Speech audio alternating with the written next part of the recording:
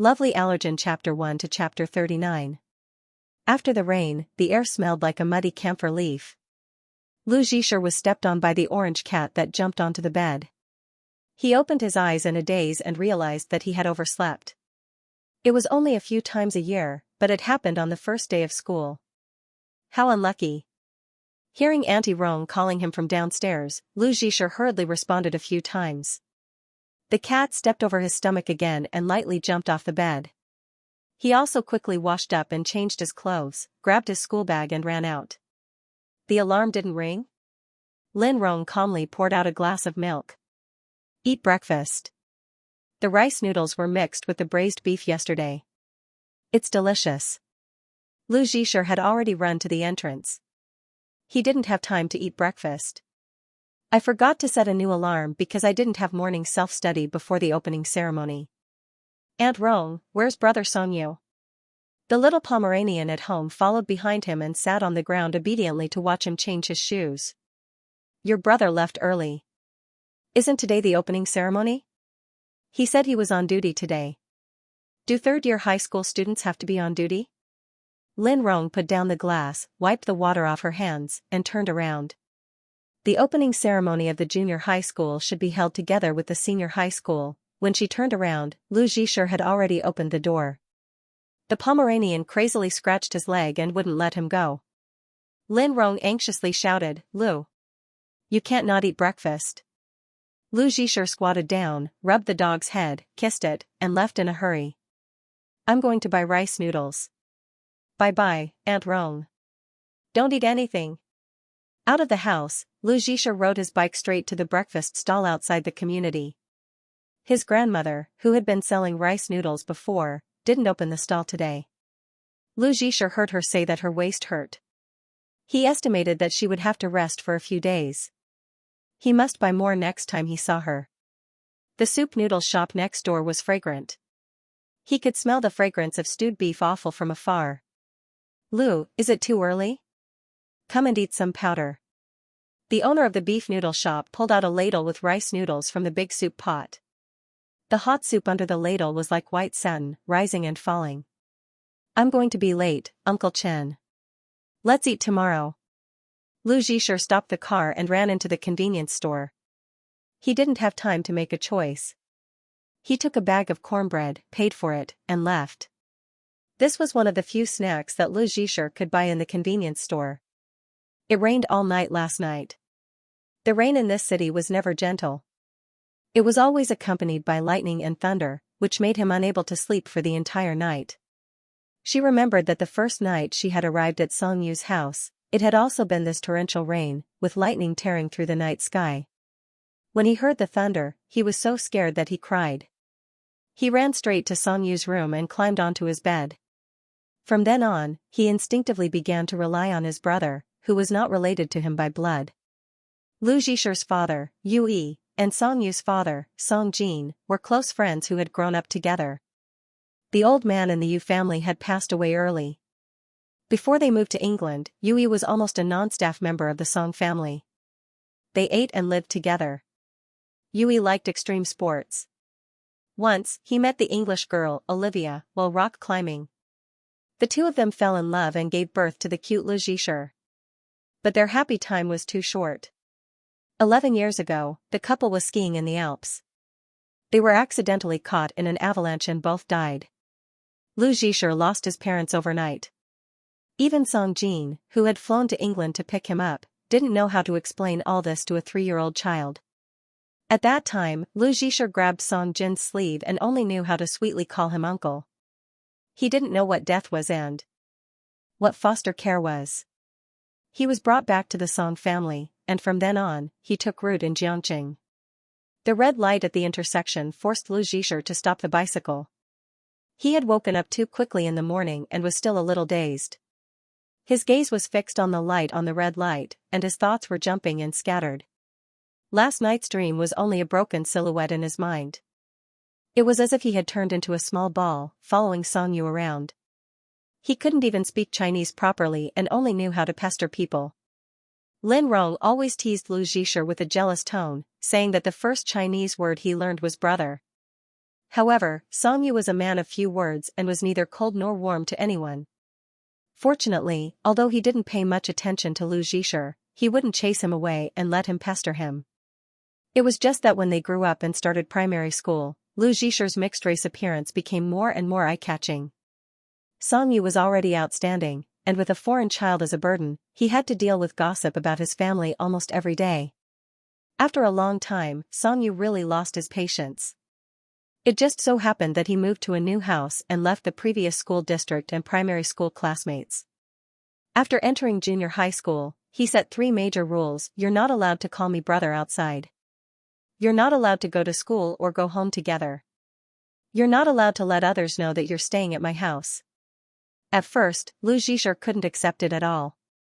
Being separated from Songyu when he entered junior high school was a big enough blow to him, not to mention not being able to call him brother.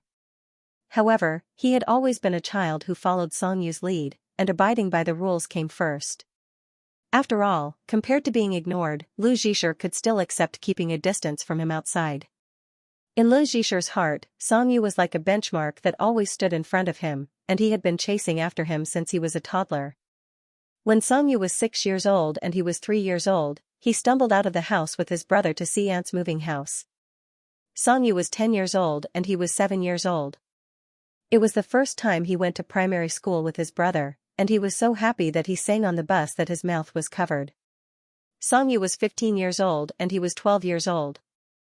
Under the hot sun, he held a small electric fan, and the grandfather who sold ice cream gave him a bench so that he could sit and wait for his brother to come out of the examination room.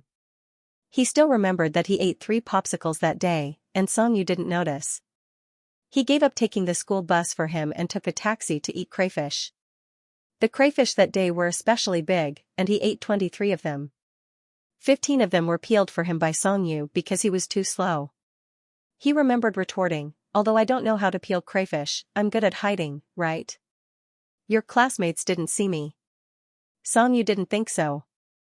"But I saw you at a glance, so you didn't hide well."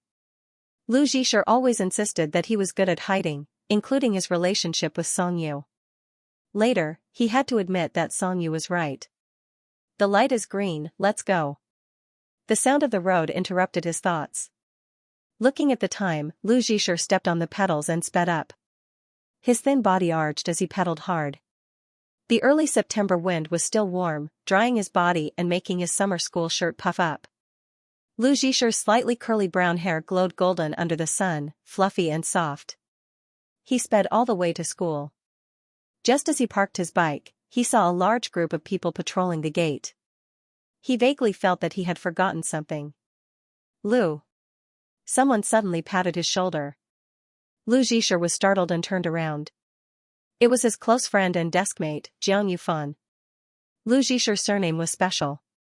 Many people would pronounce it as Lu, which meant happy, at first glance, rather than Lu, which meant music. The frequency of his mistakes was so high that he had a nickname, Lu. Not only his family, but his close friends and classmates also called him that. After getting what he wanted, Jiang Yufan's face was full of pride. He touched his small crew cut that his mother had forced him to clean. "Why did you come to school on time today?" "I slept." Lu Zhisher pulled Jiang Yufan and rushed to the school gate. "There are so many people at the gate." Jiang Yufan was calm. "The more you don't attend morning self-study, the more people are late." He saw the student on duty wearing an armband from afar. He checked his school uniform and glanced at Lu Zhisher. "Hey, wait." Jiang Yufan grabbed him. "Lu, where's your nameplate?" Lu Zhisher, who was walking quickly, suddenly woke up. He touched his chest. Sure enough, it was empty. "Oh no. Aunt Rong always takes off my nameplate when she washes my clothes. I left in a hurry today and forgot about it. What should we do?" Jiang Yufan tiptoed and looked at the gate. "Damn, Compass is also here." Compass was the nickname of the dean of junior high school. Because he was tall, skinny, and meticulous, everyone called him that. Lu Zhisher was even more anxious. Compass was famous for being very serious. He even had to report when a girl changed her school uniform. Today was the opening ceremony.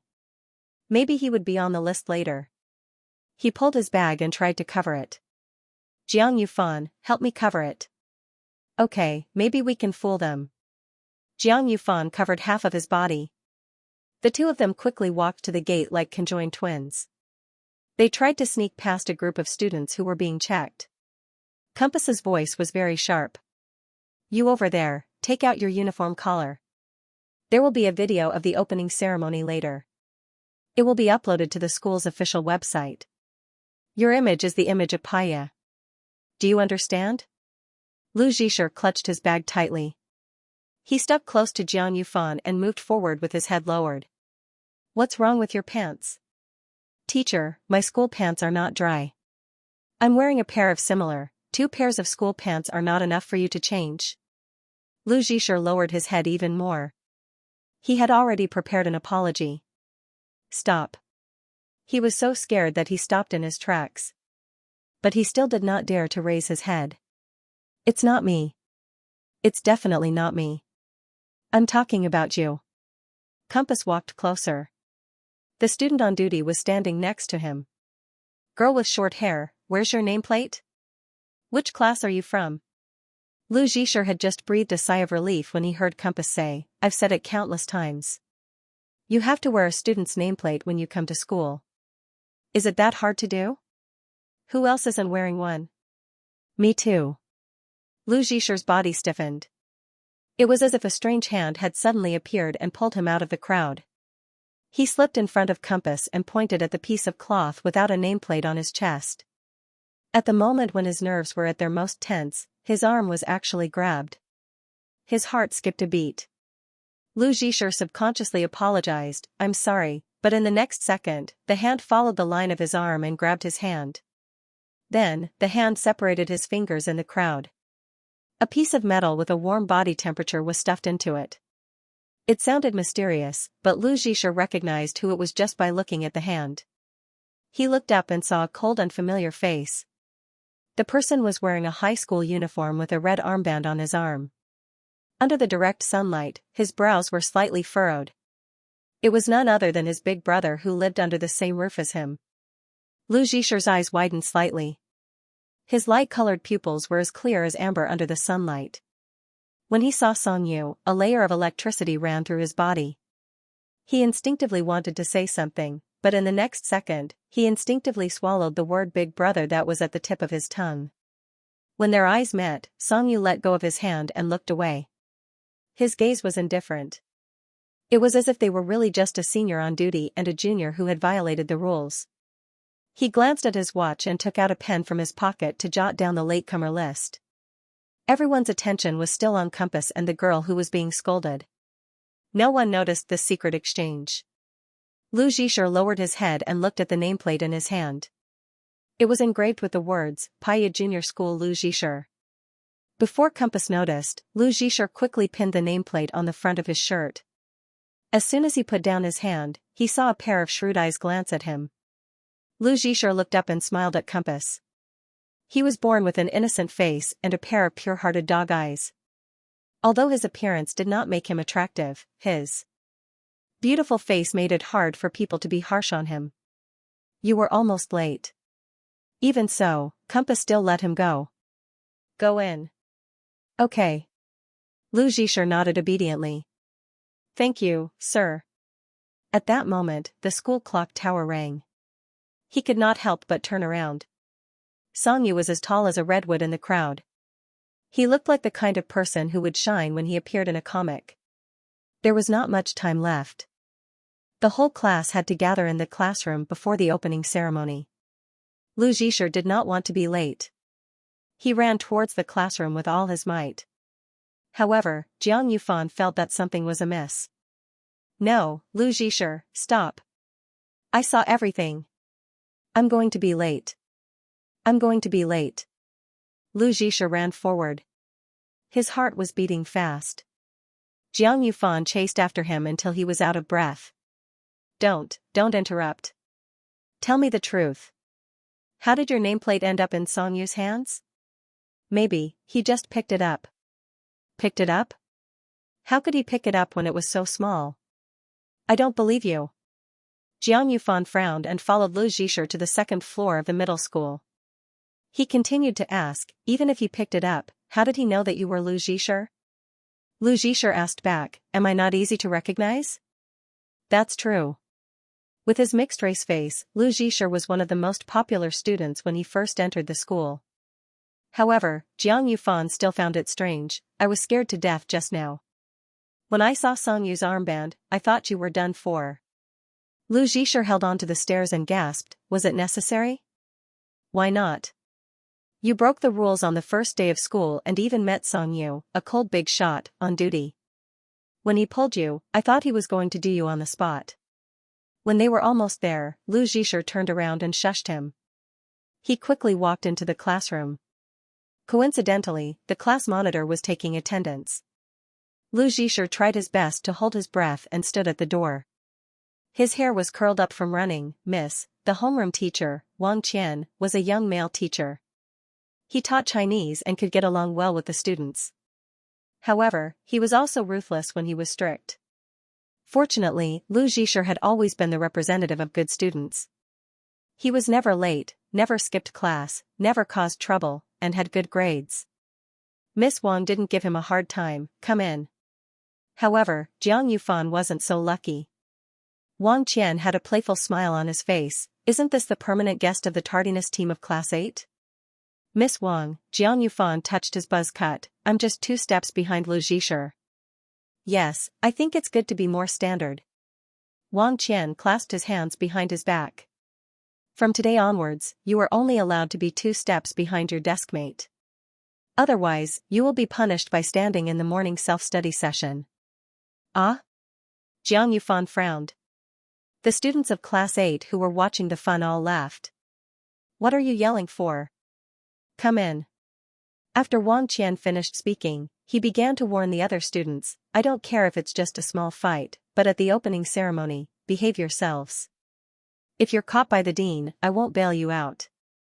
It's fine if you're sentenced publicly. If you become famous in school before entering high school, you won't have studied in junior high school for nothing. Everyone was snickering, except for Lu Zhisher, who had yet to recover from his panting. He tried to stuff his bag into the desk, but he couldn't. Then he realized what was in the drawer. He reached in and took out an exquisite sapphire blue gift box. Strange. He took a closer look. Who gave it to you? It's so cool. I got a gift on the first day of school. Jiang Yufan leaned on the table and teased in a low voice. It's good to be handsome. No, it's not. Lu Zhisher raised his head and glanced at Wang Qian. He opened the gift box. There was an exquisite white fountain pen and a bottle of ink. There was a card on top. He didn't touch the fountain pen. He just opened the card and read the words on it. Then he put it back in the drawer. Jiang Yufan, who was always gossiping, came over. Which class is it from? This fountain pen doesn't look cheap. Lu Zhisher pursed his lips, as if he was thinking. After the opening ceremony, we won't go home, right?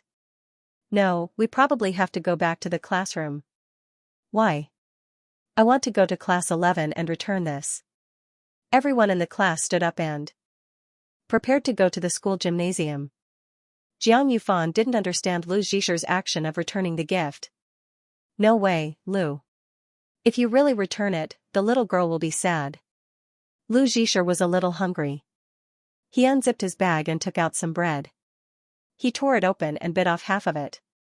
He said vaguely, if I don't return it, she might think that I agreed. But I didn't. That's not right. And I'm only in the 3rd year of middle school. I can't date. Jiang Yufan looked incredulous. Oh my god, where did you come from? That guy in the next class had 3 girlfriends last semester. Fine, you won't understand a girl's feelings when she's heartbroken. Heartbroken. Lu Zhisher really couldn't feel it. But he weighed the seriousness of heartbreak and being cheated and made his decision. I'll talk to her. Lu Zhisher quickly chewed the bread in his mouth and stood up with the other students. A brand new medicine box fell out of his bag. He bent down to pick it up. He wanted to put it in his pocket, but the pocket of his school pants was too small. So he tried to tear open the package, but the quality of the plastic was too good. Let's go. Jiang Yufan pulled him. Oh, okay. The whole school flooded into the gymnasium. When he came in, he found that there was no trash can. Lu Zhisher quickly finished the last bite and folded the bag in half and stuffed it into his school pants pocket.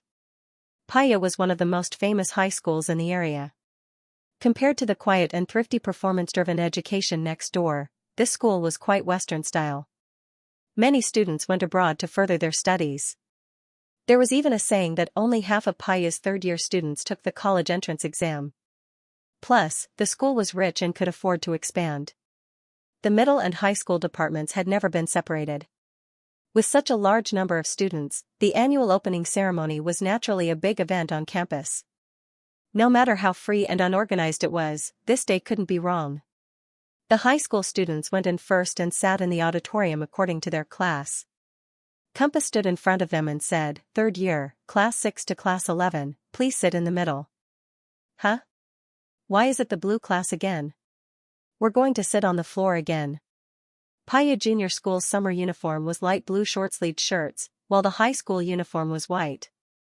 The winter knitted vest was also the same color. Over time, everyone used the uniform colors to refer to the junior high school. Everyone looked for their seats. After not seeing each other for the whole summer, the first thing the girls did when they gathered was gossip. After all, this was always a favorite topic. Did you see the confession wall last night? No, who is it this time? It's a second-year student. She confessed to Songyu. She wrote a lot and said that she had a crush on him for a whole year. Wow, the school hunk is so brave. Is there a school hunk in our school? Why haven't I voted? No, but Songyu can be considered to be publicly acknowledged. She actually dares to pursue him. I've never seen him get close to any girl. Not even the high school, let alone the junior high school. Hearing Songyu's name, Lu Zhisher was a little happy, but also a little uncomfortable. His face was itchy. He pulled his hair, looked around, and slowly followed the crowd. The class monitor arranged for everyone to sit on the floor. Lu Zhisher sat at the back of the boys' group. The girls in front of them gossiped about the second-year girl confessing to the senior high school student to the few Paya Junior School hunks. Then there was an argument below the confession wall. Someone said that Songyu has a poker face and doesn't care about anyone. He's not even as good as Lu Zhisher from the junior high school. I'm dying of laughter. Gossiping about my own class. What do you mean by not even as good as him?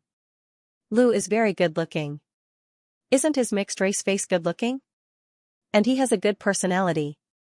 Someone said that he's too young. But then it became the junior high school and the senior high school. That way, there was no more debate. Ha ha ha, that's true. They're the kind of rich skins that stand in a crowd. When are they going to stand together and compare? They can't even stand in the same frame. There's no interaction at all. Jiang Yufan pricked up his ears and listened back and forth. He was speechless. Little Lu is not bad. He's almost as good as Songyu. Lu Zhisher was so focused on stretching his neck to look for Songyu in the audience that he didn't hear the girls talking about him. He was a little confused by Jiang Yufan's cue. Huh? Who knew that the girl diagonally in front of him would turn her head at this time with a gossipy face? Lu, what do you think of Songyu? Except for his personality. This was the first time he was asked about Songyu in school since he entered junior high school. Lu Zhisher felt guilty. It was the same feeling he had when he was hiding under the sun to wait for Songyu. He unconsciously blinked faster, trying to give an answer that sounded more like a stranger's. Senior Songyu is very handsome and his grades are very good. But in the end, he couldn't resist the urge to protect him. And I don't think there's anything wrong with his personality. Lu Zhisher's tone was unusually serious. He just doesn't like to talk. That doesn't mean he has a bad personality. Although he looks a little scary, he's actually a very nice person. The more the girl listened, the more she felt that something was wrong. She interrupted in confusion. Wait, how do you know he's a nice person? Sure enough, he wasn't good at hiding. Lu Zhisher was momentarily speechless. Unexpectedly, Jiang Yufan interrupted. Song-yu is indeed a little better than I thought. He was on duty today and didn't report Lee's nameplate when he picked it up. He even helped him hide it from Compass. Really? He's our savior. As expected of a handsome guy. When the ceremony started, the class monitor reminded them to stop talking. Only then did the gossip stop. Lu Zhisher breathed a sigh of relief. He almost exposed himself. With how gossipy they were, if they knew about their relationship, they wouldn't stop. Every year at the beginning of school, the content was similar. The leader's speeches on stage made his soul leave his body. After a while, it was the junior high school student representative. It was the top student in their class. Lu Zhisher was very supportive. He straightened his back and raised his head, trying to listen to the speech. Unfortunately, the lights in the gymnasium were too bright. He gradually lowered his head like a wilted sunflower in the sun. He didn't know if it was because he ate the bread too quickly, but his stomach felt a little uncomfortable. It was like a ball of cotton that couldn't go up or down. Rubbing his stomach, Lu Zhisher looked at the dirty little spot on the tip of his canvas shoes. As he focused his gaze, the little spot gradually expanded, like a dark cloud with low pressure. The applause from the audience was like boiling water pouring into his ears, burning his chest, and filling his lungs with steam. There was a small commotion among the students. His throat was dry, like a feather stuck in it. Lu Zhisher lowered his head and cleared his throat. The new student representative walked on stage. When he got close to the microphone, there was a sharp roar of electricity, like a premonition of a strong tone. The next second, a low voice came from the uncooperative microphone. Sorry. Lu Zhisher suddenly raised his head and looked at the person on stage. His chest rose and fell. Good morning everyone, I'm Song-yu from grade 12, 5, class. His heartbeat accelerated. It was a pathological rate. Like the girl said, Song-yu's good looks were recognized. But his bones were long and narrow, his eyes were long and narrow, and the corners of his eyes were sharp. All of these gave him a strong sense of oppression and distance. It was difficult to find too many traces of emotion on his face. In contrast, Lu Zhisher's facial features were soft and childish. He didn't have any offensive power. His clear amber eyes were sincere and naive. Today is the first day of school. Song-yu lowered his eyes and his gaze fell on the open folder on his forearm. His tone was neither fast nor slow. Occasionally, he would raise his head, his gaze calm. Lu Zhisher liked to listen to Song-yu's reading voice since he was young, no matter what it was. But he didn't feel right at the moment. He wanted to listen to every word clearly, but he couldn't concentrate. The dry itch in his throat became more and more obvious. His windpipe seemed to be compressed bit by bit. The airflow was squeezed in the narrow tunnel, unable to go up or down. Oh no. This reaction was too familiar. Lu Zhisher pulled out the packaging. The sound of the airflow in his lungs was like a bellows. Sure enough, he bought the wrong one. This brand of ordinary bread and cornbread was different except for a logo at the bottom right corner. Everything else was the same. Lu Zhisher suffered from a serious wheat allergy. In addition to the common rubella and throat itching, the most uncomfortable food allergy asthma was the clinical reaction. It would only appear when he was exposed to a large amount of allergens, and it came fiercely. The gymnasium was too quiet. Lu Zhisher could only hear Song-yu's voice and the increasingly obvious growl in his chest. His first reaction was regret. He regretted leaving the medicine on the desk. Who would have thought that the allergy would act up after just one use, but this thought didn't last long. The instinct to call for help came even faster. His asthma took away his strength. Lu Zhisher leaned forward and grabbed Jiang Yufan's arm. The people around them also noticed something strange. A new semester means a new beginning. Standing on the stage, Song-yu lowered his eyes and read the script. There was a sudden commotion among the students below the stage. They gathered at the end of a class. A few people even stood up and formed a circle. Students from other classes also noticed something. They craned their necks to look. This will be a breakthrough and a critical point. The accumulation of the past is about to explode.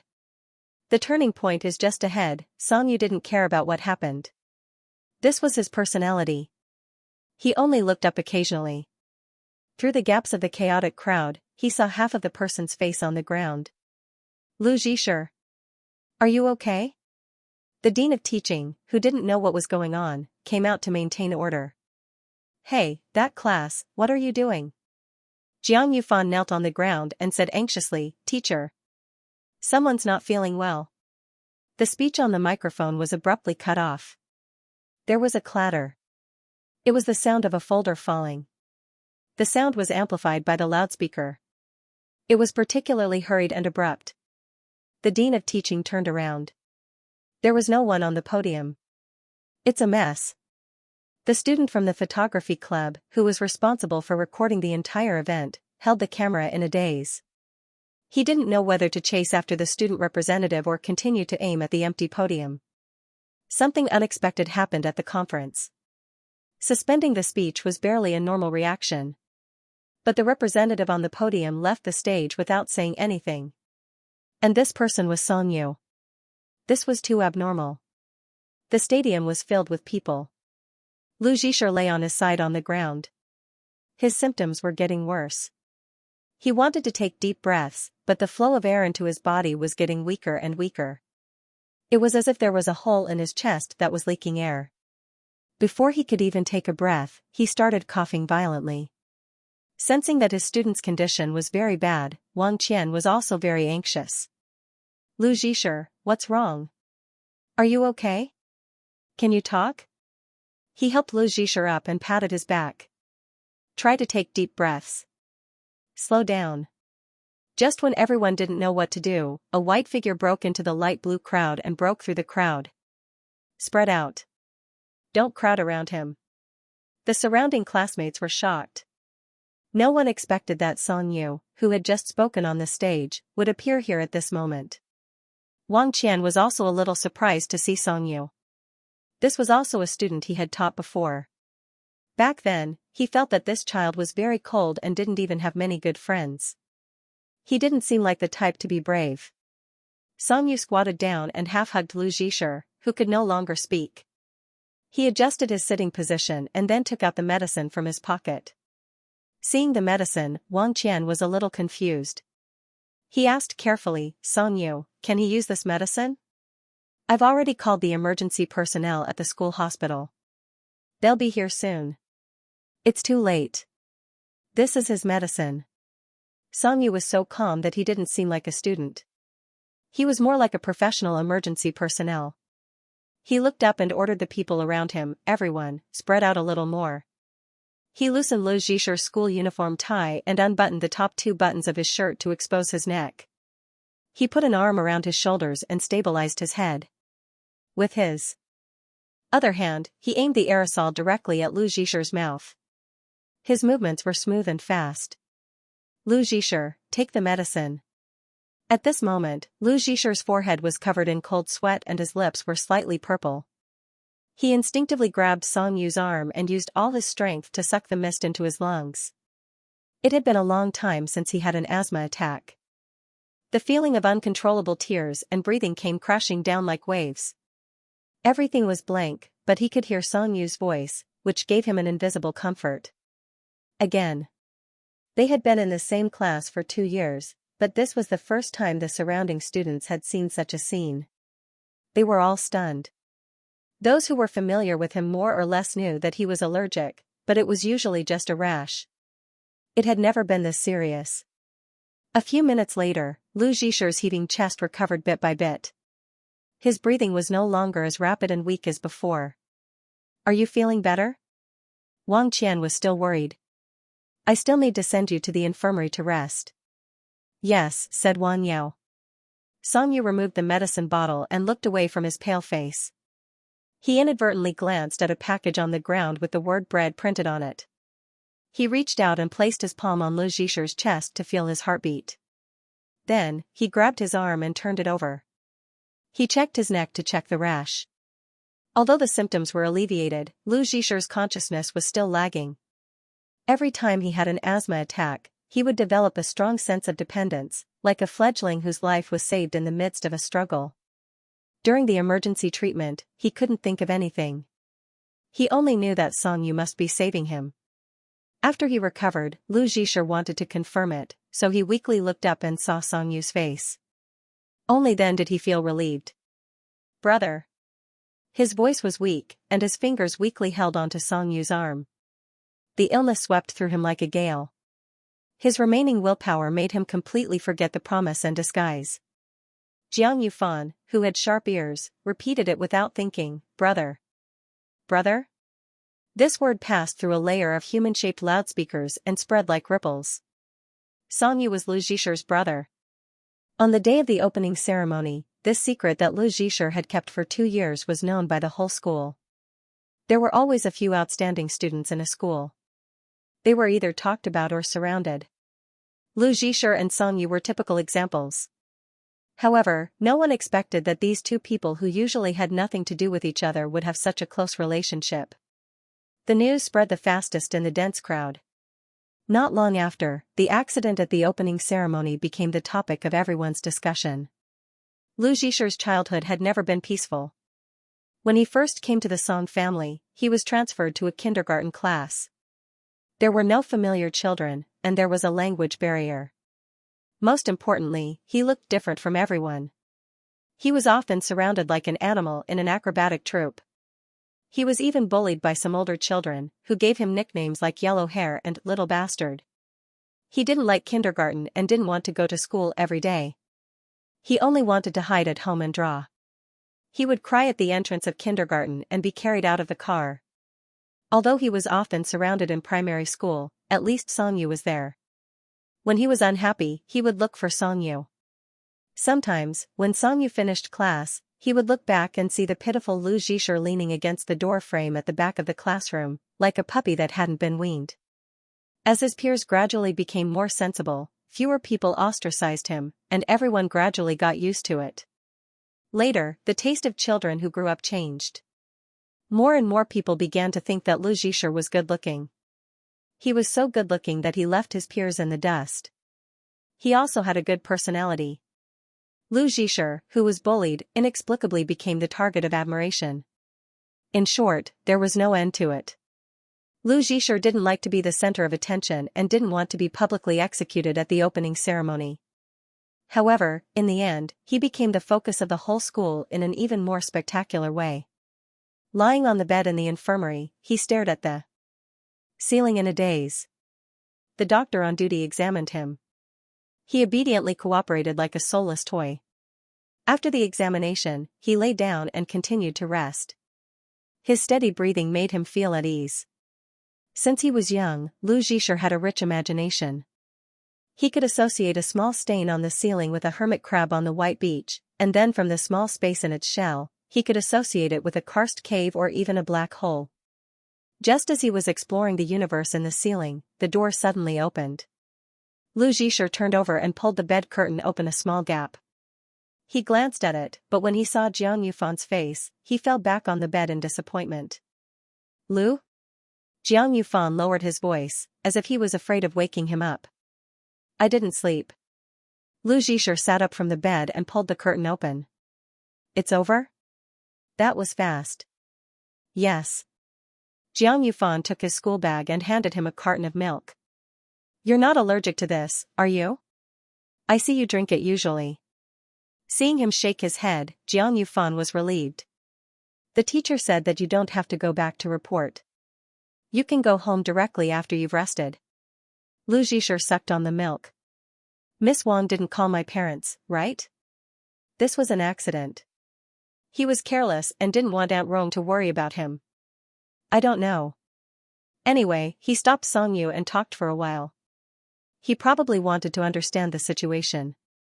At this point, Jiang Yufan became more confident. "I knew it couldn't be such a coincidence. He just happened to pick up the nameplate and recognized you. He ran down from the podium to give you first aid in the middle of his speech. He also happened to have your medicine on him. If you didn't call him brother at the end, I would have suspected that you two have an unspeakable relationship." Hearing the last sentence, Lu Zhisher quivered. No. How could that be?" After saying that, he explained, "We're not biological brothers." In fact, he regretted it very much. When he woke up and recovered his strength, he recalled the scene of him calling Song-yu brother in front of everyone. Lu Zhisher beat his chest and stamped his feet in regret. Not biological brothers? Cousins? Jiang Yufan suddenly understood. I knew it. You two don't look alike at all. You don't even have the same surname. That's not it either. Listen to me. Lu Zhisher zipped up his bag again and gave him a simple explanation of his foster care situation. Although he played it down, no matter how silly Jiang Yufan was, he was still somewhat surprised. I see, the word foster care was too heavy for teenagers like them. It equated to misfortune, misery, and living under someone else's roof. Jiang Yufan thought to himself, no wonder Lu Zhisher pretended not to know Song-yu at school. He scratched his head. Then, his family treats you well, right? Lu Zhisher smiled. Yes, they treat me like their own. That's good, that's good. But, Jiang Yufan asked again, why didn't they just be straightforward? I mean, adoption. He said the word very softly. Lu Zhisher didn't seem to mind. Oh, I asked that before. Uncle said that my parents are great people. They are my only parents, and no one in the world can replace them. He hoped that I would remember them. And they said that even without this program, they would take good care of me. He added, Uncle Song is my father's best friend. They grew up together like brothers. I see. Jiang Yufan looked relieved. He patted him on the shoulder and said seriously, don't worry, I won't tell anyone. I'm very tight-lipped. It's okay. Lu Zhisher lowered his head and suddenly found that his buttons were undone. His tie was also pulled open, but he didn't remember when he was semi-conscious. He even muttered as he buttoned up, what's going on? Your brother, no, Song-yu undid it during the emergency treatment. Jiang Yufan continued, you definitely didn't see it. The way he rushed down from the stage was so cool. Lu Zhisher really didn't see it. It was a pity, but he could imagine it. Looking down, Lu Zhisher saw the black spots on the tips of his shoes. He thought of the haze he imagined before he got sick. He was shrouded by the dark clouds and trapped. The way Song-yu rushed down was probably like a sharp beam of light that broke through the haze and found him. This scene materialized in front of Lu Zhisher's eyes. A sense of joy rose in his heart, and even the milk became sweet. When he took out his school bag, he found that it was bulging. He opened the zipper and saw the gift box he received in the morning. You even put this in? I thought you'd go to class 11 after you were done. Okay. He squeezed the milk box and threw it into the trash can. After tying his tie, he used his swinging leg to touch Jiang Yufan's leg. Let's go home and eat. It was early September in Jiangqing. The lush branches of the luan trees that hadn't been pruned for many years almost reached through the window on the third floor. These warm green leaves were blocked by the closed glass window and looked pitiful. It was just like when Lu Zhisher was a child and looked at Song-yu through the glass door of the study. His chubby face was squeezed out of shape. Jiang Yufan had been Lu Zhisher's classmate since the first year of junior high. He knew about his allergy, but he didn't expect it to be so serious. He asked curiously, how did you know you were allergic?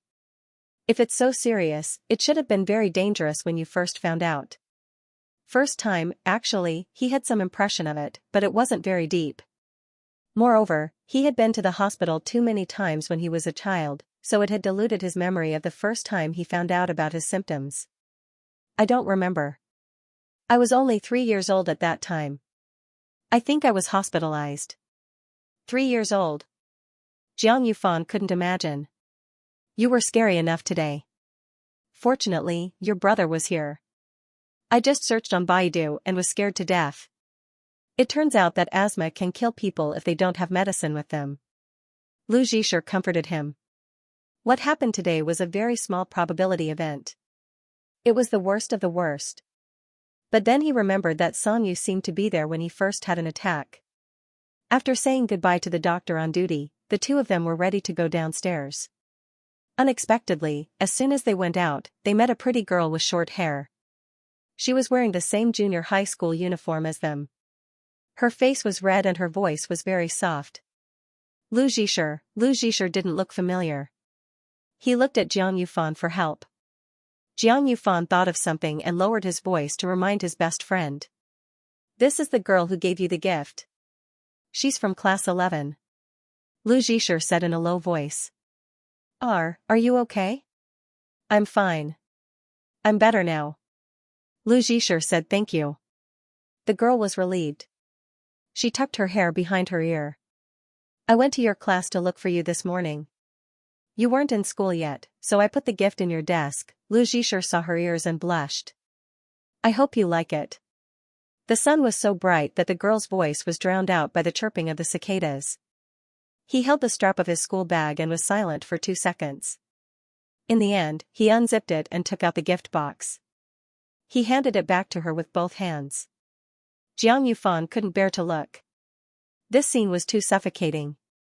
He turned his head and looked down from the 3rd floor. To his surprise, he saw a familiar figure. He was very tall and was wearing a white shirt. Wasn't that Songyu?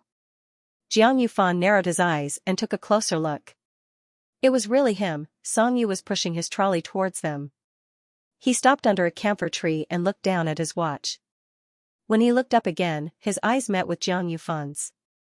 His aura was so strong that even Jiang Yufan, who was a few meters away, was shocked by his cold gaze.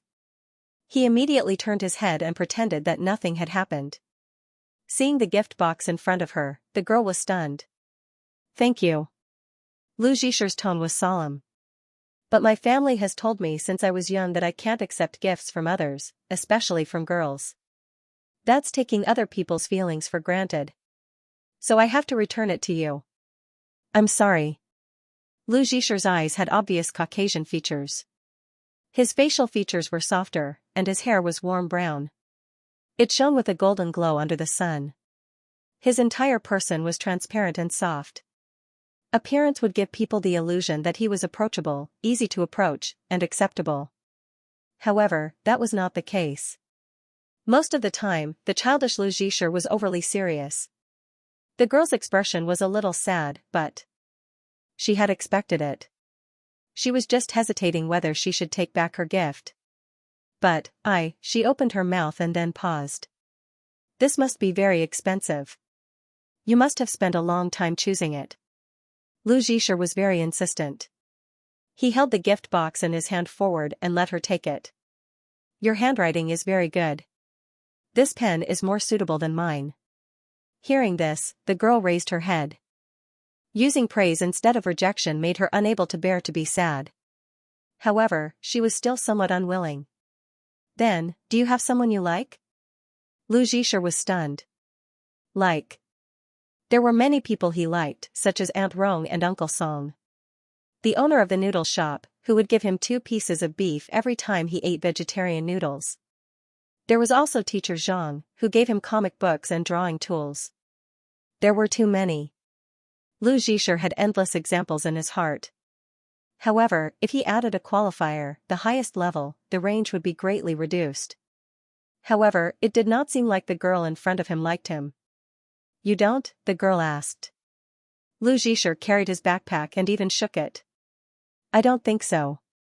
I don't want to date now. The middle school exams are coming soon. If my grades drop, my parents will be called. Seeing the girl's dejected expression, Lu Zhisher added, we can still be friends. Really?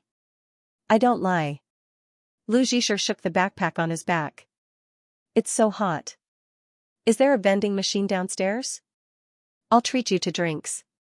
I want to drink Coke. Jiang Yufan took advantage of the situation. He glanced down and saw that Songyu was still there, leaning against the tree trunk with his arms crossed. He had his headphones on and was looking up at them. Jiang Yufan couldn't help but shiver. He nudged Lu Zhisher with his elbow. Lu, look downstairs. Lu Zhisher turned his head when he heard the sound and saw Songyu's figure through the railing. This was the result of doping. Lu Zhisher immediately turned around and placed both hands on the railing. Half of his body was almost out of the railing, but when he called out the word brother, his voice was very soft and angry. He was like a surprised puppy that wanted to pounce on him but hesitated to test him. The girl looked at Lu Zhisher's excited back and felt that he had become a different person.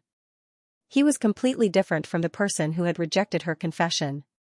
Song Yu, who was leaning against the camphor tree, put down his arms and walked to the bicycle parked under the tree. He kicked his legs and was about to ride away. Lu Zhisher panicked. Hey, hey, hey. He grabbed his backpack and wanted to go down, but then he remembered that he had promised to treat them to drinks. He said in a panic, I'll go down and buy drinks for you guys. He ran down the stairs. Fortunately, Song Yu didn't leave so quickly. Lu Zhisher ran to the vending machine in a hurry. He first chose 3 cans of iced Coke, but when he was about to pay, he hesitated for a second and changed it to 2 cans. He also bought an extra bottle of white peach soda. Coincidentally, Jiang Yufan and the others came down as well. Lu Zhisher hurriedly put the 2 cans of Coke on the vending machine. He gestured wildly at Jiang Yufan and pointed at the vending machine. He turned around and ran toward Song Yu. The shadow of the tree swayed on his face that was red from panting. The mottled light was very beautiful. After calming down a little, Lu Zhisher smiled and called out to Song Yu, Brother Song Yu. He ran his fingers through his hair. Why are you running? Song Yu only glanced at him. He was still wearing his headphones. I'm afraid you'll leave. Not only did he have an allergic reaction, but he also exposed their relationship in front of so many people and ruined Song Yu's speech at school. Everything was a mess. He was afraid that Song Yu wouldn't talk to him anymore. Lu Zhisher stuffed the iced soda in his hand into Song Yu's hands. When he took the water, he noticed the watch on Song Yu's left wrist. It was a gift from him. When he was 10 years old, Lin Rong's photographer friend found a young model who was sick. Lu Zhisher was brought to the emergency and received a reward for it. Lin Rong's education philosophy was very liberal, so she encouraged Lu Zhisher to spend the reward himself. The first reaction of a child receiving a red packet was to buy toys and snacks. The little Lu Zhisher wandered around the mall alone for a few days and finally bought a beautiful watch. Because there were only 2 days left until Song Yu's birthday. That was the first time he spent his own money to buy a gift. When he was young, he already thought it was a sky-high price. But looking at it now, the watch wasn't a famous one. The style was also very simple. It wasn't like the electronic watches that were popular among students nowadays. It wasn't cool or complicated. Since he was young, Song Yu had received many gifts from Lu Zhisher. The so-called rare 4-leaf clover that he had manually stuck on the 4th leaf, the little sticker of Lu that he could give to his older brother to do errands for him if he collected 10 leaves, and the hand-drawn little desk calendar that was exclusive to Song Yu. But when he received this gift for the first time, Song Yu's first reaction was to resist it. He even dragged Lu Zhisher to the mall where he bought the watch. At that time, Song Yu was only in the first year of middle school, but he stood in front of the mall counter and handled the return of the watch calmly like an adult. Only Lu Zhisher was crying. He even sat on the ground and hugged Song Yu's thigh as if he was the one who received the gift but had to be returned. Unfortunately, the memory was too vague. Lu Zhisher couldn't remember why Song Yu rejected the gift and why he changed his mind and decided to accept it. He was a little curious for a moment, but after thinking about it, he decided not to ask. He had just recovered from his illness. He would be thankful if he didn't get scolded. Now was not a good time. Song Yu unscrewed the cap and took a sip of water. He handed it back to Lu Zhisher. Only then did he snap out of his daze. Brother Song Yu, have you been waiting for a long time? I just got here. Song Yu stepped on the pedal. Lu Zhisher took the initiative to report the situation. I'm fine now. I just took my medicine. I think you're fine too, Song Yu said. Lu Zhisher didn't feel that there was anything wrong with this sentence. He continued, fortunately, you were here. Otherwise, I might have died. He said the words died seriously, but it wasn't an exaggeration. When he was in elementary school, although he brought food to school, the children didn't realize the seriousness of allergies. At that time, he had a few serious attacks, and it was Song Yu who saved him. He didn't know how many times Song Yu had saved his life. Sometimes, Lu Zhisher would think of cartoons where small animals repay kindness. Then, he seriously thought about what kind of small animal he would be in his next life. It would be best if it was a small Pomeranian like cotton candy with a small tag around her neck. Thinking of the tag, Lu Zhisher suddenly thought of the incident at the school gate. You saved me twice today. Song Yu didn't scold him as he expected, but he didn't say anything else. He just prepared to leave. Lu Zhisher noticed and immediately sat on the back seat. When he saw Song Yu turn to look at him, he looked up. My bicycle is parked at the school gate. I'll take yours first. He didn't agree or refuse. It was as if he was carrying a mass of air. Lu Zhisher sat in the back seat and waved goodbye to Jiang Yufan and the girl. I'll go home first. Jiang Yufan looked at Lu Zhisher and felt that his ending tone was full of joy. When he first found out that Song Yu and Lu Zhisher were brothers, he wondered why the two of them didn't tell anyone about this relationship. When he thought about how they had never interacted, he even felt that Song Yu was too cold. But when he thought about it, if it were him, how would he explain his relationship with Lu Zhisher? No matter how he explained, he couldn't avoid his parents who had passed away. Gossip was like a knife that did not draw blood. Sometimes, silence was the shield that could withstand the most damage. A gust of wind blew as the bike rode out. The summer wind was soft when it blew on the body. This reminded him of when he sat behind Song Yu when he was young. At that time, Song Yu had just learned how to ride a bike. The first time he took someone else was him. At first, they were very happy. The little Lu Zhisher hugged his brother's waist and raised his legs high. He kept shouting for him to go faster. Later, when Lu Zhisher fell and hurt his knee and bled, Song Yu didn't take him anymore. When they were almost at the school gate, Lu Zhisher was worried that Song Yu would stop and let him ride his bike back. He was hesitant to come up with an excuse. His bike chain fell off? No, it was too fake. Was he short of breath? That didn't seem right either. Or he could say that he hadn't fully recovered from his asthma and his chest was tight, so he couldn't ride. It wasn't easy to come up with a reasonable excuse. When he looked up, he realized that they were already far away from the school gate. Song Yu didn't stop the bike. He might have forgotten what he just said, Lu Zhisher thought. At the traffic light at the intersection, Song Yu stopped. In front of him, cars passed by one after another. The sun was very dim. A layer of water condensed on the bottle in his hand, turning it into a bottle of guilty soda. Brother Song Yu, did Miss Wang call Aunt Rong? Song Yu didn't respond. He didn't know if he didn't hear him. Although Song Yu didn't usually talk to him, Lu Zhisher could sense the subtle difference in his mood. He always felt that he was unhappy. Was it because he ate something wrong today and had an allergic reaction? Then why did he come to see him? He probably wanted to make sure that nothing serious had happened to him. Otherwise, he wouldn't be able to explain to Aunt Rong. Brother Song Yu. Before the traffic light turned red, Lu Zhisher raised his hand and gently pulled off one of Song Yu's earphones. He said in a flattering tone, "Can you not tell Aunt Rong about what happened today? She'll definitely scold me." The traffic light flashed again and again. He looked even more guilty. What's the matter? Song Yu suddenly asked. Lu Zhisher was a little confused. Huh? The bicycle wheel turned again. Driven by inertia, Lu Zhisher's body couldn't help but lean back. The earphone cable became a fragile link between the two of them. In a panic, he instinctively hugged Song Yu's waist tightly. He also heard his voice, which seemed to be transmitted from his warm body. You're talking about the incident where you ate something wrong and didn't bring any medicine. You almost went into shock at the opening ceremony. The September sun was still sharp. Or puppy love? Puppy love, a big pot fell from the sky, smashing Lu Zhisher into a daze. No. He frowned, still holding the earpiece in his hand obediently. He muttered to himself, I'm not in a puppy love relationship. Moreover, it was a righteous refusal.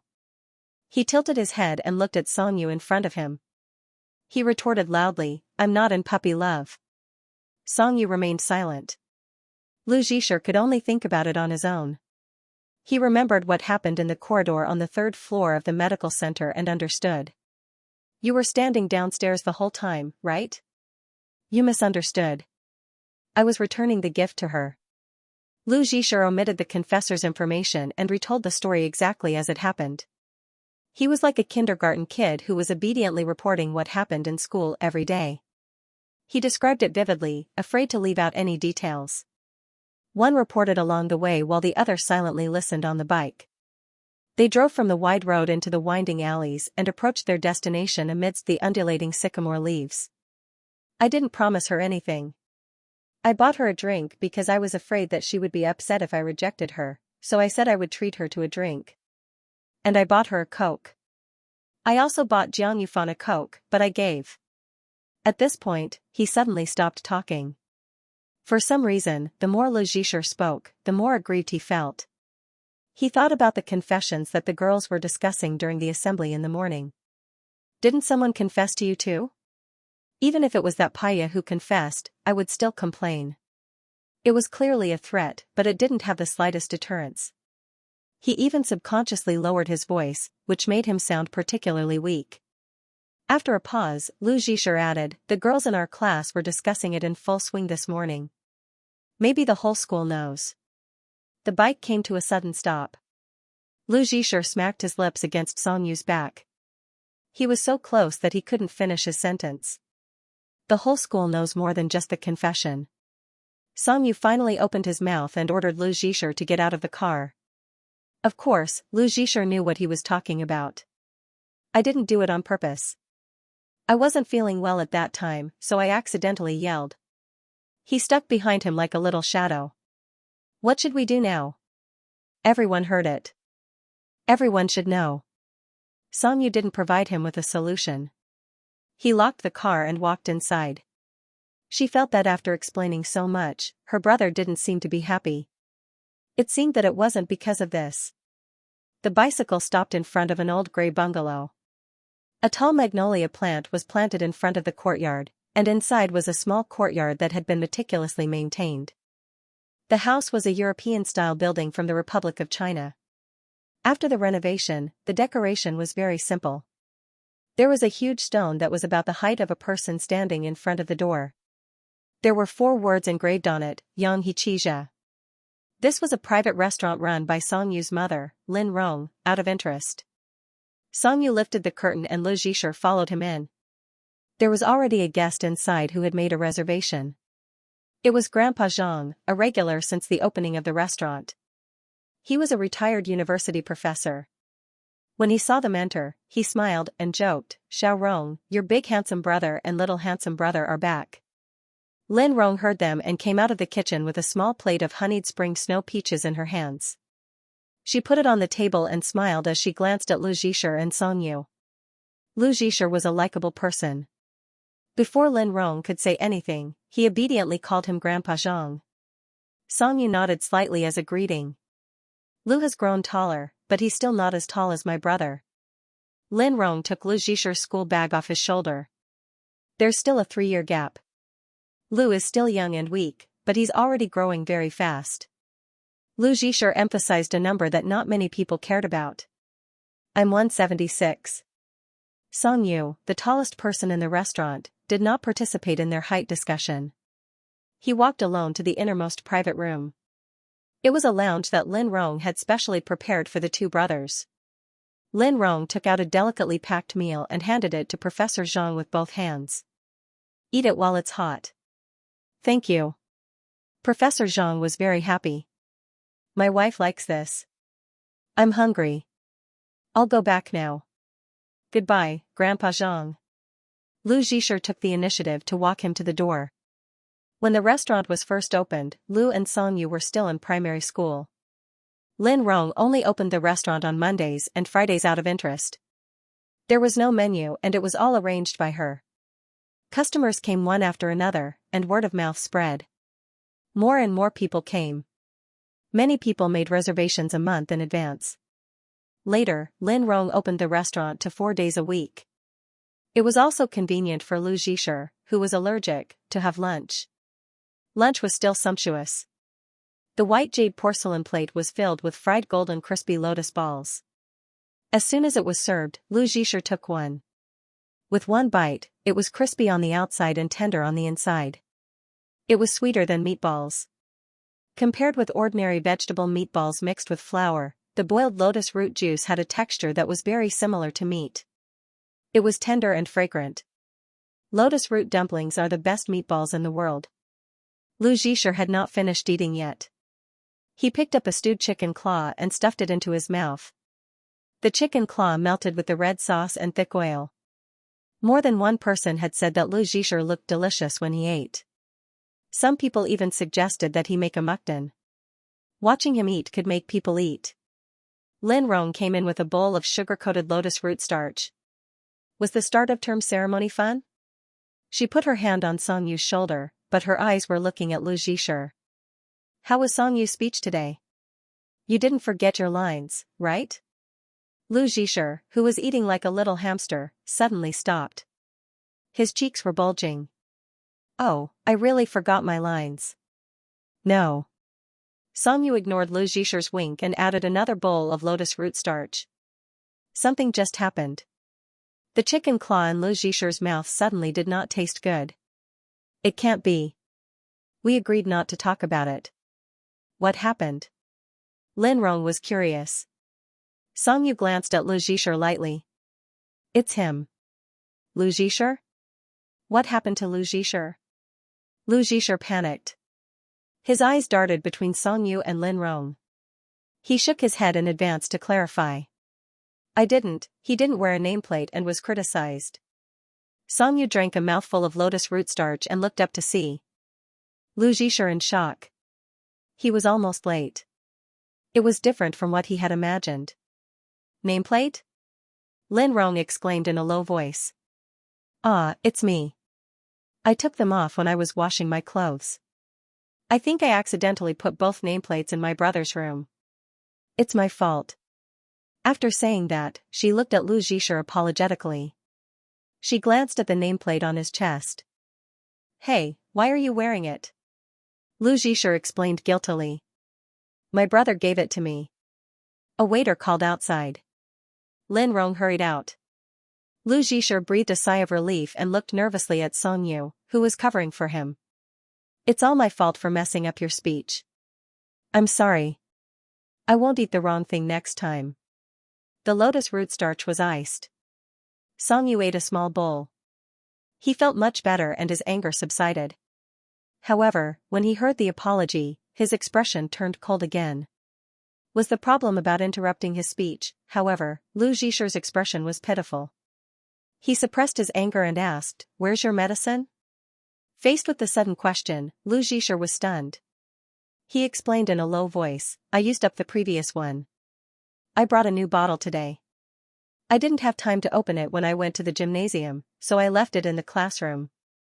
After saying that, he added, I didn't expect that I would have an attack. Song Yu asked directly, then have you ever thought about what would happen if I wasn't here today? This sentence stunned Lu Zhisher. If Song Yu wasn't here today, he would definitely be in danger. He had such a large dose of Allergen. He didn't speak. Song Yu said coldly, I can't be by your side all the time. Why? Lu Zhisher frowned and looked at him. The dangerous consequences of allergies didn't scare him as much as Song Yu's words. He couldn't imagine that one day, Song Yu wouldn't be by his side. I'll bring the medicine with me every day in the future. This won't happen again. Lu Zhisher lowered his eyes. I'll remember. Song Yu didn't want Lu Zhisher to keep apologizing. When he thought about the situation today, he couldn't control his emotions. However, after a moment of silence, he didn't continue. Eat. He filled another bowl with lotus root starch. He used a porcelain spoon to pick out the wolfberries from the lotus root starch one by one and put them in another bowl. They grew up together and spent 11 years together. Lu Zhisher could completely understand Song Yu's tone. What he said meant that the matter was over. His heart relaxed. He happily agreed. He picked up his chopsticks and put a lot of hot and sour lotus root in Song Yu's bowl. Eat this. This was Song Yu's favorite dish since he was a child.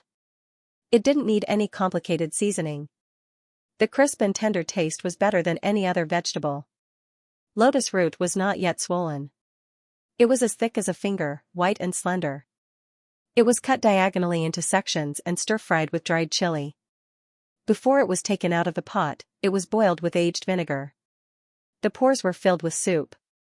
It was crispy and spicy. This kind of summer aquatic dish was no longer available after September. It was also delicate and difficult to keep fresh after long-distance transportation. It couldn't be eaten in many cities. It would be great if we could eat lotus root every spring, summer, autumn, and winter. Hearing this, Songyu pushed the bowl of lotus root starch in front of Lu Zhisher. There wasn't much emotion in his tone. If you see it every day, you won't think it's delicious. Only a short period of appreciation would be precious. If he saw it every day, there would be less novelty and anticipation. Of course not. He didn't expect Lu Zhisher to refute him directly. There was some surprise in his eyes. Lu Zhisher had the certainty of a child. His tone was firm. I'm willing to eat the things I like every day. What's the point of eating something I don't like just for a change? It's better to have it in front of me every day. Songyu's chopsticks paused. Aren't you tired of it? Lu Zhisher hesitated for a moment and didn't answer directly. Songyu didn't continue to wait for an answer. He ate quietly. If it's my favorite, I won't be tired of it. He emphasized the word favorite, as if this was an answer after careful consideration. Songyu was in a daze. Caught off guard, Lu Zhisher stuffed a lotus root ball into his mouth. He frowned and looked puzzled. I'll give you my favorite lotus root ball. Lu Zhisher looked up at him. It was exactly the same as when he first came to his house. At that time, Lu Zhisher stuck to Songyu every day. He didn't know anything and couldn't speak Chinese well. However, he could express himself directly with his actions. Before Songyu went to bed every night, he would find some strange little toys next to his pillow. Sometimes, he would hide them under his pillow. He wouldn't know until he touched them. Every time, Songyu would take these little toys away. However, they would appear next to his pillow the next day. One day, when Songyu came out of the shower, he happened to catch the culprit. Lu Zhisher stood on his tiptoes and stretched his meaty arms to reach the head of his bed. He put the little train and the astronaut next to his pillow. Lu Zhisher, who was caught, couldn't explain clearly. He kept talking in English mixed with simple Chinese words. Songyu took a long time to understand. It turned out that he wanted to give him his favorite toy to accompany him to sleep. At that time, he refused. I don't want your toy. I'm not a child. Lu Zhisher cried at that time. However, at night, he took the toy and said a lot of strange English to Songyu. He told him, this is really good. This is my favorite toy. In the end, Songyu had no choice but to leave his little train and put the astronaut in his hands. One is enough. That night, Songyu lay in bed and fiddled with the little train with an expressionless face. He didn't know what mechanism was triggered, but the train lit up and wouldn't stop. He had a dream the whole night. In his dream, the baby was crying nonstop and hugging him. It was the worst nightmare. After so many years, it hadn't changed at all. After dinner, the two cleared the table and took down the two tatami mattresses in the corner. They laid them down and took an afternoon nap. Is it hard in the third year of high school? I heard that you used up a pen refill in 3 days. Lu Zhisher laid down the pillows and looked at Songyu. Songyu took a National Geographic magazine from the shelf and flipped through it. I just started my 3rd year in high school. That seemed to be the case. Plus, he was so smart. It shouldn't be that hard. Lu Zhisher looked at the ceiling. He didn't want to go to high school. There were so many papers now that he couldn't finish them. He might die if he went to high school. Allergies and asthma didn't kill him.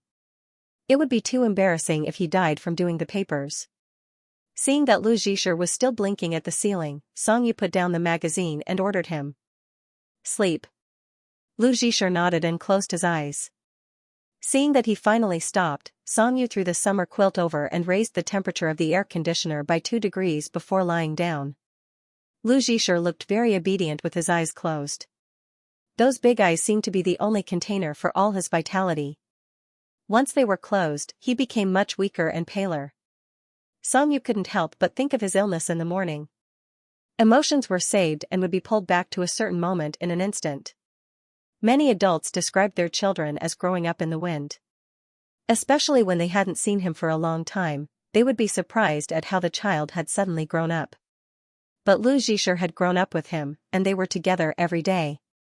Songyu still felt that way.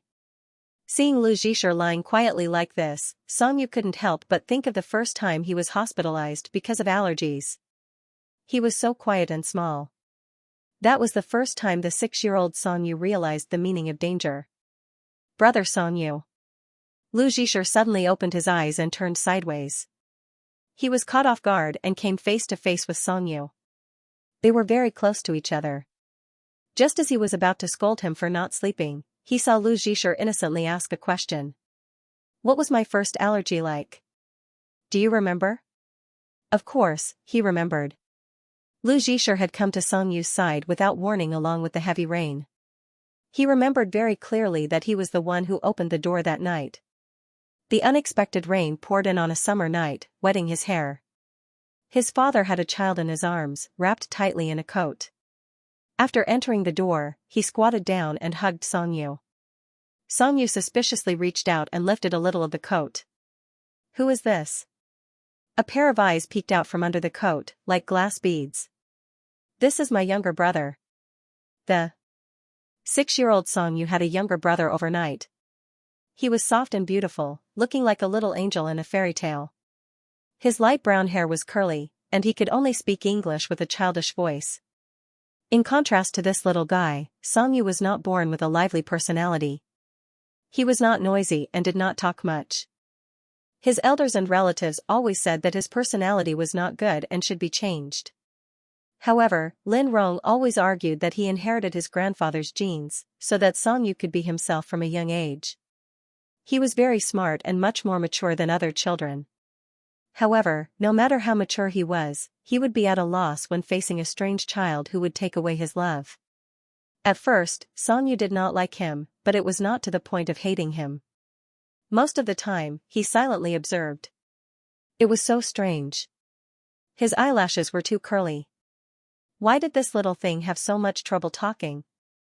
He looked so clumsy. Was he this stupid when he was young? However, Lu Zhisher was really cute. Any elder who saw him would praise him. These praises shook little Songyu's impression of him. He had to admit that Lu Zhisher was cuter than the Pomeranian he wanted to buy. On the third day of his visit, Lu Zhisher suddenly cried non-stop. He cried for his parents. No one could coax him. Don't cry. As soon as Songyu came closer, Lu Zhisher stretched out his arms to hug him. However, Songyu could not carry him, so he wrapped himself around him like a glutinous rice cake. Your crying is giving me a headache. Songyu was in despair. He said to Lin Rong, Mom, let's send him back to his parents and let him go home. Lin Rong looked at him. She wanted to say something but couldn't. In the end, she coaxed Lu Zhisher and carried him upstairs. Only Songyu and Song's dad were left in the living room. You. Song's dad pulled him over and told him seriously, your brother doesn't have parents anymore. Songyu frowned and did not reply. He was only thinking about the meaning of this sentence in his heart. Soon, Song's dad gave him a more precise answer. His parents are gone. He has no home to return to. He understood what not here meant. Songyu's frown deepened. He looked up at the stairs and then back at his father.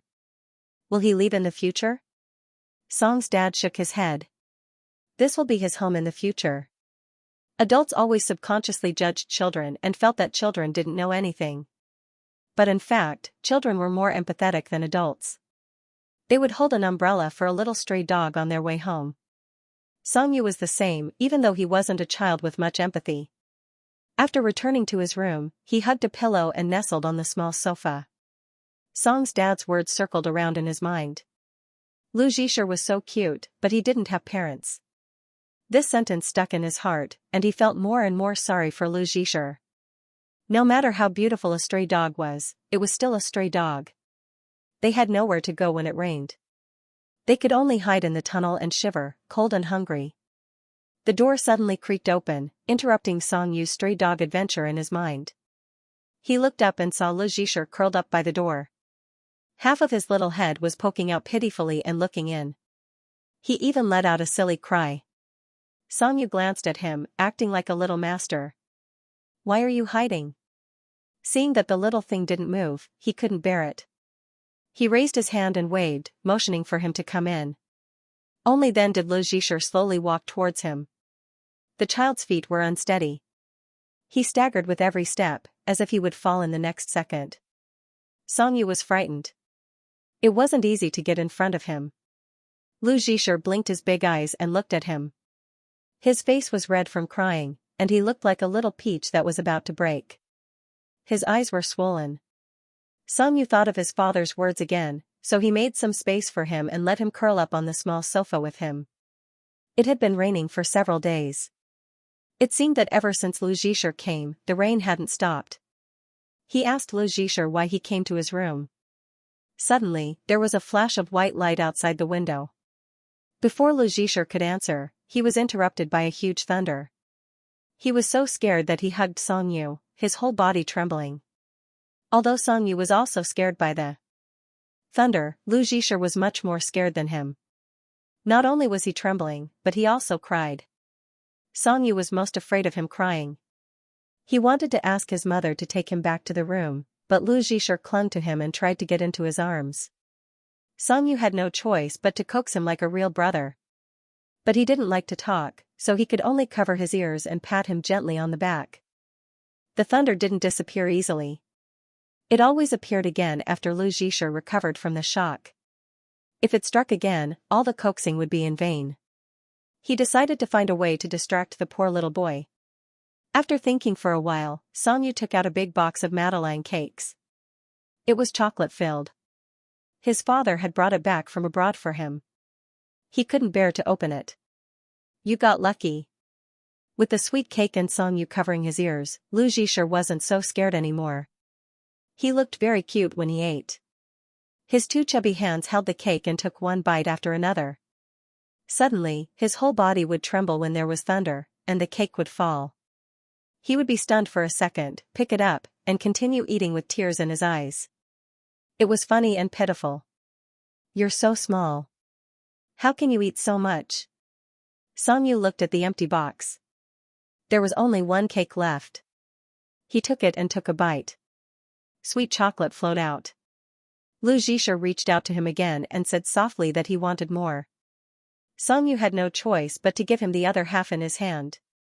There's no more. In the end, he ate the other half in the same way. The corners of his mouth were full of chocolate. Songyu found him dirty and took a tissue to wipe his mouth. He really felt like a big brother now. This sudden identity of an older brother gave Songyu a very complicated feeling. He felt a little burdened but also a little happy and proud. It was more convincing than 100 people telling him you've grown up. When it was time to sleep at night, Lu Zhisher refused to leave. He cried and made a fuss about sleeping with Songyu. Lin Rong had no choice but to carry him into her son's room. Once he was in Songyu's bed, Lu Zhisher stopped crying and making a fuss. He was obedient and quiet. He leaned against Songyu's arm and slept like a little doll. He would even hold back his tears and obediently say goodnight to him. He seemed to have developed a fledgling relationship with this boy who was 3 years older than him. When it thundered, he would cover his ears for him and give him cake. After Lin Rong left, Songyu turned over and looked at Lu Zhisher, who had his eyes closed. He thought to himself that it might be good to have another little brother. Even if he was a little clingy and always stuck to him, he didn't hate it. He could take him to Jiangtan Park to fly kites, look at the reeds, and take him to the mathematical Olympiad class. However, this little thing definitely wouldn't understand a word. Songyu's mind was already filled with scenes of Lu Zhisher sticking to him. Children were always full of curiosity, but Songyu wasn't. He had been exceptionally rational since he was young. However, when he realized that he would become an older brother, he had a naive sense of novelty for the first time. However, it was also that night that Songyu understood for the first time that being an older brother wasn't so simple. In the middle of the night, he was awakened by Lu Zhisher's breathing. His little hand gripped his arm tightly, and he seemed to be unable to breathe. Songyu was frightened. His first reaction was to run out of bed and smash his parents' door. The sound of the ambulance was even more frightening than thunder. Songyu was immersed in it all night. It was as if his ears were ringing. He didn't listen to advice and insisted on following, so he ran behind the adults and watched as Lu Zhisher was carried by his father. He was so small, and his eyes were closed. His lips were no longer a beautiful pink. Everything in the emergency room was very chaotic. In his memory, it was like a chaotic scene edited quickly. Everything was gray, and the sound of his heartbeat and Lu Zhisher's sad breathing were background sounds. It wasn't until the doctor came out and told them that everything was fine. His mother stood up in tears and his father put out his cigarette that Song Yu's heart finally calmed down. Our preliminary diagnosis is food allergy asthma. We checked the allergen and found that this child has a very serious wheat allergy. In theory, he shouldn't eat any food that contains wheat. A mild clinical reaction can be diarrhea and hives. A more serious reaction can lead to asthma, just like this time. How can you not pay attention to this as a parent? Lin Rong wiped her tears and didn't say anything. Lu Zhisher hadn't eaten anything made of flour in the past few days. Basically, he had eaten vegetables, fruits, and rice paste. The child's parents had left so suddenly that they didn't know. "We'll be careful next time," Song's father said in a hoarse voice. "Allergies can be serious. The child is only 3 years old. It's not a joke." The doctor continued to ask, "Did he eat something he shouldn't have today?" "I don't think so." Lin Rong was also puzzled, but she couldn't think of any wheat products. A string in Song Yu's mind snapped. He suddenly understood that he was the most terrible criminal in the world. He had almost killed his brother who relied on him so much. He thought that he was just coaxing him with his favorite cake, but what he fed him was poison. He ate the cake. I gave it to him. Song Yu had never been so anxious in his life, but he still confessed his crime, even if he really didn't mean it. The doctor sighed. This situation is common. He's a child. Didn't he feed a little goldfish too much and the fish died the next day? He didn't mean it. This example didn't lessen the burden on Song Yu. Instead, it made it worse. According to the symptoms of this illness, he probably ate a lot. The doctor comforted him again. You probably liked your brother too much, so you fed him so much cake. Remember, don't do it next time. The child's self-blame and burden made Song Yu understand for the first time that liking someone could also cause harm. He thought that he was taking in a poor stray dog and holding an umbrella for it in a rainstorm, but in fact, what he stretched out was a hand that spread fish food without restraint. He was full of joy, but in the end, what he waited for might be a small fish that lost its life and floated up. Although his parents didn't blame him, they comforted him like the doctor, telling him that it was nothing. But from that day on, Song Yu still consciously distanced himself from his brother. It was too close. He couldn't tell the reason. Maybe it was the fear and self-blame that night that he couldn't calm down, or maybe it was because he understood what restraint was. He understood it much earlier than many adults. After growing up, Song Yu often felt that he was born to keep an estranged distance from the world. He held a few strings in his hand that connected him to some of the people he needed in his life. Everything was set in black, white, and gray. Only Lu Zhisher's unexpected visit was out of fate. It was a sudden rainstorm. Some people said that this was the unfinished brotherly love in the previous life, and they bumped into each other in this life. So he had a special string in his hand. It was a thin red string that looked like it would be blown away by the wind. In the end, it didn't belong to him, so he not only held it, but also tried to maintain it. He just chose the stupidest, but safest way. Song Yu briefly told Lu Zhisher about his first allergic reaction, omitting his subjective emotions and mental journey, and ended it in a few words. After listening, Lu Zhisher only had one thought in his mind: Song Yu wouldn't give him anything good to eat now. This made Lu Zhisher a little depressed. But he didn't say it out loud, because it would make him seem a little childish. But in Song Yu's eyes, there was another explanation for his depression. For example, he couldn't accept the fact that he was almost killed by Song Yu. So the two of them didn't continue the conversation. When he returned to school in the afternoon, the girls in his class surrounded him and attacked him out of curiosity. Lu Zhisher also had a headache, so he could only beat around the bush. He didn't directly tell them that he had lost his parents. He only said that his parents had a good relationship and the two families were close, so they stayed at his house temporarily. This wasn't a lie. In fact, he didn't think that losing his parents was a shameful thing, but once he told them, they would certainly show sympathetic expressions. Lu Zhisher couldn't get used to this. He felt that he was quite happy and didn't want to be a pitiful child in other people's eyes. In addition to their curiosity about his family, Lu Zhisher didn't expect that a bigger problem would appear: Songyu's suitors.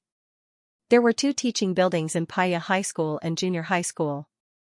There was a sky corridor between the two buildings, connecting the third floor of the two buildings. It was the only link between the two buildings. Coincidentally, Songyu and Lu Zhisher's classes happened to be in these two buildings. In this way, it was very convenient to find people from different schools. Many girls who pursued Songyu didn't get a response, so they came up with a roundabout way to save their country, plus Lu Zhisher's QQ to get information from him. To put it nicely, they were asking for help. Some even went directly to Lu Zhisher's class to block him. Most of them were seniors, so Lu Zhisher didn't know how to deal with them. The evening self-study session ended at 9:30 p.m. Everyone was counting the seconds and waiting for the bell to ring. Like a wisp of smoke, they rushed out.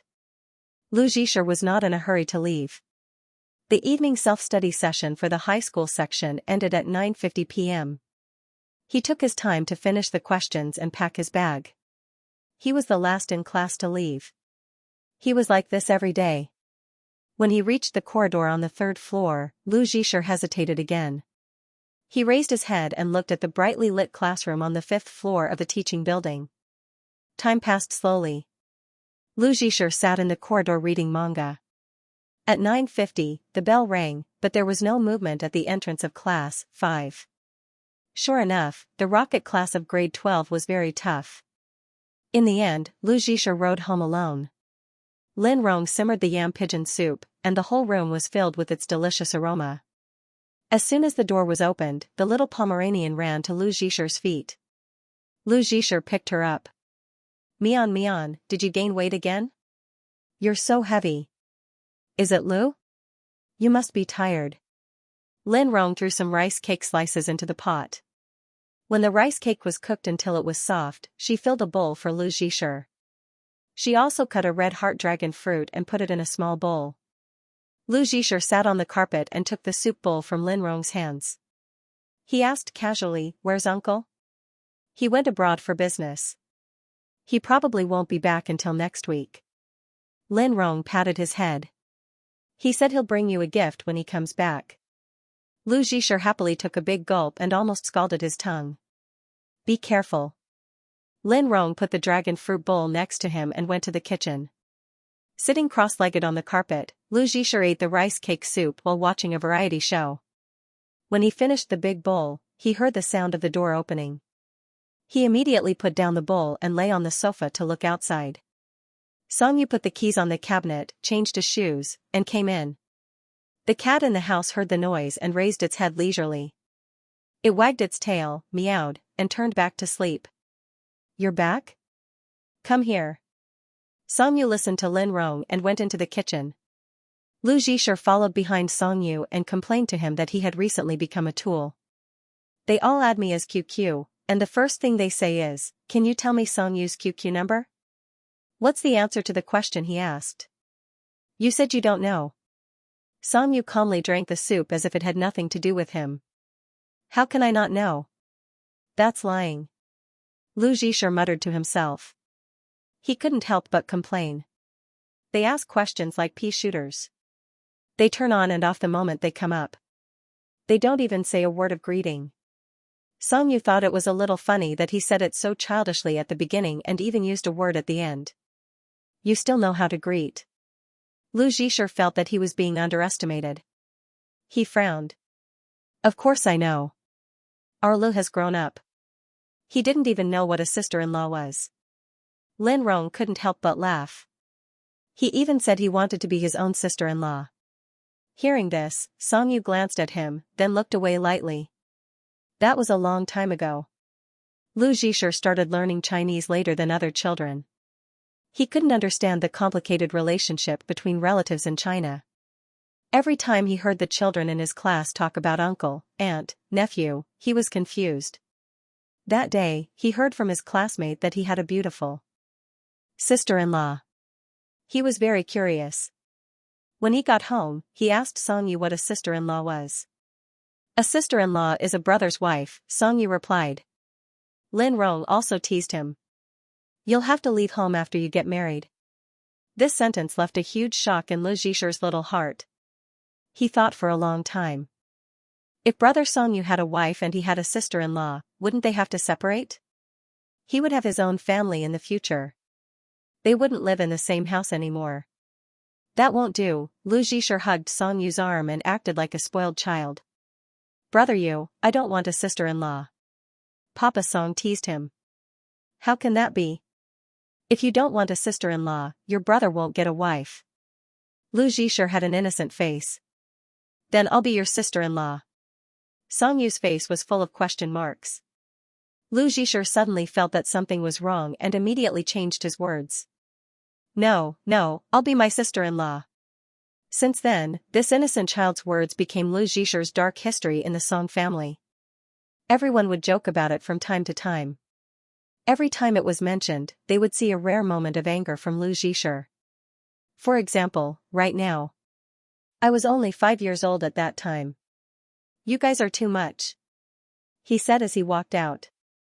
He looked like a stiff little robot, simulating the situation of an angry human. Isn't that right? At this age, she's already a child bride. Lin Rong was amused by Lu Zhisher. She leaned on her son's shoulder and laughed.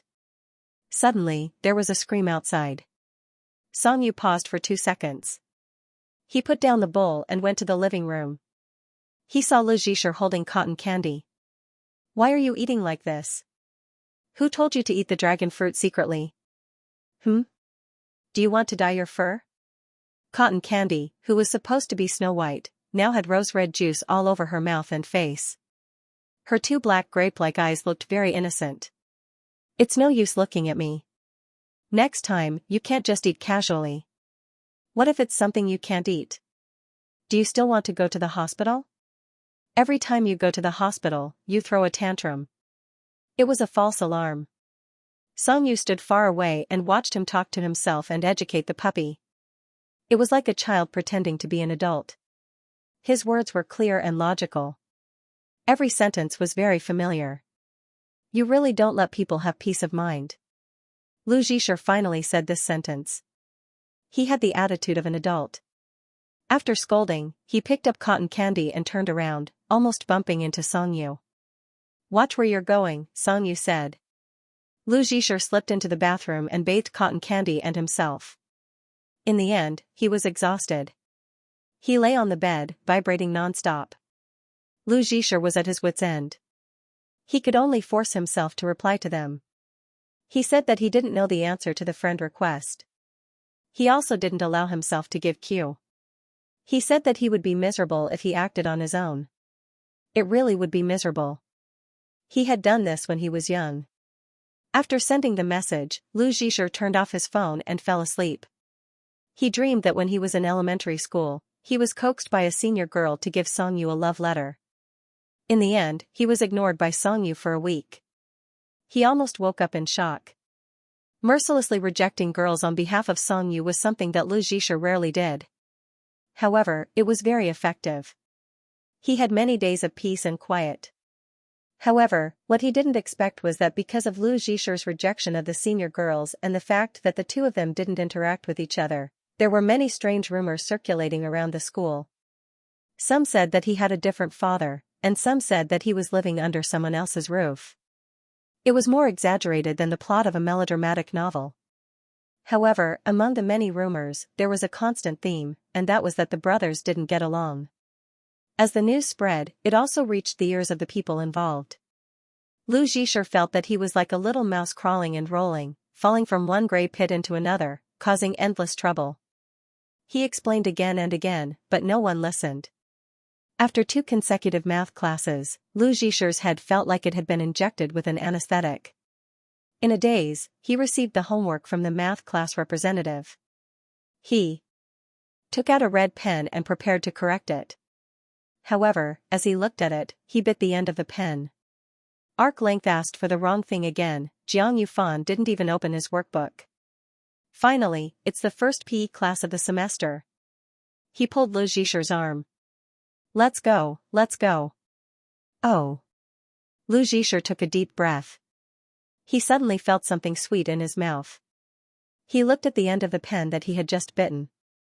The ink was leaking. Lu Zhisher's first reaction was to touch his mouth. Sure enough, his hand was covered in red. What's wrong with you? Jiang Yufan looked at Lu Zhisher, who ran out. He was confused. After looking around, he saw Lu Zhisher coming out of the toilet. He pursed his lips tightly and didn't say anything. The class bell rang immediately. The two of them ran to the field and gathered at the last minute. At least they didn't get scolded by the PE teacher. Everyone ran to warm up. Lu Zhisher didn't open his mouth the whole time. After they were dismissed, he covered his mouth with his hand and told Jiang Yufan that he needed to go to the toilet. Jiang Yufan thought that he really had a stomachache. He didn't ask much and went to play basketball with the other boys. The girls in the class walked through the field to the snack bar in the cafeteria. When they saw the other class, they started to make a fuss. Lu Zhisher didn't care about the others. He felt embarrassed and wanted to find a place to hide and wipe the red ink off his mouth. Maybe he should think of a way to go home. But he had to ask for leave, or maybe he could go to the cafeteria's washroom to wash up. He could look in the mirror. After he thought about it, Lu Zhisher pursed his lips and lowered his head. He walked through the field behind the group of girls. The artificial grass was stepped on. He raised his foot and stubbornly raised his head again. The grass rustled. As he walked, he didn't pay attention and bumped into someone. It wasn't a light collision. He quickly apologized. Sorry. Isn't this Lu Zhisher? It was a familiar voice. Lu Zhisher looked up. The person who spoke was Song Yu's childhood classmate, Qin Yan. He was also his only friend. Qin Yan glanced at Song Yu. Your brother's big eyes are really going to be decorations. He can't even bear to use them. Lu Zhisher wanted to refute, but he couldn't open his mouth. He just shook his head and didn't say anything. I saw you from afar. I watched you walk over here step by step. Finally, you bumped into your brother like a little magnet. Fortunately, you didn't bump into me. Otherwise, I would have fallen to the ground. Qin Yan joked with a nasal voice. He even elbowed the expressionless Song Yu. Right?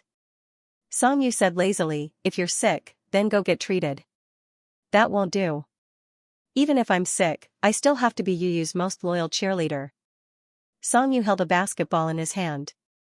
Lu Zhisher guessed that he was going to play basketball. If it was in the past, he would definitely want to stick to Song Yu.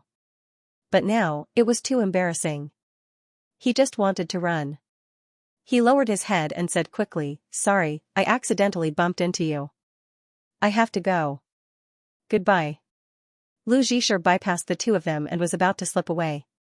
Unexpectedly, his arm was suddenly grabbed. If he acted out of character, he would give himself away. Turning around, Lu Zhisher saw Song Yu's gaze move down to his mouth. After a while, he threw the basketball in his hand to Qin Yan. Without saying a word, he pulled Lu Zhisher in another direction. Huh? Lu Zhisher stumbled. When he realized that he was not going to let him pull him, he could not shake him off. He closed his mouth and mumbled. Like a tug-of-war, he held Song Yu's hand with both hands and leaned back, not letting him go. Seeing him like this, Song Yu also stood still. The sun was so bright that Lu Zhisher could not open his eyes. A few girls walked past and all looked back. Song Yu suddenly let go. Lu Zhisher fell back and sat on the ground with a thud. He was dumbfounded. Song Yu squatted down in front of him. Lu Zhisher's chin was between his thumb and forefinger, pinching his face with his index finger and thumb. His lips were forced open, revealing his red incisors. I knew it. Lu Zhisher quickly covered his mouth and moved back with his butt against the grass. It was too embarrassing. Why are you hiding? Song Yu pinched his face and examined it carefully. After he was done, he pulled him up. Are you going to class like this? since he had been discovered, Lu Zhisher gave up and walked with Song Yu in despair. It was as if Song Yu was holding a soulless balloon doll. Can you walk slower? My butt hurts. Song Yu did not say anything, but he did walk slower. It was the infirmary again. Lu Zhisher whispered that he was not sick, but Song Yu did not respond. He just held Lu Zhisher's hand and walked inside. The doctor on duty had come to visit again. There was no one else in the room. Song Yu asked Lu Zhisher to sit on a chair. He went next door to look for the doctor. In the end, he came back with a bottle of medical alcohol and a box of cotton swabs. What is this? Lu Zhisher watched him walk over and pull a chair to sit in front of him. Song Yu pinched his face and ordered expressionlessly, "Open your mouth." Lu Zhisher opened his mouth obediently. His lips were fine, but his teeth and tongue were covered with the red ink of the pen. It was really funny. Song Yu dipped the cotton swab in the alcohol and carefully wiped the stained area. Lu Zhisher's heart was pounding. He was a little worried that this thing would not be clean. He still had to go to class for a day. It was too uncomfortable to keep his mouth shut. He did not know why, but he suddenly thought of the cotton candy that he had secretly eaten, the red heart dragon fruit, last night. He could not help but sigh. They were really the owner and the puppy. Unexpectedly, in the next moment, Song Yu suddenly laughed. His voice was very soft, so soft that Lu Zhisher suspected that he had heard wrongly. You really make people worry. He actually said what he said to Mian last night. Lu Zhisher had mixed feelings. Was he mocking him? But Song Yu was right. He was indeed a troublemaker. Lu Zhisher's expression became a little depressed. When Song Yu reached out with the alcohol swab, he shrank back and apologized in a low voice, "I'm sorry." Song Yu didn't respond to his apology. Instead, he reached out and held his chin with his other hand. Don't move. As soon as he said that, Lu Zhisher really didn't move, but his mind started to wander. He remembered that in school, Song Yu never took the initiative to approach him, whether it was when he won a speech competition or when he was knocked down while playing basketball. They were very serious about playing the role of strangers. So now, Lu Zhisher was even a little grateful that his sudden asthma on the first day of school forced them to reveal their complicated relationship and walk together openly. Seeing that he was in a daze, Song Yu said casually, "Is it good?" Lu Zhisher pulled himself out of his thoughts. After hearing this, he was very sure that Song Yu was mocking him. I accidentally inhaled it. He frowned. This scene reminded Song Yu of when they went to the dentist together when they were young. Lu Zhisher ate candy until his mouth was full of teeth. Lin Rong took them to the dentist's office. As soon as he heard the sound of the electric drill, Lu Zhisher opened his mouth and cried. He grabbed his hand and wouldn't let go. Song Yu continued to wipe and said calmly, "What's the smell?" Cantaloupe. Lu Zhisher described it truthfully. At first, it was sweet, but then it became a little disgusting, like fever syrup. He could describe it in such detail. After that, Lu Zhisher spat out a little and wrapped it in paper.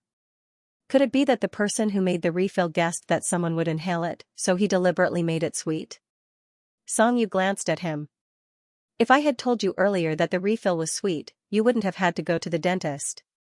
You won't get tooth decay even if you eat it like candy. He was teased again, but Lu Zhisher completely missed the point. Did I go to the dentist when I was young? It was inconceivable. How could she forget after crying like that? Shouldn't she remember it for the rest of her life? Your childhood memories are really blurry. Song Yu said. Lu Zhisher was noncommittal. He held his wrist and said in a muffled voice, "What's wrong with that? Don't you remember everything? Anyway, my childhood was yours." Song Yu was slightly startled. Lu Zhisher didn't feel like he had said anything important. His legs were still moving, and he couldn't stay still. Song Yu returned to silence. He pressed his hand on his swaying knee and carefully wiped the ink between his teeth with a wet cotton swab. Lu Zhisher looked down when his knee was pressed down. He glanced at his empty wrist. There was no watch on it. Aren't you wearing a watch? Song Yu didn't answer immediately. Lu Zhisher said again, "Why not?"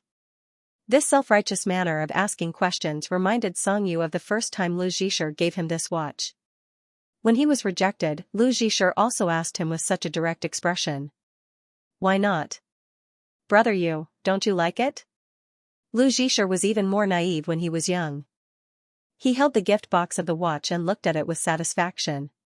He looked up and asked, doesn't it look good? I asked the lady at the counter to pick it out with me. She promised me that you would like it. Songyu didn't dislike it, but he knew that this reward was very generous for a primary school student. He could use it to buy a lot of things. There was no need to spend it on a watch that was given to someone else. At the same time, he also knew that it was useless to tell Lu Zhisher this. He was a stupid and stubborn child. So he decided to communicate with the receptionist directly. Hello, I want to return this watch. I haven't used it before. The packaging and receipt are all here. According to the mall's regulations, I should be able to return it. A cute mixed-race child buying a watch alone had already left a deep impression on the receptionist. Now, his older brother was handling the return with a mature attitude that surpassed his peers. It was hard not to feel strange.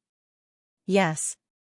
The receptionist maintained her smile. Please show me. Lu Zhisher, who was in front of the counter, shouted no, and then sat on the ground. He hugged Songyu's leg tightly and cried as he begged him. At first, Songyu was still impartial. He took out the receipt and handed it to the receptionist. But Lu Zhisher was crying so hard that even the receptionist couldn't help but persuade him, why don't you talk to your brother first? Songyu thought for a while. In the end, he squatted down and took out a pack of tissues from his bag and gave it to him. Why are you crying? You don't want my gift. Lu Zhisher sobbed. The more he spoke, the more wronged he felt. I didn't even finish saying happy birthday, you. Seeing that he was about to cry again, Songyu immediately said, it's not that I don't want your gift. Lu Zhisher choked. His big eyes were filled with tears as he listened to him speak. It's because this gift is too expensive. This kind of spending is irrational. Maybe one day, when he looked back, he would regret the first big expense of his life. The tear that he had been holding back still fell. Lu Zhisher wiped it with the back of his hand, but I looked at it for a long time. It's not that I don't know anything. You all think that I don't understand. Hearing this, the receptionist standing at the side couldn't help but say, that's true. When the little brother came on the first day, I also thought that he was playing around. But he came 3 times in a row. He picked for a long time and only paid on the last day. When he took the money out of his bag, he carefully counted it 3 times. The receptionist looked at Songyu. He's quite cautious. Songyu was silent. He still couldn't bear to see Lu Zhisher cry and stubbornly do what he thought was right, so he didn't return the gift. Lu Zhisher tacitly agreed that he was willing to accept the gift. Satisfied, he went home with him. At night in his room, Songyu sat in front of his desk. Under the table lamp, the dial was glowing. He held the price tag and looked at it for a long time. He planned to return the gift alone the next day. Before going to bed, he wanted to get a glass of water. Halfway down the stairs, Songyu saw Lu Zhisher in his mother's arms, watching a cartoon with a lollipop in his mouth. He pointed at the Little Genius watch commercial on TV. That watch isn't as nice as the one I gave my brother, right, Aunt Rong? Of course. The one you bought is the prettiest. Even 10 of these can't compare. Lin Rong patted his head and asked, Lu, why did you want to buy a watch for your brother? Songyu stopped in his tracks. Lu Zhisher took out the lollipop from his mouth. His tone was very serious, as if he was a little adult. We used to be together every day. I could go down 2 floors to play with my brother. Now that he's in junior high and has gone to another school, I miss him a lot, so I let my watch accompany him. He raised his empty wrist and said with a smile, Brother, you will think of me when he looks at the time. Our Lu is so smart. He didn't expect that behind the wailing, there was such a thought behind it. Songyu went back silently, sat down, and put the watch on himself. He was the one who didn't care about it, but every minute and second of his childhood was engraved in his mind. He was the only one who could remember it. Songyu could no longer distinguish between him and Lu Zhisher, who needed the company of the other more. Song Yu, who was immersed in his memories, was a little distracted. The cotton bud accidentally rubbed against his gums. Lu Zhisher frowned and subconsciously shrank back. Song Yu came back to his senses, grabbed his chin, and pulled him forward. Lu Zhisher didn't dare to move. He was like a lamb waiting to be slaughtered. Before he died, he asked again, "Why don't you wear it?" "You have a lot of questions," Song Yu said. "If you had answered me from the beginning, you would only have one question," Lu Zhisher said in his heart. Song Yu's expression was excessively calm. His gaze was focused on a single point. This reminded him of a horror movie he had seen before. The ogre in the movie was just as elegant. No, this analogy was too strange. Lu Zhisher forced himself to stop fantasizing in his heart and closed his eyes. The loss of vision brought about an increase in his other senses. He could clearly feel the touch of the wet cotton bud rubbing against his gums. It was very light and a little itchy. The cold feeling brought about by the evaporation of the alcohol. Perhaps it was because he knew that the person sitting in front of him wasn't a doctor, so Lu Zhisher felt different. They were very close. He could smell the scent of lemon detergent from Song Yu's collar. It was the same as his own. This made him subconsciously feel at ease. But the alcohol didn't taste good. Lu Zhisher kept his mouth open. Saliva from the stimulation accumulated in his mouth and mixed with the medical alcohol. It was so bitter. Song Yu's hand suddenly stopped moving. Lu Zhisher, who had his eyes closed, obediently waited for him to continue. But after waiting for a while, there was no movement. He opened his eyes in confusion and called out "brother" in a muffled voice with a questioning tone. Song Yu stuffed the alcohol and cotton bud into his hand and stood up. "There's a mirror over there. Wipe it clean yourself." Lu Zhisher tore at the tissue and spat out the bitter saliva in his mouth. Oh. He knew that this was indeed a very troublesome matter. He should have done it himself earlier. He took the tools to the mirror on the wall by the window. Lu Zhisher observed it and found that it was almost done. It was amazing. It turned out that such stubborn ink could be dissolved. Lu Zhisher was a child who couldn't hide his emotions. His admiration for Song Yu was completely expressed on his face. "Amazing. My school uniform is often scratched by pen lead. Can it be cleaned with alcohol?" He looked back at Song Yu as if he had discovered a new continent. Song Yu's right hand was originally on his left wrist. The moment he turned around, he took it away. "Okay." He turned around and prepared to leave. "Let's go." "Hey, wait for me." Lu Zhisher wanted to leave with Song Yu, but after looking at the things he had used, he hesitated and went back to clean up. When he went out again, Song Yu was already far away. Looking at his back, Lu Zhisher was a little disappointed. He touched his chin and pinched it. Finally, he kicked a small stone and walked with heavy steps. He didn't go back to the field directly. Instead, he went to the small supermarket in the cafeteria and bought a bottle of Yakult. The alcohol was too bitter. Lu Zhisher stood in the open space in front of the small supermarket. He held the small bottle in his hand and took a big gulp. He looked like an adult who was toasting. He drank too fast, as if he didn't drink anything. So he went back to buy another bottle.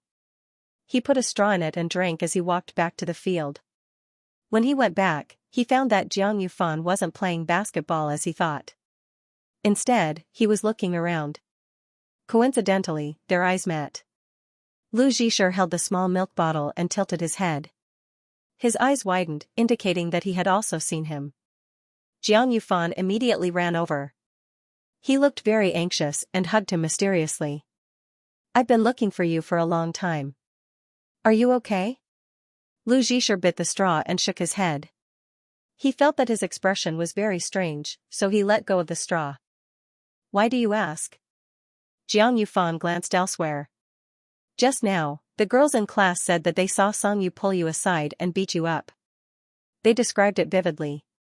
"Beat me up?" Before Lu Zhisher could react, Jiang Yufan reached out to pull his mouth. "They said that your mouth was bleeding." "Let me see. Your teeth didn't fall out, right?" "What?" Lu Zhisher struggled out of his hand and sucked the last bit of Yakult. "I wasn't hit by him." Why was it bleeding? Lu Zhisher's mind flashed. He remembered that his mouth seemed to be open when he was pulling on the field. The girls who saw it probably mistook the red ink in his mouth for blood. His imagination was too good. I'm fine. Why would my brother hit me? They made a mistake. Lu Zhisher was afraid that Jiang Yufan would continue to gossip and bring up the embarrassing incident of him sucking on the ink. So he quickly changed the topic. Are you still playing basketball? Let's play together. That's good. I knew it shouldn't be. Jiang Yufan was relieved. He shouted to the boys in the class not far away. Are you playing basketball? Come, 3 against 3.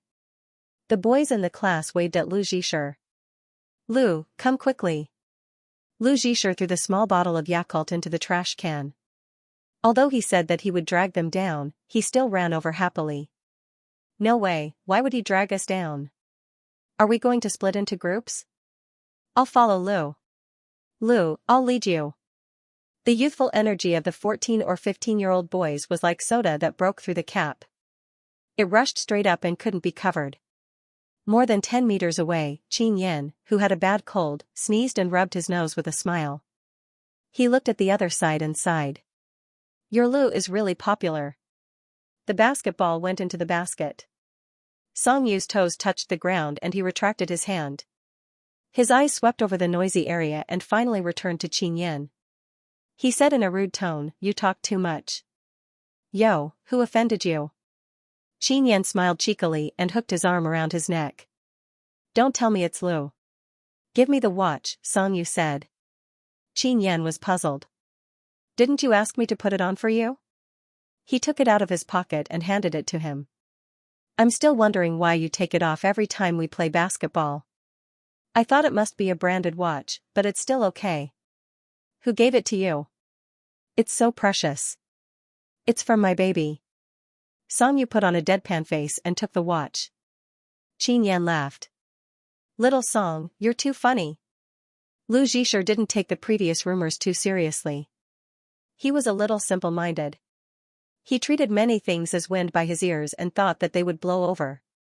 Obviously, the others were more complicated than he thought. After all, everyone liked to gossip. Although he had been explaining, many days had passed. The rumor of Lu Zhiqi was pulled aside by Song Yu in PE class and his teeth were bleeding, was still rampant and completely out of his control. The classmates around him began to express all kinds of concern. Some gave him snacks and said that he must be having a hard time. Some even mocked Lu Zhisher for being the modern Cinderella. Lu Zhisher kept emphasizing that Song Yu was a very good brother, but everyone attributed his defense to his easily manipulated temper. Even the female classmate who asked him what he thought of Song Yu at the opening ceremony thought so. No wonder you were hesitant and only dared to say good things about Song Yu. The girl looked enlightened. So you're so afraid of Song Yu? Generally speaking, Lu Zhisher was a good-tempered person who had no bottom line. However, his bottom line was Song Yu. He would never allow anyone to say anything bad about Song Yu in front of him. In his heart, Song Yu was good to him. It was an undeniable fact. No, he's very good. He's not like what you think. I've said it many times. He really didn't hit me. It's all nonsense. He's very good to me. Lu Zhisher's tone was unusually solemn. There was a hint of anger in his tone. He even stopped drawing and said to them, and it's not right to talk about others behind their backs. The classmates were a little frightened by his behavior. We didn't talk about him behind his back. What's the relationship between the two of you? Isn't it the same as saying it in front of him? Lu Zhisher couldn't refute them. The girl asked curiously, then is he really as good as you say? Why doesn't he treat you like a big brother at all? Another person also said, yeah, he looks very fierce. Older brothers usually dote on their younger siblings. Anyway, I don't like his personality. He's not sunny at all, even though he's good-looking. Lu Zhisher was too lazy to argue with them, because Song Yu had said before that pointless arguments would make people look stupid. He lowered his head and stared at the little person he had just drawn. No matter how he looked at it, it was not pleasing to the eye. Thus, he took a pen and darkened his entire face. Jiang Yufan walked into the classroom with a clean mop and shouted, "Lu, someone's looking for you outside." Then he came in and said to the students who were still talking, "How boring. As long as you spend half of your gossiping hard on your studies, it will only take a minute for you to go to Paya High School." Lu Zhisher looked up. There was only half a figure by the window. He was wearing a high school white shirt and was very tall. Lu Zhisher suddenly felt a little excited. He jumped up and ran out. But as soon as he stepped out, the smile on his face froze. "Your disappointment is too obvious." "Don't look, it's just me," Qin Yan joked with a smile. Lu Zhisher weakly called out, "Hello, senior." But he was still very disappointed, so he raised his eyelids and asked deliberately, "Senior, don't tell me you also want me to pass a message to my brother to confess?" Qin Yan laughed out loud. "The two of you are really humorous." He patted Lu Zhisher's shoulder, "I won't tease you anymore. I asked you to come here for a very important matter." "You're not serious." "What kind of serious matter can there be?" Lu Zhisher thought. The boys in the class were piling on top of each other in the corridor. There were too many people, so Qin Yan led Lu Zhisher to the corner of the stairs. After the last senior graduated, the radio station is short of an English broadcaster. Qin Yan's voice was very pleasant. He was the current station master of the school radio station. He didn't have much time, so he went straight to the point and expressed his idea of wanting Lu Zhisher to join the radio station. "Your spoken English is good. Previously, your pronunciation was very good in the English poetry recital competition. Many seniors in our station also recommended you. How about it? Do you want to give it a try?" Lu Zhisher leaned back against the wall and gently knocked the back of his head. He didn't answer the question. Song Yugij's pronunciation is also very good. "Him? Do you think I can invite a big Buddha like him?" Qin Yan looked at him with a "you think too highly of me" expression. Besides, the radio station itself needs more students from the junior high school. It's only once a week on Friday. It may delay your meal time a little, so it's only half an hour. He then made a joke, "After all, English is half your mother tongue. It was only spoken before the age of 4. Was it also considered a mother tongue?" The job at the radio station was indeed not very suitable for a junior high school student. Lu Zhisher fell into deep thought. Qin Yan was Song Yu's good friend. He often came to their house for meals since junior high school. In his mind, helping him was equivalent to helping his own brother. So before the bell rang, Lu Zhisher agreed. When he got home that night, Lu Zhisher told Lin Rong about this matter. Who knew that Lin Rong's focus was on the fact that he didn't have time to eat, and she insisted on bringing him food. Lu Zhisher couldn't help but think of the giant lunchbox that was bigger than his head in elementary school, and the super luxurious lunch that was coveted by the surrounding students. He shook his head and declined, "It's so troublesome. You don't have to cook for me. I can find time to eat by myself." The family's orange cat slowly walked past him. Lu Zhisher stroked its tail. "Right, Tangerine?" This made Lin Rong feel very hurt. She thought that Lu had grown up and didn't need her anymore. This made her overflowing motherly love unable to be expressed. She grabbed Tangerine into her arms, but Tangerine nimbly jumped out of her arms. Her butt was still facing them, and she stood proudly and elegantly in the middle of the coffee table.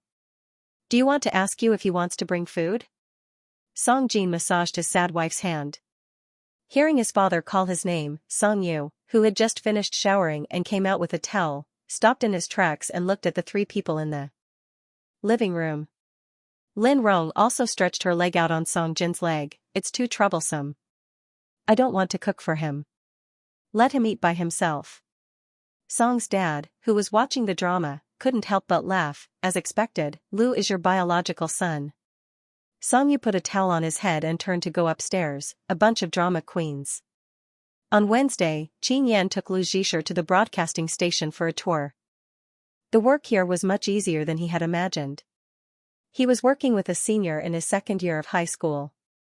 Considering that Lu Zhisher was still in the middle of his studies, all the writing work was done by the senior. Lu Zhisher only needed to read the script in advance and prepare for it.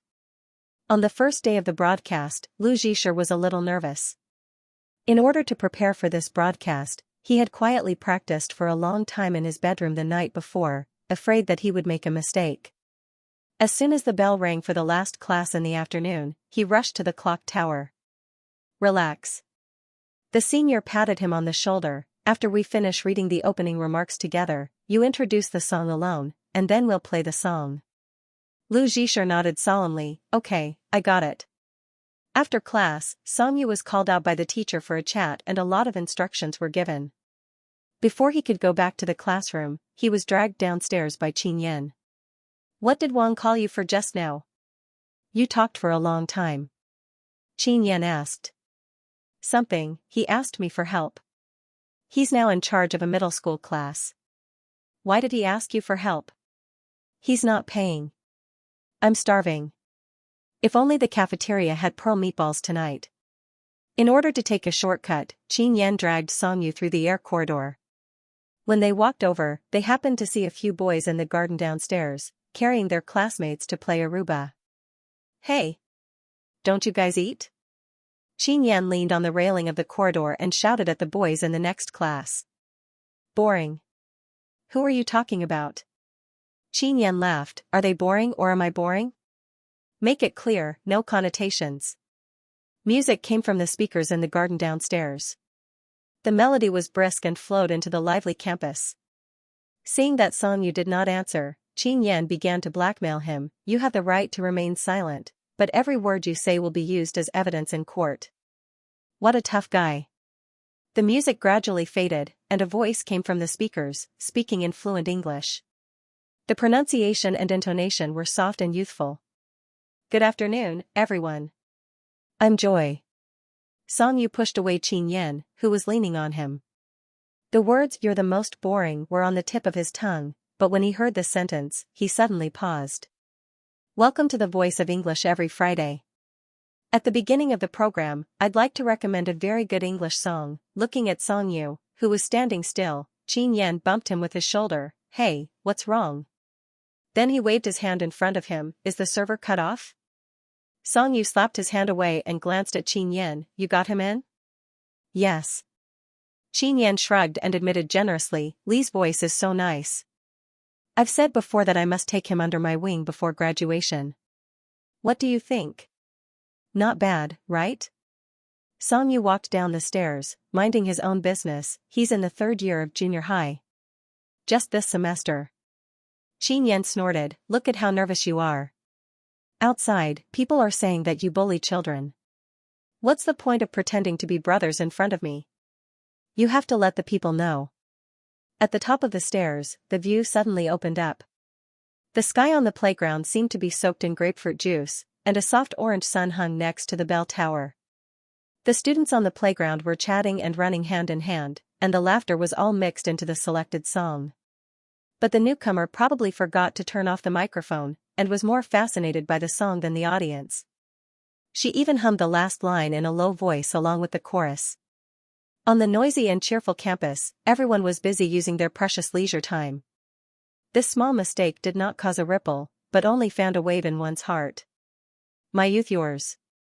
Xianxia stopped and glanced at the clock tower as if he didn't care. When Lu Zhisher snorted, Jin Yushan patted him on the shoulder.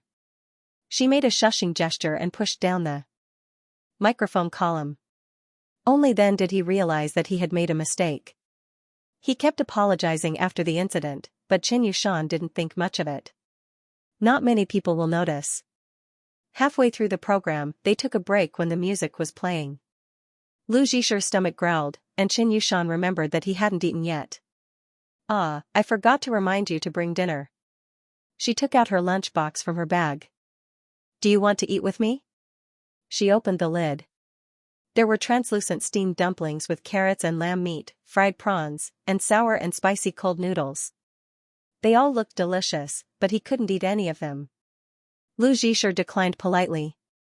You eat, Qin Yushan. I told my desk mate to bring me food. Qin Yushan thought that he was embarrassed and stuffed the fork into his hand.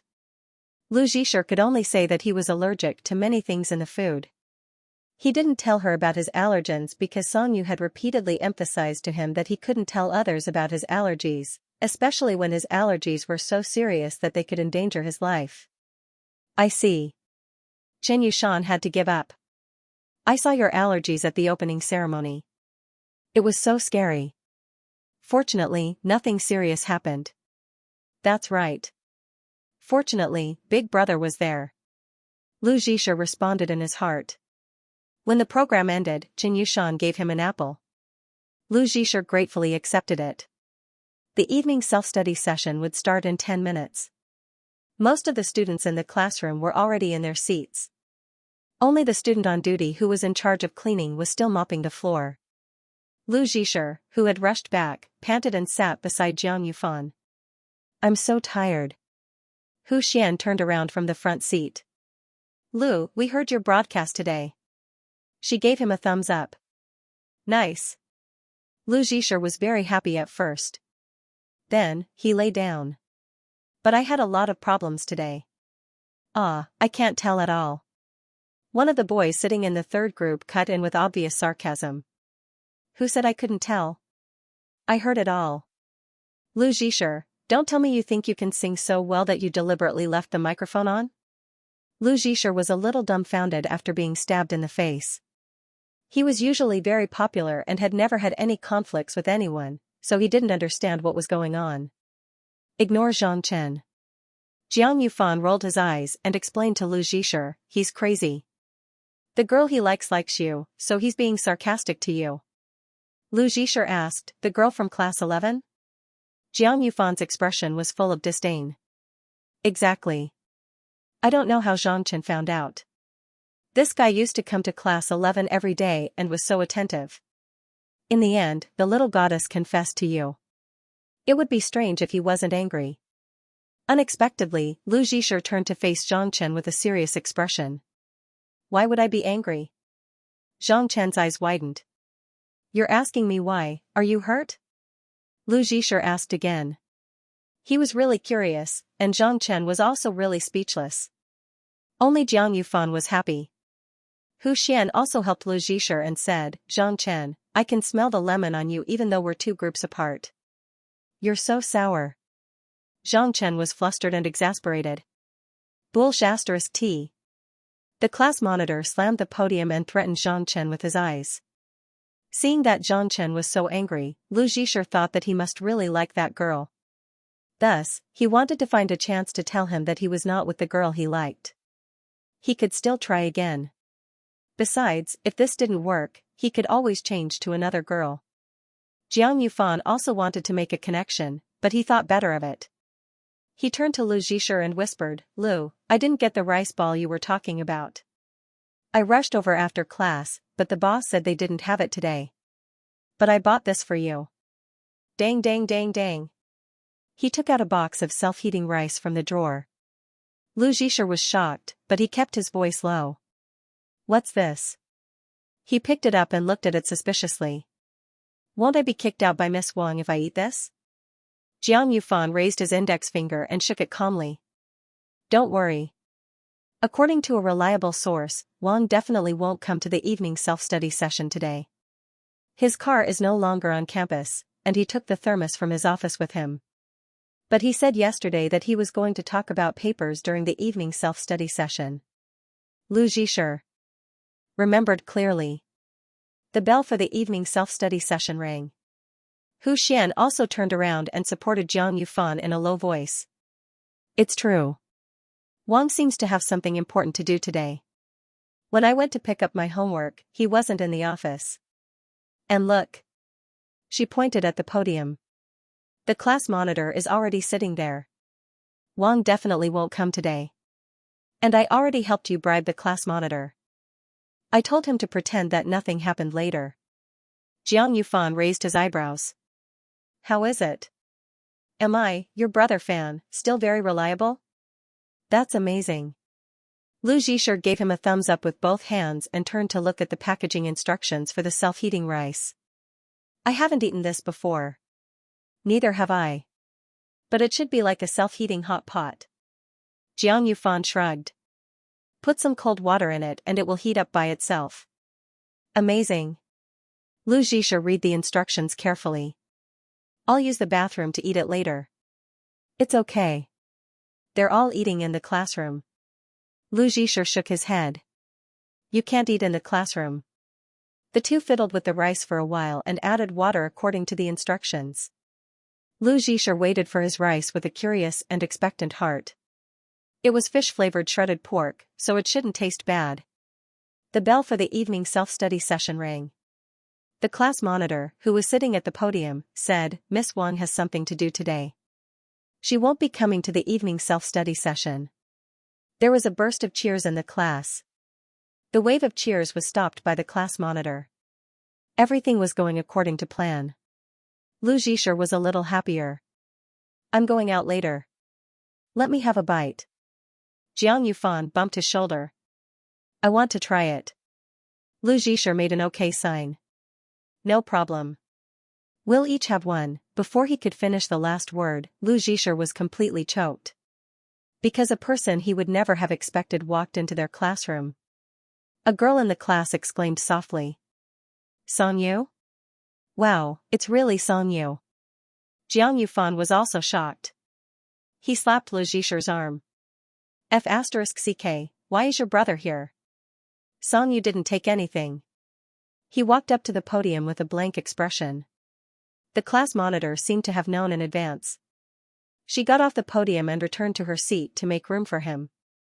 Song Yu silently unbuttoned the sleeves of his school uniform and rolled up part of his sleeves. Lu Zhisher didn't know anything about this. He couldn't hide the surprise on his face. The surrounding students also looked at him with the mentality of watching a show. It was as if they were the audience who had prepared their chairs for the show. Standing on the podium, Song Yu looked up at the crowd. Miss Wang has something to do. She's not here tonight. Since everyone is facing the problem of advancing to a higher school, she asked me to help share some of my experience in preparing for the middle school exam. These words were very official. Song Yu's expression and voice were cold enough.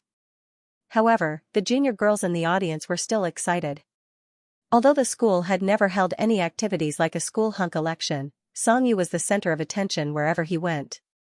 In addition, he had the buff of being unapproachable and the halo of a top student.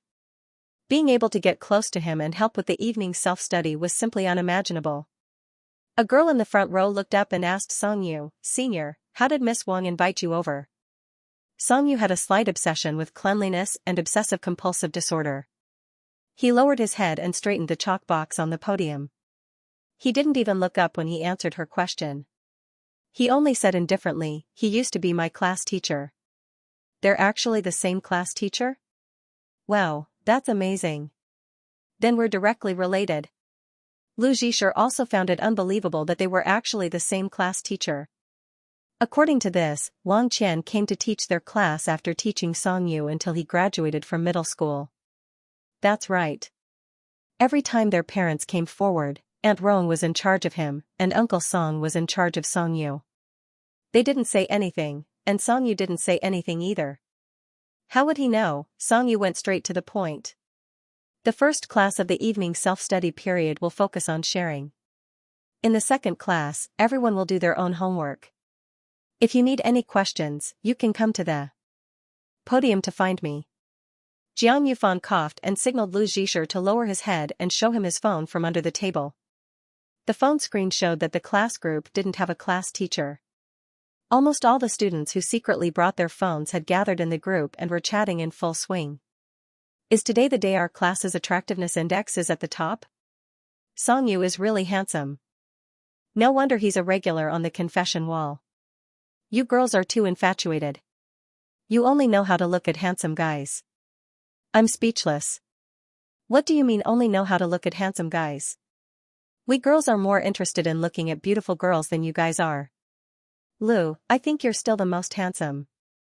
I support you. There's going to be a good show. Lu, did you already know that he was coming? How is that possible? Jiang Yufan lowered his head and typed quickly. I'm a witness. Lu really didn't know. We just thought the class monitor was the one who was supervising the evening self-study period.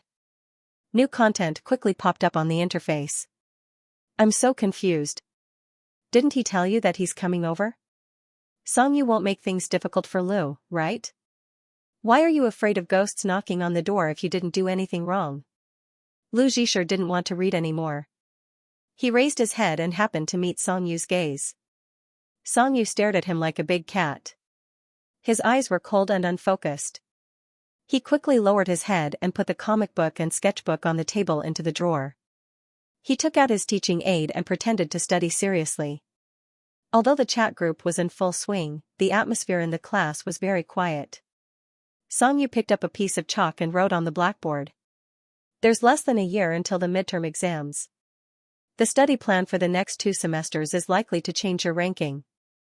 So first, you have to have a clear goal and formulate a plan that suits your situation. As he spoke, a strange sound suddenly came from the class. It sounded like a small train. Many people heard it and turned their heads to look. The sound grew louder and louder. The chalk stopped writing on the blackboard. Songyu's hand stopped. But he didn't look back. It was as if he didn't hear anything. He continued to write what he wanted to write. The other students looked at the source of the sound. Yes, the source of the sound was Lu Zhisher. To be more precise, it was the box of self-heating rice in Lu Zhisher's desk drawer. Jiang Yufan also turned his head and met Lu Zhisher's eyes. He silently mouthed at F***ck. Then he wrote a sentence on the draft paper and pushed it in front of Lu Zhisher. You can submit to the social death group now. The sound of the self-heating rice grew louder and louder. Lu Zhisher turned his face and mouthed to Jiang Yufan, why is there a sound from this? Jiang Yufan shook his head frantically and mouthed back, I don't know either. Hu Xian, who was sitting in front, turned around. She raised her hand and drew a cross in front of her chest with a mournful expression. However, Songyu seemed to be isolated from the world. He did not react at all. He had even drawn half of a mind map on the blackboard. Behind him, the students in the class held back their laughter and put on a wonderful pantomime. The only accompaniment was the sound of the self-heating rice. It was comparable to the increasingly passionate symphony in the Golden Hall. Not only that, but the experience was in 4D. White steam floated out of Lu Zhisher's drawer, and the aroma of shredded pork with Yuxiang shreds. He had originally wanted to eat secretly, but now, the whole class, including Songyu, knew that he was cooking. Lu Zhisher gave up completely. In his mind, he had already imagined himself being chased out of the classroom and squatting in the corridor to eat sadly. He felt that he was now a very experienced person. He could go to Jihu and answer the question, what is the experience of social death, anonymously. Finally, after 10 long minutes, Songyu turned around expressionlessly and put the half-used chalk on the table. This is what I'm going to say next. The sound of the self-heating rice started to sound like a deflated balloon. The sound became more and more listless. Lu Zhisher's head was now hanging on the table. The first part is to find your weakest link. You all know the bucket effect, Songyu said as he left the podium as expected. The students below the podium hurriedly put away their phones. The students in the front row turned to look at Lu Zhisher with the mentality of watching a show. The person who was rumored to have bullied his younger brother was now in charge of the class. Coincidentally, he had caught his younger brother eating in class. It would not be right if he did not teach him a lesson. Systematically sorting out the wrong questions is an effective method. It's not scary to make mistakes. Everyone makes mistakes. What's scary is that many mistakes will be repeated, and in the end, it will cause you to lose points. So what you should do is to reduce the frequency of the same mistake. As he spoke, he had already walked to Lu Zhisher's side, his slender hand seemingly unintentionally supporting himself on his desk. He spoke steadily and logically, from the topic of sorting out the wrong questions to the techniques of scoring multiple-choice questions, such as the graph combination method, the substitution method, and so on. But Lu Zhisher was like an ostrich, he couldn't hear anything except the sound of his own heartbeat. Songyu seemed to be tormenting him on purpose. He just stood beside him and talked, not going anywhere. This is part of the multiple-choice question. Now, use the questions at hand to practice the multiple-choice questions I just talked about. You have 10 minutes. After he finished speaking, Songyu finally lowered his head and looked at Lu Zhisher, who had been playing dead all this time. He bent his knuckles and gently knocked on the desk. Lu Zhisha raised his head pitifully with an expression that said, I know I was wrong. He obediently took out the self-heating rice box that he had hidden in the drawer. Song Yu raised his eyebrows and said in a low voice, Does it smell good? When they heard this, the surrounding students couldn't help but laugh. It's okay, Lu Zhisha answered very honestly. He then added in a low voice, It smells good. Jiang Yufan was a loyal person. When he saw that Song Yu was in a difficult position, he immediately helped him explain, Senior, I bought this. I bought it wrong. It's my fault. I can write a self-reflection. When he saw that Jiang Yufan wanted to take responsibility, Lu Zhisha immediately said, No, I wanted to eat it. Zhangchen didn't mind the drama. Senior, I can prove that Lu Zhisha ate it. They had been secretly discussing for a long time. They wanted to eat self-heating rice during the evening self-study session. Jiang Yufan was angry. Do you have the right to say that? It's like you haven't eaten takeout during the evening self-study session. Besides, he didn't plan to eat it in the classroom. The two of them argued. Song Yu's eyes swept across the laughing students. Everyone seemed to be looking forward to his punishment. Finally, he spoke expressionlessly. I'll take this opportunity to explain the principle of self-heating rice to everyone. Zhang Chen's face was full of disbelief. This was completely different from the way he had imagined he would be punished. Song Yu didn't care about the whispers of the surrounding students. He picked up the lunch box on the desk. Look here. There's a heating pack at the bottom of the self-heating rice box. It contains quicklime, sodium carbonate, an aluminum-magnesium mixture, and other chemicals. Quicklime, which is calcium oxide, reacts with water to form calcium hydroxide. At the same time, it releases a lot of heat. Sodium carbonate often plays an auxiliary role. Aluminum magnesium powder can also release heat through the oxidation reaction. So when we inject water, the heating pack will work and automatically heat the food. He lowered his head and met Lu Zhisha's surprised eyes. He continued, however, this kind of self-heating fast food has the possibility of explosion. The freshness of the food is also not enough. I don't recommend that you eat it often. After that, Song Yu put down the lunch box and pointed to the blackboard. I've written down the relevant reaction equations on the bottom right corner of the blackboard. Students who are interested can take a look. Lu Zhisha looked at the equations on the blackboard.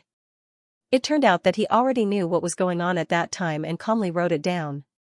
At first, everyone just thought it was funny and wanted to watch the show. They didn't expect a social death to happen in chemistry class. They were a little confused. The amazing thing was that they had learned some of the reactions.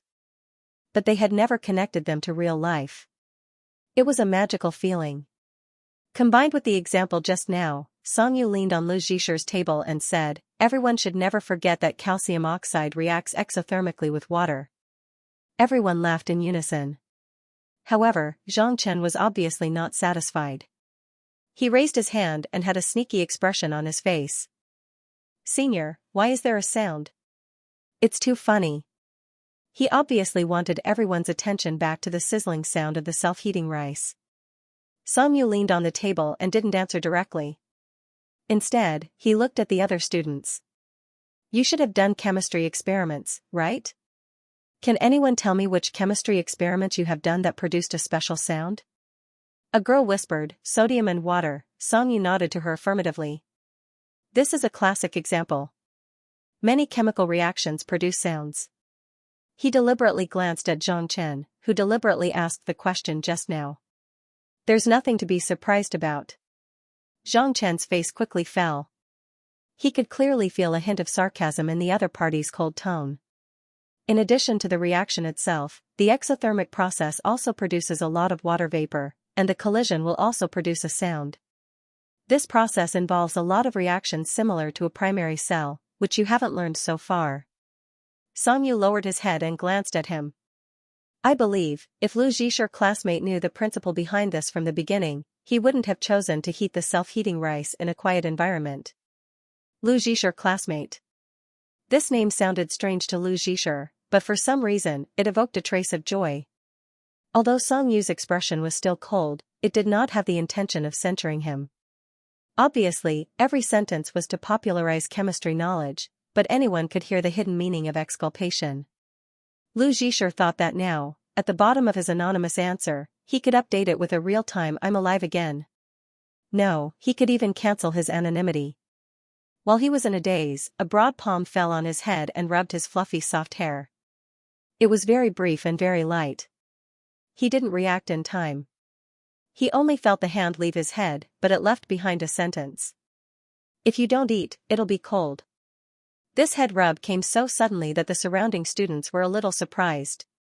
The rumor that the relationship between the so-called brothers was very bad collapsed under Song Yu's extremely rare intimate contact. Lu Zhisher didn't even raise his head. "I'm going out to eat." After he finished speaking, he took the lunch box and walked out a little absent-mindedly. The bathroom was on the right side of the stairs, next to the restroom. Lu Zhisher saw that there was no one around and slipped in. The taste of the convenience food was very ordinary. The rice was very hard, and the vegetables were a little too salty. He was in a daze as he chewed. After swallowing, he raised his hand and touched the top of his head. He lowered his head and took another big bite.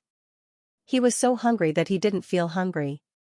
After what had just happened, Lu Zhisher didn't have much of an appetite.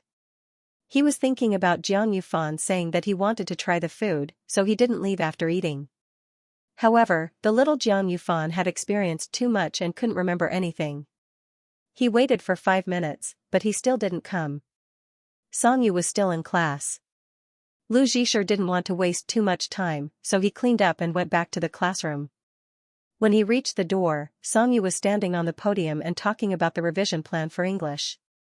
He stood at the door and called out softly, but didn't directly enter. Hearing the sound, Song Yu nodded at him and continued to talk as if nothing had happened. Lu Zhisher quietly returned to his seat and listened to the lecture with the other students. During the entire class, Song Yu, who didn't bring any materials with him, only spent 10 minutes to sort out the context of the mind map. Then, he led everyone through it with a clear train of thought. The ease with which he handled it even exceeded that of many teachers. "Time is limited, so that's all for now."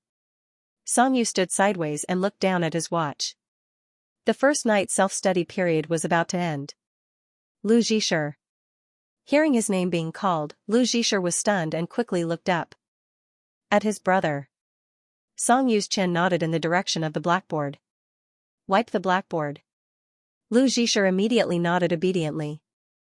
"Okay." He was about to stand up. Growing up, Lu Zhisher's biggest fear was that Song Yu would ignore him, especially after he did something wrong. However, if Song Yu scolded him or gave him some form of punishment, it meant that he wasn't angry.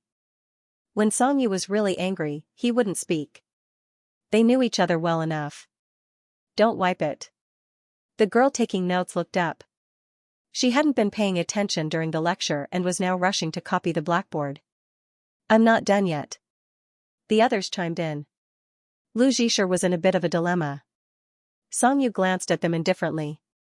"Since your phones can be used to chat, you should be able to take pictures too."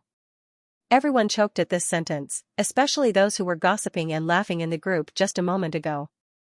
The bell rang and Song Yu left the classroom.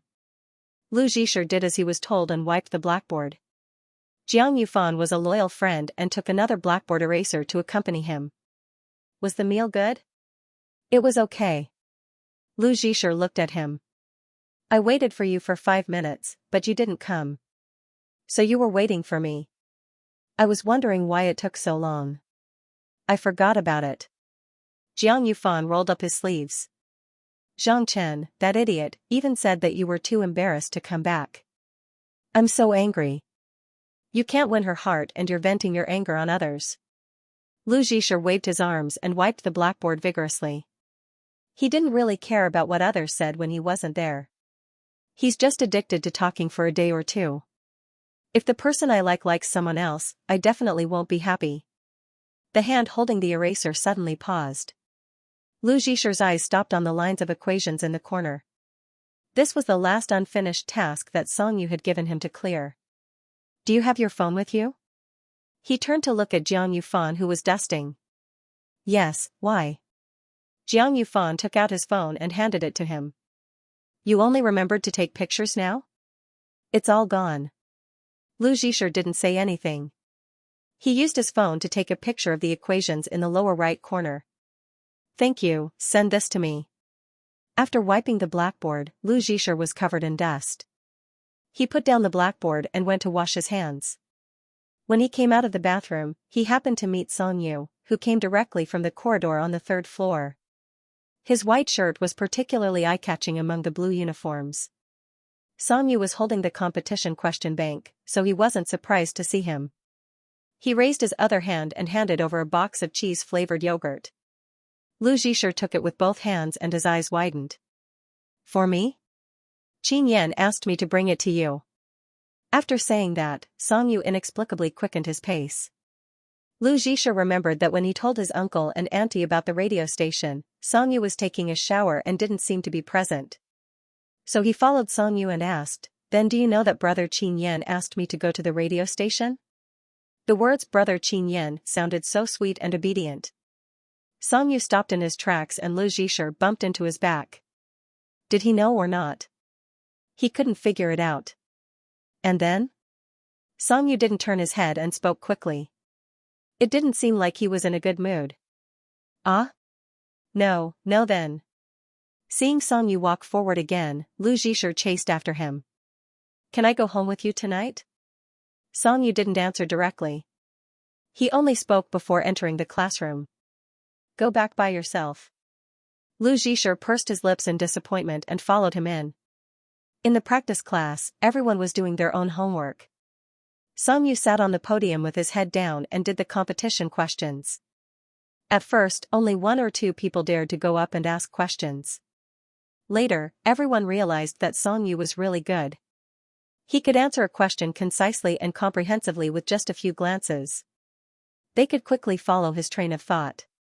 So more and more people went up. Of course, there was no lack of girls with ulterior motives. Why don't you go up? Jiang Yufan nudged Lu Zhisher with his elbow. It's almost time to call the number. Lu Zhisher didn't even raise his head as he focused on his physics paper. I can ask whenever I want. I won't fight with everyone else. That's true. Jiang Yufan pondered over his words. Unexpectedly, he could feel the magnanimity of the Empress Dowager. Lu Zhisher was a man of his word. He had no intention of going up to the podium for the entire class. After finishing physics, he started to do the English close test. He was very serious. His head was so low that it almost touched the table. Xianxia finished explaining a question and handed the book out. Another student came up to the stage. He raised his head and glanced down. His gaze fell back on the student. He saw that the student was wearing a pair of glasses and looked very shy. The lenses are so thick. Xianxia's tone was casual. He lowered his head and looked at the question he handed over. How much is it? The male student was a little flattered. He pushed his glasses up cautiously. It's 600 degrees. Xianxia had already drawn the auxiliary lines and wrote down the main formula on the draft paper. However, he didn't plan to explain it. Pay attention to your sitting posture. He returned the question to the boy. He glanced again. Lu Zhisher, who was hanging his head a moment ago, was now sitting upright. His back was straighter than a tank.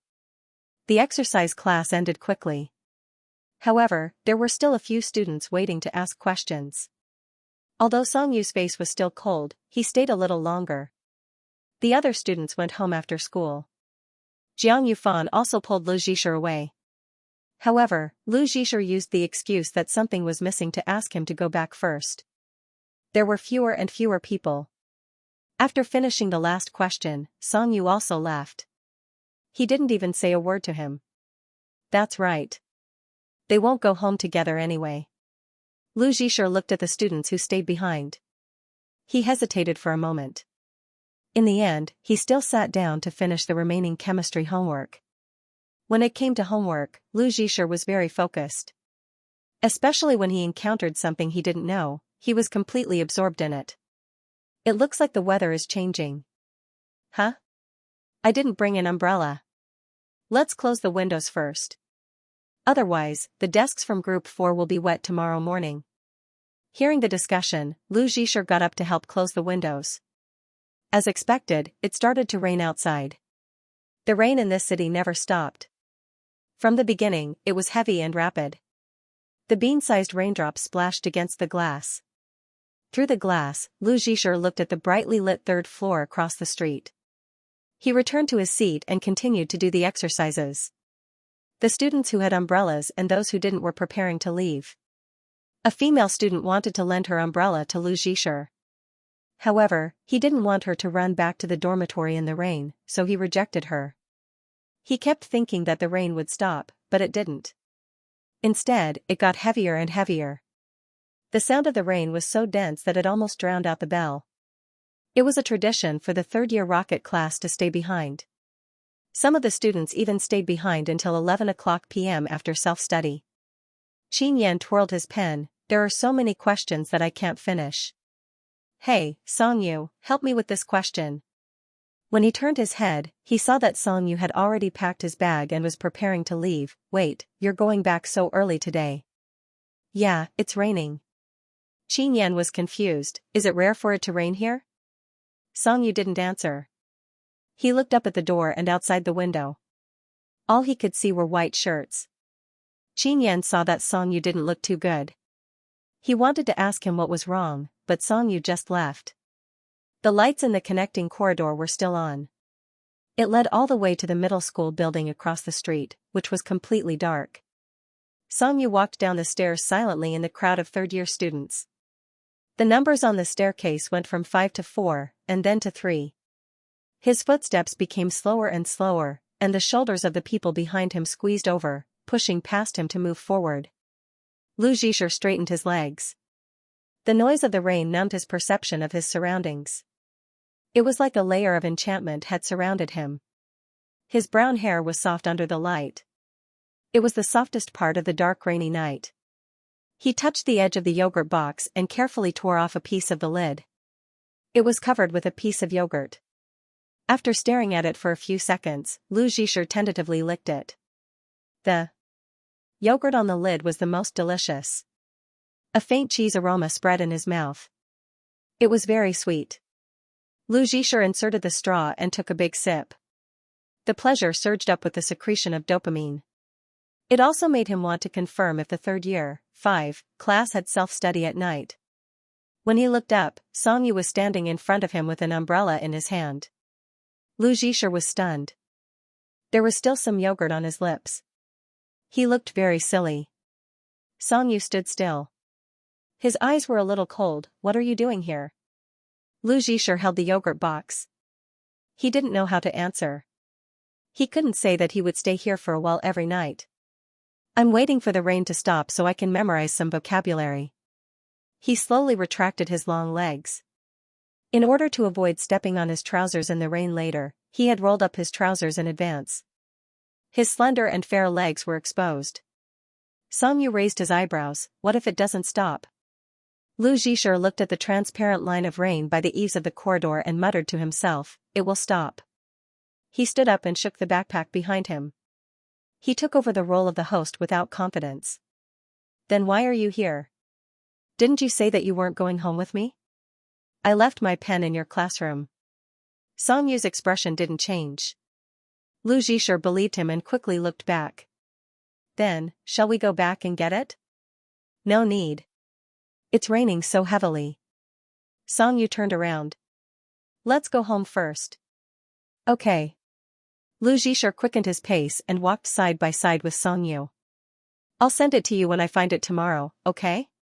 No need. No need. I'll definitely find it for you. I'll go look for it tomorrow morning. I said no need, so I won't.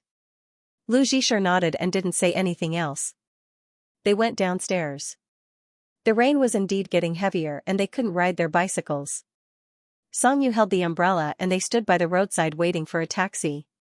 It was the hardest to wait for a taxi on a rainy day. Either the taxi wouldn't come or a few would come at once. Their situation was obviously the former. Lu Zhisher was a little hungry even though he had just drunk some yogurt. Speaking of yogurt, oh, by the way, can you help me say thank you to Brother Qianyan? Songyu didn't say anything. There seemed to be a small piece of dry skin on his lower lip. He licked it and felt very uncomfortable. The yogurt he bought is really delicious. The cheese taste is so strong. Songyu still didn't say anything. Lu Zhisher added in a low voice, but it's a little too little. The competent umbrella-holding statue finally reacted. He turned around and glanced at them. Then, he said lightly, "Follow me." As if he was afraid that his words wouldn't be effective, he reached out and grabbed Lu Zhisher's arm. The umbrella was very small and it wasn't enough for two people. Songyu half-hugged him and walked in another direction. After making sure that the other party followed, he lowered his arm. "Aren't you going home?" "I'm hungry. Let's eat something before we go back." "I'm a little hungry too." Lu Zhisher was a little happy that they found something in common. "That food wasn't good. I only ate a few mouthfuls."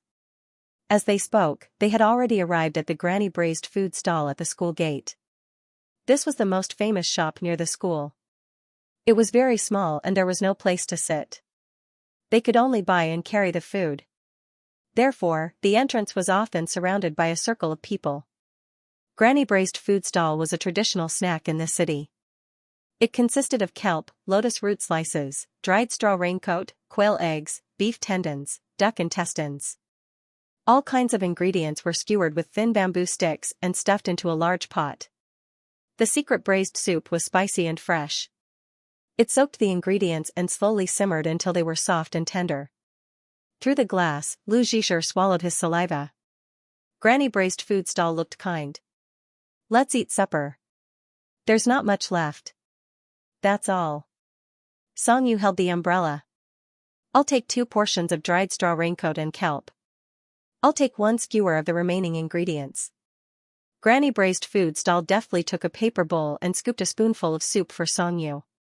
She then stuffed 2 pairs of chopsticks and toilet paper into the bowl. "It's raining so heavily.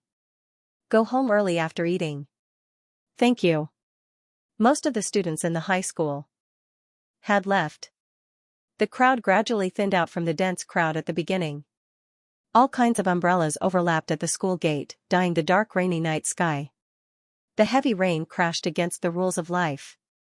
The youngsters running in the rain, their wet school uniform skirts, and their shy souls squeezed under the same umbrella were all woven into a fine net by the rain that ran through the sky and the earth. Songyu and Lu Zhisher were not spared. They hid side by side under the eaves. Even their shadows were wet. Lu Zhisher was so focused on eating that he forgot himself. He would always eat his favorite dried straw raincoat first. Come to think of it, the name was very suitable for the occasion. The dried straw raincoat was cut with a flour knife and deep-fried. It was crispy on the outside and tender on the inside. It was then stewed in the old gravy. The small gaps were filled with the gravy. "It's delicious." Lu Zhisher opened his mouth to breathe. After chewing, he couldn't wait to stuff a mouthful of kelp into his mouth. The thick kelp was tasty and soft after being cooked for a long time. It tasted better than meat. Songyu only ate 1 skewer and didn't pick up his chopsticks again. The simple-minded Lu Zhisher didn't find it strange. He ate energetically until there was only 1 skewer of ham left. He realized that he had eaten all of it. "This is for you." He raised the ham sausage to Songyu's mouth, but Songyu leaned his head back to avoid him. "I'm full." "Okay then." Lu Zhisher finished the last of the ham sausage in 1 bite. His luck became better after he was full. He happened to catch an empty car when he threw the paper box. The radio was on in the car. The sound wasn't loud, and the female anchor's voice was very gentle. After Songyu got in, he touched his left shoulder. His hand was full of water. He found the tissue that his mother-in-law had given him just now and wiped it twice. He heard Lu Zhisher say, "Actually, today is my first time broadcasting." He was picking up the unfinished words from the bathroom. Songyu was probably the only one who could understand such a jump in thought. "I know." Hearing this, Lu Zhisher turned to look at him. "What? How did he know? He didn't even mention it. Could it be Aunt Ro? Or was it Senior Qin Yan?" Songyu replied casually, "I heard." Lu Zhisher was so excited that he leaned on his shoulder like a puppy ready to pounce on him. Really? You heard my voice? The driver glanced at him through the rearview mirror. Songyu pressed Lu Zhisher's head, which was not very calm, and let him sit properly. The more Lu Zhisher thought about it, the happier he was. He always thought that his brother didn't know, but it turned out that his brother had heard and recognized his voice. When he was in a good mood, even the song in the car sounded exceptionally good. Songyu turned his head. Raindrops hit the car window, and the neon lights of the entire city were melted by the rain into a blurry and dreamy state. The lyrics mixed with the sound of the rain drifted into his ears, creating ripples. The most beautiful thing is not the rainy day, but the eaves where we once hid from the rain. What song is this? Lu Zhisher whispered to Songyu. He didn't get a response for a long time. He tugged at Songyu's sleeve and called him brother softly with a questioning tone. I don't know. Songyu thought of the song's title and decided to lie at the last minute. The city's climate was like an experiment in instability. The inextinguishable summer heat suddenly disappeared one day, and all that was needed was a night of cold wind. Lu Zhisher woke up early and heard the howling wind outside. He was in a daze and thought that it was just the low temperature in the morning, so he rushed to school without thinking much. Who knew that after 2 classes, the wind would get stronger and stronger? He couldn't resist the cold and kept sneezing. Lu Zhisher was so cold that he hugged his arms as the whole class walked out of the classroom during the break. Brother, your body is too weak. Jiang Yufan touched his arm. It's so cold. You should put on more clothes when you go back at noon. Lu Zhisher nodded, but suddenly thought of something and shook his head. It's Friday today. Senior has something to do. This time, I'm partnered with another newbie. We have to go to the radio station at noon to check our scripts. That's too bad for you. Why don't I bring you some of my clothes in the afternoon? Lu Zhisher sneezed and rubbed his nose. Forget it. It's fine as long as we don't go out. Anyway, tomorrow is a holiday. It's no problem to take a day off. Jiang Yufan thought of something. Speaking of holidays, Zhang Yaming just said that it's her birthday tomorrow. She invited the whole class to the KTV. Zhang Yaming was the most popular girl in their class. Her father was in the food business. Although she was a little spoiled, she was warm-hearted, so she was always the center of attention. Lu Zhisher was the center of attention in class. Many students liked to make fun of them. Zhang Yaming seemed to enjoy it.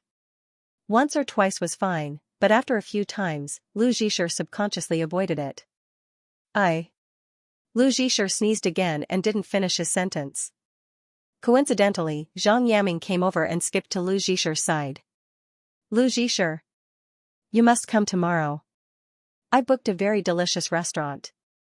She put her hands behind her back and smiled sweetly. They all agreed. Our class can't miss anyone. Before Lu Zhisher had time to say anything, Zhang Yaming had already listed out the itinerary for Saturday in one breath. It was packed and did not leave any room for others to interrupt. In the end, she half acted coquettishly and half requested him to go. It would be too embarrassing to reject her directly, not to mention that she had invited the whole class. Lu Zhisher didn't want to go, so he didn't agree. He listened to the sports committee members' arrangement and went to the back of the boys' team. Tomorrow, I'll use the excuse that I'm seriously ill as an excuse to reject him.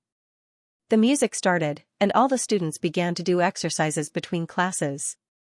The high school team was in front of the middle school team. His line of sight was across the entire class, and he unconsciously glanced diagonally ahead. Seeing Songyu, who was also standing at the end of the class, Lu Zhisher suddenly breathed a sigh of relief. Fortunately, at least his brother was wearing the autumn school uniform. However, he wasn't wearing a suit. Instead, he was wearing the black and white sportswear that was always ridiculed. It was loose and big, which made him look even thinner and taller. Paiya's school uniform had always been envied by other schools. They had a total of 4 sets, the summer uniform with a shirt and tie, the spring and autumn uniform with a knitted vest and a suit jacket, 1 set of sportswear and 1 set of thick winter clothes. The colors of the 2 teams were also different. But because of this, Paiya's school often had chaotic scenes of different people and different seasons. But even if the loose sportswear was worn on Songyu's tall body, he still stood out much more than the other students. After finishing the last movement, the team disbanded. Lu Zhisha remembered that he hadn't reported the change of partner to the station master, Qin Yan, so he walked towards the high school team, intending to hurry back as soon as possible. Qin Yan saw Lu Zhisha running towards him from afar. He stood there and waited for him. He even stopped Song Yu. Since the last substitute class, the rumor of Lu Zhisha not getting along was dispelled. However, the news of Lu Zhisha being caught eating self-heating rice in the evening self-study session spread like wildfire. In everyone's mind, a person like Song Yu, who was difficult to get along with, could cover up for such a ridiculous thing. It was a touching brotherhood. Afraid of wasting their time, Lu Zhisha explained the matter in the shortest possible time. The cold wind blew and messed up his slightly curly hair. His entire body curled up like a weak little mouse. Okay. I got it. Qin Yan's sharp eyes saw a colorful snack bag sticking out of his trouser pocket. He reached out to take it. What's this? Rainbow candy. I bought it from the supermarket. Lu Zhisha said, do you want to eat it? Brother Qin Yan, I'll give it to you. It's the yogurt from last time. Achoo, Qin Yan's attention was on the rainbow candy. It's so good. Then I'll try too. Before he could tear it open, the bag in his hand was snatched away by Song Yu. A neat parabola was thrown in the air. Lu Zhisha subconsciously reached out and caught it in a daze. Try what? It's time for class. Song Yu dragged Qin Yan away. Fire Hitachi. You can't stand others being nice to me. Qin Yan, who was dragged away, was very unhappy. However, he suddenly thought of something. Hey, he said something about yogurt just now, you're so noisy. Song Yu frowned. Lu Zhisha didn't give the candy away. He could only put it back in his trouser pocket and rub the tip of his nose. Lu Zhisha. Hearing Song Yu's voice, he looked up and saw the other party pulling down the zipper of his jacket and taking off his clothes. Before Lu Zhisha could react, the sportswear was thrown over and covered him like a rat net. Put it on. Lu Zhisha hurriedly tore off his clothes, but all he could see was Song Yu's back. He looked down at the sportswear in his hand and looked at it further. Finally, he put it on and pulled the zipper to the top. The sleeves were so long. Only half of his palm was exposed. He flung his sleeves and ran back to the classroom like a little chick flapping its wings. The high school uniform was white. It was too eye-catching when mixed in with the blue ones. As soon as Lu Zhisha returned to class, he was teased one after another. Everyone said things like, I'm so jealous. But he inexplicably enjoyed it. The evil wind was still blowing fiercely outside. It drilled into the gaps of the aluminum window and made a strange whining sound. Lu Zhisha cupped his face with his hands covered by the long sleeves. He listened quietly and thought that the sound was quite cute. It sounded like the cry of a little monster. In order to check the script, he ate a bowl of plain rice noodles in the cafeteria at noon. After discussing with his friends, he went back to the classroom for lunch. Lu Zhisha lay on the table and buried his head in his arms. His whole body was enveloped by the faint scent of laundry detergent on Song Yu's clothes. They obviously used the same detergent, but something seemed to be different. Song Yu was different from everyone else. He was not in good spirits the whole day. He almost sneezed into the microphone during the broadcast. But at least he lasted until school was over. Once class was over, Zhang Yaming used the excuse of asking him a question and suggested that they go together. Are you feeling unwell? You'll get sick if you ride the bike again. My driver is waiting for me outside. How about I take you home? Lu Zhisha shook his head and pulled away. It's not on the way. My house is very close. It won't take long to get there. Zhang Yaming still insisted and pulled his arm. Don't be polite with me. It'll be faster if you take the car. Lu Zhisha coughed twice and pulled his hand back.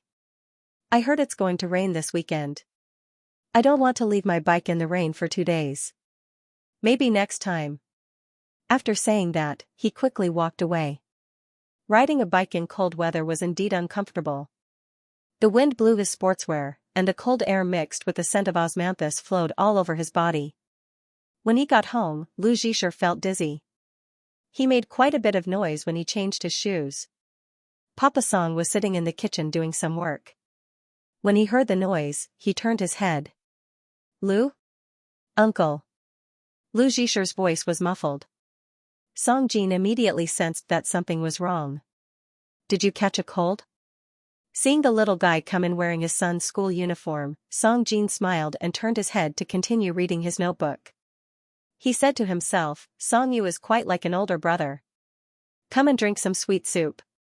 Your Aunt Rong cooked orange peel red bean paste for the whole night. Lu Zhisher took an unfinished hot-blooded youth manga from the shelf and sat down next to Song Jin. The red bean paste was cooked until it was soft and delicate. The amount of rock sugar was just right. It was still warm.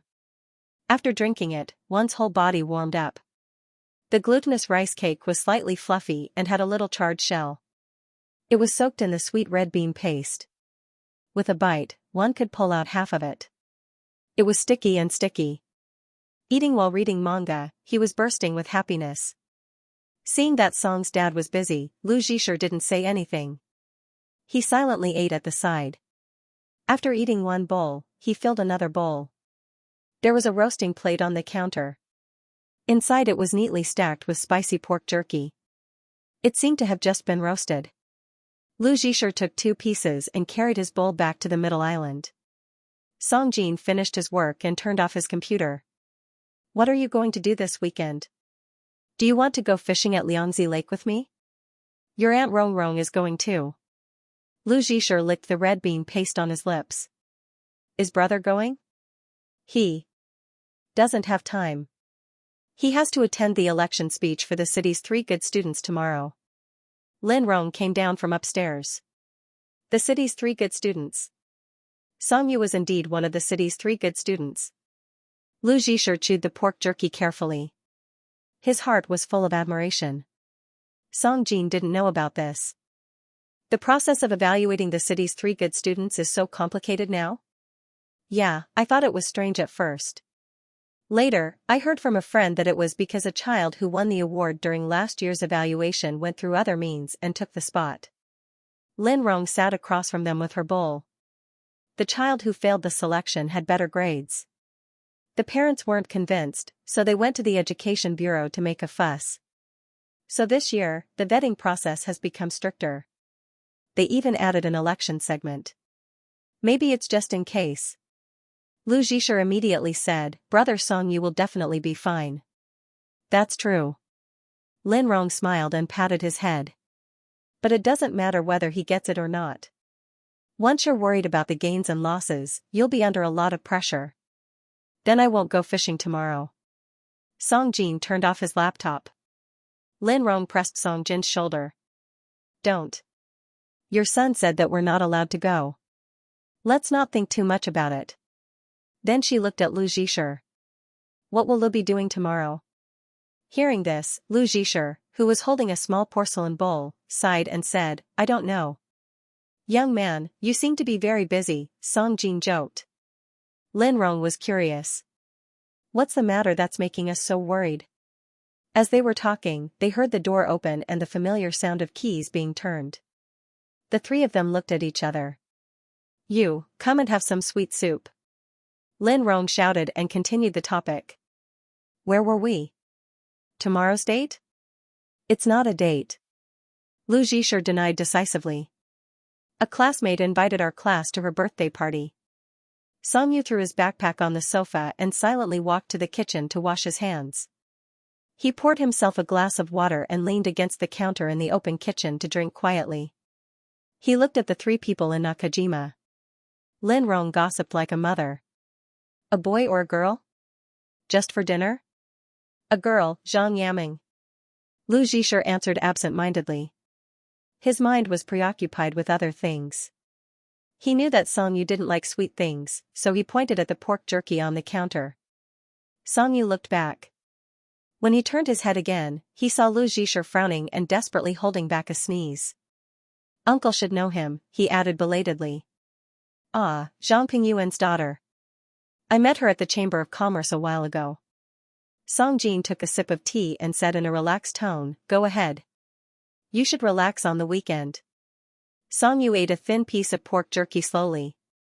His head was down, but his eyes would occasionally look up and meet Lu Zhisher's eyes.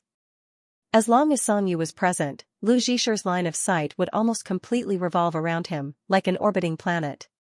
Her light-colored pupils were always filled with burning emotions, worship, and longing. These were all the feelings of a young child towards her elder brother. Lin Rong was still teasing, "Is Zhang Pingyuan's daughter pretty?" "She's a pretty girl," Song Jin said. "Is that so?" Lin Rong elbowed Lu Zhisher's arm. She didn't have the serious attitude of other parents who caught puppy love. "Is she interested in our Lu?" "Of course not." Lu Zhisher frowned and got up from the high chair. He put his empty bowl in the sink and whispered to Songyu next to him, "Songyu Gij, your clothes, just throw them in the washing machine." Songyu finished the piece in his hand and walked out from the gap between Lu Zhisher and Nakajima. He greeted them and went upstairs. Song Jin also began to joke, "Lu, don't learn from your brother. He's a tight-lipped person. If he doesn't say anything, he'll be at a disadvantage if he meets someone he likes in the future. You still have to learn from me when it comes to chasing girls. Come on." Lin Rong also got up. "Don't listen to his bragging." "How is this bragging? I used so much effort to chase you back then." Lu Zhisher laughed and said that he didn't want to see any more dog food. He turned around and found that his brother didn't even take his school bag upstairs. A small light lit up in his heart. He ran to pick up his school bag and went upstairs. He knocked on Songyu's door as if he was presenting a treasure. If emotions could be concretized into something, Lu Zhisher's but would probably turn into a wagging little tail. He raised his hand and gently knocked on the door twice. There was no response, so he knocked again. Still, no one opened the door. Through the door, Lu Zhisher faintly heard the sound of running water. It seemed to have stopped. He put his ear to the door and leaned his whole body against it. He wanted to listen carefully to what was going on inside. Unexpectedly, the door opened in an instant. Lu Zhisher, who lost his balance, fell down. He fell into someone's arms. Songyu had just finished showering. He only had a bath towel wrapped around him. His hair was also wet. A water droplet on the tip of his hair swayed and fell on Lu Zhisher's forehead. It seemed to wake him up and bounced off Songyu's body. "Brother Yu, your school bag." He looked rather calm, but he reflexively addressed him as Big Brother Xiaoyu, which he was used to when he was young, instead of calling him by his full name as he grew up. Songyu took it and thanked him in a low voice. Lu Zhisher's mind was blocked. He forgot all the words he had thought of before he came. He just wanted to run away. He didn't know why. They had bathed together when they were children. Even though it had been a long time since then. "Good night. I'm going back to my room." As soon as he lifted his foot and turned around, Songyu grabbed Lu Zhisher's collar from the back of his neck with one hand. It was as if he was carrying a little chick. "Wait a minute." Lu Zhisher was obedient and stood at attention facing him. Songyu raised his chin. "My clothes." Hearing his words, Lu Zhisher instinctively reached for the zipper of his school uniform jacket. He paused. "Didn't you say that I should throw it in the washing machine? We're already at the door. Just take it off." His tone was calm. Lu Zhisher nodded and took off his school uniform jacket. He unfolded it and hung it on Songyu's body. He pulled his shoulders and hung it properly to cover his upper body. Songyu frowned. "What are you doing? I'm afraid you'll catch a cold." Lu Zhisher sneezed and slipped away. On Saturday morning, Lu Zhisher woke up early for the first time and helped Lin Rong make breakfast. The symptoms of the cold from the day before had not completely subsided. After drinking milk, Lu Zhisher coughed for a while. Under Lin Rong's urging, he took a cold medicine. After a while, Songyu came downstairs and left after eating a few steamed dumplings. Hearing the sound of the door closing, Lu Zhisher immediately left the kitchen. "Aunt Rong, I'm leaving too." Lin Rong hurriedly came out. "Aren't you going to eat more? Or are you going to have a big lunch?" She saw Lu Zhisher put on a black hooded jacket and a mask. "Baby, are you going to celebrate someone's birthday or to cause trouble? Let's not talk about it." I'm running out of time. Lu Zhisher put on his clothes and left quickly. The breakfast culture was deeply ingrained in the bones. The busiest time in this city was early in the morning. No matter which street it was, breakfast shops of all sizes could be seen everywhere. There was an endless stream of customers who loved breakfast. Small shops did not have much space, so naturally, there were no rules. Everyone casually stood by the street with a bowl of noodles, chatting as they ate. Those who were in a hurry to go to work or school could even hold a bowl of hot dry noodles or tofu skin and eat as they walked. They could finish before they got on the bus or subway. This was a special survival skill. After passing through an entire street full of smoke, Lu Zhisher finally saw Songyu at the traffic light. Probably for the speech, he wore a more formal black shirt tucked into his trousers. The sleeves were half rolled up to his forearms, showing off his long legs and narrow waist. He was particularly eye-catching in the crowd. Lu Zhisher did not want to celebrate his classmate's birthday. Moreover, knowing that Songyu was going to give a speech, he was even less likely to go. However, Songyu rejected his parents' attempt to accompany him, so it was even more impossible for him to go. Therefore, Lu Zhisher could only secretly follow him. There should be a lot of people at the venue anyway. He would not be able to find him if he hid inside. The light turned green, and the two of them maintained a distance of 10 meters as they entered the subway station one after another. At first, he was worried that Songyu would call for a taxi. Fortunately, they were on public transportation. Otherwise, he would have to tell his driver to follow the car in front like a stalker in a movie. Squeezing into the next carriage at the last moment, Lu Zhisher hid behind an old man and peeked at Songyu. The old man followed his line of sight and looked forward, then turned back to look at him suspiciously. Lu Zhisher pulled up his hood and shifted half a step. His cover had changed from that of the old man to that of an office worker scrolling through his phone. The interior of the Line 2 carriage was decorated in girly pink. Even the pillars were pink.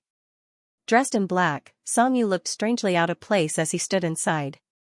It was as if he had a natural barrier that isolated him from everything. Lu Zhisher was so engrossed in looking that he didn't realize that he was also standing there in black. They were like two black dots in a pink bubble. The bubble burst, and the two black dots drilled out. The big ones were in front, while the small ones hid behind the crowd. They got off at a subway station with many exits and many people. As they went up the stairs, Lu Zhisher saw a young mother in front of him. She was carrying a large backpack, an oversized suitcase in one hand, and a 3- or 4-year-old child in the other. She stopped several times because she couldn't walk. "Hey. Excuse me." A white-collar worker who was in a hurry to get to work grumbled. He bypassed the mother and squeezed to the front. "I'm sorry." The young woman tightened her grip on the child and stepped aside. "You guys go ahead." Lu Zhisher was originally at the back. He also followed the people in front of him who were in a hurry to leave. But in the end, he stopped in front of the young mother. "Let me help you." He helped to lift the box and walked beside her. The young mother kept thanking him, and the child was very cute. He looked up at him and thanked him. The stairs were very long. When they reached the top, Lu Zhisher put down the suitcase. When he looked forward again, Songyu was nowhere to be seen. *T, I forgot to follow him. Lu Zhisher stretched his neck to look around, but he couldn't find Songyu's figure no matter how hard he tried. Lu Zhisher tried to walk forward a little more, circling around and around. Unknowingly, he came to a chain milk tea shop near the exit. Next to it was the lost and found counter, but there was no lost item and no staff. He still lost him. There was no chance for him to watch the speech. Lu Zhisher tried hard to do some thinking in his mind, trying not to be too disappointed. Desserts would make him feel better, so he decided to buy a cup of milk tea and go home. He would treat this trip as an early morning walk. "Hello, what would you like to drink?" Lu Zhisher looked down at the menu. 5 sweet milk green with rare coconut. After ordering, he subconsciously reached into his trouser pocket, but found it empty. He seemed to have left his phone on the sofa. Seeing that the staff was starting to get busy, Lu Zhisher frantically searched his body, hoping that he might have accidentally left his money in the clothes when he wore them last time. but no matter how hard he searched, he couldn't find anything. He wished that a big hand would appear behind him right now, pick him up, and shake him vigorously. It would be good if he could shake out something. The staff pushed the milk tea over with both hands. "Hello, your milk tea." "Ah, thank you." Lu Zhisher didn't know whether he should extend his hand or not, and his hand froze in midair. The staff smiled. "Would you like to pay by cash, Alipay, or WeChat?" Lu Zhisher's ears turned red. He looked like he was seriously thinking about whether he could go back to get the money and send it back. WeChat. A familiar voice came from behind him. He turned around abruptly and saw Songyu scanning the QR code on his phone with a cold face. After scanning, he took the milk tea away, put it to his mouth with a straw, and took a big sip. He turned around and walked away as if Lu Zhisher didn't exist at all. "Hey!" Lu Zhisher turned around and followed him. "My milk tea." Songyu frowned and stopped in his tracks. He looked at the cup of milk tea as if he didn't like it. "It's so sweet." "How could it be sweet if it was 5 parts sweet?" Lu Zhisher didn't say anything. Songyu stretched out his hand and handed him the milk tea. Lu Zhisher immediately took it with both hands and followed him closely. "Why are you here?" Songyu pointed at the counter next to the milk tea shop behind him. "Lost and found." Lu Zhisher looked back and quickly turned around. He saw Songyu raising his eyebrows. "Why are you following me?" Lu Zhisher was stumped, but he couldn't hide it. "I just wanted to take a look." "I won't disturb you. I'll go home after I'm done." "You didn't let Uncle and Auntie come, and you definitely didn't let me come. So, I was forced to follow you secretly." His voice became softer. "And you didn't tell me." The two of them walked out side by side. The light shone on them, and it was very bright. Songyu narrowed his eyes. "Tell you what? About you participating in the city's 3 good candidates election speech." Lu Zhisher took a sip of milk tea. "I almost didn't know." Songyu said indifferently, "The people who have the appointment are not on my list." Lu Zhisher felt that Songyu was implying something, but his first reaction was to deny it. "I didn't make the appointment." He was a little angry and rushed forward. "I didn't agree to go." "Songyu Gij, you misunderstand me every time. The last time at the school hospital, it was also." A bicycle quickly rode past the side of the road. Songyu quickly grabbed the man's arm and pulled him to his side. Only then was he able to narrowly avoid it. "Okay." Songyu let go of Dong Xuebing's arm. "Watch the road, little social butterfly." Dong Xuebing was mocking him. "It must be." Just when Lu Zhisher was about to explode, he heard Songyu say again. "Remember to bring your mobile phone the next time you follow someone secretly." Songyu looked at the traffic lights in the distance. When the lights changed, he took a step forward. "I won't look for you if you get lost again." Hearing the word again, Lu Zhisher could not hold back his anger and let it all out. When he was 5 years old, he followed Songyu to the park to play. He wanted to eat ice cream, so Songyu took him to buy it. At that time, a person selling hydrogen balloons passed by with a bunch of beautiful hydrogen balloons in his hand. Lu Zhisher's attention was attracted by a small fish-shaped balloon. He followed the person's but and left. After Songyu paid the bill and turned around, he couldn't find any trace of him. If Songyu had not found the park staff and called Lu Zhisher's name on the radio, he did not know if Dong Xuebing would have been able to find him. That experience gave Lu Zhisher the fear of being lost and alone, but he did not know what kind of memory it left in Songyu. He only remembered that when the park staff led him to meet his brother, the tears on Songyu's face were still wet. That was the first and last time he saw Songyu cry. The venue was located in the city's youth association's auditorium. The staff sat at the door to register, and everyone lined up to enter. In front of Lu Zhisher stood a pair of parents with their daughter. Family relationship. Yes, we are her parents. After the previous group left, the staff looked up at the two of them, especially when he saw Lu Zhisher's face. Songyu showed his ID. The staff nodded and pointed at Lu Zhisher's identity. "This is your family," Songyu said. Lu Zhisher thought of the parents just now. They were real family members, but he was not. However, there did not seem to be any other suitable description. If he were to use a more narrow definition as a brother, it would be even more wrong. The staff looked a little confused at first, but he still nodded and gave Lu Zhisher a bystander's ID.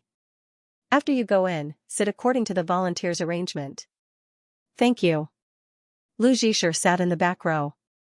Most of the people around him were parents, so his presence was particularly conspicuous. Song Yu settled him down and prepared to leave the auditorium to go to the reserved seats. Lu Zhisher noticed that two people appeared behind him.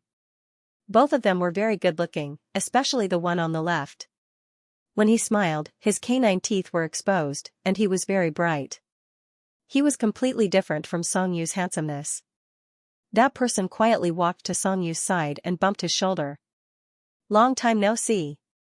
Song Yu turned around, his expression unchanged. Xia Zhishu. Then he looked back and his gaze fell on the gentle and fair-skinned boy next to Xia Zhishu. He nodded, and the other party did the same to him. The way they greeted each other was very quiet. You and Su Kitchen are both here. Can Jingjian have 2 seats in one class? Song Yu asked. You can't just label me like that.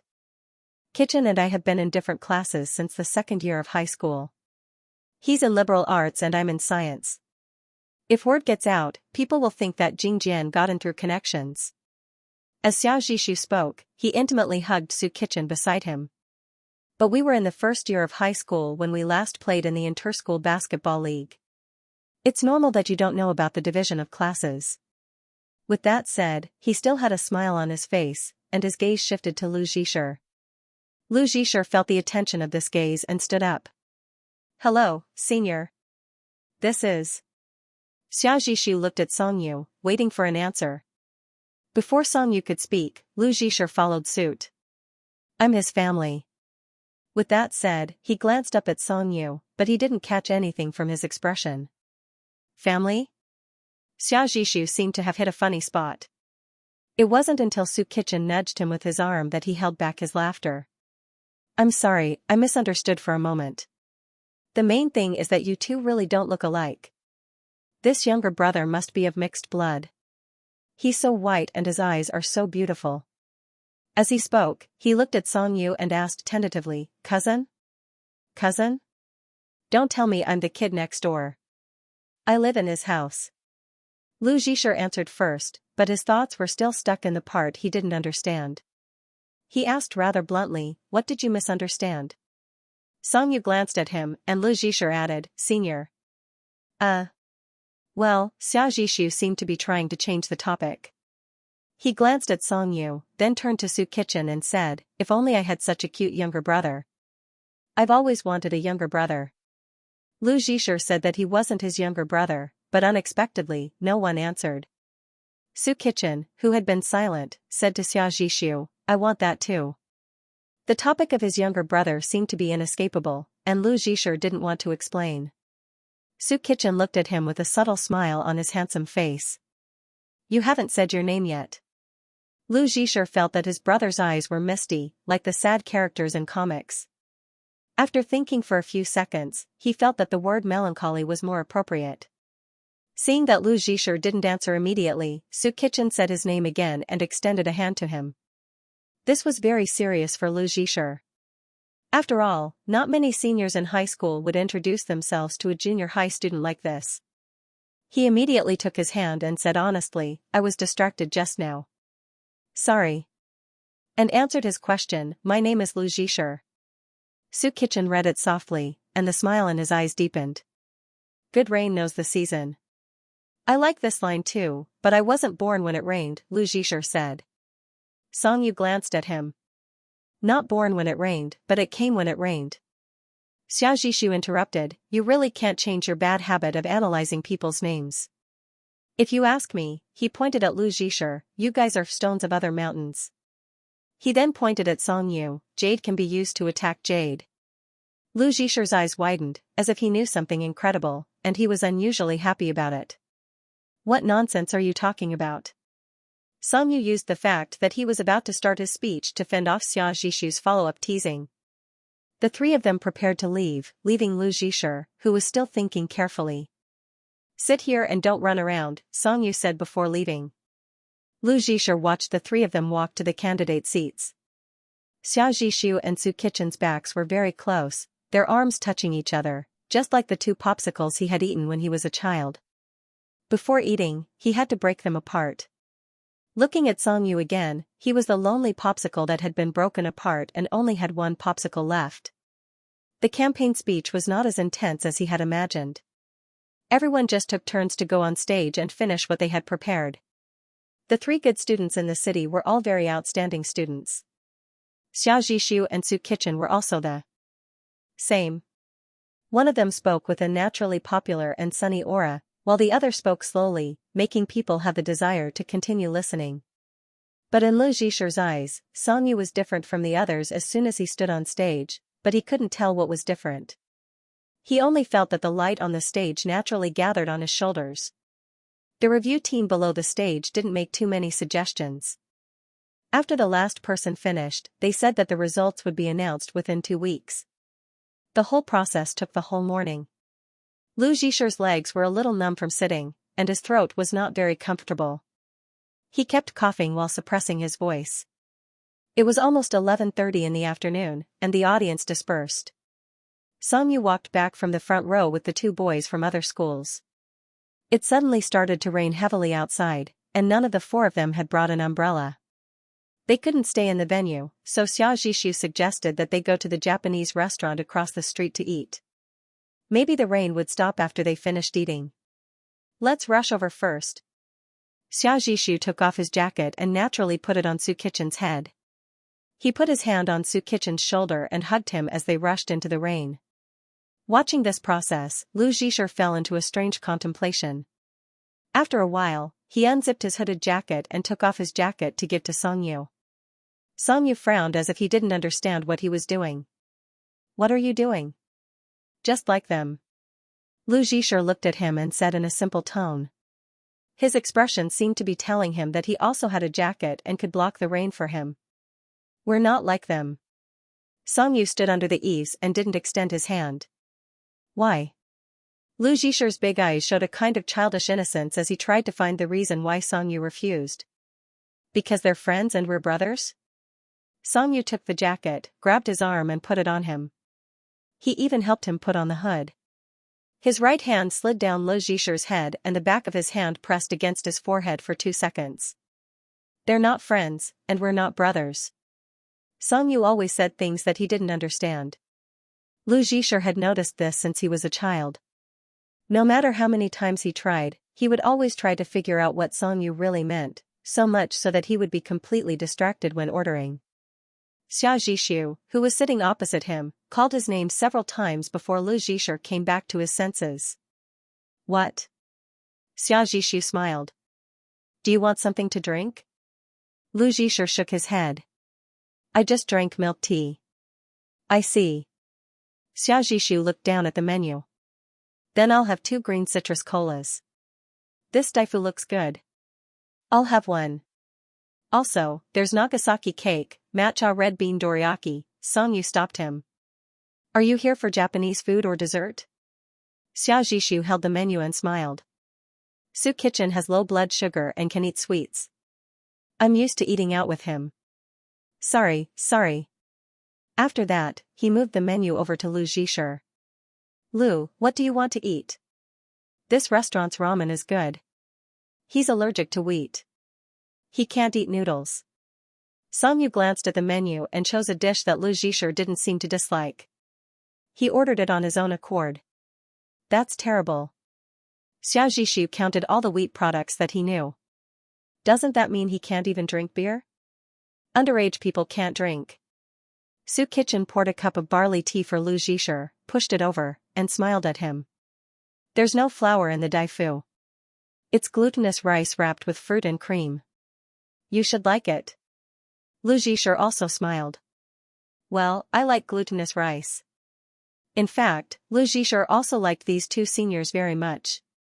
Although they were not from the same school and had only met once, whether it was talking or making eye contact, these 2 people didn't show too much curiosity and inquisitiveness. They were very amiable and maintained a very subtle balance, which made Lu Zhisher feel very comfortable. The waiter brought the green citrus colas and 2 cups with ice cubes. Xia Zhishu thanked him, but didn't give Su Kitchen's cup directly. Instead, he poured the ice from one cup into the other. This action seemed to make Su Kitchen unhappy, but he just looked at Xia Zhishu and frowned. "Shall I leave a piece for you?" Xia Zhishu raised his wrist and left the last piece of ice in the cup. "Don't drink too much cold. If you eat spicy food later, it'll be troublesome if your stomach hurts." Su Kitchen didn't reply. After Xia Zhishu finished speaking, he poured out the soda and put the cup with only 1 piece of ice in it next to Su Kitchen's hand. Lu Zhisher watched their every move and felt a little confused, but even the point of confusion was very vague. He also had friends, such as Jiang Yufan, and he had seen friends together, but these 2 people in front of him were different. There seemed to be a transparent thread connecting them. Fingers to fingers, mouth to mouth, eyebrows to eyebrows, it was everywhere. It was intertwined with each other.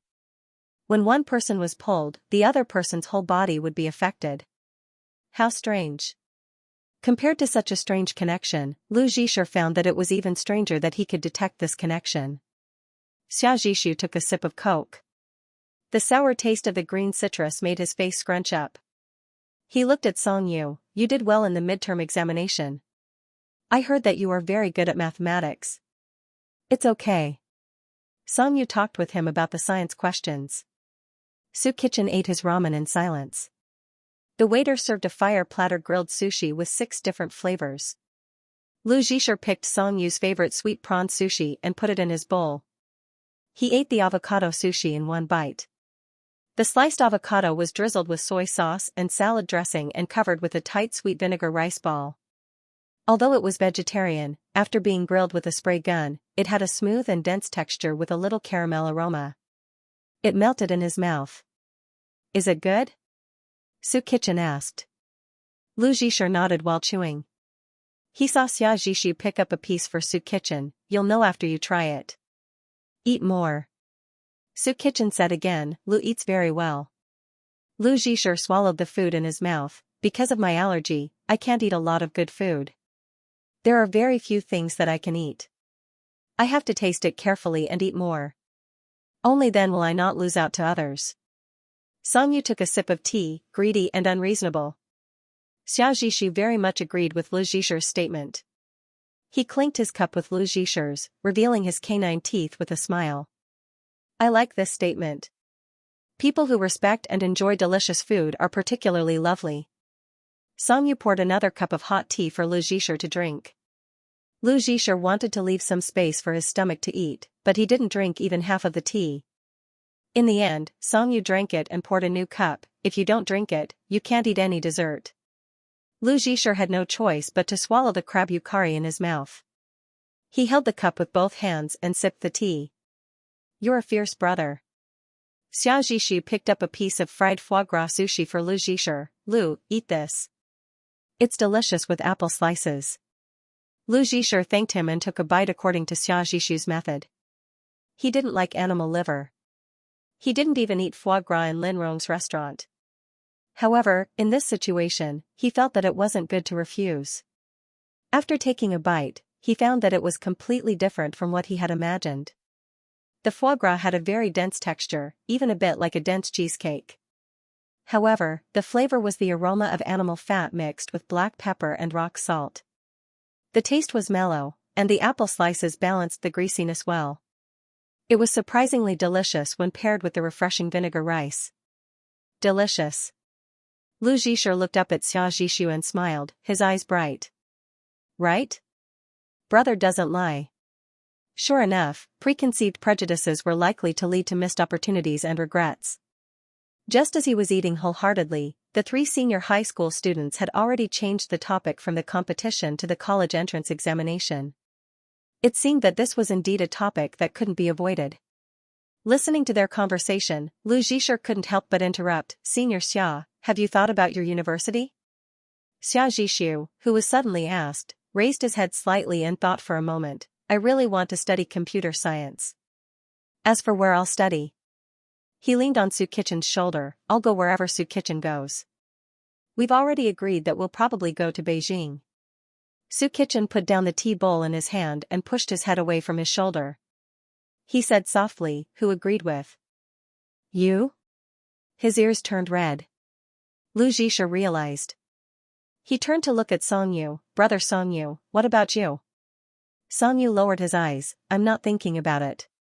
The tempura assortment was served. It was fragrant and crispy, with fried prawns, fried crab legs, fried pumpkin, fried squid, and fried shiitake mushrooms. Just looking at it made Lu Jisha's mouth water. This cold and wet weather was the most suitable to eat crispy and hot fried food, but these Japanese restaurants were all wrapped in flour, so he couldn't eat a single bite. Hearing Songyu's answer, Xiaojishu smiled and said, "Doesn't a third of Paya's students go abroad every year and not take the college entrance examination?" Songyu said, "Not that many." "You're exaggerating." Su Kitchen also asked, "Are you going abroad? Are you also preparing for the exam now?" "Not necessarily." His answer was very vague. Hearing the word abroad, Lu Jisha, who had already suffered a blow from the tempura, suddenly became even more depressed. So it was possible for Songyu to go abroad to study in a university? How many years would it take to study in a foreign university? Would he only be able to come back during the holidays? How many days of vacation could he have in a year? In just a few seconds, he actually thought of the scene where he was alone in high school, and Songyu was studying abroad and holding a party. "Why are you in a daze? Not eating?" Songyu asked. Lu Jisha shook his head, "I want to eat." As he spoke, he picked up a fried prawn tempura for Songyu and ate a small piece of seaweed salad with his chopsticks. "Lu is going straight to high school, right?" Su Kitchen asked. "Come to Jingjian," Xiaojishu teased him. "Jingjian's cafeteria is delicious." Lu Jisha said, "Paya doesn't make up lessons. There are many extracurricular activities." "That's true. I don't want to make up lessons either." Lu Jisha thought about it again. No matter where he went in high school, he would eventually be separated from Songyu. No matter where he went to university, they wouldn't be able to see each other every day. If he really went abroad, he didn't know when they would meet again in a few years. The more he thought about it, the more depressed he felt. He couldn't eat anymore. The rain outside had been falling for almost 2 hours before it finally stopped. Xiaojishu insisted on footing the bill. He said that he wanted Songyu to owe him a meal and that he would find a chance to get it back. Songyu didn't refuse. Lu Jisha stood behind and waited for them. Songyu couldn't help but look forward. He saw Xiaojishu leaning against the front desk. Su Kitchen was standing close to him. The backs of their hanging hands seemed to rub against each other. Their fingertips were about to touch, but the next moment, they separated again. Xiaojishu rubbed his hand against the seam of his pants. He rubbed it and awkwardly stuffed it into his shirt pocket. Su Kitchen curled his fingers into his palm and retracted them a little. His face was also lowered. Songyu glanced away and looked at Lu Jisha. In the past, he would have a satisfied expression on his face when he ate good food. However, today, he looked sullen. Songyu thought for a moment and said to him, "Today's tempura is average." Lu Jisha looked up. His large eyes were shining brightly under the light in the shop. Songyu said, "We didn't finish the rice noodles we bought last time. Let's fry some at home tomorrow." If it were in the past, Lu Jisha would definitely smile and agree with a look of anticipation. However, today, Songyu had already said so. Lu Jisha only nodded and turned his face to the street outside the glass door. Songyu frowned. However, the two of them had already paid the bill. Xiaojishu even joked, "Look at you. You're so bitter every day. Let's go." One of them lived in Hangzhou while the other lived in Wuchang. Since they were not going the same way, they separated after entering the station. Songyu led Lu Jisha home. There were fewer people on the train than before, but there were still no seats. Songyu went in and found a ring to hold on to. He asked Lu Jisha to stand by the pillar. The train started moving. The billboards that flashed by outside the window dazed everyone. Lu Jisha looked at Songyu on the glass. He was half a head taller than him. Didn't they say that mixed bloods were tall? Lu Jisha thought to himself. Why couldn't he be? taller than Songyu? The age difference couldn't be erased. The same went for the difference in body size. Why are you in a daze? Songyu looked down at him. Why are you looking so sad? Are you thinking that my speech was too bad and that I'm going to be eliminated? Of course not. Lu Zhisher looked up immediately. His hair had been drenched in the rain. After it dried, it became even clear. The lights in the train were bright and shone on his hair. Songyu raised his eyebrows and waited for him to continue. Lu Zhisher blinked and looked at him again. Brother Songyu, will you really go abroad? Songyu didn't expect this question. He was stunned for a second and said honestly, I haven't thought about it yet. Can you not think about it? Lu Zhisher asked. Songyu looked at him as if he was trying to hold back his laughter. What do you think? I don't think so. Lu Zhisher answered in his heart. But since Songyu said so, it must mean that he hadn't decided whether to go abroad or not. Otherwise, he would have informed him directly. Thinking of this, Lu Zhisher felt a lot better. The train door opened and a few people came in. Among them was a couple. The girl was wearing the boy's jacket. He suddenly thought of what happened just now and turned to ask Songyu, what did you mean when you said they're not friends? Songyu knew that he didn't understand and didn't want to explain too much. Just like when they were young, he said, they're not ordinary friends. I can tell that they're really close. Lu Zhisher thought of the second half of Songyu's sentence. They're not brothers. Since they're not biological brothers, it's not bad to be friends. His mouth moved faster than his brain. He turned and said, let's be more than ordinary friends. Songyu didn't expect him to say that. He looked away awkwardly. I don't make friends with children. For some reason, Lu Zhisher was even a little happy to see Songyu like this. He chased after Songyu to look at his face. He probably analyzed a glimmer of hope from this 100% rejection. He was a child, but Songyu had already grown up. His birthday was in the winter.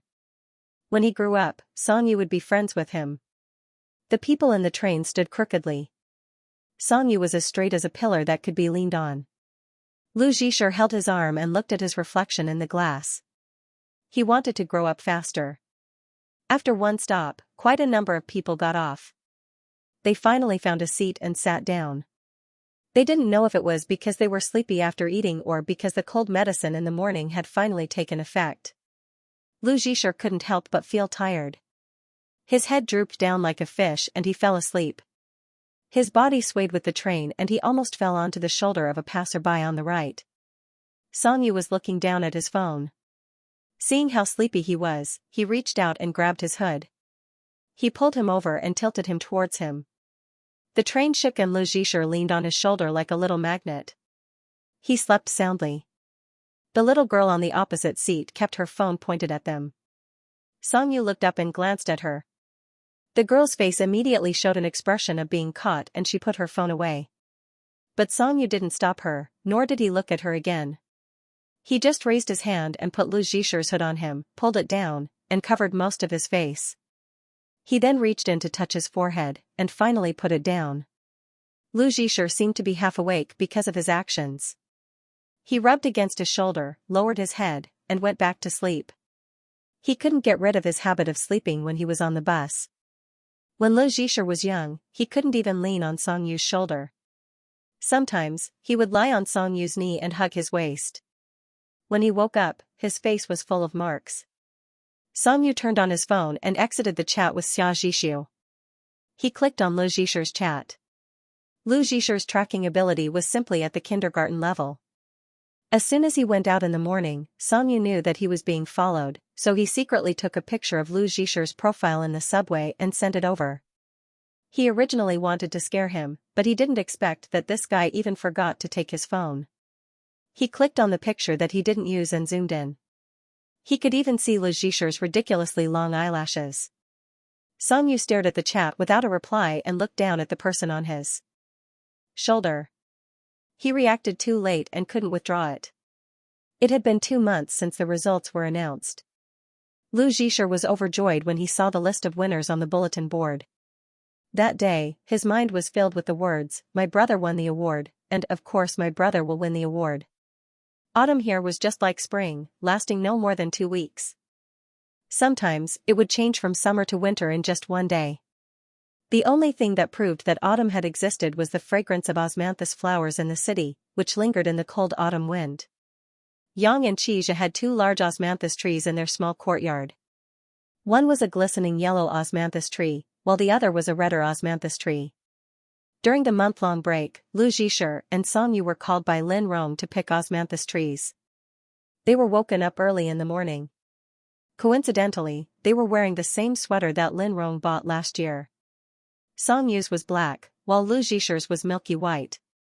Lin Rong spread a large clean tablecloth around the osmanthus trees in the courtyard. The 2 boys used thin bamboo poles to knock on the branches.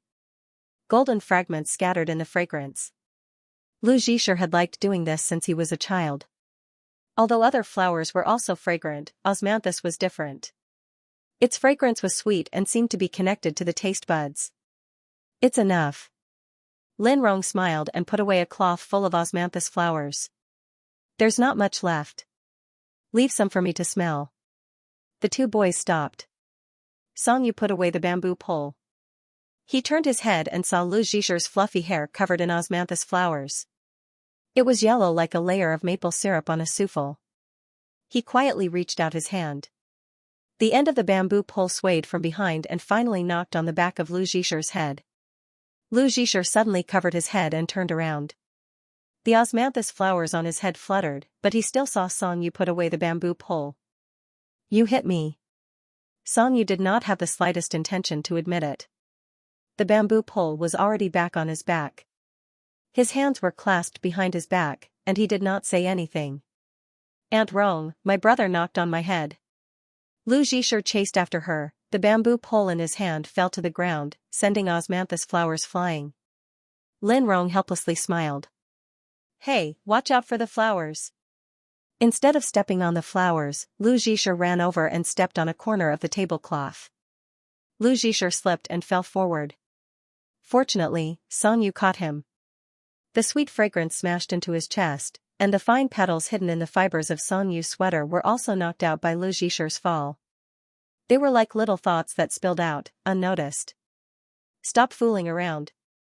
Xianxia held his elbow and helped him up. You're the one who started it.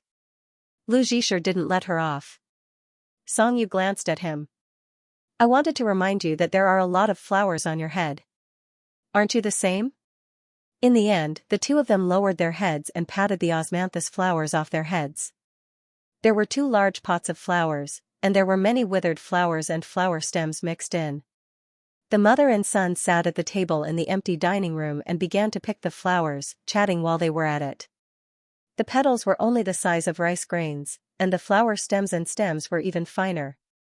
Lu Zhixia picked until his eyes were about to go dizzy, but it seemed like there was no end to it. I know why this is delicious. Lu Zhixia turned his neck. It's not the flowers that are delicious, it's the time. That's a very good saying. Lin Rong was a little surprised, but also a little emotional. The time spent makes the food more delicious. Actually, it's not just about making food. It's the same for everything. Xianxia thought of the Little Prince that he read to Lu Zhixia when he was a child. He probably couldn't remember it himself, but the words of these bedtime readings still remained in his mind. You've spent so much time on your roses. That's why your roses are so important. Sometimes, he wondered if this was also their relationship. The time and companionship that he had spent on her had become sunk costs that he couldn't give up now. The golden osmanthus flowers were picked in a large pot. After washing and drying, they were beautiful and clean. Lin Rong sprinkled a little salt and mixed the osmanthus flowers to get rid of the astringent taste. Xianxia and Lu Zhixia disinfected the glass jar with boiling water. The processed flowers were divided into 2. One half was used to make sweet osmanthus flowers, and the other half was used to make sweet osmanthus flowers syrup. The method of making sweet osmanthus flowers was very simple. A thick layer of osmanthus flowers was placed in the glass jar, followed by a thick layer of white sugar. In this way, a little white wine was poured on top of the white sugar to cap it, and then a lid was placed on it. All that was left was to be brought home and refrigerated in the refrigerator. So much sugar. Lu Zhisher stared at the glass jar, and the glass tube reflected his face. You've worked so hard in school. It's only right to eat more sugar. Lu Zhisher couldn't help but think of Senior Su Kitchen, who he had eaten with last time. He looked like he needed to eat more sugar. The method of making sweet osmanthus flower syrup was more Japanese. White wine of the same weight and fine sugar were mixed with 3 times the water until it was slightly sticky. Lin Rong scooped up a spoonful for Lu Zhisher to taste. The sweetness was just right, so she poured the osmanthus flowers into it. I want to give Senior Su Kitchen a bottle. Hearing Lu Zhisher suddenly say this, Song Yu glanced at him, as if asking why. Before Lu Zhisher could answer, Lin Rong, who was stirring the syrup, also remembered the speech and asked Song Yu, those 2 kids also won awards, right? Yeah. Song Yu squeezed half a lemon and washed his hands. When I heard you mention it last time, I felt that little Su was quite pitiful. Lin Rong couldn't help but sigh. Of all times, something like this happened right before high school. If it were any other child, they definitely wouldn't be able to go to school. Song Yu didn't reply. His first reaction was to give Lin Rong a look. Lin Rong realized something and changed the topic. But this child is smart. He'll definitely be good at Peking University and Tsinghua University in the future. However, this didn't manage to divert Lu Zhisher's attention. As Song Yu expected, he asked very directly, what happened? Nothing. Song Yu helped his mother ladle out the osmanthus syrup and said calmly, he got into a car accident after his middle school exams and was seriously injured. His parents had also passed away. I see. Lu Zhisher recalled how quiet Su Kitchen had been during dinner that day. He was only about the same age as him when he got into the car accident. However, he couldn't say the words pitiful because he didn't like to say such words. He felt that Su Kitchen wouldn't like to hear them either. Lin Rong changed the topic and pushed the lemon juice and wine glass in front of him. Alright, Lu, I'll leave the finishing work to you. The last thing before accompanying your uncle on his business trip is also done. Lu Zhisher followed her instructions and poured 3 spoonfuls of lemon juice and 2 spoonfuls of orange liqueur into the syrup. He divided them into jars of jam and considered it a great success. When the sun came out in the afternoon, Lu Zhisher and Song Yu sat at the stone table in the small courtyard. One was silently memorizing classical Chinese while the other was doing practice questions. Lin Rong brought out a pot of hot black tea with lemon slices and osmanthus syrup. Lu Zhisher drank 2 large cups of tea and ate a small plate of fried fresh milk drizzled with syrup. He was very satisfied. The next morning, the first thing Lu Zhisher did when he woke up was to see if his osmanthus syrup had melted. When he opened the refrigerator door, the layers of white sugar had indeed melted. Amazing. He whispered to himself and then unscrewed the jars one by one according to Lin Rong's instructions and stirred the osmanthus syrup inside. They spent an entire morning working hard to make 6 small pots of the flowers that a big tree produced after a year of hard work. The night before the couple went on their business trip, Lu Zhisher excitedly distributed his gifts. I have 2 jars of osmanthus syrup. 1 jar is for my senior and the other jar is for my friend. What about your syrup? Lin Rong asked. I'll give the syrup to Song Yu Gij. Lu Zhisher already had a plan. Song Yu's room also had a refrigerator. He would put the syrup there and then find an excuse to go to Song Yu's room to drink tea. He was a man of action. He carried the syrup upstairs and prepared to stuff it all into Song Yu's refrigerator when he was not there. When he opened the door, he suddenly found that Song Yu's refrigerator, which was usually empty, was actually filled with yogurt. It was cheesy. On Monday, Lu Zhisher brought the osmanthus syrup and was careful to not break the glass bottle. He was going to give it to his best friend, Jiang Yufan. After the monthly exam, their class changed their seats. Now Lu Zhisher sat in group 4 by the window and Jiang Yufan sat in group 1 by the window. He arrived early for the morning self-study session. He saw that Jiang Yufan's window was open and that he had not arrived yet. He stood in the corridor and opened his bag to take out the jar. The incandescent light in the classroom shone on the syrup, making it look especially attractive. Jiang Yufan's deskmate's eyes lit up when he saw it. Wow, what's this? It looks delicious. Lu Zhisher was about to speak when his back was suddenly hit and he almost dropped the glass bottle in his hand. His back hurt. Lu Zhisher put down the bottle and turned around with a frown. He saw 4 boys surrounding a short boy and pushing him toward the bathroom. "Ignore them," Jiang Yufan's deskmate said to Lu Zhisher. "Wang Jia from the next class is a hooligan. The short one is a kid who skipped a grade. I think his name is Qing Mingming. He's always being bullied." "Why?" Lu Zhisher asked, still frowning. "I heard that his family is rich and that his grandparents are taking care of him. I don't know how he got into trouble, but the hooligans in his class are always blackmailing him." Jiang Yufan's deskmate was very disdainful. "If you have the ability, go challenge the bigger one. What's the point of bullying a kid without parents? Isn't that right?" "You're right." Lu Zhisher took his bag and put it on Jiang Yufan's desk. He turned around and went to the bathroom. Jiang Yufan's deskmate saw that something was wrong.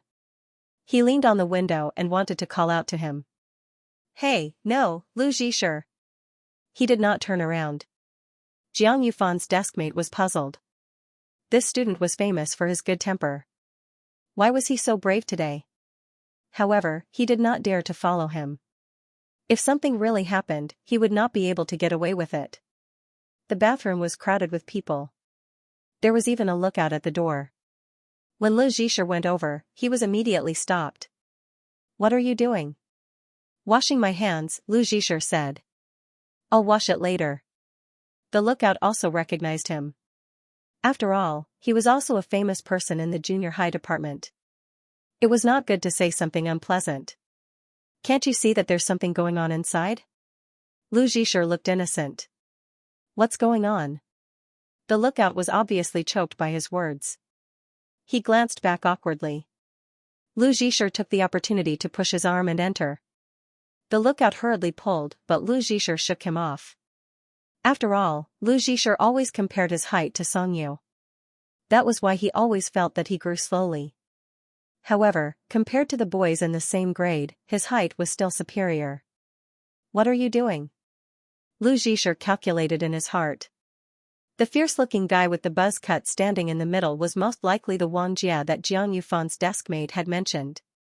After all, he didn't want to fight, and he didn't want to cause trouble even more. Wang Jia classmate. As expected, the guy with the buzz cut turned his head and sized him up. "What's the matter?" Lu Zhisher nodded like a human alarm clock. "There's still 15 minutes before morning self-study. Do I need you to remind me? Are you the only good student?" Wang Jia said harshly, but he turned around. "It's not your business. Don't meddle in it." Seeing that his reminder did not have the desired effect, Lu Zhisher sighed and said bluntly, "Don't bully your classmates. Do you think you're acting in a school drama?" Wang Jia sneered with dissatisfaction. "Don't think you're a big deal just because some little girls are supporting you. Who do you think you are?" He kicked the student in the corner. "Are you close to him? He's helping you because he wants to use you to show off, right?" The few people who followed Lu Zhisher also came over and seemed to be ready to block him, but they were still pushed aside by Lu Zhisher. He went forward and helped the student up. He found that the kid's pants pockets were flipped open, so he looked up at Wang Jia.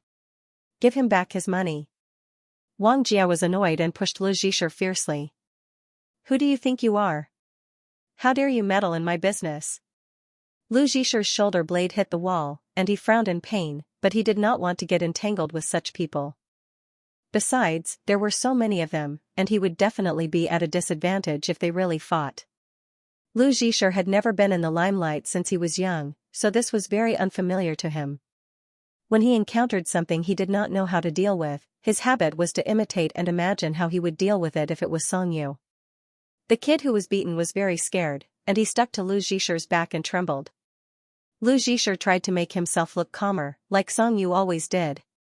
"If you just hit someone, it's not a big deal. In front of the teacher, you can say it's a small conflict between classmates. But if you don't pay the money back, it's robbery, and you can go to the police." After saying this seriously, Lu Zhisher pointed outside. "Look, there are many people in the corridor who saw it, and there are also cameras around the corner. If they really did call the police, there would be a lot of evidence. After saying this, he winked and asked Wang Jia, "Have you been to the police station?" Wang Jia's face suddenly changed. Although he was called a gangster by everyone, he was still a third-year middle school student and had not really mixed in with the underworld, and had never been to the police station. Being scared like this, although he did not say it out loud, he was still a little nervous. F***ck, I want to see if you dare to call the police. Qing Mingming, who was bullied, was so scared that he hid behind Lu Zhisher. Lu Zhisher held his arm tightly. Even if he doesn't dare, I can take him to the police station. After all, we only need to take a statement. In fact, he had never been to the police station, so he did not understand the process. Statements and whatnot were all seen in TV dramas, but he saw that this Wang Jia was just a paper tiger, so he decided to scare him first. "You!" Wang Jia choked and cursed. He turned around and ordered his little brother, "Give it to him. It's just a small amount of money, why the F***ck do you think it's a big deal?" The little brother threw the two 100 yuan and 150 yuan on the ground. Lu Zhisher bent down to pick them up, one by one, "See if there's anything missing?" "Missing my ass." Hearing Wang Jia's scolding, Lu Zhisher only frowned and did not respond. Seeing Qing Mingming shook his head and whispered that there was nothing missing, he felt that the matter was almost settled. So, he helped the scared kid out of his wits and walked out. Wang Jia felt that he had lost face. Even though it was over, his mouth was still not clean. So F***king unlucky. Lu Zhisher was too lazy to respond. His footsteps did not stop. When he reached the door, he heard another sentence. "Your mother is dead, so you're rushing to meddle in other people's business." F***ck Jiang Yufan heard about Lu Zhisher's fight as soon as he entered the classroom. He ran out without even putting his bag down, but he was still a step too late. When he reached the bathroom, the dean was already there. The bathroom was a few square meters, but it was packed with people fighting and trying to stop each other. Jiang Yufan opened his shoulders and saw Lu Zhisher immediately. His right eye was bruised, the corner of his mouth was torn, and his shirt was torn open. Blood dripped onto the knitted vest of his school uniform, staining the school badge red. His face was filled with anger that had never been seen before. "All of you, follow me to the office." "What are the others looking at? Didn't you hear the bell? Go back to your morning self-study." Jiang Yufan couldn't understand why Lu Zhisher would fight with others. This wasn't his style at all. He would believe it if someone said he was possessed by a ghost. Not only him, but everyone in the class was also dumbfounded when they heard about this. "Who fought? Lu Zhisher? You must be kidding." "No way. Lu Zhisher wasn't even late, let alone fighting." "Oh, except for the first day of school. I heard that he was helping the student from the next class who skipped a grade. I don't see them interact much. Why would he fight with someone like Wang Jia for him? It was 1 against 4. Damn, Lu is awesome." Some people leaned against the window of Group 4 and looked at the high school building opposite. The administrative offices of the dean and the homeroom teacher were on the second and third floors of the building opposite. "I can't see anything, he's probably still lecturing? Maybe he'll come out and write a self-reflection in the corridor later." Jiang Yufan was very anxious and uneasy. He heard the girl in front of him talk about the other person involved. Qing Mingming. He has a grudge with Wang Jia for a long time. They were elementary school classmates. The last time I ate in the cafeteria, I heard him say that Wang Jia's family was very poor and that he stole his money. Really? Then this? Anyway, Wang Jia is not to be trifled with. Qing Mingming's parents don't care about him.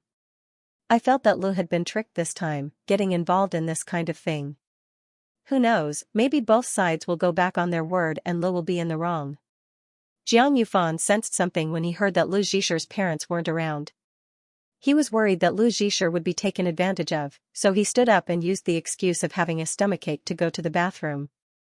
In fact, he ran to the school building across the street. In the office, Qing Mingming, who was bullied, stuttered. No matter how the dean asked, he could not get an answer. What happened? Why are they fighting? Qing Mingming shook his head desperately. It has nothing to do with me. I didn't hit anyone. This was not the first time that Qing Mingming and Wang Jia had a conflict. The dean knew about it, and he could guess what was going on when he saw them. But what was strange about this matter was why Lu Zhisher was involved. This child was famous for being an obedient and sensible student. All the teachers who had taught him before knew this. Wang Qian, the homeroom teacher, was also called over. The dean glanced at him. He's from your class. You can ask him yourself. Wang Qian knew Lu Zhisher's character well, so he did not go up to him and blame him. Lu Zhisher, what happened? Why did you fight with a classmate? This isn't your style. Lu Zhisher lowered his head. The blood at the corner of his mouth had dried. He opened his mouth, as if he did not want to give a reason, but his attitude was very good. He directly admitted his mistake. Miss Wang, I violated the school rules. I can write a self-reflection letter and stay in school as punishment. You can deal with it directly. Who knew that at this moment, someone would suddenly appear at the door and shout a report? Everyone turned around and saw Jiang Yufan's anxious face. Teacher, Lu Zhisher saw Qing Mingming being bullied by Wang Jia, so he went to the bathroom. He didn't start this. Lu Zhisher was afraid that Jiang Yufan would be dragged into this, so he immediately said to Wang Qian, Teacher, Jiang Yufan wasn't there. Jiang Yufan was anxious. I wasn't there, but someone saw it. A lot of students saw it. Wang Qian glanced at Lu Zhisher and said to Jiang Yufan, Go back to class. This has nothing to do with you. Although Jiang Yufan was unwilling, there was nothing he could do. He glanced at Lu Zhisher worriedly and walked away unhappily. The head teacher of the next class didn't seem to want to interrogate Qing Mingming as an important matter.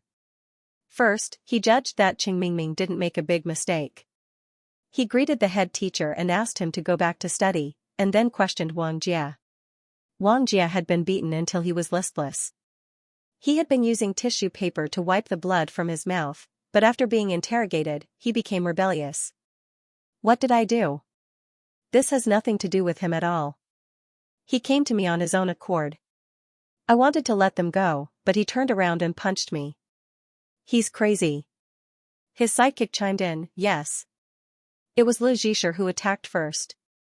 We were trying to stop the fight, but I don't know why he went crazy and started hitting people. Teacher, if you don't believe me, you can ask the people who were trying to stop the fight in the bathroom. They saw who started it. It was me, Lu Zhisher admitted frankly. I just wanted to hit him. As soon as he said this, the other teachers in the office looked askance. Wang Qian didn't expect this. He felt that the Lu Zhisher standing in front of him was a completely different person. I don't want to spend my time here arguing with you about who did more wrong and who did less wrong. The dean clasped his hands behind his back and went through the situation according to his own thoughts. Wang Jia, you brought people to bully Qing Mingming. Lu Zhisher, you stood up for Qing Mingming, right? But you caused a fight. You and Wang Jia both made serious mistakes in this matter and will be given a serious demerit. Your homeroom teacher will handle the rest. Then, he looked at Miss Wang. Call the parents if you need to. Call the parents if you need to. Miss Wang nodded and watched the dean leave. He vaguely felt that something was wrong, so he took Lu Zhisher to the teacher's pantry next door. I'll take you to the school hospital to deal with the wound on your face. It's okay, teacher, Lu Zhisher said. The door will open in a while. I can go there myself. Miss Wang poured him a glass of water. If it was someone who usually fights and causes trouble, I would have called the parents to deal with it directly. Things aren't that simple if you can force the rabbit into a corner. Lu Zhisher held the paper cup and was silent for a long time. Finally, he said, Teacher, I don't want to say it, but I promise you that I will never fight with students again. You can punish me however you want. Then I'll call the parents? Wang Qian put down the cup and looked at Lu Zhisher. Lu Zhisher also looked up at him. Yes, but my parents are out of town these few days. We can only wait for them to come back, okay? Wang Qian looked at him. As your homeroom teacher, I respect that you have your reasons for not wanting to say it, but you have to know that violence is not a good way to solve problems, no matter when. If the other party insults you, you can tell me. If you don't trust me, you can also ask others for help. Do you understand? Lu Zhisher knew that he had a problem and nodded. Okay, I understand. He stayed in the pantry to finish writing the self-reflection. When he left, the morning self-study was already over. Lu Zhisher went to the school hospital alone to deal with his wound. When he returned to the classroom, before Wang Jin's language class began, he read the self-reflection to the class. You can go back to your seat. Miss Wang stood at the podium. This fight has also sounded the alarm for the rest of us. Don't stand up for others. If you encounter any school violence, inform the teacher immediately. Don't try to use violence to fight violence. Although it was a fight, Lu Zhisher's popularity made almost everyone stand on his side. This incident quickly spread among the students. Most of them directly regarded him as a hero who acted bravely for a just cause. No one knew the real reason Lu Zhisher fought, and no one wanted to know. They just wanted to grab a fresh topic to talk about in the boring school life. After class, it was time to do the exercises between classes. Jiang Yufan ran to Lu Zhisher's seat. Do your eyes hurt? Let's go to the supermarket to buy a popsicle to apply to your eyes. He reached out to touch it, but was afraid that it would hurt. When he saw Lu Zhisher shake his head honestly, he pitied him. You hit him too hard. Why didn't you wait for me? I also made him bleed. Lu Zhisher seriously counted the results of the battle. He must have offended you. What happened? You usually don't participate in these things. Tell me, and I'll find a chance to avenge you. But no matter how he asked, Lu Zhisher refused to say anything. Jiang Yufan's guess was similar to his own guess. If it weren't for his parents, Lu Zhisher wouldn't have fought with him. He calmly changed the topic. Your sweet osmanthus looks delicious. Right? It can only be eaten when the sugar melts. These were all beaten down from the tree by me and brother Songyu. Ouch. At the mention of this, Lu Zhisher became excited and accidentally pulled the wound on the corner of his mouth. Ouch, slow down. Speaking of this, Jiang Yufan remembered. Your brother probably knows about your fight. He won't scold you, right? Lu Zhisher's eyes widened instantly. No way. What do you think? The morning self-study session has already spread, okay? I just saw the post on Pai's Tieba. A lot of people liked it, but most of them were scolding Wang Jia. Lu Zhisher was unsure. He grabbed Jiang Yufan's sleeve. Do I look ugly right now? No. You don't. Jiang Yufan laughed. Why do you suddenly have the burden of being an idol? It's fine. Those little girls worship you. You fought so handsomely. Lu Zhisher didn't care about this at all. He just didn't want Songyu to know that he fought with someone, and he didn't want to face him with this face. I'm not going to exercise. I want to take a leave. Lu Zhisher ran to find the class leader. He hid in the classroom to do his homework. He had to hide anyway, and it would be too embarrassing if he bumped into the class leader. His eyes hurt and swollen. Lu Zhisher began to regret. He didn't regret hitting someone, but he regretted that he didn't perform well. If he had to do it again, he would definitely be able to dodge those punches and knock that guy to the ground. After he came back from exercise, a few girls in the class gave him band-aids. A girl from another class even bought him a bottle of ice water for his eyes. Lu Zhisher thanked them one by one, even though he didn't need most of the things. It didn't feel good to be in the limelight. He wanted to keep a low profile in the future. Aunt Rong wasn't home at noon, so she didn't have to go home for lunch. This gave Lu Zhisher an opportunity to hide. He wasn't hungry, so he stayed in the classroom to do his homework. If he did more now, he could do less at night. He wanted to go home early today, take a shower, and hide in his room. He wanted to minimize the chances of meeting Songyu. Lu Zhisher, who was immersed in the geometry problem with his perfect plan, lowered his head more and more until his chin rested on the exercise book. Does the existence of point E make it equal? Lu Zhisher read the question in a low voice. His eyebrows were knitted together, and his eyes hurt more and more. How do I prove, suppose it exists? A voice suddenly came from above his head. Lu Zhisher thought he was hallucinating, so he looked up immediately. Exists, he now suspected that he was seeing things. His brother didn't exist. Songyu was still calm. He didn't look at him and only looked at the question. By reductio ad absurdum, first assume, then deduce the contradiction when there is an equal condition. So, he really did come. Lu Zhisher nodded softly. He lowered his head and wrote down the word prove. He asked carefully, when did you come? Just now. Okay. Lu Zhisher lowered his head and wrote down, suppose pointy exists. Songyu looked at the top of his head. Don't do it. Go back and eat. Go back? Lu Zhisher stood up in a daze and followed Songyu out. Aunt Rong and his uncle were not at home, so there should be no one at home to cook. Aren't we going to the cafeteria? Let's go home. He must have known about the fight, but he didn't seem unhappy. Lu Zhisher was a little nervous. Songyu was walking half a step in front of him. His arm was hanging down, and his fingers were long and slender. As he stared, Lu Zhisher suddenly remembered his childhood. He remembered that when he had just entered the school in the first grade of primary school, they had also walked on the road one after the other. However, at that time, the person who was fighting was Songyu, and the one who was being bullied was Lu Zhisher.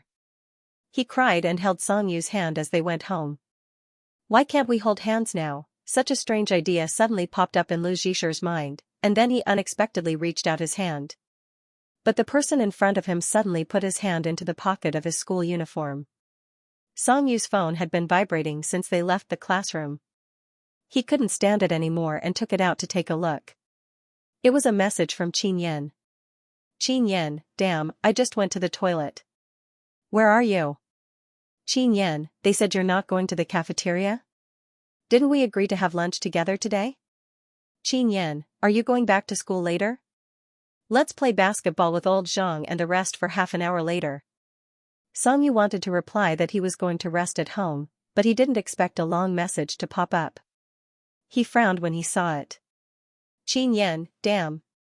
Xiaohei said he saw you and your brother leaving the school gate. Are you going to start a fight? It's just a fight between boys. Don't get angry at him. Hey, wait, your mom isn't home today. Who's going to cook when she's home? Do you want to starve Lu to death? Songyu immediately stood still and lowered his head to reply to the message. Lu Zhisher also stood still when he saw this. He hurriedly retracted his hand and put it behind his back. The autumn sun was not strong, but it scorched his back and burned his palms. After he finished typing, Songyu looked back at Lu Zhisher. Let's go. Okay. Xianxia, who was eating soy sauce fried rice in the cafeteria, turned on his phone and almost spat it out. I'm cooking. I've been wronged, so I have to eat something good. There was no one at home. Cotton Candy was the first to come out and welcome them warmly. The orange cat was sleeping in the corner of the sofa. It raised its head when it heard the noise.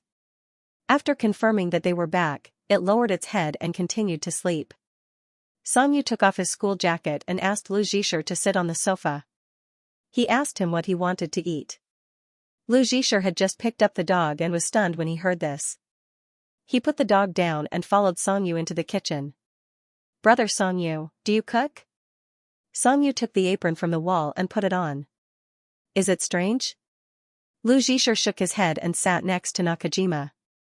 The little Pomeranian climbed up and snuggled into his arms. I haven't eaten your cooking in a long time. In the past, Song Jin's business was busier than it was now. At that time, Lin Rong also had to help manage the company and was often not at home. At that time, they were both very young and had hired a nanny. However, the nanny was careless when cooking, and Lu Zhisher was hospitalized due to an allergic reaction. Since then, the family didn't dare to hire a nanny again. When Lin Rong couldn't take care of it, Songyu would do it. Under the influence of others, he was considered good at it. 2 children, a small dining table, and a few home-cooked dishes. These were memories that Lu Zhisher could see when he closed his eyes. I want to eat Maokai. The little Pomeranian's head was lying on Nakajima. Lu Zhisher stroked his furry head. And cake. Songyu opened the refrigerator door and turned around. He raised his eyebrows and pointed at the corner of his mouth. Lu Zhisher just remembered and touched the corner of his mouth. It did hurt a little. But I want to eat. Song Yu didn't say anything, but he had already started to get the ingredients. Lu Zhisher didn't want him to work alone, so he went over to help. He didn't know how to cook, so he could only wash the vegetables. The scratch on his fist hurt a little when it touched the water. Lu Zhisher didn't make a sound, but he paused for a moment.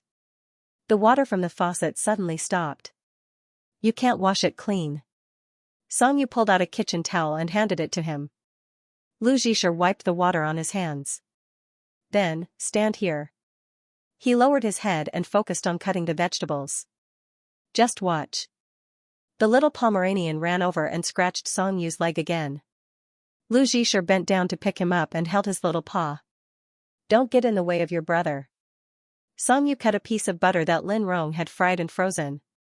Once it was put into the pot, the whole kitchen seemed to come alive. Sizzling, ginger and garlic were added into the melted chili oil. The aroma filled the air. While it was still hot, boiling water was poured into the pot. The red soup was boiling in the pot. After adding some seasonings, Song Yu tasted the saltiness of the food before adding in the various ingredients that had been cut. While the vegetables were cooking, Song Yu separated 2 egg yolks and mixed them with gluten-free flour. Then he handed the egg white and the egg beater to Lu Zhisher and gave him a meaningful look. Whipping the egg white was Lu Zhisher's favorite work. It made him feel better quickly. It was a wonderful experience to watch the egg white gradually turn from liquid to fluffy and finally like a cloud. It's done. Lu Zhisher picked up the egg beater and pulled out a small sharp hook from the whipped cloud. This was a sign of success. He was quite satisfied. Perfect. Song Yu scooped out the mao kai and began to make muffins. There's not enough time for cake. Hurry up with this. Pancake is also cake. Lu Zhisher nodded. After working for a long time, 2 bowls of rice, a small pot of hot mao kai, and a blueberry muffin were placed on the island in the kitchen. It was a combination of Chinese and Western food. The beef slices were cooked until they could be unfolded. The thin slices were wrapped in shiny red oil. They woke up his appetite before he even ate them. Song Yu took out a small glass jar, poured golden osmanthus syrup on the muffin, and pushed it in front of Lu Zhisher. Lu Zhisher picked up a piece of fish with his chopsticks and carefully put it into his mouth. He was also very careful when he chewed, and it looked a little funny. The mao kai was very tasty. It was numb and spicy. He ate until his back was covered in sweat. Taking advantage of the stimulation in his mouth, he stuffed a muffin covered in syrup into his mouth. It was soft and fluffy, like a cake that had been squeezed into thick slices. It tasted delicious. The uncomfortable mood that had been there since early morning was released in the red oil and honey. There was nothing that a good meal couldn't solve. Song Yu ate in silence. Halfway through, he suddenly left the table. When he came back, he was holding a gauze bag filled with ice. Take this and apply it to your eyes. As expected, he still mentioned it. Lu Zhisher took the ice bag and thanked him in a muffled voice. He put it on his eyes with his elbows on the table. After a while, he couldn't help but raise his head. Is it ugly? Song Yu ate seriously. You know it too. He didn't care about his disfigurement in front of others, but Lu Zhisher was very afraid that Song Yu would see his swollen eyes. He didn't even know why. Lu Zhisher sighed. He was very regretful. I should have dodged that punch. Song Yu put down the bowl. Lu Zhisher, shouldn't you regret hitting someone today? I don't regret it. Lu Zhisher raised his head. I didn't do anything wrong. Song Yu was a little dazed by his reaction. It was as if he saw himself as a child. He was also so stubborn, refusing to admit his mistakes even when his head was bleeding. However, Lu Zhisher didn't want Song Yu to misunderstand. He changed his attitude in front of the homeroom teacher and took the initiative to explain. Brother, I didn't mean to fight and cause trouble. Actually, I didn't want to hit him in the beginning. This matter, before he could finish, Song Yu interrupted him. I know. The person you hit. He looked into Lu Zhisher's eyes as if he already knew the answer. What did he say? Lu Zhisher suddenly stopped. He tightened his grip on the ice bag and lowered his head. He looked like a wilted plant in the sun. He said, "My mother is dead. That's why he asked me to meddle in other people's business." When Wang Qian asked him, he didn't want to say. When Jiang Yufan asked, he didn't want to say either. Even if he really called Lin Rong or Song Jin on the spot, Lu Zhisher could still refuse to say a word. But for some reason, when Song Yu asked, he said it. It seemed that he could only show weakness to Song Yu. "I couldn't hold back at that time. That's why I hit him." Song Yu actually guessed it. The class representative came downstairs with homework and happened to see Lu Zhisher being scolded in the office. The news spread in the class. At first, Song Yu didn't believe it. He knew better than anyone that Lu Zhisher didn't like to be in the limelight. Even if he really helped a classmate, he wouldn't hit him. But later, when he heard that the bullied child didn't have parents to care about him, Song Yu guessed the reason for the fight. Even if it was a puppy, it would bite if its tail was stepped on. But he never wanted to be an elder brother who educated his younger brother. He had already scolded too many adults in a high-sounding manner. Sometimes, they couldn't even understand that children also had troubles, and they didn't think that children's troubles were important.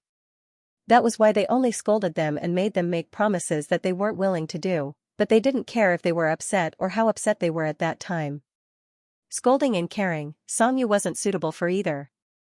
Seeing Lu Zhisher lowering his head and eating silently, his eyes blinking rapidly a few times as if he was holding back, Song Yu couldn't describe the feeling.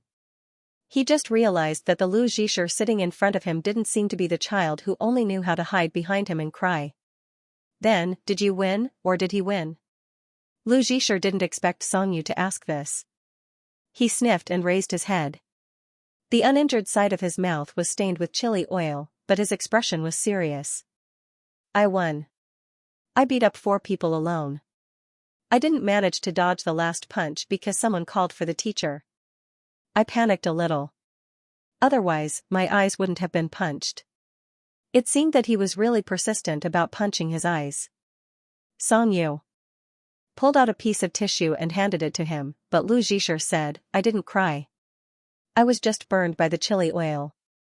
Song Yu could only reach out and wipe the oil off the corner of his mouth with a cold expression.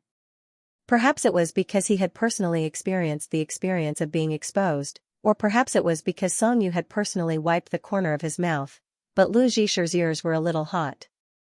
He suddenly forked a piece of muffin and stuffed it into his mouth. He almost choked and coughed for a long time. After eating, the two of them cleaned up together. There was still enough time for them to take an afternoon nap. After applying the ice for a while, Lu Zhisher felt that his eyes were much better. He returned to his room and looked in the mirror for a long time. They were still bruised and looked very ugly. Song Yu drew the curtains and lay down on the bed. His phone was full of Qin Yan's messages, but he only glanced at them. Just as he closed his eyes, he heard a knock on the door. Without opening his eyes, he asked, "What's wrong?" "I want to sleep with you," Lu Zhisher said directly, but he didn't step in. In the past, Song Yu would have rejected him, but he didn't today. He lay down on the side of the bed as if he was silently agreeing. After getting permission, Lu Zhisher immediately climbed up. Song Yu opened his eyes and wanted to give him a pillow. He saw that he had taken out a one-sided eye mask from somewhere and put it on his head. He reached out and pulled the strap of the eye mask. "What's this for?" Lu Zhisher covered his eye mask. "I want to wear it." Song Yu didn't stop him and carried him over. Lu Zhisher also lay down obediently and quietly looked at Song Yu's back. He felt that he hadn't slept with Song Yu in a long time. When he was young, whenever it rained heavily, he would crawl onto Song Yu's bed with a pillow and stay close to him. This way, he wouldn't be so afraid. It was only at that time that he wouldn't be rejected. However, Song Yu was afraid of heat and always complained that he was like a hot little meatball. He wouldn't let him hug him, so Lu Zhisher only used his forehead to press against his back, very restrained to satisfy his need for a sense of security. This seemed to be the first time he slept with Song Yu on a sunny day. In the end, he was disfigured. Lu Zhisher pressed his forehead against his skin and bones. He could feel his brother's heartbeat through his skin and bones. It seemed that he could also smell the familiar scent of rain. It was wet and full of hope. This illusion was like a released hypnotic drug that could make him fall asleep quickly without any hindrance. It only worked when he lay next to Songyu. He couldn't help but fantasize that he didn't need anything. It was as if he could live like this for the rest of his life. However, he knew that he couldn't. He was no longer the 3-year-old child who would stop Songyu from getting married by hook or by crook. He couldn't cry without restraint, and he couldn't speak without thinking for self-satisfaction. As he thought about it, Lu Zhisher fell asleep. Everything in the dream was blurry. His parents who died young, the adults who cast sympathetic gazes, and the children who pushed him. However, their voices were very clear. Children without parents are so pitiful. So you're an orphan. All kinds of voices mixed together to form a black shadow that chased after him in the winding dream. There was no way for him to escape. He wanted to call out Songyu's name, only his name, but no sound came out. Lu Zhisher, Lu Zhisher, Lu Zhisher woke up from the dream with sweat all over his body. Gradually, he saw the grown-up Songyu in his vision. He frowned and took a few deep breaths. I had a nightmare. He didn't know why, but he thought of a phrase that Jiang Yufan said a few days ago. It seemed like a ghost was pressing down on the bed. After that, he turned around in a seemingly cool manner. I'm going back to sleep. Songyu lay down. His palm was still covered with the sweat from Lu Zhisher's forehead. He looked at the ceiling. In front of him was Lu Zhisher's unconscious appearance. Lu Zhisher. Hearing Songyu call his name, Lu Zhisher grunted. His voice was a little nasal and sounded like he was acting coquettishly. He cleared his throat to cover it up. You were really delicate when you were young. You especially cried. Every time you cried, I had a headache and wanted to send you away. Songyu complained, but his tone was very light. Lu Zhisher pursed his lips unconsciously with his back to him. He wanted to refute, but he heard him speak again with a trace of calm doubt. Why don't you cry when you're older? Upon hearing this, Lu Zhisher's nose suddenly felt sour, as if someone had pinched him. The tears that he had been holding back for a long time couldn't help but flow out. First, he stubbornly wiped away his tears with one hand, then the other. In the end, he couldn't wipe them clean with both hands. More and more tears flowed out. He simply turned around and pushed Songyu so that his back was facing him. Then, he pressed his forehead against it and cried. His shoulders trembled slightly. When he really cried too hard, he buried his head in the pillow and tried not to make a sound. Songyu didn't say anything and let him cry. In the end, as if his patience had run out, he turned around and took off Lu Zhisher's blindfold. Then, he pulled him into his arms. His tone didn't sound comforting at all. You'll only be satisfied if you dirty my bed. Lu Zhisher retorted with a sobbing tone, you're the one who made me cry. Songyu didn't say anything. He still looked like he wasn't very good at coaxing people. Lu Zhisher buried his head in his shoulder. This time, he didn't dare to wipe away his snot. He sobbed and hiccuped as he asked intermittently, won't the clothes get dirty? You really like to ask questions. Songyu said in a low voice, if they get dirty, you can wash them. This time, Lu Zhisher cried without restraint, just like when he was a child. His cries shook the sky. Songyu lay there quietly, his eyes empty. This scene was somewhat unfamiliar to the two teenagers, but when they were young, they often hugged each other like this. To the Songyu as a child, Lu Zhisher was a noisy little toy that followed behind him like a clockwork. He was like the duckling in cat and mouse that couldn't be shaken off. But as long as he hugged him, he would calm down and quickly fall asleep.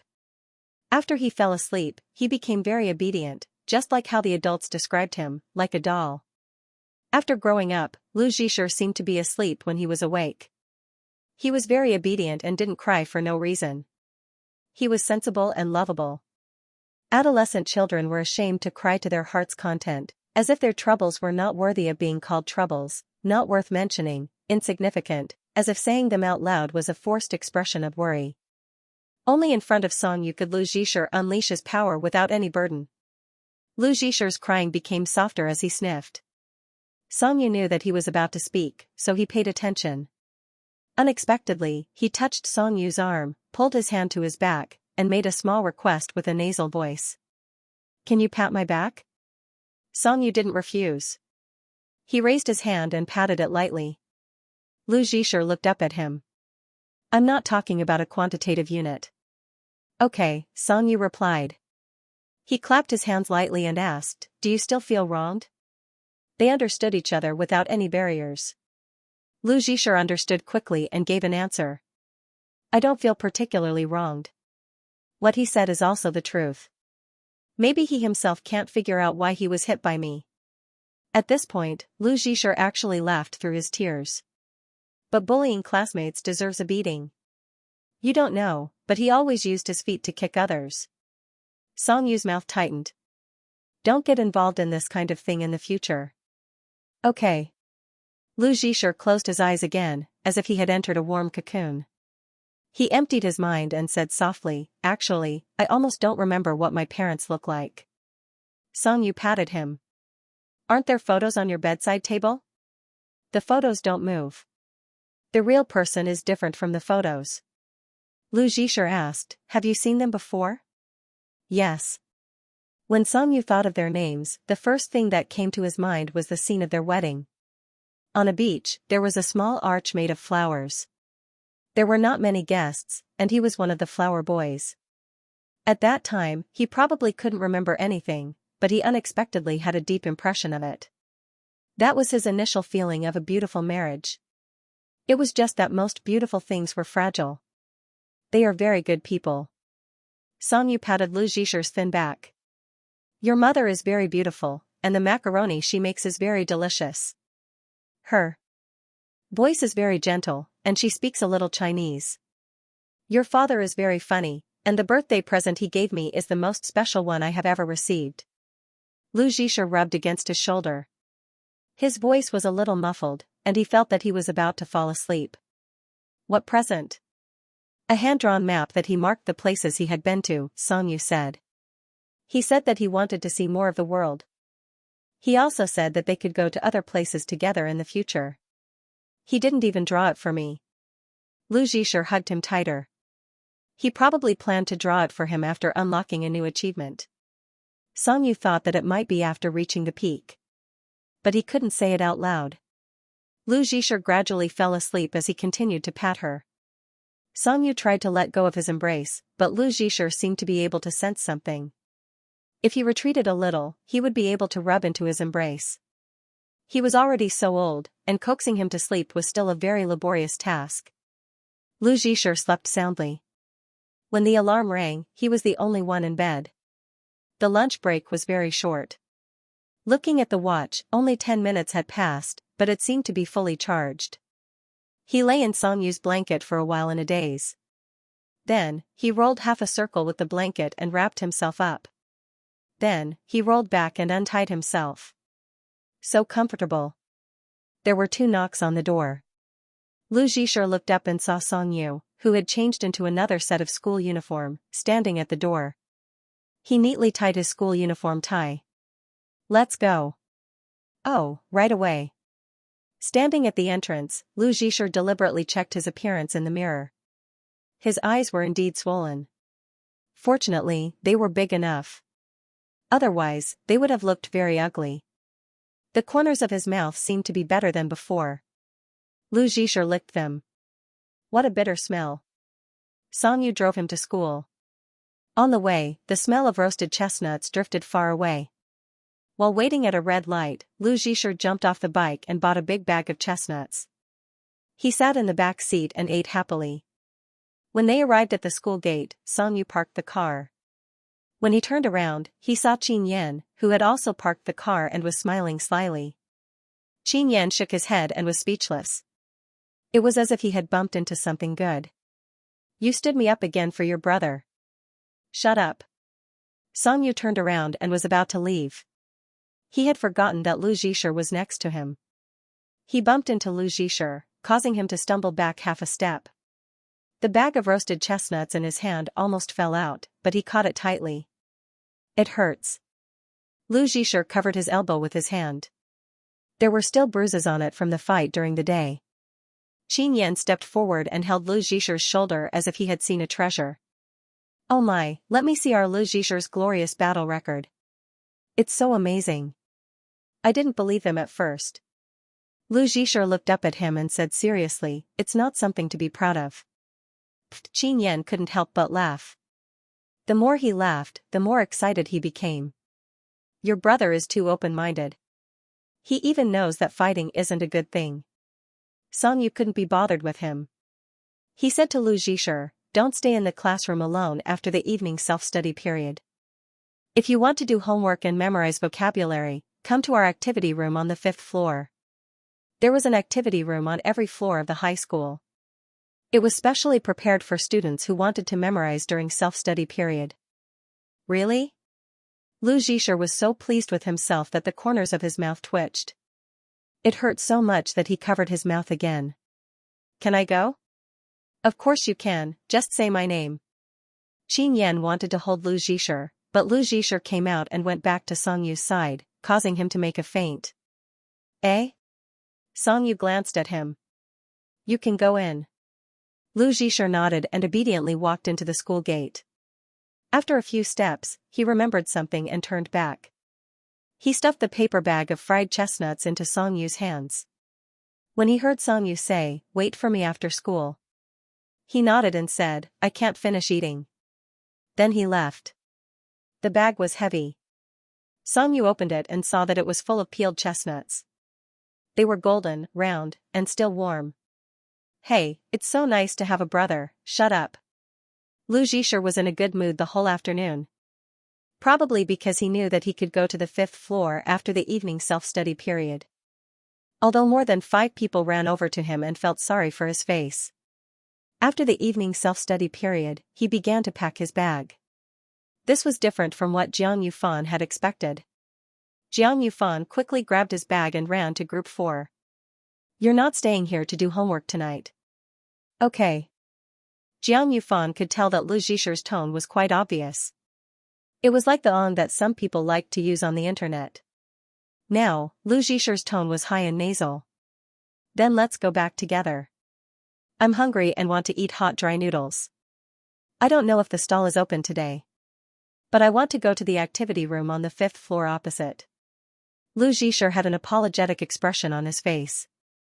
"We can walk over together from the long corridor." "I see." Lu Zhisher climbed up to the 5th floor.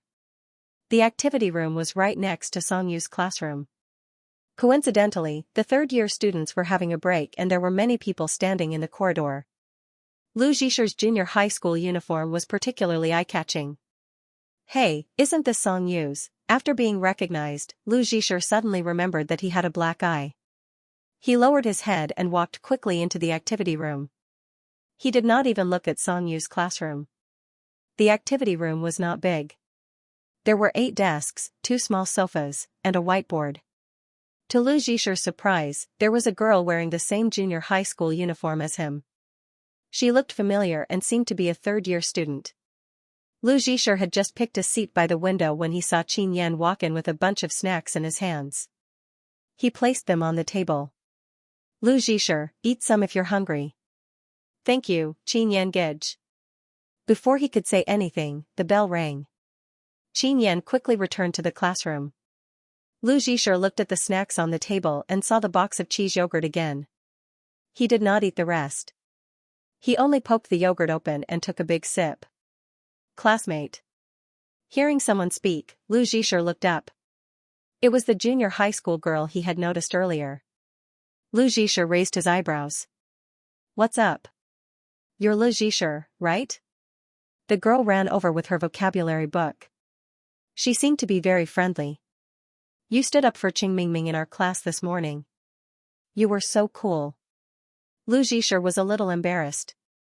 He leaned back in his chair. "Actually, I'm not, don't be modest. You're famous now. Many girls in our class are praising you." Seeing that she was going to continue talking, Lu Zhisher tried to change the topic. "Why are you here? Aren't you going home?" The girl laughed. "Me? I'm studying here. I'm waiting for my boyfriend to finish his class." "Be boyfriend?" Looking at Lu Zhisher's wide eyes, the girl asked again, "What about you?" "Me?" Lu Zhisher blinked slowly, "I'm waiting for Song Yu." The girl's eyes were full of curiosity. "Are you guys really brothers? Do you live together too?" We're not brothers. Lu Zhisher only answered the first question before looking down. He flipped open his workbook and said softly, let's hurry up and study. Oh, right, right. The girl seemed to have realized something. She turned her head and looked at the girl who was reciting in the corner. She turned back and whispered, I won't disturb you anymore. I'm going back. Talk to you next time.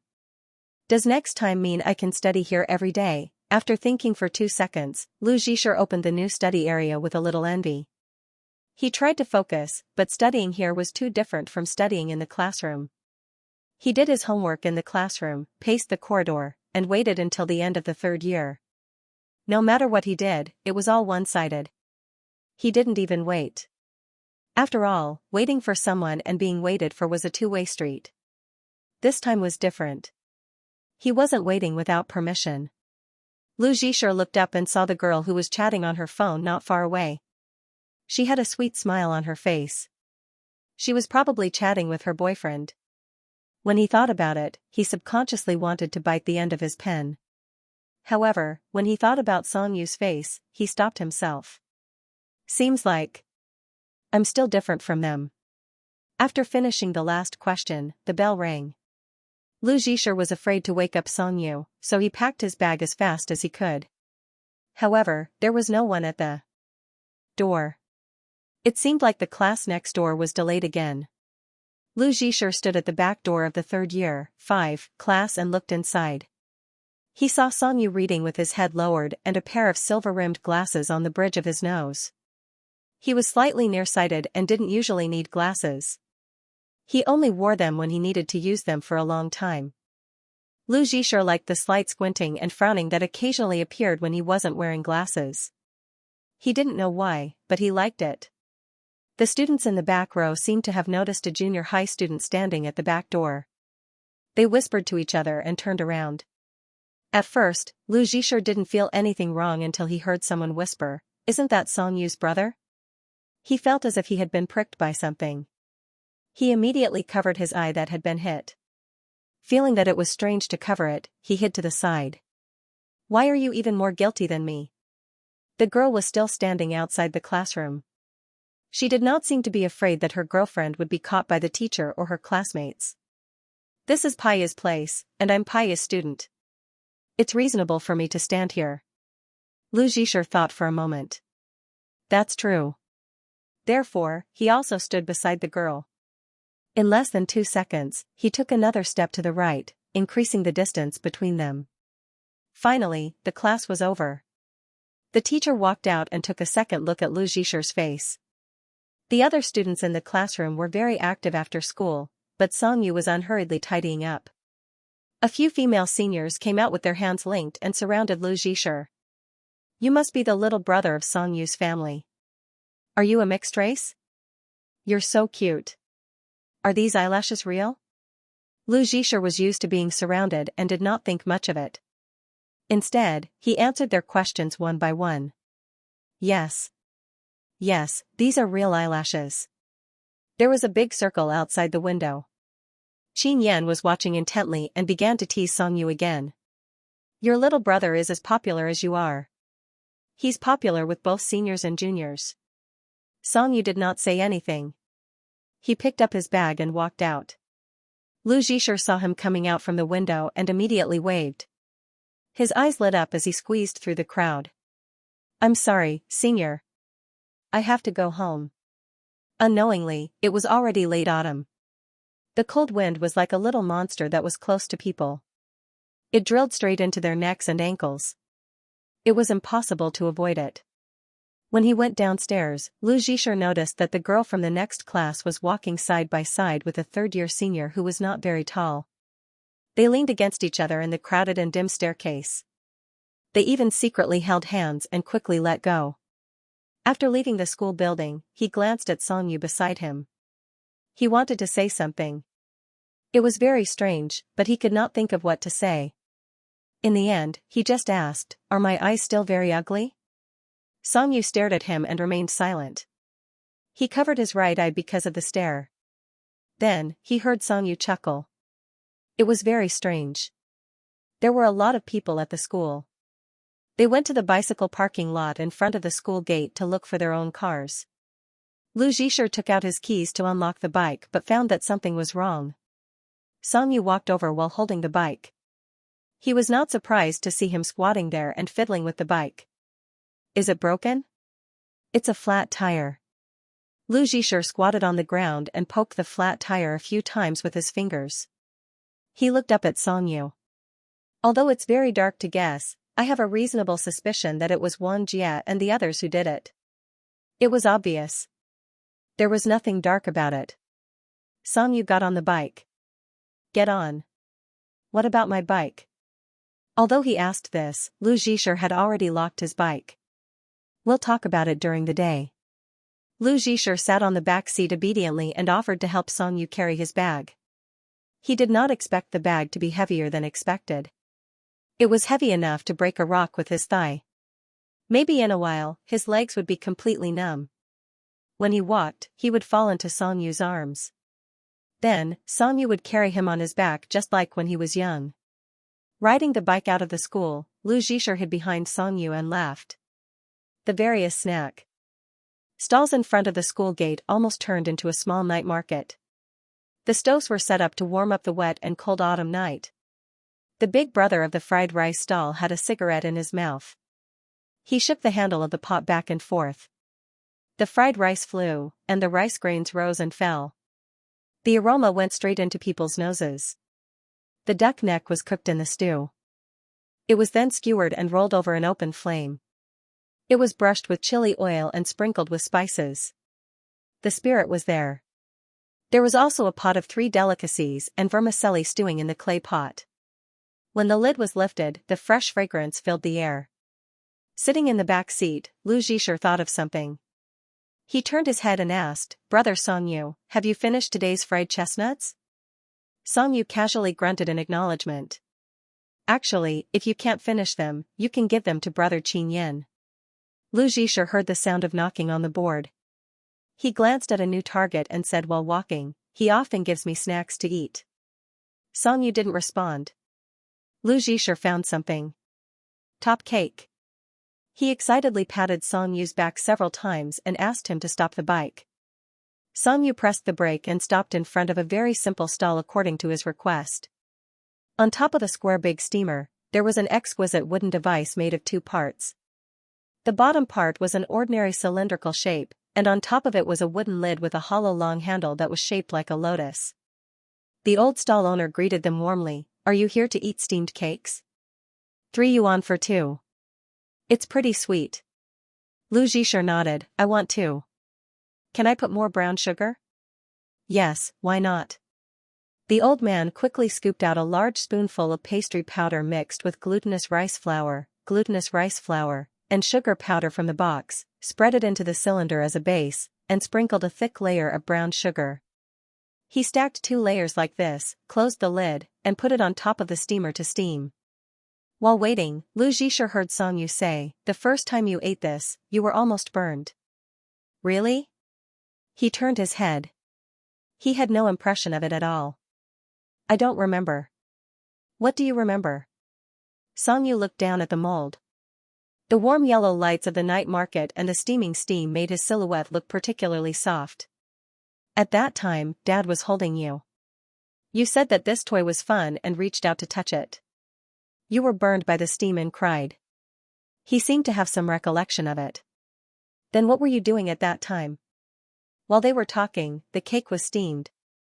The old man opened the wooden pot and poked the cylinder with the long handle. The hot top cake couldn't stand it anymore. It popped out and was put into the bag. Me? Songyu took the cake. I'm laughing at you. Lu Zhisher was annoyed and said seriously, if you were the one crying because of the heat, I wouldn't laugh at you. Songyu passed the cake to him. You will cry. He then walked towards the bicycle. I won't cry now. Lu Zhisher followed behind him. He thought of what happened at noon and said. Unless you want to tease me. I don't have such a hobby. Then there must be a reason why he always cried when he was young. Anyway, he blamed Songyu in his heart. The cake in the bag was hot, and Lu Zhisher wanted to eat it while it was hot. He opened the bag and saw that the brown sugar was really thick. It was heart-shaped. He took a bite and almost spat it out. But he couldn't resist the temptation. He quickly chewed a few times. It was soft and glutinous. The brown sugar inside was half melted, and it had a kind of simple and thick sweetness. In Lu Zhisher's heart, the melted sugar was like the dew on a lotus leaf. When he was young, he thought that the transparent and beautiful dew must be sweet. The brown sugar could be compared to the sticky layer of honey on a roasted sweet potato. It tasted twice as good when eaten in cold weather. Xianxia saw that he couldn't catch up with him for a long time. He turned around and saw him standing there with his mouth open. White steam was coming out of his mouth. He looked like a happy human humidifier. Is it good? Lu Zhisher nodded and ran over. He stuffed another cake into Xianxu's hand and said vaguely, "You should eat it too." Xianxia took a bite and found it too sweet. He threw it to Lu Zhisher and rode home with him. "Can I still study in your activity room tomorrow?" "Go if you want." "Will the teacher come and check?" Lu Zhisher remembered and grabbed Xianxu's clothes. "There's a girl in the next class. She's the girlfriend of a boy in your class. She's in a relationship. They won't be able to catch you." "That's true."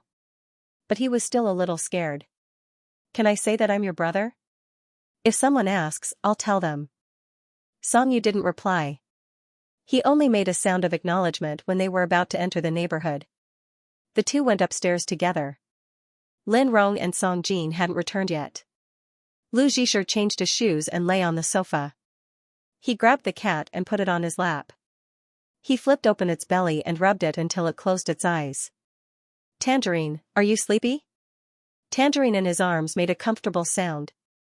Lu Zhisher continued rubbing it. "I ate too much. I'm so full that I'm not sleepy anymore." "Xianxia Gij, can I watch 2 episodes of One Piece before I go to bed?" Xianxia picked up the little Pomeranian who was scratching its legs crazily and carried it to the 2nd floor.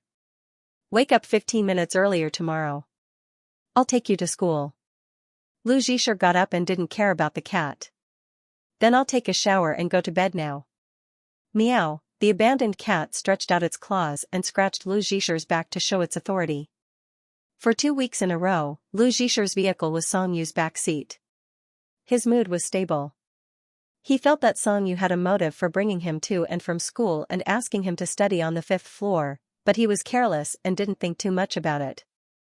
The old man at the school gate had repaired the bicycle, but he had been standing there without moving. The excuses and reasons he had prepared in advance were enough to fill up an Excel sheet. He was just waiting for Xianxia to chase him away one day, but it had never been put to use. Winter seemed to have rushed over with the end-of-semester competition, afraid that one of them would surpass the other. Thus, the two came together without warning, catching Lu Zhisher off guard. Exams were coming up, and the school required extra classes on the Saturday morning before the 3rd-month break. Third-year students had to take extra classes for an extra day. Paya, who claimed not to take extra classes, was not spared either. Lu Zhisher wanted to stay in school until the afternoon and go home with Xianxia, but the school banned all students from entering during the flu season. Other than the classrooms during classes, all the classrooms were disinfected and not allowed to enter. Lu Zhisher had no choice but to go home by himself. He stood in the corridor and wrote a message to Xianxia to report the situation. A second after sending the message, he received a reply with a single word. It had been a long time since he went home with Jiang Yufan. Lu Zhisher asked him to go to Aunt Rong's restaurant for dinner on a whim. Jiang Yufan had heard that his family's restaurant was extremely difficult to book, so he was more than happy to go. He wanted to call his parents to say hello, but he didn't have his phone. Lu Zhisher took out his own phone. "Use mine." "Luckily, I brought mine today." Xianxia walked out of the math teacher's office and glanced at the corridor on the 3rd floor. Most of the junior high school students had left after school. There were still a few students scattered around, and their chatter was particularly loud in the empty environment. He glanced at the activity room as he passed by. The staff was disinfecting the food. Qin Yan ran up the stairs with a takeout box in his hand. He saw him. "Quick, the fried chicken is here." "Why is old Zhang looking for you?" Nothing much. It's about the competition. That young man just now couldn't find the connecting point no matter how hard he tried. I waited for so long that I almost froze to death. Although Paya was not strict with the school, takeout was not allowed to enter the school. They could only pick up takeout through the fence. Xianxia rubbed his hands and took out a box of fried chicken. I was watching over there and saw the whole process of a couple quarreling. They quarreled so fiercely. Luckily, I'm single. He took another sip of Coke. I also saw a few underworld youths coming together. They took off their school uniforms and handed out cigarettes. It was like a porn movie. The windows were closed, and the wind outside sounded like fingernails scratching on a blackboard. Xianxia frowned and put down the chopsticks he had picked up. Junior high school? How did you know? Xianxia stuffed a big mouthful of fried chicken into his mouth. His words were unclear as he gestured and described, a tall and skinny guy with a crew cut. There was also a fat guy and a skinny guy with dyed brown hair. The rest were all outsiders. I don't know if they were from another school or underworld. They didn't look like good people. They didn't even try to hide. They just smoked near the parking lot. Do you think junior high school students are all so? Before he could finish, Xianxia got up and left. Hey, where are you going? You're not eating? I have something to do. He dialed Lu Zhisher's number twice, but it was still busy. When he ran to the place where the bicycle was parked, Xianxia only glanced at it and knew that Lu Zhisher's bicycle was gone. The bicycle was there every day, so it was particularly obvious when it disappeared. He got on his bike and headed home, riding faster than ever before. At a fork in the road, Xianxia stopped at a red light. The wireless headset was still busy. He replayed the call. Sorry, the number you have dialed is unavailable. The north wind at the intersection was irritating. The light in the other direction turned green, and the cyclist beside him went through it. Xianxia looked at the road. It was a road he usually didn't take. It was a 6-stop bus ride home. Lu Zhisher liked to take shortcuts. He could save a lot of time by going through an alley of a residential building that was about to be demolished. Xianxia knew all this, even if he didn't go back with him often. The old alley hadn't been so lively in a long time. The big green trash can at the entrance of the alley was kicked to the ground. Wang Jia was chewing gum, looking like a gangster. The person next to him threw his cigarette butt on the ground and crushed it with his foot. Seeing the traces of cigarette ash on the ground, Lu Zhisher thought of many villains in comics who liked to leave traces behind. So what if you have more people? Jiang Yufan stood in front of Lu Zhisher. So sneaky. If you have the guts, fight one-on-one in school.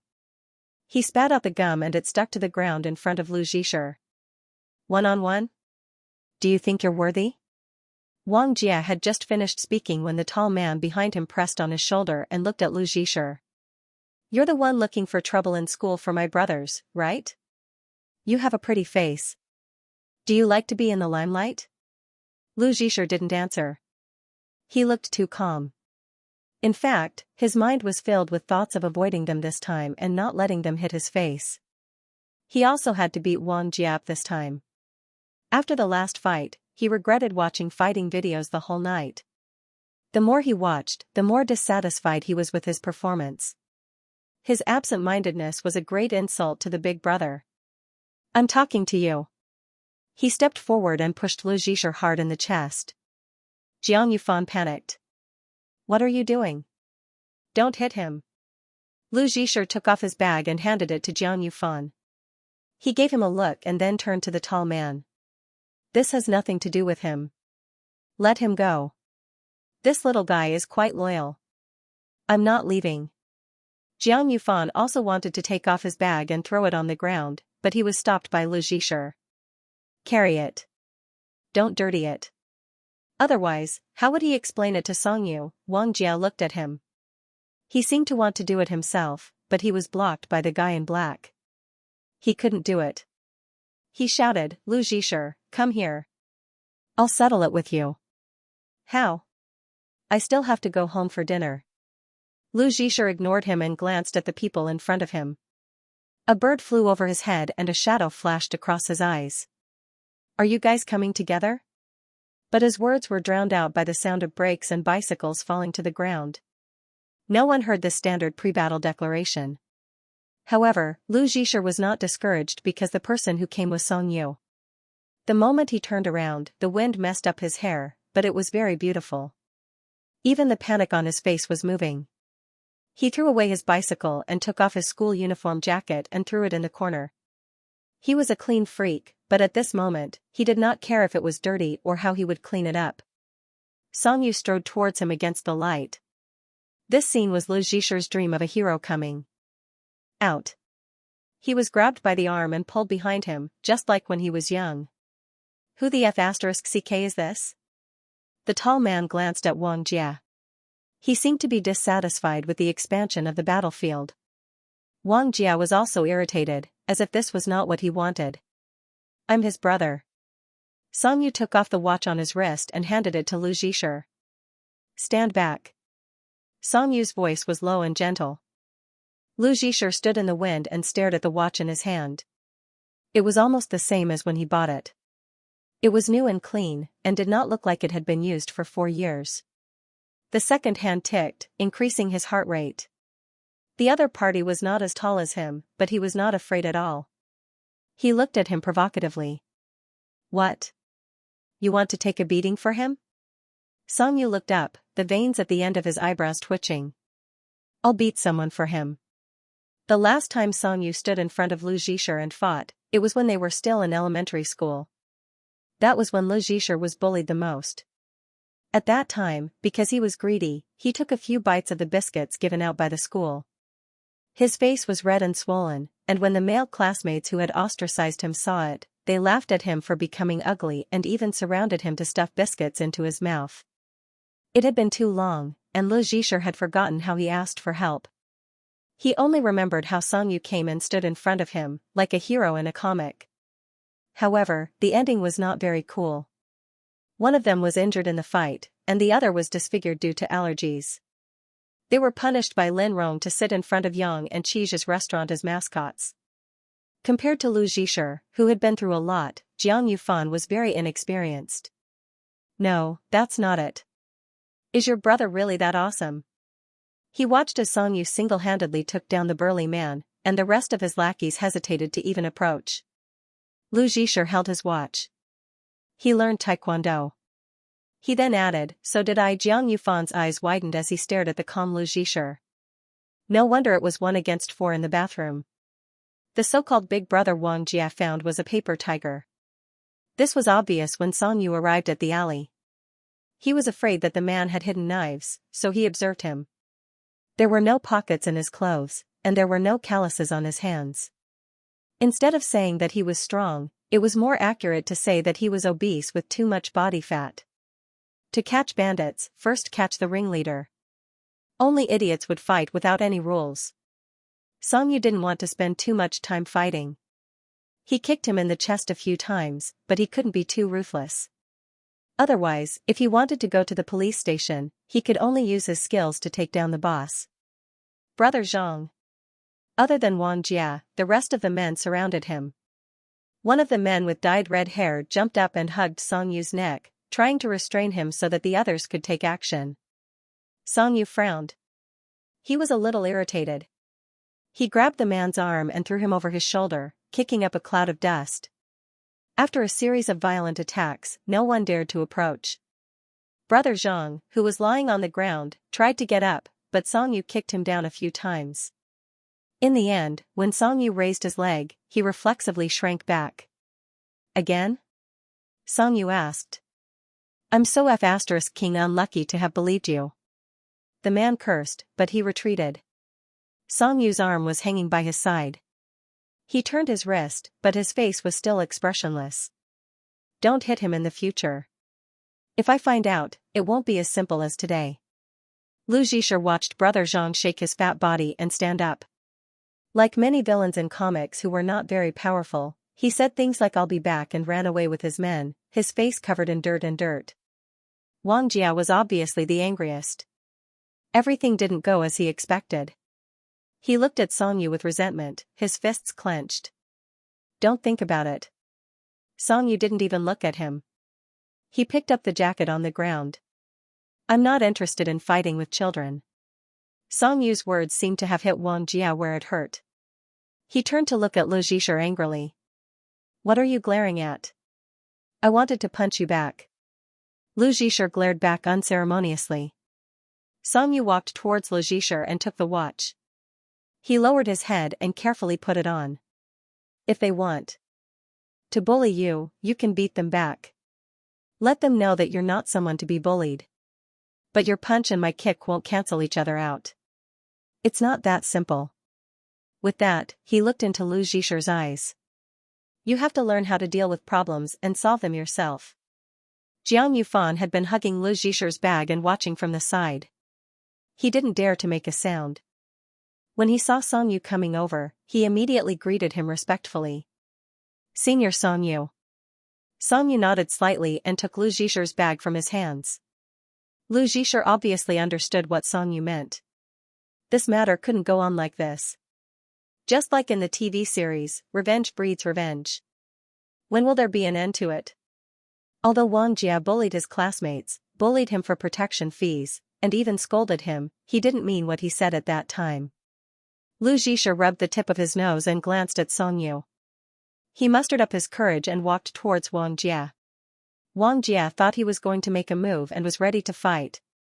Don't think that I'll be afraid of you just because you have your brother with you.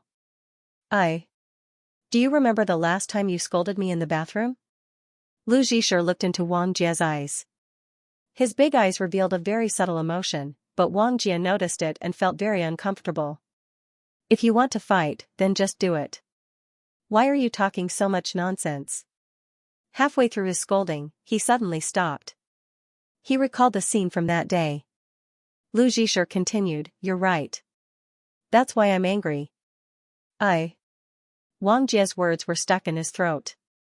He fought and caused trouble, skipped class, climbed over the wall, bullied his classmates, and did all the things that the teacher did not allow him to do. However, he was already numb to it. What were these small things to him? She was nothing. He was just an ignorant and incompetent hooligan. He could see the end of his future at a glance. When he grew up, he would become a big hooligan with nothing to do. However, he did not expect that he would feel guilty because of a curse. But it's my fault for hitting you. Lu Zhisher lowered his eyes. I'm sorry. Things were not what he had imagined at all. Wang Jia was at a loss.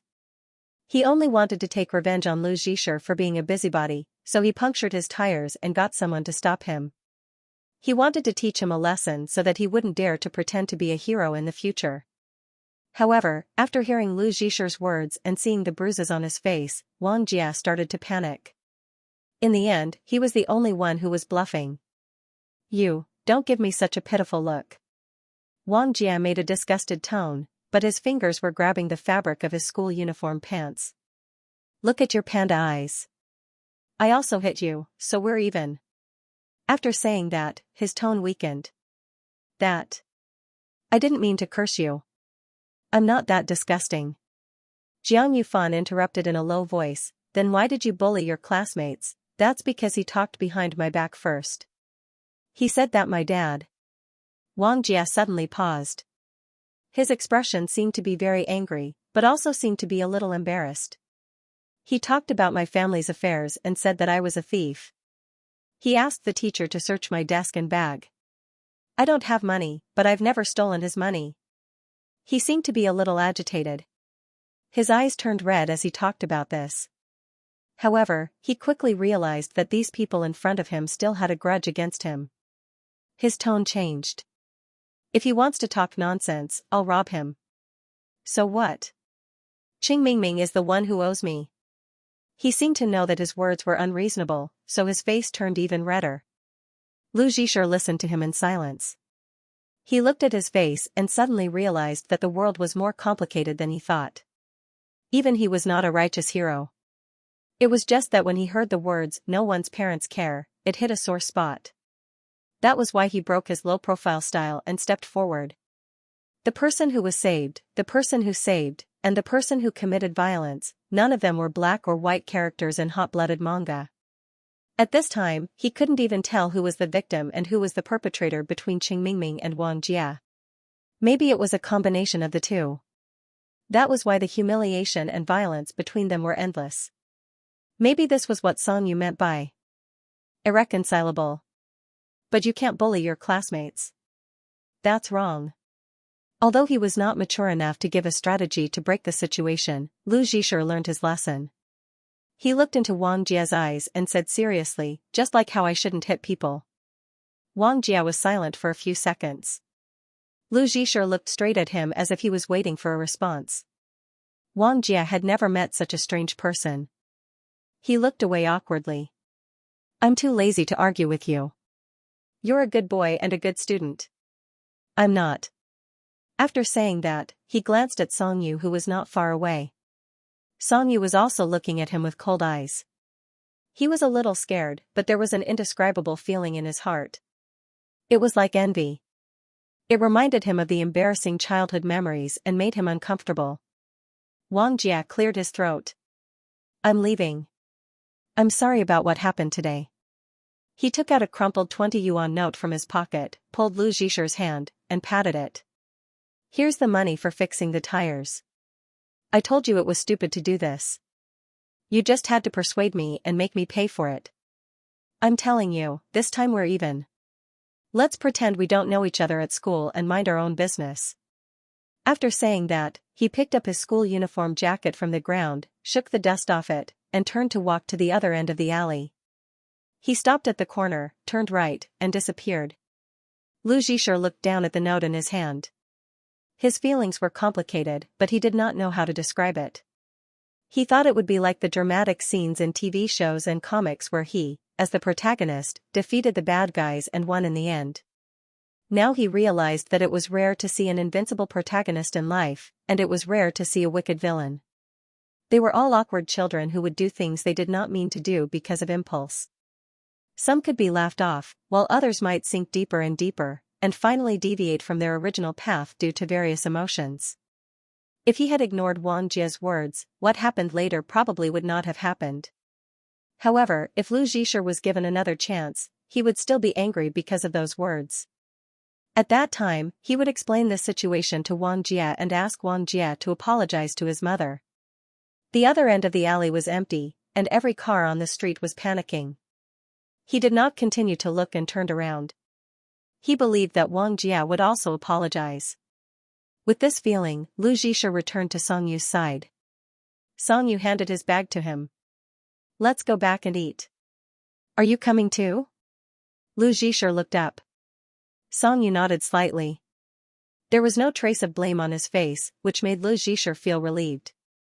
Jiang Yufan moved closer to him. This is not what I expected. I thought you guys were going to fight. You can't fight.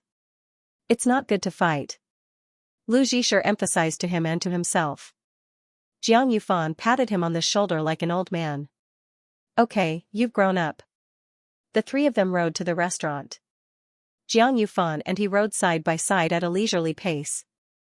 Lu Zhisher found that Song Yu was controlling the handlebars with one hand and thought it was very cool.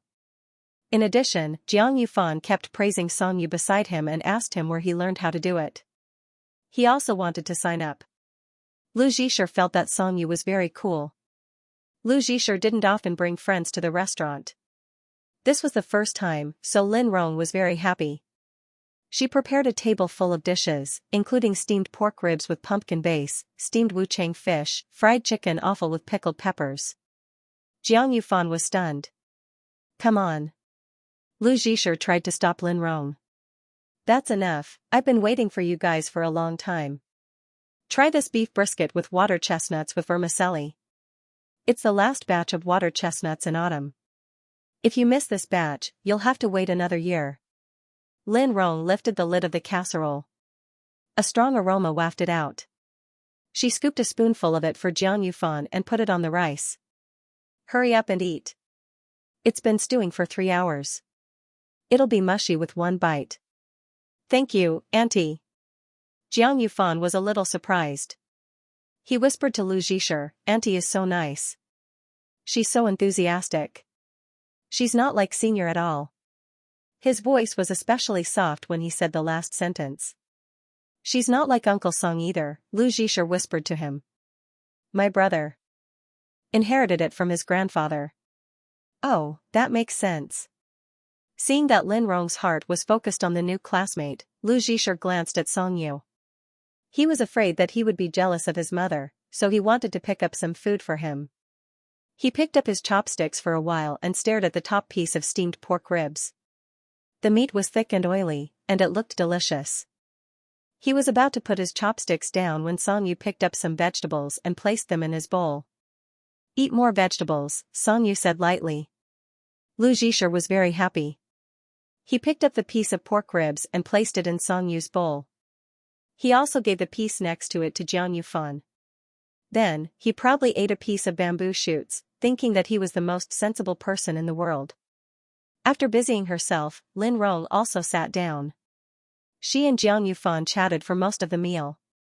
They talked about Lu Zhisher's school life and his childhood. Lu Zhisher occasionally said a few words, but most of the time, he was eating. To him, eating was very important. He had to focus on tasting the food. Auntie, I heard from Li that he learned Taekwondo when he was young. Hearing this, Lu Zhisher immediately looked up. Lin Rong nodded. He learned it for a while. Brother learned it even longer. Jiang Yufan said, that's so cool. Why didn't I sign up for a class when I was young? My mom is so disappointing. Pfft, Lin Rong was amused by him. I also thought that boys would be handsome and strong if they learned it. That's why I let them go, especially our Lu. He's been weak and sickly since he was young. His physique is especially bad. I even recorded a video of Lu kicking wooden planks with his short legs when he was young. He's really cute. Lu Zhisher emphasized seriously, my legs are the longest among the boys in our class. Yes, yes, yes. Who didn't grow up with short legs? Lin Rong continued, it's quite hard to learn that. To practice the basics, you have to run 10 laps around the training ground. Song Yu suddenly thought of something. He, who had been silent all this time, suddenly laughed. His voice wasn't loud, but it was very eye-catching. The three of them looked at him. Song Yu cleared his throat. Nothing. I just thought of someone who couldn't run and was punished by the coach. Jiang Yufan immediately knew that it was Lu Zhisher. What was your punishment? Lu Zhisher frowned and thought for a while. He suddenly remembered that he was the youngest in the class, only 6 years old. He couldn't keep up at all. He fell to the ground after 1 lap, let alone 10 laps. The coach couldn't persuade him no matter what. In the end, he thought of a solution. He put a belt around his waist and fastened the other end to Song Yu's waist. Then, he let Song Yu run in front of him. Song Yu said that he didn't want to and his face was dark. However, he still followed the coach's instructions and ran forward with his little bag. The 2 little guys in white taekwondo uniforms, one in front and one behind, ran until the sun set. They actually finished the whole course. When the coach untied the belt, he said with a smile, it seems that it's good to have an older brother. With an older brother, you can persevere. After thinking about it, Lu Zhisher felt very embarrassed. Thus, he used all kinds of methods to change the topic of the punishment. Jiang Yufan was also careless. He forgot about it when there was something else to talk about. Older brother practiced until he was in his first year of high school. Li's body is a little weak. He only studied until he graduated from elementary school. He's more suitable for the drawing class. Yes, Li's drawing is so good. Our class even asked him to draw for the bulletin board. Seeing that the topic had finally changed, Lu Zhisher breathed a sigh of relief. He pursed his lips at Song Yu. Song Yu pretended not to see it and calmly poured himself a bowl of soup. He didn't eat much. He drank the bowl of fish soup for a long time. When everyone was almost done eating, he asked if there was any dessert. This reminded Lin Rong. Yes, I prepared a box of chestnut and taro cake today. After saying that, Lin Rong got up to get the cake. She brought out the cut cake. 1 piece per person. I don't want to eat. Song Yu refused the cake. Then you asked me if there was any dessert. Lin Rong said angrily and pushed his share to Lu Zhisher. Lu, eat. Lu Zhisher was very happy. This was one of his favorite cakes. Usually, the cakes in the dessert shop were made with wheat flour. He could only look at it, but couldn't eat it. He had been craving it for a long time. Lin Rong had been very busy recently. He hadn't eaten a delicious cake in a long time. Something came up in the shop, so the restaurant manager called Lin Rong away. Only the few of them were left at the small round table. Song Yu's fingers tapped on the side of the black teacup. After a short silence, he said, "Why is your phone turned off?" Huh? Lu Zhisher's mouth was full. He blinked in confusion and finally looked at Jiang Yufan. Jiang Yufan just remembered. "Oh, right, I have your phone." He dug out Lu Zhisher's phone from his pocket. It was indeed turned off. He scratched his head. "Sorry, I used up all the battery. I was on the phone for too long. My mom is very long-winded." Song Yu understood. He glanced at Lu Zhisher. "It's okay. Eat the cake."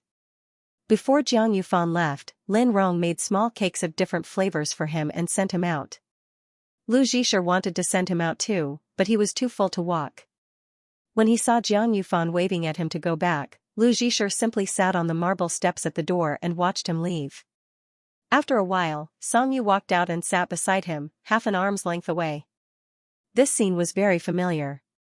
Lu Zhisher couldn't help but recall his experience as a mascot. He almost couldn't hold back his laughter.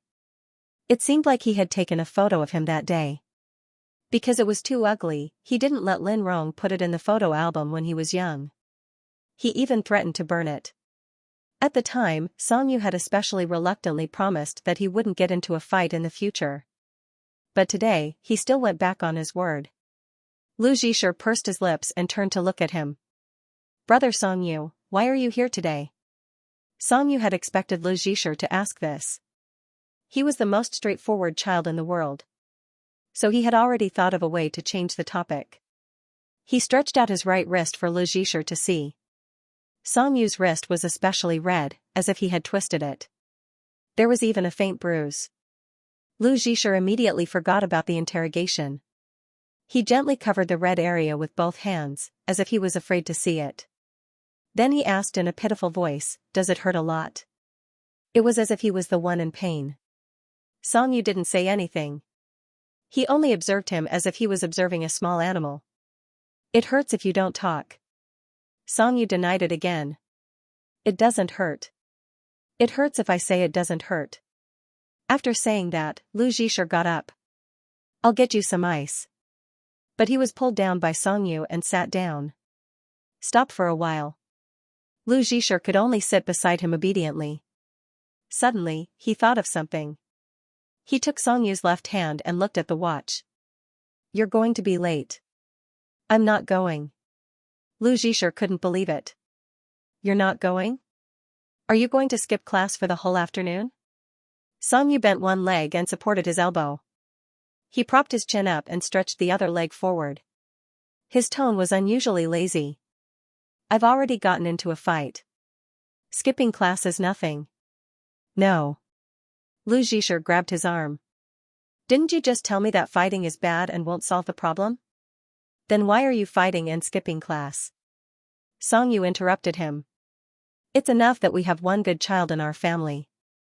The late autumn wind blew Lu Zhisher's hair up, revealing his smooth forehead and clear eyes. But bad children will lead good children astray. Song Yu rarely had the thought of probing into people, but sometimes he was really curious. Where did Lu Zhisher get so many whys and buts from? He was curious about what supported his straightforward desire to express himself. Was it the innocence of being too protected, or was it the serious stupidity in his bones? There was always a sincere fire burning in his eyes, as if he was afraid that Song Yu couldn't see it, so it didn't extinguish. Simple things were often the cause of two extreme emotions. The desire to protect and destroy. "Are you afraid that I'll lead you astray?" Song Yu looked at him. Lu Zhisher would never avoid his gaze, and it was no different this time. He blinked slowly with a relaxed expression. "I'm not afraid." "You're not a bad person. How can you lead me astray? Everyone wants me to be like you." Song Yu pursed his lips. He felt that this answer was reasonable. And could guess, but he was speechless for a moment. It's cold outside. Let's go in. He thought that Song Yu was just joking, but he really didn't go to class. He stayed in his room for the whole afternoon. After dinner, Lu Zhisher did his homework on the coffee table in the living room. He couldn't concentrate today because he kept thinking about Song Yu's wrist. So, he took out his phone and went online. He only searched for what to do if your wrist hurts, but who knew that it would develop from a soft tissue injury to a comminuted fracture of the wrist. Lu Zhisher sat up in a panic and hurriedly wrapped himself in a thick knitted jacket. Aunt Rong, do you have any trash to take out? I'll help you. Why are you so obedient? Lin Rong took out a small bag from the trash can. That's all. Lu Zhisher took it and ran away. Cotton Candy leaned against the back of the sofa and watched him leave, wagging her tail. Not long after, he rushed home. When he returned, Cotton Candy was waiting for him at the entrance. Lin Rong was busy doing yoga and said that the cut fruits were on the desk. Lu Zhisher agreed, but he was afraid of being seen, so he hid the medicine he bought in his pocket and went upstairs. After putting down the medicine, he saw Lin Rong's cut pears and green apples on a small plate. Lu Zhisher sat down and ate the fruit while reading the manual. Compound painkillers, promote blood circulation and remove blood stasis. I still have to put this on to stop the pain. Lu Zhisher looked at the time. Song Yu should still be doing his homework. It would be too much of a bother if he went over directly. But what if he fell asleep later? He thought of a way to get the best of both worlds. Song Yu was doing a paper when he heard a knock on the door. He got up and opened the door. He didn't expect it to be Lu Zhisher with a backpack. Brother Song Yu, can I do my homework with you? Lu Zhisher asked expectantly. Why? I have a question that I don't know. Just as he finished speaking, Cotton Candy waddled over to Lu Zhisher's feet and hugged his calf. He raised his head and asked, Can I? Song Yu finally agreed. Lu Zhisher walked in contentedly and saw Juzi sitting on Song Yu's bed. She was playing with a ball of cat with her paws. He couldn't help but feel a little envious. Move the chair yourself. Other than teaching materials and stationery, Lu Zhisher's desk also had a lot of drawing tools that he had bought with his own savings. Song Yu's desk was one size bigger than his, but there were fewer things. It looked very clean. While Song Yu got up to look for books, Lu Zhisher moved a chair from the balcony and placed it in front of the desk. He even moved it closer to the desk, so there was only a few centimeters between them. Brother Song Yu, you really didn't go to class this afternoon? Yeah. Song Yu took a book from the bookshelf. Lu Zhisher asked again, Didn't your teacher look for you? I asked for sick leave. Isn't that a lie? Lu Zhisher whispered. Fighting, skipping class, lying. Song Yu turned around and tilted his head expressionlessly. Is that bad enough? Lu Zhisher was seriously considering this question, but another part of his mind was sighing. The glasses were really nice, and he wanted a pair too. Seeing that Lu Zhisher was in a daze, Song Yu gave up trying to get an effective response from him. Didn't you say there are questions you don't know? What are they? He also sat down and pushed his glasses up the bridge of his nose. I'll give you 15 minutes. After that, I'll go to bed. Lu Zhisher glanced at the desk. But aren't you still doing the test? There's only one question left. Lu Zhisher had no choice but to bite the bullet and ask a question at the last minute, afraid that Song Yu would see through it. Fortunately, Song Yu didn't say anything. He took the question and looked at it seriously. Just as he was feeling uneasy, he suddenly heard Song Yu speak. You just went out. There wasn't even the slightest hint of doubt in his tone, as if he was very certain. Lu Zhisher's eyes widened. How did you know? Song Yu didn't look up. He was still looking at the question he gave and said very casually, You have a very cold smell on you. The smell of winter. This statement was very subtle. Lu Zhisher lowered his head and sniffed at his collar. He didn't smell anything special. Instead, he immediately smelled the faint scent of Song Yu's shower gel. It smelled very good, and it was very fragrant with the smell of his quilt. It was very reassuring. However, Song didn't give him too much time to study the smell. He directly began to teach the question. The little Pomeranian jumped onto Lu Zhisher's knee. She nestled in his arms and poked her little head out to listen to her brother's lecture. After hurriedly glancing at the question, Lu Zhisher realized that he should know the answer to this question. However, after listening for a while, he realized that Song Yu was talking about another solution. It saved a lot of steps compared to the conventional method taught by the teacher in class. It was originally just an excuse. He didn't expect that he would listen so seriously that he forgot about the medicine delivery. Do you understand? Lu Zhisher nodded and took the exercise book. He was afraid that he would forget, so he quickly sorted out the solution and wrote it down. After a long period of learning and training, the process of answering questions seemed to have been engraved in his body. Following his psychological inertia, he began to do the next question. It was a somewhat complicated proof question. Lu Zhisher tried to analyze the information given by the question. He didn't expect that in such a short time, Song Yu had already finished the last question on his paper. He took off his glasses and put them on the table. He got up and went to bed without saying a word. When he lifted the quilt, the orange cat seemed to have an omen and jumped out of bed, meowing. Lu Zhisher also made a puzzled sound with a questioning tone. I'm done with the questions. Go back and do your homework. I'm going to sleep. I still have questions. Wait a minute. Lu Zhisher flipped through the exercise book. Song Yu knew that he was just looking for an excuse. He reached out to take the eye mask on the bedside table and put it on. He looked like he was going to sleep immediately. Don't sleep, brother. Lu Zhisher saw that he couldn't pretend anymore. He picked up the dog and the bulging bag and ran to Song Yu's bed. He sat on the ground, unzipped the bag, and poured out all the medicine boxes. Song Yu frowned and turned around in disgust. Are you cold? What are you doing? He pulled a beige pillow from the bed and threw it at Lu Zhisher. I'm not cold. Lu Zhisher placed the pillow on the wooden floor and sat cross-legged on it. Cotton Candy happily snuggled into his arms again. Song Yu, brother, I bought some medicine. Let me see your hand. No, I'm fine. Song Yu coldly refused. It's useful. Lu Zhisher saw that his questioning was fruitless. He got up and carefully lifted the corner of the quilt to look for Song Yu's hand. In the end, Song Yu slapped him in the face. Go back to sleep. Lu Zhisher took the opportunity to grab his hand. He was afraid of hurting his wrist, so he only held the first half of his fingers. After making sure that Song Yu didn't struggle, he gently held his wrist. Does it hurt? I'll put a painkiller on it and it won't hurt anymore. Song Yu's tone was a little impatient, but he didn't pull his hand away as Lu Zhisher expected. No need. It's too ugly. But this is very useful. I bought a very expensive one. The aunt at the pharmacy said that it won't hurt anymore. Lu Zhisher looked at his wrist. The bruises on it were more obvious than during the day. The wrist bone was also a little swollen. It was very similar to the symptoms of soft tissue injury described on the internet. I said I don't need it. Feeling that Song Yu was very resistant to the plaster, Lu Zhisher negotiated again. Then why don't you use this gel? The aunt said that it can also remove blood stasis and relieve pain. I just want to sleep now.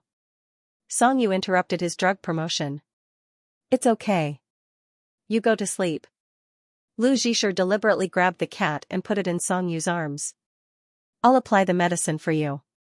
I promise it'll be very light. You won't feel anything at all.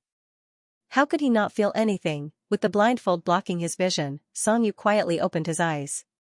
There was a faint light through the cloth, gently covering his eyes. Obviously, he couldn't see, but he could completely picture Lu Zhisher lying on the edge of the bed. Squeeze a little first. It might be a little cold. I've read the instructions. There's peppermint in it. Lu Zhisher was very thorough. He read the instructions more seriously than he read the questions. His hands were very warm. He pushed the cold gel away and applied it to the skin of his wrists. It wasn't uncomfortable. Rub it a little. It'll be easier to absorb.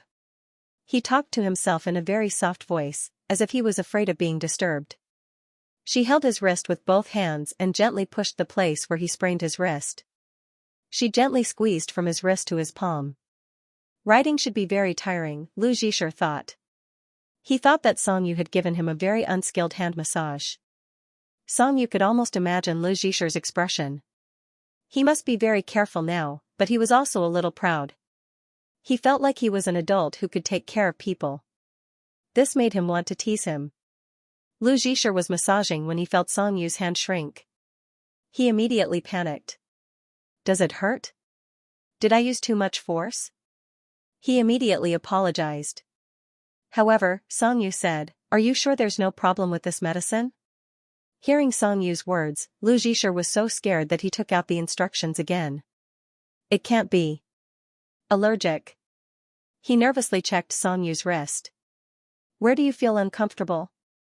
Is it itchy? How interesting. The scene seemed to be reversed. The guy who had been sick since he was young was now the one taking care of people. Are there any precautions? Song Yu asked unhurriedly. Precautions? It's written. Lu Zhisher held the long piece of paper and read it carefully. It's forbidden for people who are allergic to this medicine. Use with caution for people who are allergic. Please keep this medicine in a place where children can't touch it. Children must use it under adult supervision. As he was reading, he suddenly heard a chuckle. Lu Zhisher looked up in confusion. What are you laughing at? Even though Song Yu was wearing an eye mask, the smile on his face was a little obvious. He didn't know if it was because of the eye mask, but at this moment, his brother seemed to be different from usual. So it's not written that adults must use it under child supervision. Song Yu's tone was faint with a hint of subtle ridicule. Lu Zhisher reacted for a while and realized that he was being ridiculed. He decisively denied it. I'm not a child, right? He ended rather indecisively. He even wanted to search online for the legal definition of a child. Song Yu used his other hand to push up the eye mask, revealing his eyes. I'm just teasing you. Lu Zhisher was stunned.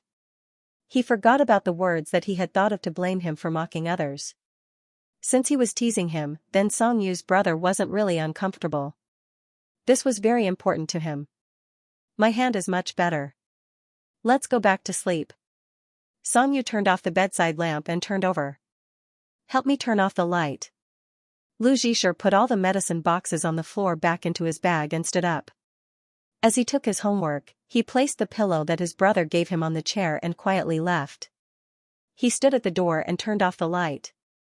Just as he was about to close the door, he suddenly saw Cotton Candy looking at him and wagging her tail.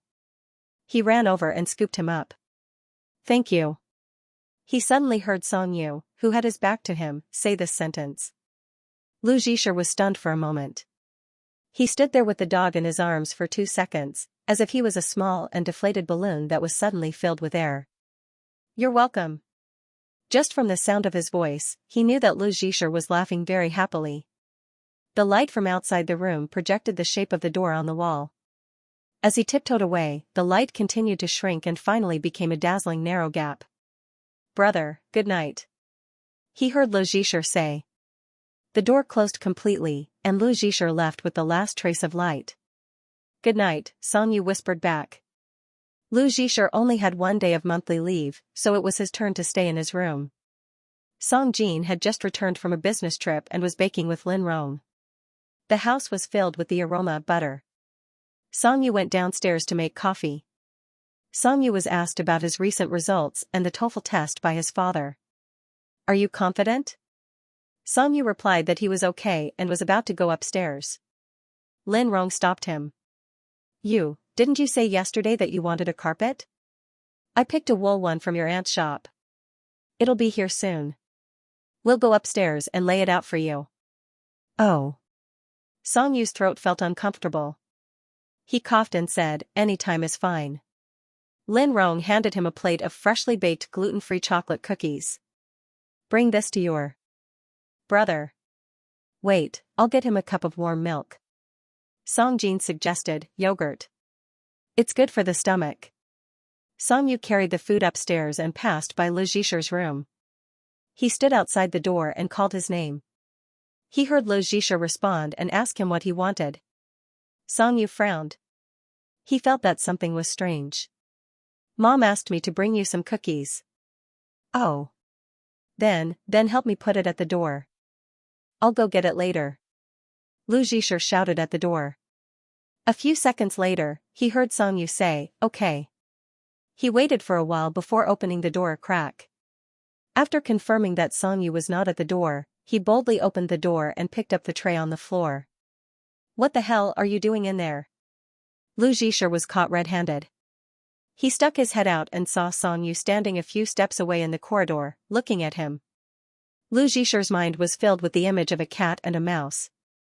At that moment, he was Jerry, who had crawled out of a hole and was about to steal cheese.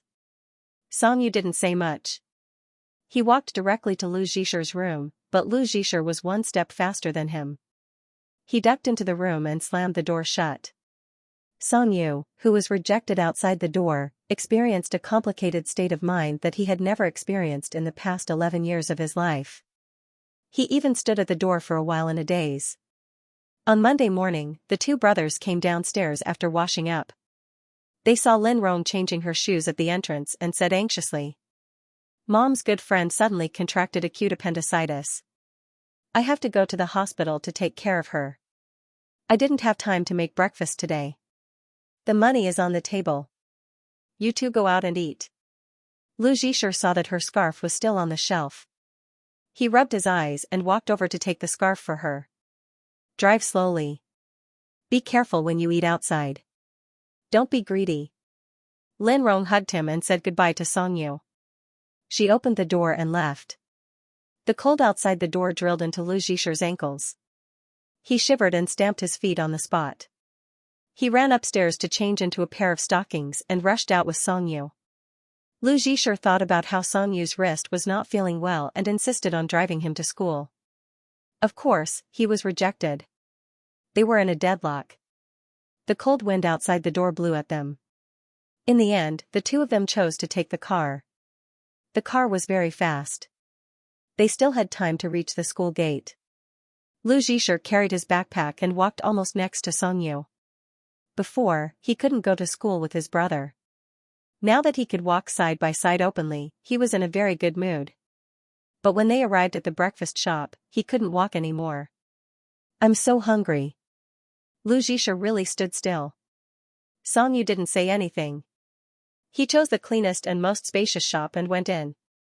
He ordered soup dumplings, 3 delicacies, and a bowl of beef soup noodles. White and fine powder? The boss asked. Lu Zhisha looked behind the boss. Do you have hollow powder? Yes. The boss put the powder into a colander. I'll put more for you. Thank you, boss.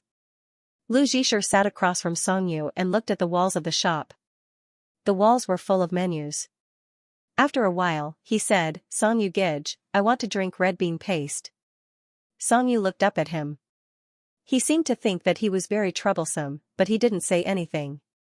He got up to ask the boss. Unexpectedly, the boss said, we only have black soy milk. If you want to drink it, there seems to be some next door. Hearing this, Song Yu went directly next door. Things went according to Lu Zhisha's plan. He craned his neck to look outside. After confirming that his brother had indeed left, he quickly took out a bag from his school bag and ran to the opposite side. He quickly opened Song Yu's bag and stuffed it in. After dealing with the crime scene, he pretended that nothing had happened and returned to his seat. He obediently took out 2 pairs of disposable chopsticks. After a while, Song Yu came back with the red bean paste. The red bean paste was very warm. Lu Zhisha took out one of the 2 straws that Song Yu had taken along the way. He broke the plastic seal and took a big sip. It was sweet and soft. The lady boss served the soup dumplings. She gave each of them a small plate filled with vinegar soaked with shredded ginger. Lu Zhisha stood up and put Song Yu's chopsticks on his small plate. The soup dumplings were filled with shrimp and fresh meat. There were a total of 8 dumplings. Pine needles separated the dumplings from the bamboo tray. The skin was very thin. He could almost see the shrimp inside. He picked up a soup dumpling. The skin wrapped in juice shook like a balloon when he was young. It fell into his vinegar plate. The two of them didn't discuss. Lu Zhisher directly picked up the other straw on the table. He opened it and pointed the sharp end at the soup dumpling. The moment he poked it, he took a sip. Aren't you afraid of being scalded to death? Song Yu said, but his expression was used to it. This soup is so fresh. After he finished drinking, he used his chopsticks to tear off the skin. He dipped the shrimp and meat inside in vinegar and ate them. In the end, a large piece of skin was left. Your noodles and tofu skin. The lady boss came over with 2 bowls. When she saw Lu Zhisher put the soup dumpling skin into Song Yu's bowl, she was a little puzzled. What's wrong? Is the skin not good? No. Lu Zhisher moved the noodles in front of him. I can't eat it. The lady boss nodded. She told them to add their own coriander and left. Song Yu naturally ate the soup dumpling skin. He also ate a piece of tofu skin while it was hot. Xianxia tofu skin was the most filling breakfast. Cut into pieces of pork, slices of bamboo shoots, and shiitake mushrooms were mixed into the seasoned glutinous rice. Add in the marinade. The thin skin made of mung beans and rice was the tofu skin. It was placed at the bottom of the pan. Add in the egg and fry it until it was cooked. After flipping, put in the glutinous rice, pressed it evenly, and cut it into cubes while frying. Remove it while it was hot. The glutinous rice was salty and soft, and the tofu skin was golden and crispy. The best thing was that there were no allergens Lu Zhisher was allergic to, and he liked it very much. All of their breakfast was shared. Lu Zhisher ate a piece of tofu skin and began to attack the rice noodles. He picked up a piece of braised beef and gave it to Song Yu. I wanted to eat pasta before. Eat it like this. Lu Zhisher put his chopsticks into a strand of rice noodles and put it into his mouth. Does it taste like China's pasta? Song Yu only felt that he was like a morning bird, chirping. But he was not like this usually. Today, he was unusually excited, as if he had done something big. Don't talk so much. Eat quickly. Lu Zhisher was more obedient. He ate 4 soup dumplings without skin, half a bowl of rice noodles, and a piece of tofu skin. Song Yu finished the rest. Lin Rong had taught them to respect food since they were young, so they never left anything behind when they went out to eat. After breakfast, there were many people coming and going at the door. Song Yu carried his bag and left the breakfast shop. Lu Zhisher trotted behind him. The lady boss stared at their soup dumpling steamer in a daze. She was patted by the boss. Are you still not awake early in the morning? No. She frowned. She looked as if she could not figure it out. Those 2 handsome boys just now were really strange. One only ate the filling, and the other only ate the skin. The boss thought it was something else. Children these days are so unique. The 2 separated on the 3rd floor. Song Yu went upstairs by himself. He met his classmates and was teased. I saw you 2 together from afar. You 2 are so close to each other. Song Yu did not say anything, nor did he refute. Not long after, the morning self-study session began. The English teacher came into the classroom with a book. Song Yu opened his bag and was about to take out his English notes when he suddenly found that there was an extra box inside. He felt that it was strange and took it out. His deskmate was a cowardly but gossipy bespectacled boy. He glanced at the box. Afraid that Song Yu would discover it, he pretended to memorize the words loudly. The box was white and looked like it was handmade. It was full of drawings. The drawings were mainly of 2 little people. One had brown curly hair, and the other had black hair. The black-haired one had an injured wrist, but the brown-haired one was crying. There was a big red arrow above their heads, pointing to the opening of the box. His deskmate glanced at it from the corner of his eye. He saw Song Yu's disdainful expression and thought that he was going to throw it aside. After all, he often received all kinds of gifts. Even if it was a beautifully wrapped gift, he would not take a second look at it. But what he didn't expect was that Song Yu actually opened it.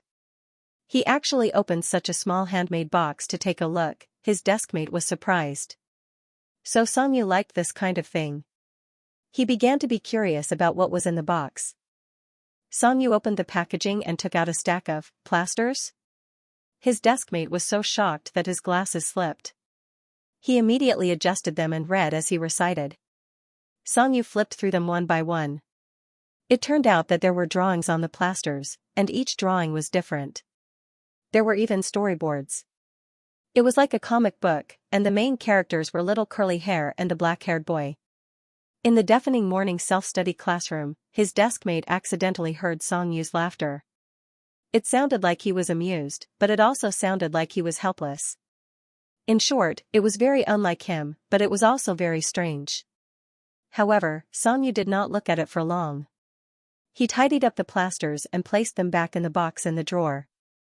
This unsolved mystery of the morning self-study room lingered in his deskmate's heart for a long time. Songyu had been going over the papers for the 2 math classes in the morning. He did not get anything wrong, so he saved time and buried himself in the new questions. His wrist still hurt. He stopped writing and stared at his wrist for a long time. Finally, he took out the box from the drawer. He recalled what he had said the other day. It was too ugly, so he did not want to stick it. Ever since he was young, Lu Zhisher's surprises had always been sneaky. Songyu picked out a piece of pain relief plaster that depicted 2 little people close to each other. Only then did he realize that this drawing was very familiar. It seemed to be the scene when he had won first place in the high jump in his 4th grade. Lu Zhisher had happily pounced into his arms, but his little run-up had been too forceful and had pushed him down onto the sports field. Later, during the award ceremony, the top 3 winners stood on the small podium. Songyu had just stood on the highest level when Lu Zhisher, who had just started primary school, had run out of nowhere. He had darted behind Songyu like a wisp of smoke and hugged his leg, disrupting the entire ceremony. Of course, in the end, he had still been forcefully carried away by the primary school teacher. Walking out of his memories, Songyu tore off the plastic wrap on his back and carefully stuck the pain relief plaster on his wrist. After smoothing it out, he unnaturally tugged at the sleeves of his sweater and school jacket in an attempt to block it. Then, he pretended as if nothing had happened and buried his head in the questions. After class, the large group of students majestically went downstairs to gather for exercises. Xianxia's movements were sluggish. His eyes looked around and accidentally caught a glimpse of Songyu's right wrist. What was that on his hand? Was it a tattoo? As soon as they were dismissed, he immediately ran in front of Songyu and pulled his sleeve without saying a word. What did you do on your wrist? Fire Hitachi, you're really a gangster. You actually dared to go behind my back. The moment he grabbed his wrist, Xianxia's expression suddenly changed to that of an old man on the subway looking at his phone. Plaster? Songyu's expression changed. He pushed him away and pulled down his sleeve. What nonsense are you talking about? No, what is this? Xianxia laughed as if he had discovered a new world. Where did you get such a cute plaster? Did a girl give it to you? This is the plaster that a macho man needs. Quick, quick, quick. I hurt my shoulder playing basketball 2 days ago. Give me a piece of it, too. Songyu, why are you so stingy? I'll buy it. Xianxia began to tug at his school uniform. Damn, it's so cold. Hurry up. Just 1 piece. In your dreams. Time was definitely not moving at a constant speed, at least not in his body. Lu Zhisher, who was doing his physics homework during the winter vacation, firmly believed in his own point of view. He didn't know how the semester passed by so quickly, and he even tried to find out if there were any scientists doing research in this area. However, Lin Rong's phone call interrupted Lu Zhisher's first paper. Research. Yes, yes. Lu Zhisher walked downstairs while talking on the phone. Brother Songyu went to cram school. I know the place. After putting down the phone, Lu Zhisher found the leash, put it on cotton candy, and took it to the pet clinic for a checkup. Do a facial while you're at it, cotton candy. Your fur has grown so long recently. It was very cold outside. Lu Zhisher was wrapped in a thick white down jacket. From afar, the man and the dog looked like 2 lumps of cotton candy. During the winter vacation and the weekend, the pet clinic was crowded. Lu Zhisher saw many cats and dogs at once, and even a chinchilla. He was very satisfied and stroked them all in his heart. The sister in front of the line was leading two large dogs, an Alaskan Malamute and a Golden Retriever. When the Golden Retriever was being treated, the Alaskan Malamute seemed to be very unaccustomed to the environment and was very manic. The owner could hardly take care of both of them. "Sorry, can you help me with the leash? He might be scared. Let me give him a hug." "Oh, okay." Lu Zhisher put down Cotton Candy, who had been obediently watching the show, and helped the sister with the leash with the other hand. It was the first time that Lu Zhisher had pulled a large dog.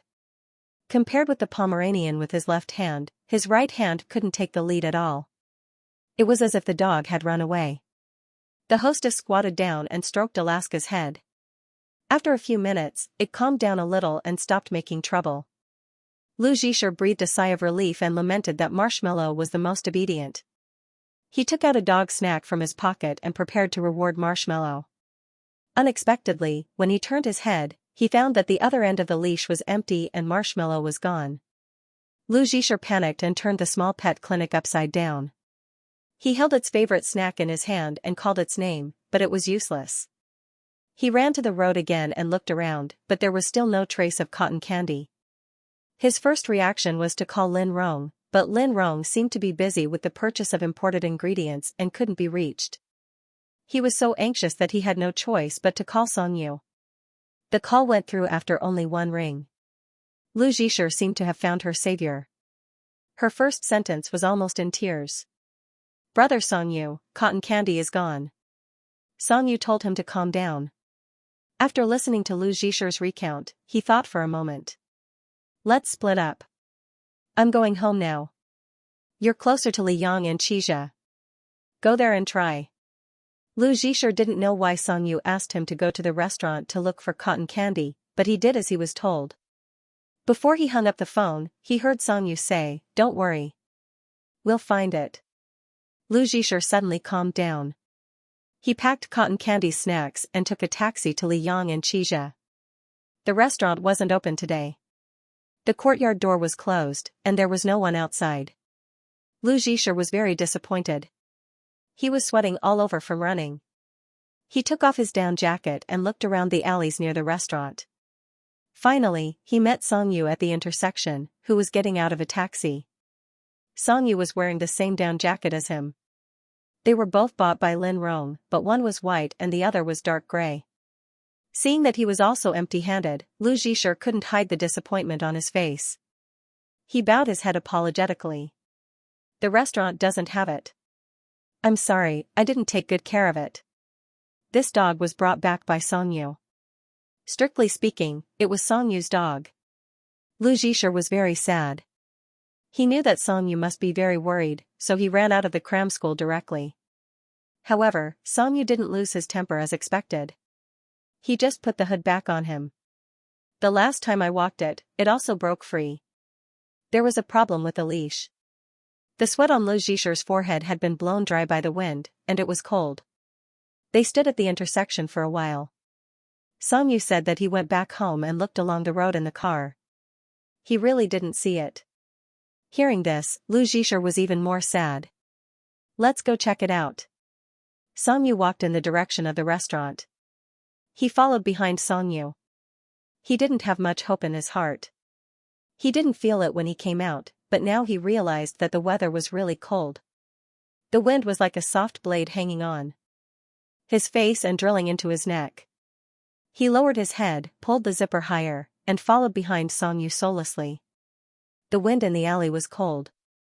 Lu Zhisher's mind was filled with the scene of Cotton Candy wandering on the street alone. It was almost the new year. Cotton Candy was so small that she didn't even wear a knitted vest today. He began to consider the feasibility of asking for help on Weibo and distributing flyers all over the street. Song Yu suddenly stopped. Lu Zhisher didn't stop in time and bumped into his back. "Ah, what's wrong?" He looked forward.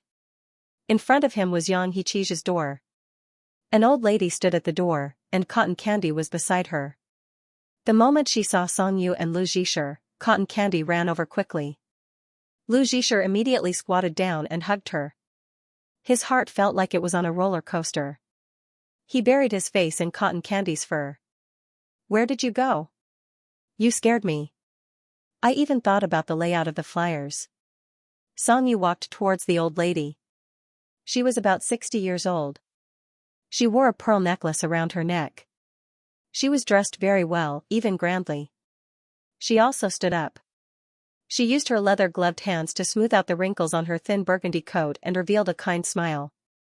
So this is your puppy. Her hair was white, and she spoke very slowly.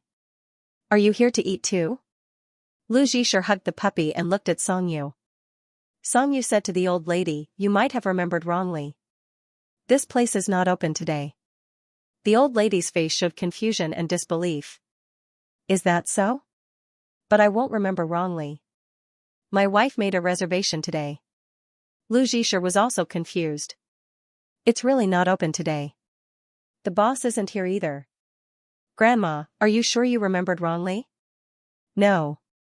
The old lady insisted that she was here to keep the appointment. Lu Zhisher saw that she was wearing thin clothes. It was not a good idea to stand in such cold weather. He touched Xianxu's arm. Brother Xianxu, did you bring the key to the restaurant? Xianxu nodded. He took out his key ring, found the key to the restaurant, and opened the door. Lu Zhisher went up to help the old lady. Come in first. I'll check the reservation list for you and see what's wrong. They turned on the heater in the restaurant and let the old lady sit down. Xianxu boiled a pot of water at the last minute. Lu Zhisher turned on the computer at the front desk and found the reservation list. They often came to the restaurant to help, so they more or less knew the process. The boiling water poured into the transparent teapot, and the aroma of the black tea was instantly aroused by the heat. Xianxu brought the hot tea to the old lady. Thank you. He returned to Lu Zhisher's side. Did you find it? Lu Zhisher looked up and shook his head at him. He whispered, there's really no reservation today. He looked at the old lady and saw that she was looking at the door expectantly, as if she was really waiting for someone. Lu Zhisher couldn't help but ask, Grandma, it's not easy to check here. Can you tell me your husband's name? Or a phone call will do. The old lady looked at the two of them and smiled. Suddenly, she seemed to be stuck. Her smile was gradually replaced by a confused look. My husband's name. She frowned and lowered her head to think. Name, Xianxu stared at the old lady and felt that something wasn't right. What's the date today? Do you remember? The old lady thought for a moment. Her brows relaxed and her smile reappeared. November 21st is my and my husband's silver wedding anniversary. We're here today to celebrate our anniversary. November. But it's already the new year. No wonder she's wearing such thin clothes. She remembered the wrong date.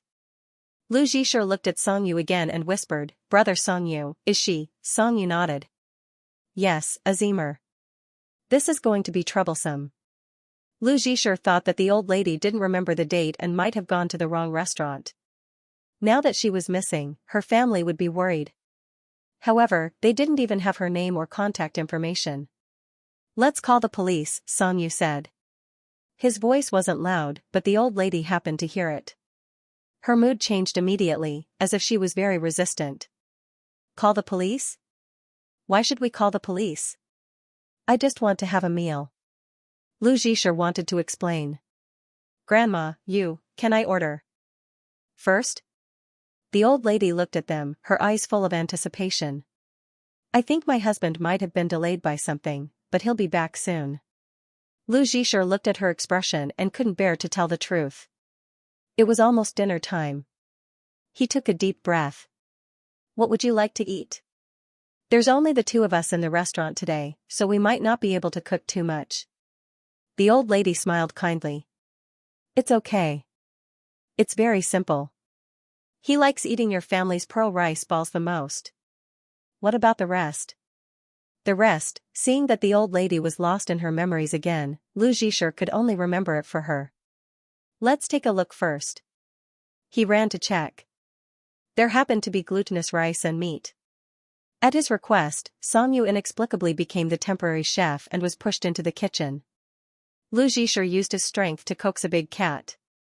He said that he would massage his back and shoulders, and took the initiative to put on an apron for him. Although Song-yu looked reluctant, in the end, he didn't reject him in front of the old lady. He came out of the kitchen and saw the old lady looking out of the door with a disappointed expression. "He'll definitely come. Please wait a moment." The old lady stared at the serious expression on Lu Zhisher's face and suddenly smiled. "You look better than when you were a child." As she said that, she glanced into the kitchen. "Your brother too." Then he added, "You used to look like a doll." Lu Zhisher was suddenly stunned. There was indeed a big problem with her memory. When they met at the door, the old lady clearly didn't know them, but now she could remember things from when they were young. Could it be that she really came here? "Do you remember when you got married?" Lu Zhisher asked. The old lady tried very hard to remember, but still shook her head. "I see." Lu Zhisher didn't give up. He searched online for the time of their silver wedding. It was their 25th wedding anniversary. The old lady looked to be about 60 years old. If she got married in her 20s, then she came to celebrate with Xianxia in her 50s. About 10 years ago, it was almost the same time as when the store opened. At that time, they were indeed very young. However, in the first 2 years of the store, the management was not perfect. There weren't many customers, and the reservations were handwritten in a book. There was no electronic record. Lu Zhisher looked around for the key and finally found the key to the cabinet where the old reservation books were stored in a drawer at the front desk. He squatted on the floor and took out the dusty books. 1 book a year. He flipped through the pages earnestly. Dust covered his face, causing him to choke and cough. Song-yu suddenly came out and poured himself a glass of water. "Done?" Lu Zhisher looked up, his face red from coughing. "It steamed." Song-yu asked, "What are you doing?" "This grandma celebrated her anniversary at our store. I want to look through the reservation records from the first few years of the store. I'll look at the reservation records from November 21st. There aren't many customers every day, so I should be able to find his lover's contact." Speaking of this, Lu Zhisher suddenly frowned. Could it be that the number has changed after so many years? Song-yu shook his head. "I don't think so. After all, his wife has Alzheimer's disease." Lu Zhisher was reassured. He wanted to continue, but Song-yu sent him away. "Go accompany her." "Go ahead." "I'll look for her," Lu Zhisher said. "I don't want to talk." Upon hearing this, Lu Zhisher naturally had to shoulder the external work and talk to the old lady. She didn't remember anything, but she kept saying "my lover." Lu Zhisher was a little sad, but not just sad. "Lu Zhisher." Lu Zhisher immediately rushed over when he was called by Song-yu. "Call them one by one." Song-yu spread out the notebook and handed it over, pointing to the ones circled in red. Lu Zhisher sat down and called the customers one by one according to Song-yu's instructions. "Hello, is this Mr. Wang? I'm sorry to disturb you. Do you have any family members who have gone missing? I'm sorry, we might have made a mistake. Is this Mr. Li? Hello." The calls came one after another. Lu Zhisher began to doubt the feasibility of this method. He crossed out the numbers one by one. He looked up and saw that the old lady was still waiting. Even Marshmallow had been brought to sit in front of the floor-to-ceiling window, wagging her fluffy little tail as if she was waiting for someone. After an hour, Lu Zhisher counted. "There are only 2 left." Song-yu nodded. He knew that Lu Zhisher still wanted to try, so he did not stop him and stood beside him. Lu Zhisher sorted out his emotions and made another call. Initially, the call was busy. He waited for a while before deciding to call the next one. The last call was picked up very quickly. The person on the other end of the line sounded very young, but like the previous customers, they did not have any family members who had gone missing, and they did not know any patients with Alzheimer's. Lu Zhisher's heart was filled with great disappointment. He wanted to lean on the front desk, but he was afraid of dirtying his white down jacket, so he leaned his forehead against Song-yu's arm. Song-yu understood how he was feeling. He raised his hand to touch the top of his head. At that moment, the phone at the front desk suddenly rang. Lu Zhisher immediately raised his head to answer the call. "Hello." The person on the other end of the line seemed to be more anxious than him. She was gasping for air. Lu Zhisher held on to his last hope and asked again. He got the answer that he wanted to hear. Yes, it's me. Lu Zhisher looked up at Song Yu excitedly and smiled. Okay, then I'll wait for you here, okay. After putting down the phone, Lu Zhisher felt that the voice on the other end of the line was very familiar, but he could not immediately identify it. Cotton Candy ran over to scratch his leg. Lu Zhisher picked her up and walked slowly around the restaurant. He used the corner of his eye to observe the old lady's expression. The other party did not seem to be tired, and she was still looking at him expectantly. When the pearl meatballs were ready, the person that the old lady was waiting for finally arrived. Through the glass door, Lu Zhisher saw the person who pushed open the courtyard door. He was shocked. It was their regular customer, Professor Zhang. Professor Zhang rushed over at a fast pace, looking travel-worn. Normally, when Lu Zhisher saw him, he was always humorous and kind. He had never been so anxious before. Mei. He pushed open the door and called out the old lady's name. Just when Lu Zhisher thought that the dust had settled, he happily stepped over to Song Yu's side. The old lady raised her head and asked with confusion in her eyes, "You are?" Song Yu looked at them and lowered his eyes. He had expected this to happen. However, Lu Zhisher did not understand. He frowned, and his expression was even sadder than Professor Zhang's. Lu, I'm sorry for the trouble. Instead of trying to persuade the old lady, Professor Zhang's first reaction was to greet them. Song Yu shook his head and asked him not to take it to heart. Lu Zhisher saw Grandpa Zhang open a bag. Inside were short cotton-padded jacket, scarf, and hat. You're wearing so little when you go out. You're already so old. What if you get sick? He spread out his coat and put it on his wife, but his wife refused. Who are you? I don't know you. Grandma, he's your husband. Lu Zhisher could not help but step forward. Don't you remember him? Grandpa Zhang smiled at Lu Zhisher. It's okay, Lu. I'm used to it. As he spoke, he took out an old photo from the side of the bag. It was a wedding photo of them when they were young. The other photo was a group photo of them later. Mei, look. We took this photo together. At that time, we didn't have a wedding dress. You were unhappy, so you wore a white dress. He recounted their past one by one, patiently restoring these memories. The old lady was no longer so resistant. She listened with suspicion and gradually became more serious. She was also willing to let him put on the scarf and hat for her. In the end, she seemed to remember, but she kept complaining that Professor Zhang had come too late and made her wait. Professor Zhang apologized again and promised that he would not be late for the next date. The old lady's face was full of love. I bought your favorite pearl meatballs. Let's eat before we leave. Professor Zhang looked at Lu Zhisher and Song Yu. He smiled and coaxed her. Let's take it home and eat it at home. The restaurant is about to close. In the blink of an eye, it was getting dark. The street lamps were lit up one by one. The dim alley was covered with warm yellow light. Lu Zhisher and Song Yu stood in front of Yang and Qi's courtyard to send the two elders off. Fortunately, you guys are here. Today, a former student came to me for something.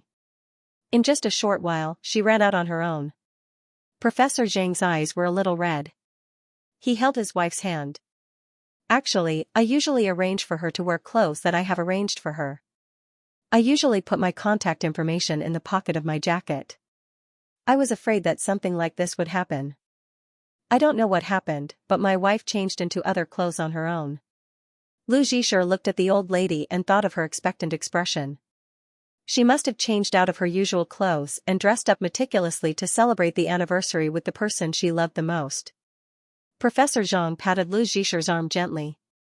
He looked at Song Yu and said, "It's getting late. You two should hurry home. Don't let your mother worry. I'll definitely visit another day and thank you properly." Song Yu, who had been silent all this time, spoke up.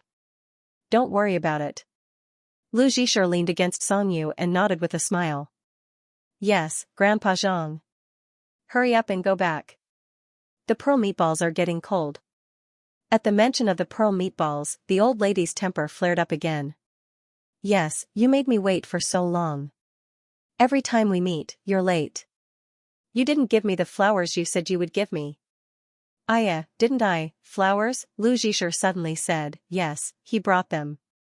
After saying that, he turned around and ran back to the restaurant. After a while, he came out again. With his hands behind his back, he moved closer to Professor Zhang and secretly stuffed the things in his hands into his hands. Song Yu glanced at him and cooperatively did not say anything. Professor Zhang stretched out his hand.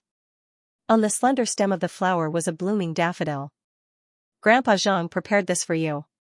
It's so beautiful. Although there was only one flower, the old lady's face was filled with unconcealable happiness. She took the flower and cherished it in her hands. After saying goodbye again and again, the two staggered away and leaned against each other. A gust of wind blew. Lu Zhisher was so cold that he shrunk his neck and looked from afar. The figures of the two became blurry in the city lights. The tip of his nose was sour. He felt that it was probably because of the cold, but this sour feeling flowed into his heart. Standing at the door, the alley, the winter night, the sun and Qi's courtyard door, the spreading circle of light under the street lights. This scene was very familiar to Song Yu. He stared at the foot of the wall opposite him in a daze. I don't want to forget you, Lu Zhisher suddenly said. Song Yu turned his face. The look in his eyes was very complicated. It was as if he was very confused, but also as if he thought that he had misheard something. The light from the street lamp above shone down and covered Lu Zhisher's face. His soft brown hair was golden, and the tip of his nose and cheeks were red from the cold. His eyes were so bright. Brother Yu, I don't want to forget you. He looked into Song Yu's eyes. After being stunned for 2 seconds, Song Yu turned his face away. What nonsense are you talking about? Lu Zhisher knew that this was nonsense, so he did not refute. But when he saw the old lady, he felt sad. He did not have a lover, so he did not understand how it felt to forget his lover. But he tried to put himself in his shoes and imagined how it felt to forget Uncle Song and Aunt Rong one day. He even imagined how it felt to forget Song Yu. His heart felt a stabbing pain, as if it was tightly gripped and could not be let go.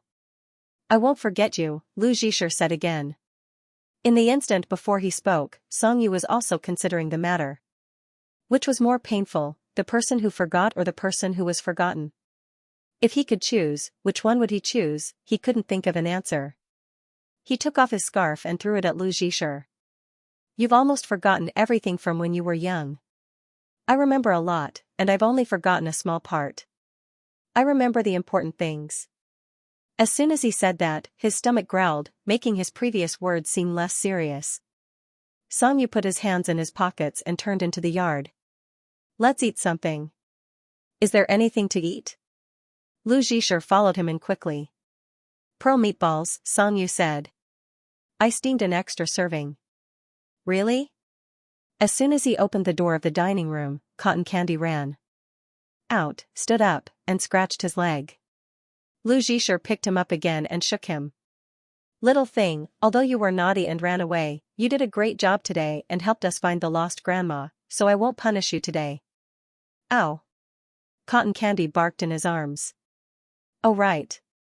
Lu Zhisher hugged Cotton Candy and asked curiously, Brother, when Cotton Candy disappeared, how did you think it might be here?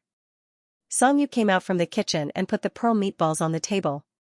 He looked up and then lowered his eyes. I found Cotton Candy at the entrance of the dining room. Lu Zhisher looked at Cotton Candy, and the dog tilted his head at him. When? I don't know. When you were in the 3rd grade and went to Hainan for the winter camp. Lu Zhisher recalled. Yes, that was the time. I saw Cotton Candy at home after I came back.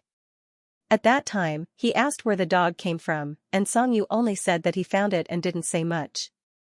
Song Yu poured a cup of hot water and held the cup with his hand. It was also at night when I found it. It was very cold, and it was curled up at the foot of the wall at the entrance of the courtyard. It was very small and a little dirty, but its eyes were very bright. At that time, he didn't know why he was so kind and picked up a dog, but he knew that he had to take responsibility for it. When Lu Zhisher came back from Hainan, he saw the dog's ecstatic expression and hugged him in surprise. Those sparkling eyes gave Song Yu the answer. So that's how it is. That's great. Cotton Candy is quite good at remembering things. He knows where his hometown is. Lu Zhisher hugged Cotton Candy and stuffed a pearl meatball into his mouth. The soft glutinous rice and the springy meatball were eaten together, and the taste was doubled. He chewed seriously, and his eyes were empty. He glanced at the messy front desk and looked at the notebook that recorded the history of the restaurant. He swallowed and sighed.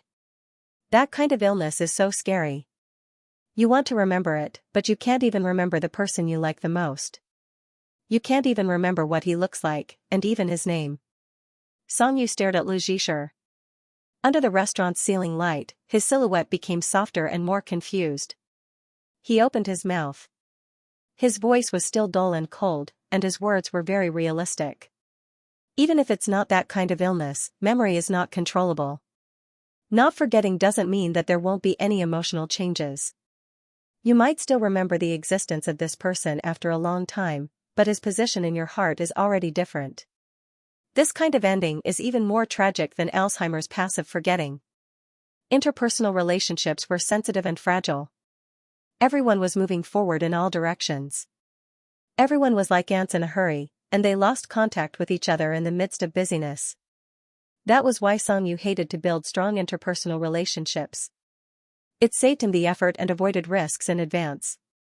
In this world, it's really too easy for people to get separated. Get separated. Song-yu's words were a little profound to Lu Zhisher. He didn't quite understand, and a vague sadness arose in him. He thought of the feeling of losing Cotton Candy and his grandmother standing at the door of Yang and Xianxia, waiting foolishly for a date. He sighed like an adult, and the white smoke that he exhaled covered his eyes again. Seeing him like this, Song-yu wanted to laugh. He wanted to tell him to eat quickly and stop thinking about it, but before he could open his mouth. We won't get separated. Lu Zhisher's empty eyes focused on him, and he was very confident. Song-yu looked at him and was silent for a moment. This meant a negative attitude. Lu Zhisher knew very well, so he said, "If we get separated, I'll try my best to find you." His expression was so serious, and he said it as if it was true. It was impossible to doubt him. No need. Song-yu's rejection was very decisive, and Lu Zhisher felt defeated. But in the next second, he heard the follow-up. Your sense of direction is too bad. Song-yu gave him another meatball and looked at his confused eyes. Just stand there and wait for me. Lu Zhisher was looking forward to the winter vacation, but as a third-year junior high student who was about to take the entrance exam, his vacation was pitifully short, only 17 days at most. He had just made up for 3 days of sleep at home, but he had already lost 1/5 of his vacation. The New Year's holiday passed quickly, and in the blink of an eye, only half of the winter vacation was left. He felt like he was catching up on the latest chapter of a manga, full of anticipation, but it ended before he could finish reading it. The vacation was never enough. Song-yu returned to school a week earlier than him, and Lu Zhisher started his lonely homework mode. The night before school started, he took the winter vacation homework that he didn't know how to do to Song-yu's room. Song-yu was taking a shower, so he took his notebook and walked around in circles, waiting for him. The new carpet on the floor was comfortable and soft, and he didn't feel cold when he sat on it. He saw Song-yu's unfinished school bag on the floor, and inadvertently glanced at it and saw a few bags of cat food. Why did his brother bring cat food to school? For his friends, Lu Zhisher was too lazy to think too much. When his brother wasn't around, he took out a raspberry lollipop from his pajamas pocket and threw it into his brother's bag. After school started, everyone felt that they were about to take the high school entrance exam, and the learning atmosphere was much stronger than before. After only a week of classes, they took a mock exam. When the results came out, Lu Zhisher did well. He was first in the English class, and he was above average in other subjects. Although he wasn't among the top students, his performance was stable, and he had no problem getting into the experimental class of Paya High School. In addition, Lin Rong and Song Jin didn't have strict requirements for the two brothers' grades, so they were in a good mood and weren't nervous. Lu Zhisher was a child who paid attention to the balance between work and rest. He would stay behind to finish his homework during the evening self-study session. He was most efficient and focused when he was waiting for his brother, because as long as he finished all his tasks, he could ride home with Song Yu, and even have supper together. It was very fulfilling. You play a lot every day, and you do so well. I'm jealous. Jiang Yufan, who was cleaning near the flower bed, held a broom that was taller than him. He didn't sweep the floor, but waved it in front of Lu Zhisher. Your brother must be giving you special treatment at home. Lu Zhisher, like a hero in a TV series, answered honestly, no, he doesn't have time to tutor me. What is he so busy with? Sleeping. Lu Zhisher put the broom down. When he's awake, and he's in his room to watch movies or documentaries, like Bird's Eye View of the Earth, or geological histories. I read it with him after I finish my homework. But most of the time, he would be distracted and fall asleep on Song Yu's bed. It's good to have a brother at home. I want a brother too. A girl from the team on duty chimed in. Lu Zhisher agreed. He wanted to share with her the wonderful feeling of having a brother, but another girl beat him to it. What's so good about it? My brother is so annoying. He bullies me every day. When I was young, I always hoped that someone would take him away. She put the small iron dustpan on the ground. Her expression was mysterious with a hint of happiness. But soon I'll be free from the sea of suffering. Jiang Yufan was curious. What do you mean? My mom agreed to let me study abroad in high school. My aunt happens to be in Australia. She shared how she chose a high school and prepared for the IELTS exam during her winter vacation. Lu Zhisher focused on sweeping the crispy noodle snack bag into the dustpan, looking for the next target. Leaving after high school? It's normal. So many students in high school don't take the college entrance examination, the girl said. That's right. Lu Zhisher stopped. He propped himself up with the broom and nodded in his heart. Hearing the girl talk about the IELTS exam nervously, he thought of Song Yu. He seemed to be taking the exam too. However, he only had a vague impression of it in his mind and didn't take it seriously. Coincidentally, when he got home that night, Lu Zhisher went downstairs to get his phone after taking a shower. He happened to hear Song's dad and Song Yu chatting. It was actually very casual. They talked about things that happened in school. Lu Zhisher walked up the stairs and heard Uncle Song say, actually, whether it's studying in China or going abroad, there are pros and cons. Anyway, Dad supports you and believes that you have your own ideas. Okay. Hearing this, Lu Zhisher stopped in his tracks. His mind was a little confused. Lu Zhisher. Song Yu suddenly called his name. Lu Zhisher was stunned and turned to look at him. Song Yu stared at him. After a while, he said, sleep early. Come to school with me tomorrow.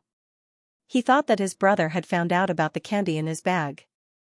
Oh, I got it. Lu Zhisher went upstairs and returned to his room. He thought of what his female classmate said in the morning. Song Yu will also study abroad. Although he agreed very well, Lu Zhisher didn't feel sleepy at all. He got up, opened his laptop, and typed in a series of questions such as how to apply for a foreign high school in the search box. However, every time he clicked on it, most of the results were advertisements for overseas study institutions. He was confused by the process. The only useful information he got was that overseas study was very expensive. It was much more expensive than he had imagined. Therefore, he spent a long time counting the pocket money he had saved over the years. The next day, Lu Zhisher was so sleepy that he forced himself to get up. He was in low spirits the whole way. He knew that he would be sleepy, so he consciously stood up to memorize classical Chinese. He stood there for the whole morning self-study. He realized that if something had never been noticed before, nothing would happen. However, once he noticed it, it would constantly appear in front of his eyes. The frequency of it appearing was frightening. For example, the advertisements for overseas study institutions in front of the cafeteria, the list of overseas exchange students on the bulletin board, and the teacher casually mentioned a certain senior who was already studying in the Ivy League. In the afternoon language class, the teacher talked about the real questions for the middle school exams. Lu Zhisher's language grades were not particularly good, especially for reading comprehension questions. He always felt that his understanding was not wrong, but it was different from the person who wrote the answers. Maybe the author didn't even know that his essay could be understood in this way. Next, let's look at the introduction to famous works. This set of questions has been selected from Dream of the Red Chamber. Let's take a look. First question. The language teacher pushed up his glasses. Characters in literary works are often multifaceted and three-dimensional. Lin Daiyu in Dream of the Red Chamber is undoubtedly a very classic female literary figure. Please combine it with the specific plot and briefly summarize her characteristics and the reasons for her character. Character traits. Lu Zixia rested his chin on the table. His first reaction was that she was talented because she was good at writing poems. However, he doubted whether this was considered character traits. Fortunately, the teacher did not choose him, but another boy. The boy stood up and the first word he said was sentimental. Well, then tell me why she has such a sentimental personality. The boy said casually, because she lives under someone else's roof. Probably because the questions were always like this, they always associated Lin Daiyu with living under someone else's roof. This had become their subconscious reaction and did not require much thought. Tell me about the specific plot. How does living under someone else's roof affect her character? The teacher continued to guide him. The boy thought for a moment. Her parents died when she was young, so she went to live with someone else. Lu Zixia, who was listening seriously, suddenly had a strange feeling. He sat up unnaturally and fiddled with the pen on the table. Then she definitely can't be like in other people's houses as she is in her own house. She doesn't dare to say or use anything. She uses other people's money. The students in the class were amused by his simple and straightforward explanation, but Lu Zixia didn't find it funny. The teacher seemed to be certain and quoted from the original text, well, she has to be careful at every step. She is not willing to say a word or take an extra step. She is afraid that others will laugh at her. Yes, that's what it means. The boy said again, and no matter how well others treat her, they are not her biological children. So she will be more sensitive and think a lot. Lu Zixia blinked and stared at the paper.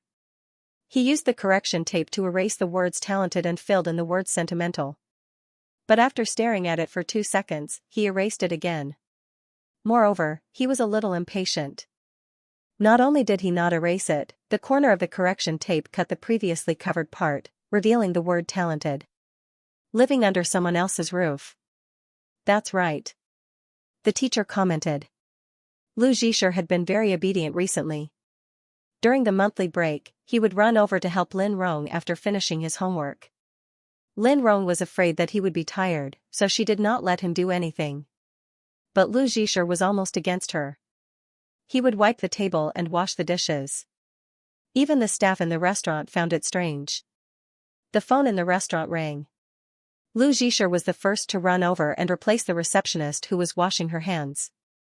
Hello, this is Xianxia. What? After hearing what the other party said, Lu Zixia was shocked. He put down the phone and ran to the lounge. Aunt Rong, is your phone turned off? Lin Rong, who was choosing a new menu layout, checked her phone. Ah, it's true. It's turned off. Grandpa is in the hospital. Lu Zixia was very anxious.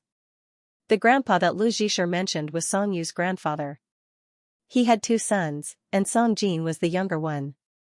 In the early years, the Song family's financial conditions were not very good. Song Jin also grew up with hardships. Later, he started a business from scratch and realized financial freedom. Song Jin had always wanted to support Song's dad, but he was rejected by his elder brother.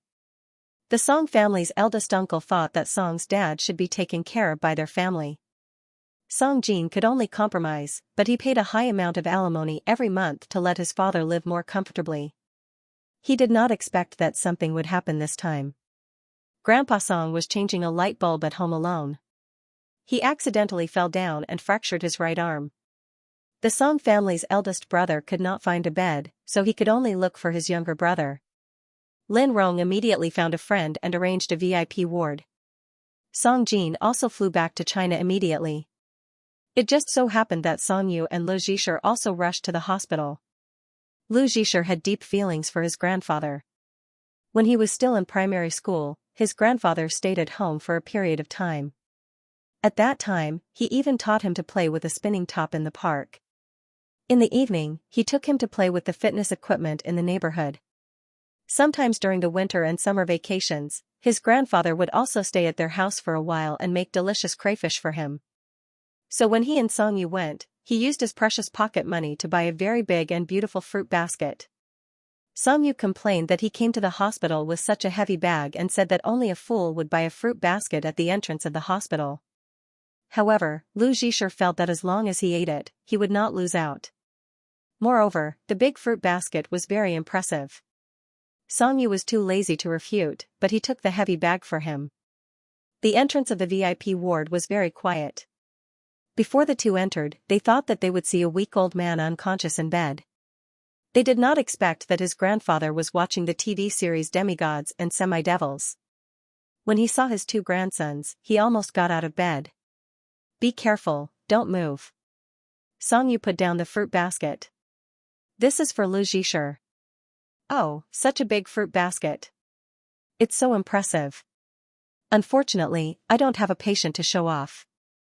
A single ward is too boring. Lu Zhisher is the real grandson." Xianxia shook his head in his heart. He went up to his grandfather and told him about the precautions after orthopedic surgery. Why are you still like this? You're even more lifeless than an old man like me." His grandfather winked at Lu Zhisher. "Lu, did you bring me the things I asked for?" Lu Zhisher nodded. He put his backpack on the sofa and unzipped it. Only then did Xianxia know why the backpack was so heavy. It was filled with the full set of Dragon Ball. Xianxia sighed. "Grandpa, you need to rest more." "I know." His grandfather put on his reading glasses and opened a book. Such a comfortable bed, and there are comics to read. There's no better rest than this. After Lu Zhisher introduced the sequence and story outline to his grandfather, he opened the fruit basket and took an apple for him to eat. However, his grandfather said that the water pipe in the ward was not fixed today, so he had to go out and wash it. "Turn right. Walk to the end of the corridor, then turn left." "Got it." Lu Zhisher picked the biggest apple and walked to the bathroom according to his grandfather's directions. He did not expect to meet his aunt and her new daughter-in-law in the lounge. They seemed to be buying coffee. Lu Zhisher stopped. He was thinking about how to address them. His aunt's son's wife was, again, his aunt's son was his cousin, and his cousin's wife was his cousin-in-law. Right. Lu Zhisher, who had calculated the correct answer, felt a great sense of pride. He prepared to greet his new cousin-in-law, but he did not expect the two people not far away to talk about him first. "Mom, which one of the two people who just came over is my cousin? You can't even recognize your own family?" This sentence was obviously reprimanding. Lu Zhisher was stunned and stopped in his tracks. He felt as if his face had been pierced by many small needles. "Oh, I knew it." The new daughter-in-law smiled awkwardly. "The brown-haired one looks like a mixed-race child. He's obviously not from our family. Is he the child Uncle brought home?" "That's him." His aunt held the coffee and sat down on the chair. She sighed. "Let's count, he's lived here for 10 years. Almost 12 years. Lu Zhisher subconsciously retreated to the corner and retorted in his heart. She took a sip of coffee and said, "His food, accommodation, use, and school are exactly the same as his biological son. He often travels abroad. That child is hard to raise.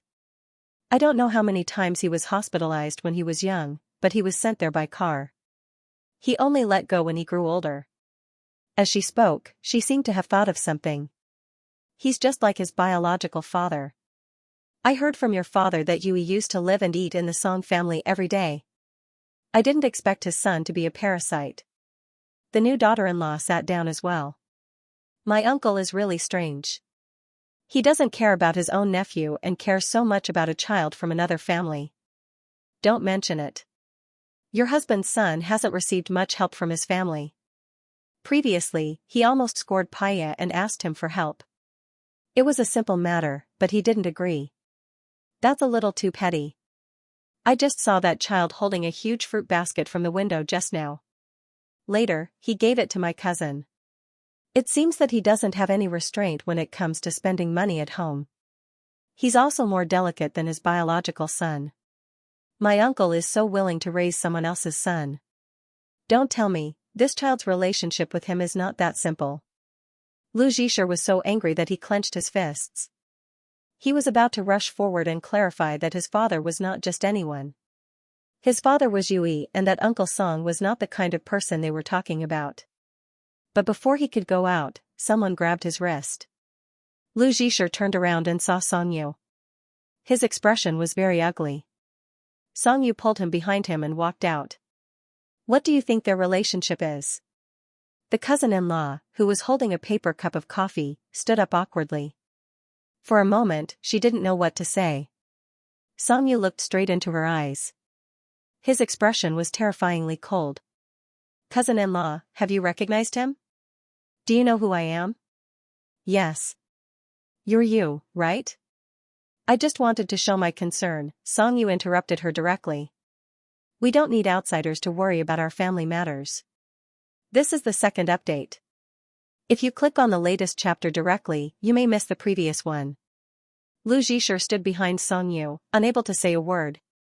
During the holidays, he always went with his relatives. Everyone was very enthusiastic about his life and studies. He had never heard such sharp and harsh words. When he heard it, he was not used to it. After such a long time, Lu Zhisher realized that everyone's friendliness was just a pretense. He was just a parasite in their hearts. He was so well protected that he really thought of himself as Song Yu's younger brother, so much so that he completely forgot the fact that he was living under someone else's roof. What outsider? Big Ant's face was full of anger. Your sister-in-law is also thinking for you. You child, you're really the same as your father. You like to make a wedding dress for others and raise other people's children. Could it be that this money came from nowhere? Song Yu calmly replied, this money came from Uncle Lu, who took out all his savings and let my father gamble. After saying that, he looked at his aunt with a sharp gaze. Maybe it's because I'm too young and can't remember things. I want to ask, when my father started his business and had a cash flow problem, did you help him? Big Aunt was immediately speechless, and the expression on her face was not good. In the end, she could only reluctantly say a sentence, that, at that time, our family's condition was not good. Song Yu nodded as if he was an interrogator who had gotten the answer he wanted. Since you didn't participate, it has nothing to do with you. You. Big Aunt stood up angrily. The new cousin-in-law patted her mother-in-law's back to calm her down. She looked at Song Yu with dissatisfaction. Cousin, we're a family. You're too hurtful to our family, Song Yu suddenly laughed. The other party didn't seem to expect this reaction. She didn't finish her words and couldn't continue. But when Lu Zhisher looked at Song Yu, the look on his face became colder. The word family from your mouth is really cheap. This was the first time that Lu Zhisher saw such a sharp side of Song Yu. His wrist was grabbed, and his entire body was pulled away from this place. This was not in line with Lu Zhisher's expectations. He thought that Song Yu would walk ahead on his own like in the past, leaving him to follow behind. Perhaps she had guessed that he was unable to walk and could not extricate himself from such an embarrassing situation. They didn't say a word along the way. Lu Zhisher didn't feel like talking. The apple hadn't been washed, so it felt especially heavy in his hand. After Song Yu entered the door, he gave the excuse that he had thought of in advance. He told his grandfather that the washroom outside was also under repair and that he could not go in. Grandpa was engrossed in reading the manga and had no intention of eating the fruit. He did not doubt the authenticity of this lie at all. His reading glasses slid down the bridge of his nose. He raised his hand and beckoned Lu Zhisher to his side. Come over here and watch with me. This is really interesting. Lu Zhisher nodded and sat by the bed. Then he leaned on the bed and read the manga with his grandfather. If it were in the past, he would have excitedly introduced the personalities and abilities of the various characters to his grandfather, but he couldn't muster up much interest now. He asked one question after another like squeezing toothpaste out of a tube. 10 minutes later, his aunt and his new cousin-in-law, who had sat outside for a long time, came in. The two of them acted as if nothing had happened and chatted with the old man with a smile. You is here too. Come have dinner with us tonight. There's a good restaurant nearby. Your parents will be here later. His aunt glanced at Lu Zhisher. The corners of her mouth were so wide that the flesh on her cheeks bunched up. Lu, right? You should come too. What do you like to eat? How about hot pot? Lu Zhisher's throat seemed to be blocked by something. He looked at his aunt's face, and his eyelashes trembled slightly. He's not going.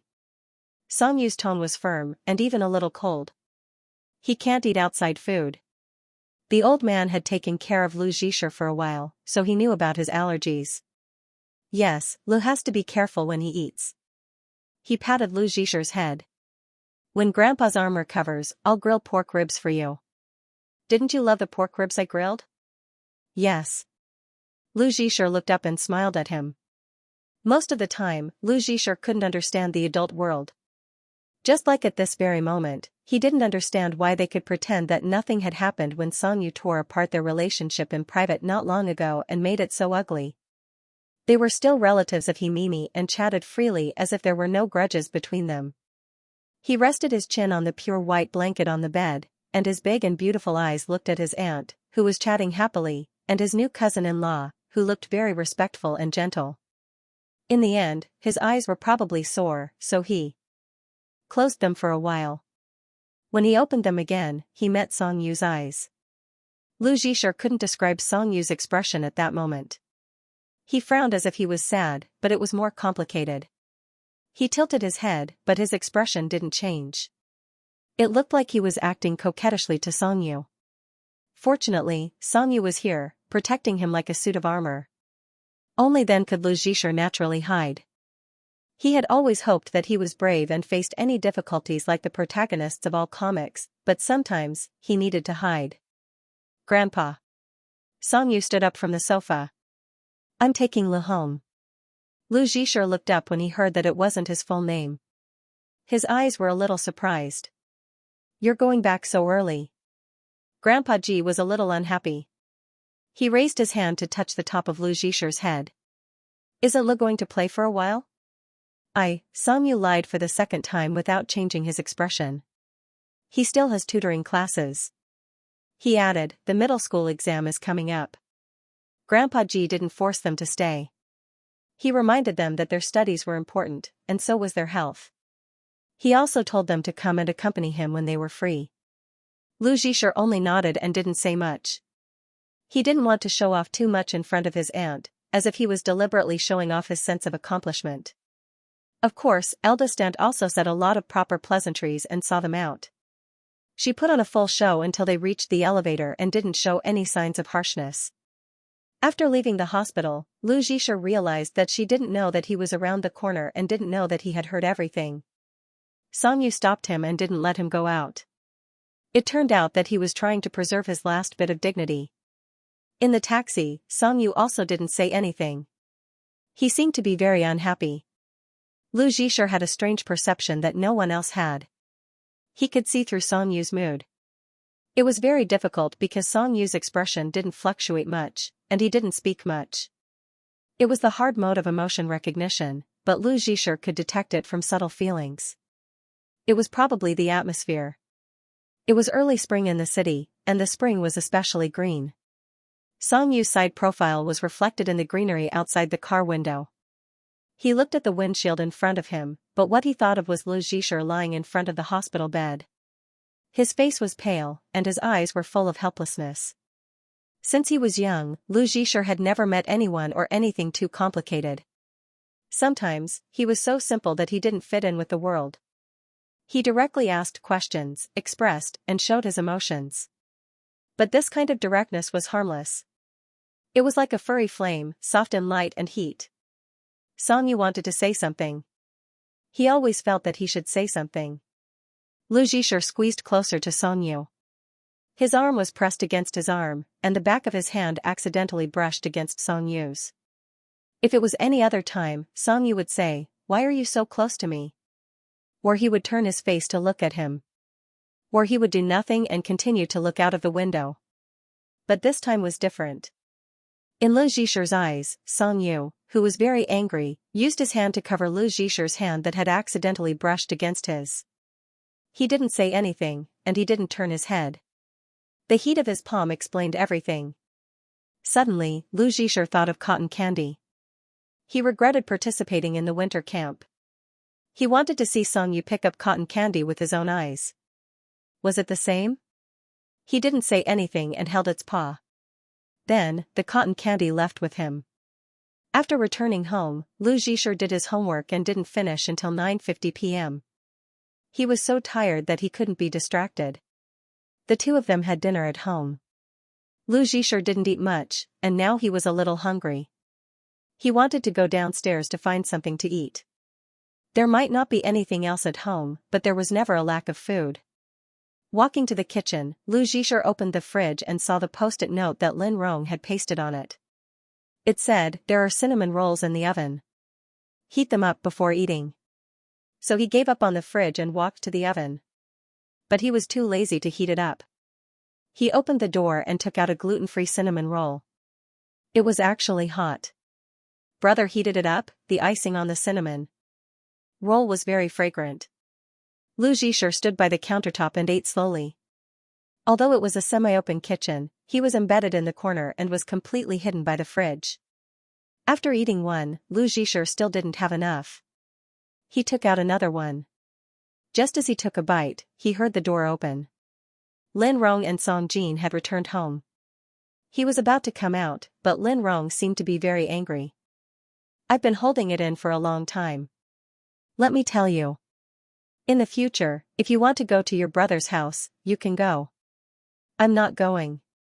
This meal really pissed me off." Song Jin sounded a little helpless. "Calm down. Look at your red face. That's blush." Lin Rong threw her bag on the sofa. "Dad fell and didn't even go to a better hospital. They even waited for you to send them money before signing the surgery form. What are they up to? Don't they feel sorry for Dad at all? He's so old. What's wrong with falling? It's really infuriating.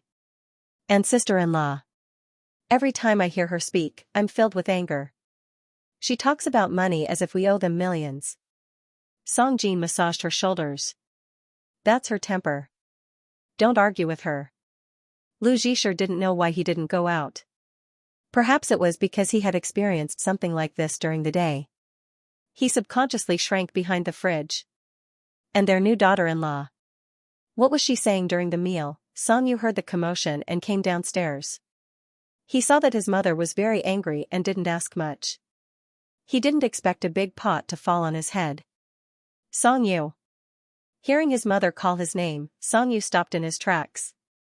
He stood in the middle of the stairs and looked at her. "Let me tell you. If you find me a daughter-in-law like that, I'll break your legs." Song Yu didn't express any thoughts about this rare vicious remark and continued to walk down. Lin Rong continued, "Fortunately, they didn't say it in front of Lu. Otherwise, I would have lost my temper in front of him." Lu Zhisher thought to himself that he had heard most of it. Her voice lowered again and became a little sad. "I heard them talking about Lu and I felt very uncomfortable. What do they mean by being careful of raising an ingrate? Is that something a human would say? After so many years, I've long treated him as my own son. Think about it. He's been with me since he was young. It wasn't easy for him to grow up to this age. Isn't that so?"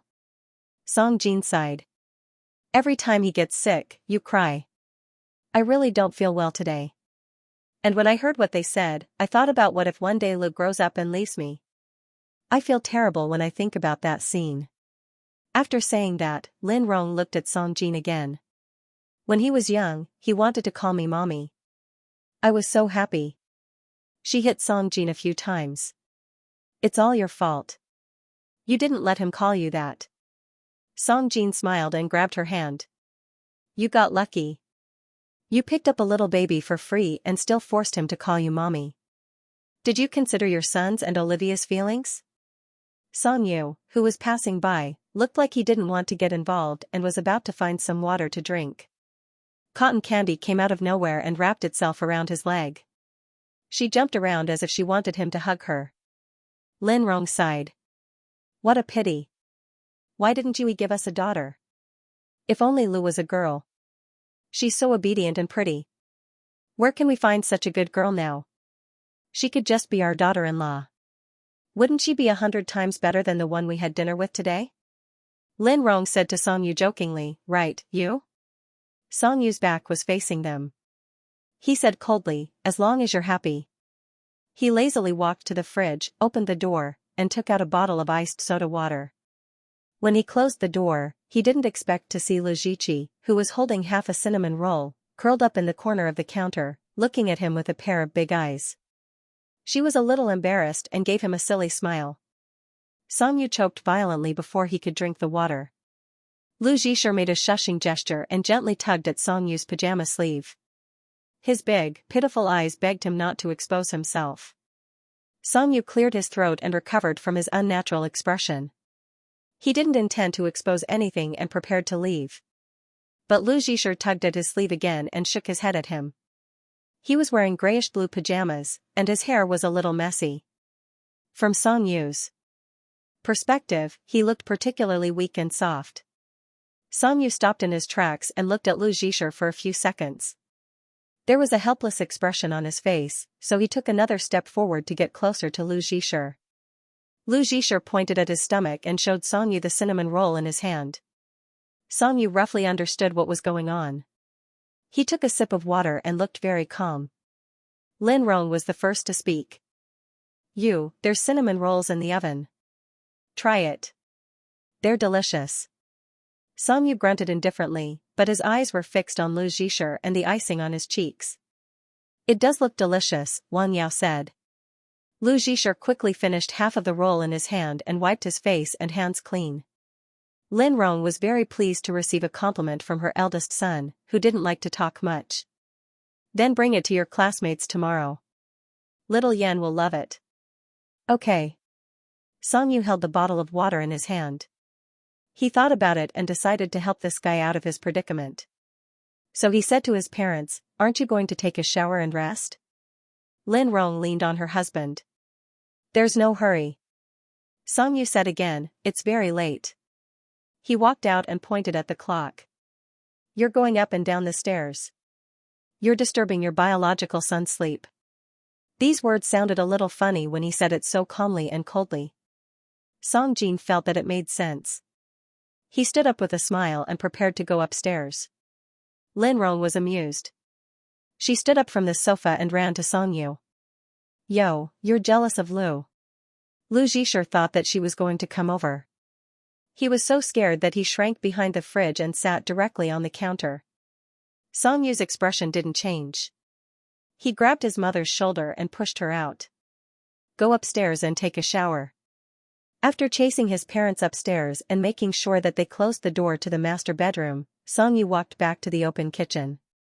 He found it a little funny when he saw Lu Ziqi sitting on the counter. But he didn't laugh, because when he thought about it carefully, he felt that Lu Ziqi was very pitiful. He didn't want Lu Ziqi to fall into such a predicament again. Thank you, big brother.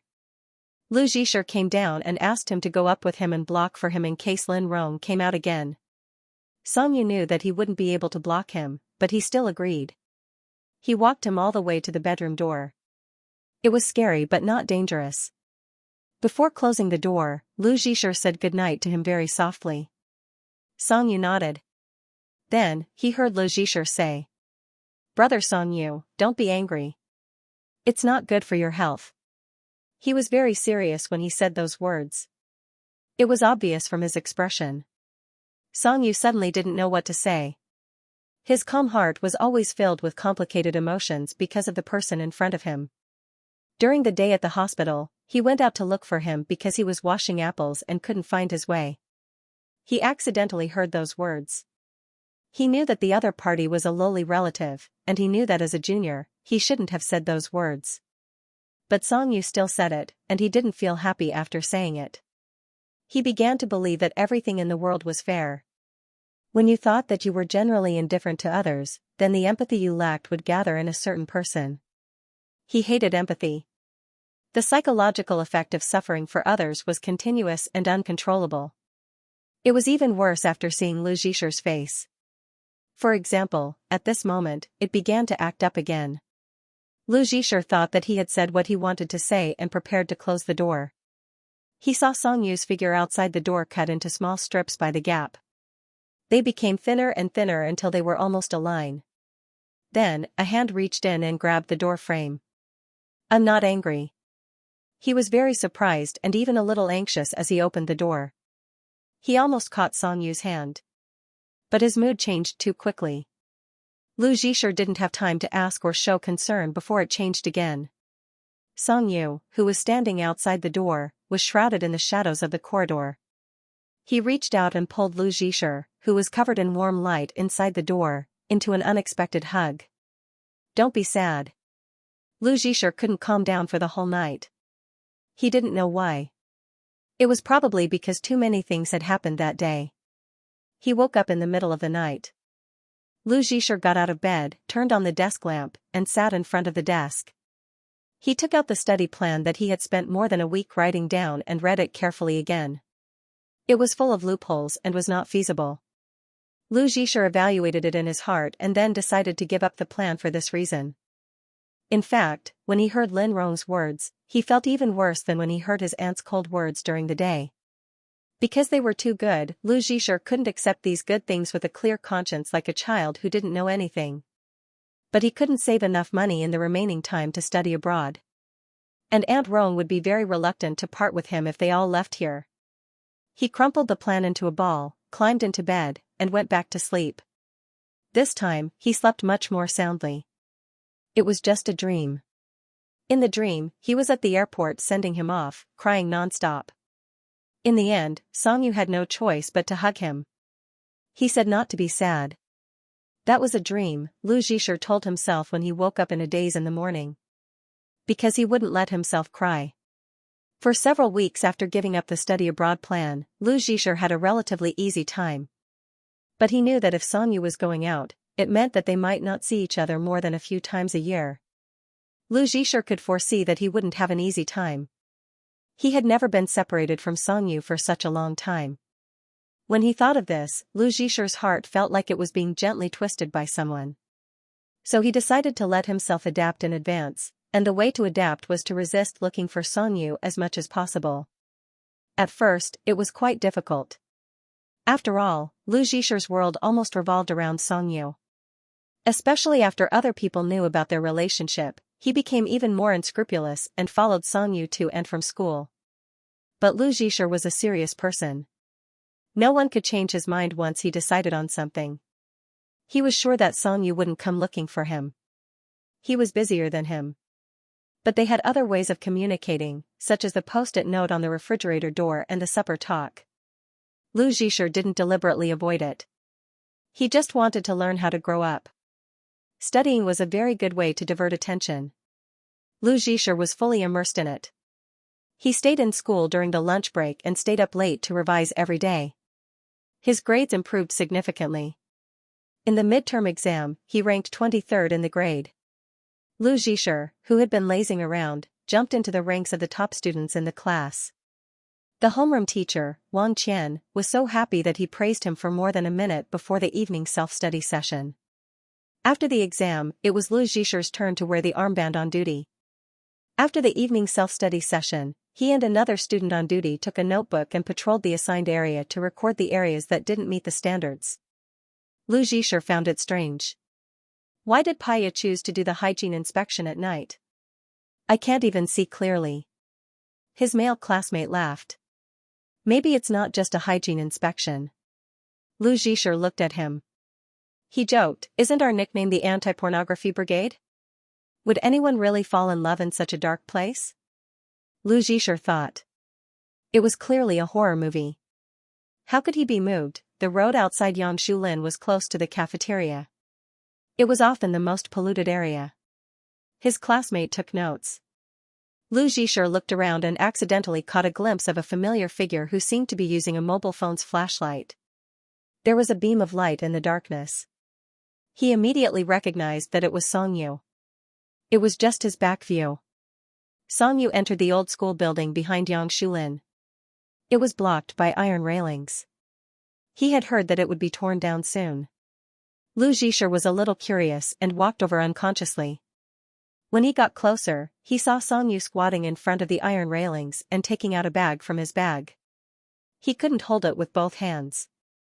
The flashlight's light was deflected and shone on the grass behind the railings. Something was walking towards him. The stray cats in the school.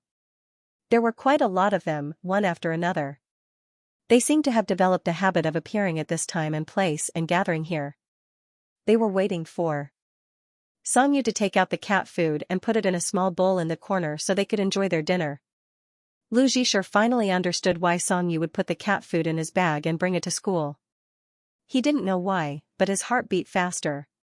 It was numb, as if he had been licked by a kitten. "What are you looking at?" His classmate also came over. "Is there really someone hiding from a date?" Lu Zhisher turned his face guiltily and shook his head. "No. I was distracted." He didn't walk towards Song Yu. He didn't want his peers to discover Song Yu's whereabouts. Most of the time, Lu Zhisher was the only one who could understand Song Yu. He knew that if anyone appeared in front of Song Yu and witnessed his behavior, Song Yu wouldn't be too happy. He was a very strange person. He couldn't make his kindness public. So even his gentleness was very secretive. "What's wrong with you?" His classmate saw him in a daze and was a little curious. Lu Zhisher just shook his head. "I was prejudiced." "What?" His classmate didn't understand, but Lu Zhisher just played Tai Chi to fool him. He prejudiced that such a scene wasn't suitable for his heart to move. Before he saw Song Yu in the dark. When he returned home at night, his mind was a little distracted by his homework. He drew a picture. A cold high school student in a uniform and a group of lonely stray cats. After he finished drawing, Lu Zhisher was in a daze for a long time until he heard the sound of the door opening next door and Song Yu coming downstairs. He suddenly woke up and turned the paper over on the table. He took a few deep breaths and began to do his homework. Lin Rong was the happiest person with the big improvement in his grades. On the night of the monthly break, she cooked a table full of dishes. The magnificence was comparable to the New Year's banquet. Lu Zhisher had been too tired and tense during this period.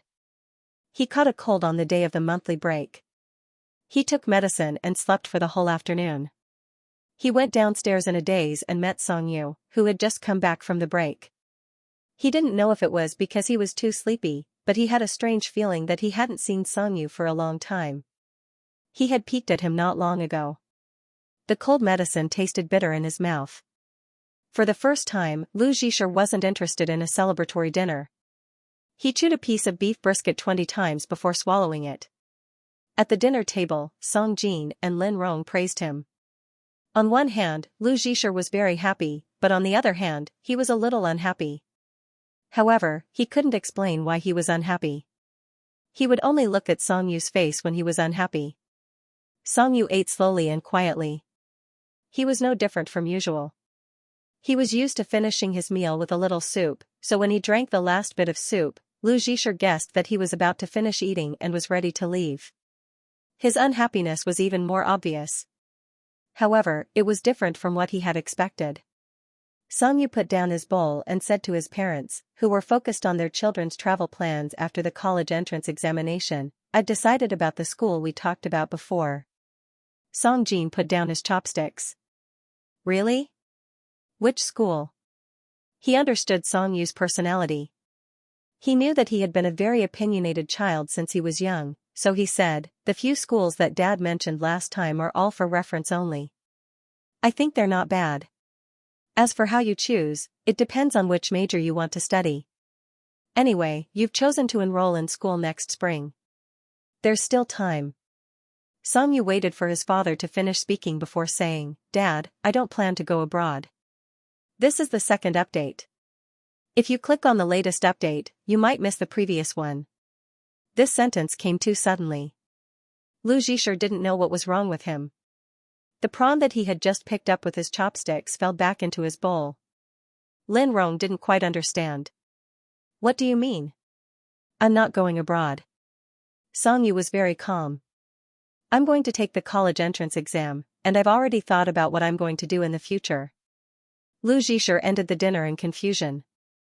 In comparison, his parents' attitudes seemed more casual.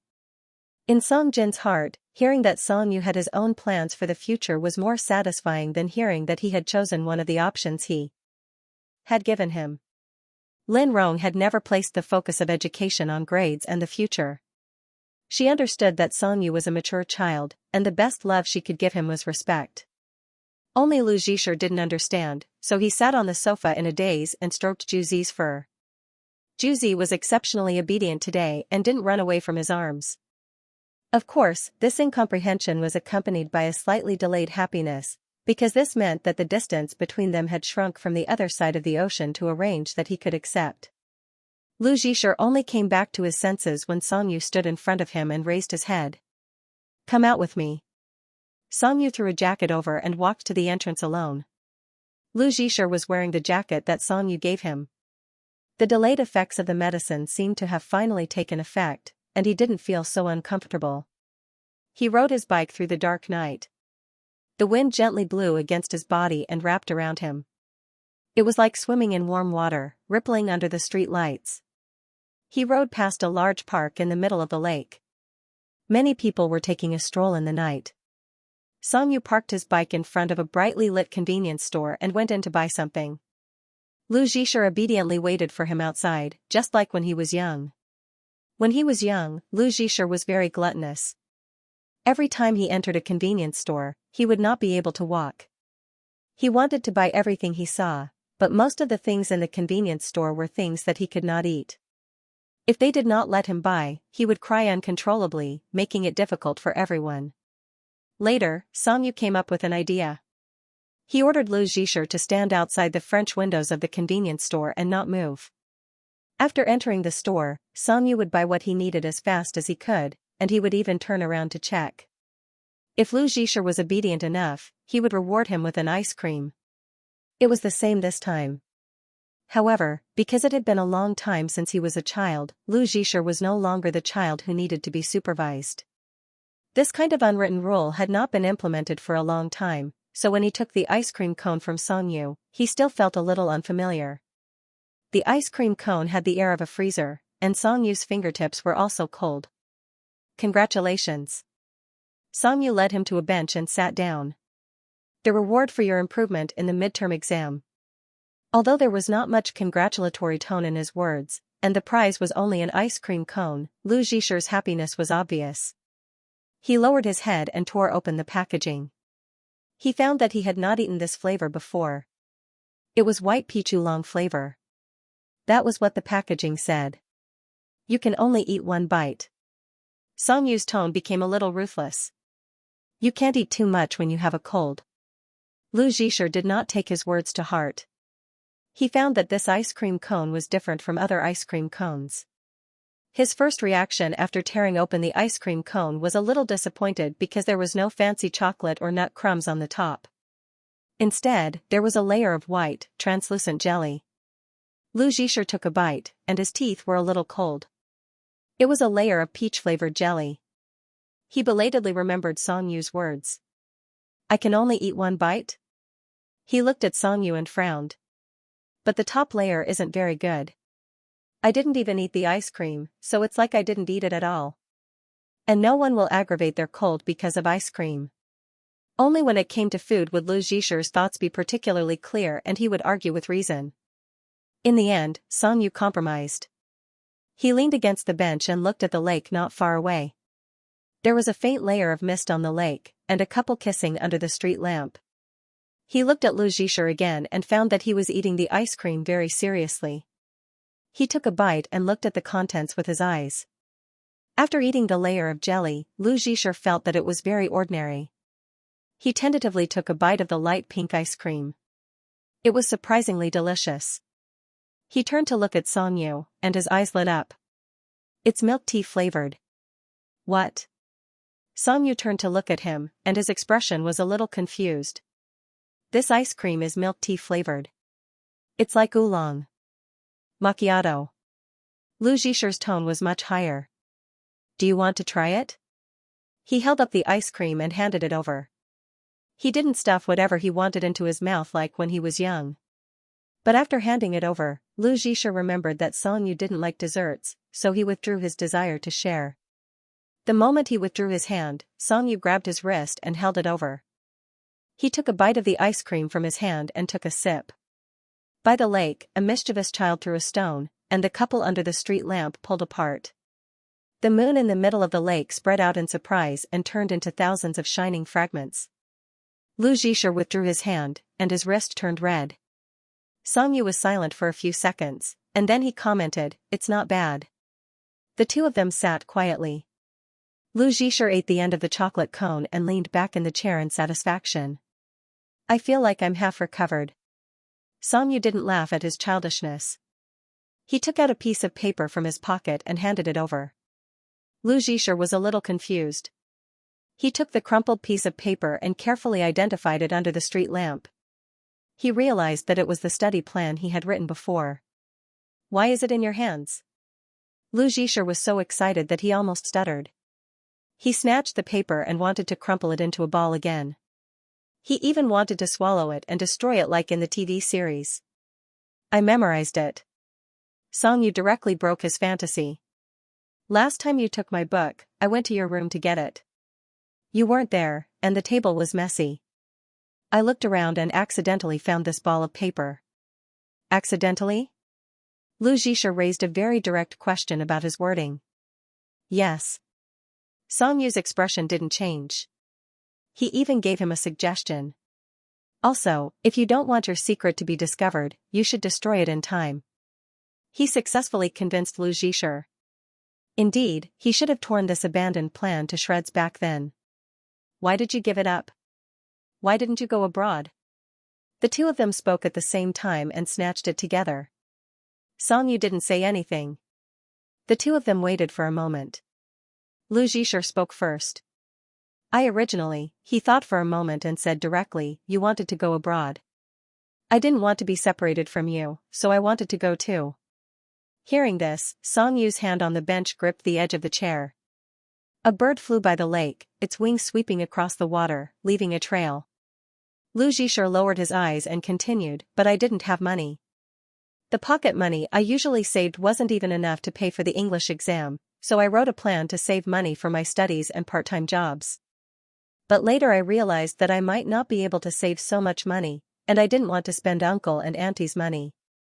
Also," he thought about what happened at the hospital that day. He paused and changed his excuse. "Aunt Rome might not want me to go out too. She must be very sad to be alone at home like this." The time on the plan started from the day Song Yu and his father chatted at night. According to the schedule, a small tick was put on every day of the plan. The last tick stopped at the day of the hospital. Song Yu witnessed him hiding in the corner of the kitchen counter, silently eating cinnamon rolls that night.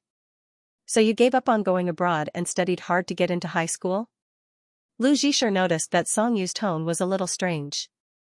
It sounded like a rhetorical question, but it was more awkward than a normal rhetorical question. It seemed like he was a little angry. "Are you unhappy?" Lu Zhisha asked. His big, innocent eyes stared at Song Yu.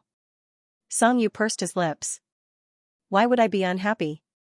Lu Zhisha said, "Oh." He felt that his intuition might have been wrong. However, he didn't want to answer Song Yu's question directly for the time being. He didn't want to say that he was afraid of being separated from Song Yu, so he practiced in advance. That sounded a little stupid. So he nodded. "I'm going to study hard anyway. I'm already third in class now." Song Yu didn't continue asking. Lu Zhisha repeated his previous question. "Brother Song Yu, why didn't you go abroad?" He thought about the abandoned plan that was picked up and raised the ball of paper. It can't be related to this, right? He had just said that he didn't want to be separated. It felt like a kidnapping, so he said, "I did say that. I wanted to study abroad with you, but I can't go. I won't stop you." These words sounded a little too confident, but Lu Zhisha was such a child. He had been cared for and doted on since he was young, so he grew up to be a child who could express his emotions directly. "It's not entirely because you gave up on studying abroad," Song Yu answered, avoiding the main point. Lu Zhisha wasn't too disappointed. If Song Yu had said that it was because of him, he would have thought that he was possessed by a ghost. Actually, I didn't want to study abroad. It was just an option that was placed in front of me. Songyu looked at the lake. Previously, I hadn't completely thought about what I wanted to do in the future. I thought about it for a long time before I made a decision. He took out a neatly folded piece of paper from his pocket and handed it to Lu Zhisher. What's this? Songyu glanced at him. Do you remember the last time I told you about the gift your father gave me? You said that he didn't give it to you. Is this a hand-drawn map? Lu Zhisher's eyes lit up. Songyu's tone became a little helpless. I drew this. The first time we traveled when we were young, we went to Juzhaegu. This is a topographic map of that place. Lu Zhisher brought the map closer. It's amazing. I still remember the photos we took together. It looked really good there. Songyu nodded and continued, I'll stay for the college entrance exam and study the major I want to study. He looked up at the sky and was surprised to see a few particularly bright stars. Lu Zhisher liked this feeling very much. He felt especially satisfied that Songyu was willing to tell him what he didn't say at the dining table. Big brother Songyu, can you give this map to me? Songyu looked at the lake. What's there to ask for? It's not like your father drew it. He was just joking. He didn't expect Lu Zhisher to grab his arm and be very direct and sincere. I just wanted that you drew. Actually, Lu Zhisher was nervous. He felt that it was very likely that Songyu wouldn't give it to him. After all, this was the first topographic map he drew, and it was also the place where he traveled for the first time. It was very memorable. But what he didn't expect was that Songyu looked at him and casually said, okay. Really? Lu Zhisher couldn't control his excitement. He sat closer until they were almost touching. Are there any conditions? Why would someone be in such a hurry to ask for conditions? You reminded me. Songyu's lips curled into a slight smile. You can exchange your drawing with me. What kind of good thing was this? Lu Zhisher agreed without hesitation. Sure, you can choose whatever you want. Wait a minute. Seeing that he suddenly paused, Songyu deliberately asked him what was wrong. Lu Zhisher blinked. Which one are you talking about? He had seen the plan, so the drawing on the table was. Songyu became more and more calm. It's probably the one you're thinking about. No way. Lu Zhisher suddenly stood up. Songyu thought that he was going to jump into the lake. The light from the convenience store shone on him, and his ears were red. He had secretly seen Songyu feeding the stray cats and drawing a drawing. Didn't he look like a pervert in a TV series? Songyu wanted to tease him again, so he looked up and asked, You can't bear to part with it? No. Lu Zhisher explained, I saw it by accident. Then he drew it by accident. This reason was very funny, and it didn't answer the question, so he didn't say it. He didn't know why he was so hot-headed and said without thinking, It's not the first time I've drawn. I've drawn a lot of little people before, but you didn't want them. When did I not want them? Songyu looked at him. You, on the other hand, are sneaky. Lu Zhisher retorted, I saw it openly. He added, Not only did I see it, but I also wanted to tell Tangerine that you have other cats outside. There's a big group of them. Songyu was stunned for a moment, and then he laughed. It was a laugh that he hadn't laughed in a long time. Seeing him like this, Lu Zhisher felt that the energy that he had been holding back for so many days had finally dissipated. However, he felt that he wasn't like himself recently. He was a little worried about his gains and losses, and he was inexplicably sad and inexplicably happy. He could say that he didn't want to be separated from Songyu without any burden, but he couldn't naturally explain that he had drawn in the middle of the night. Seeing that Songyu was still laughing, Lu Zhisher was a little embarrassed and asked him to stop laughing. He grabbed his arm and wanted to pull him up. However, Songyu grabbed his arm, and the smile on his face disappeared. He calmed down. Give it to me. I like it very much, he said seriously.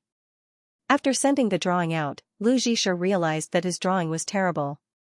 He regretted it a little and wanted to return it, but the result was obvious. Songyu didn't even give him a chance to polish it. However, Songyu's drawing was really beautiful.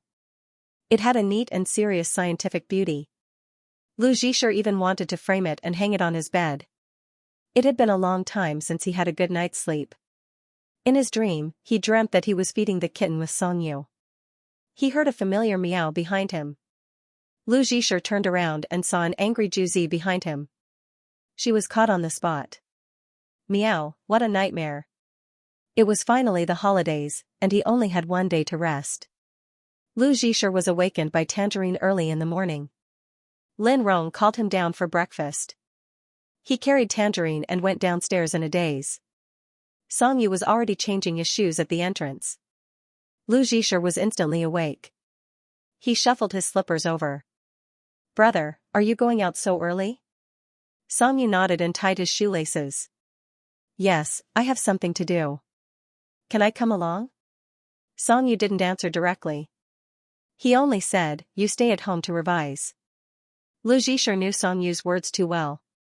He didn't say no as long as he worked hard enough. "I want to go. Can you bring me along? I'll be more efficient when I'm back." "Really?" Lu Zhisher's voice sounded a little pitiful. Songyu looked up and met his eyes for a while. Lu Zhisher said pitifully, "Brother, please. I've already given you my drawing." Songyu was at his wit's end. "I'll give you 10 minutes to change." "Okay." While waiting, Songyu sat at the entrance and played with his phone. When he saw Xia Zhishu's WeChat message, he replied. Early in the morning, the temperature was just right and the air was fresh. There was no class and he could go out with Songyu. Lu Zhisher was in a very good mood. While waiting for the bus, Lu Zhisher sat on a chair. Songyu took out a pink lollipop from his pocket and handed it to him. "You put it in my bag. It's too sweet. Eat it yourself." He hadn't even eaten the candy that she had secretly put in his bag. Thinking about it, Songyu hated sweets. Lu Zhisher took the candy and opened the packaging without much thought. Just as he stuffed the candy into his mouth, the bus arrived. He immediately followed Songyu onto the bus. The bus drove very fast and Lu Zhisher fell asleep very quickly. He leaned on Songyu's shoulder unsteadily until he was woken up by him. Lu Zhisher, who was standing at the bus stop, stretched. The bus drove away and a beautiful and tall girl on the opposite side of the road waved at him. Lu Zhisher slowly retracted his arm and looked at Songyu beside him. He saw him nod at the girl. What was going on? It wasn't easy for him to get a break. He ran out early in the morning and ended up meeting a beautiful girl. Lu Zhisher felt that something was wrong. It didn't match Songyu's usual behavior. The traffic light turned green and Songyu walked across the street. Lu Zhisher was suddenly in a bad mood. He put his hands in his pockets and held the lollipop in his mouth as he followed behind him. His brother had never met a girl in private.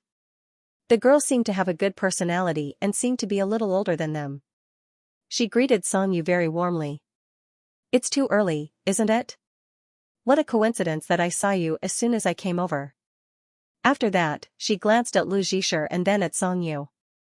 "This is your brother, right?" Songyu nodded. When he was called, Lu Zhisher also politely greeted him and introduced himself. "Hello, I'm Fengyu." She looked up at her watch. "The bus will be here soon."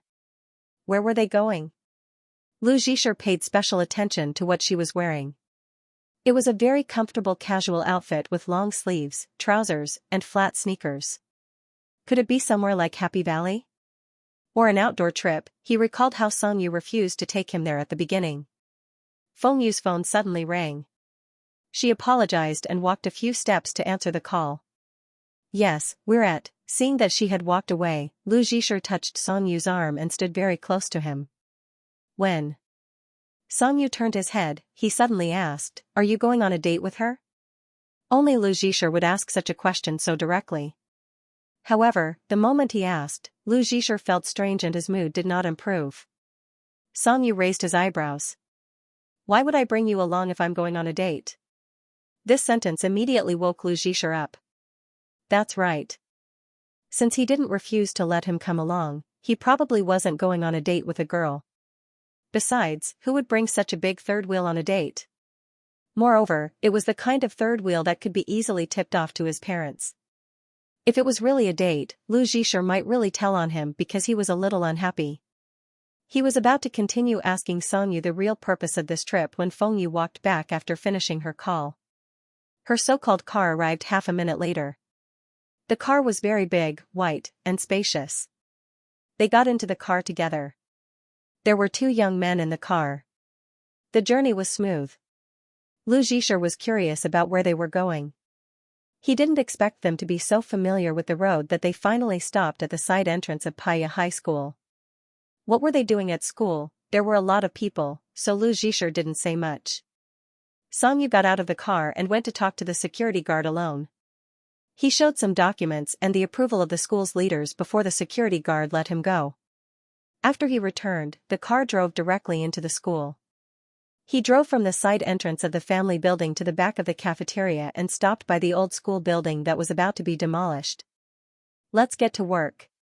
The young man in the hat got out of the car first and rolled up his sleeves. Lu Zhisher was a little flustered. He thought of a video he had seen on the internet. It was about killing stray animals. He didn't think much and grabbed Songyu's arm. What are they going to do? Are they going to kill all these cats? No. Songyu patted the back of his hand gently and said to the others, I've already asked someone to sterilize them. Fengyu put on her gloves. Did you pay for it? You must have spent a lot of money. It's not possible to sterilize so many cats at the same time. You must have spent a lot of time. Another boy continued, if they were all sterilized, it would have been fine. Songyu shook his head and opened the iron gate with the key he got from the logistics department. I'm about to graduate. I see. Fengyu nodded and started to move with the others. I hope things will go smoothly today. Are you going to take them away? Lu Zhisher asked and walked forward. I'll help you too. Songyu grabbed his wrist. Don't follow me. Obviously, Lu Zhisher didn't listen to him. I have a good affinity with animals, really. He gave a lot of reasons. Songyu didn't want to reject Lu Zhisher in front of so many people. It would make him depressed, so he agreed. He found a pair of gloves for Lu Zhisher and asked him to put them on. Catching cats took a lot of effort and time. Fortunately, Songyu was there. These cats were relatively familiar with him and cooperated with him a little. However, they didn't expect Lu Zhisher to be so accurate. He did have a natural affinity with animals. They didn't know if it was out of curiosity, but some of the kittens unconsciously approached him.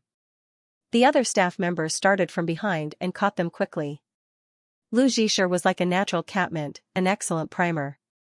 But whenever he wanted to touch or catch him, he would be stopped by Songyu.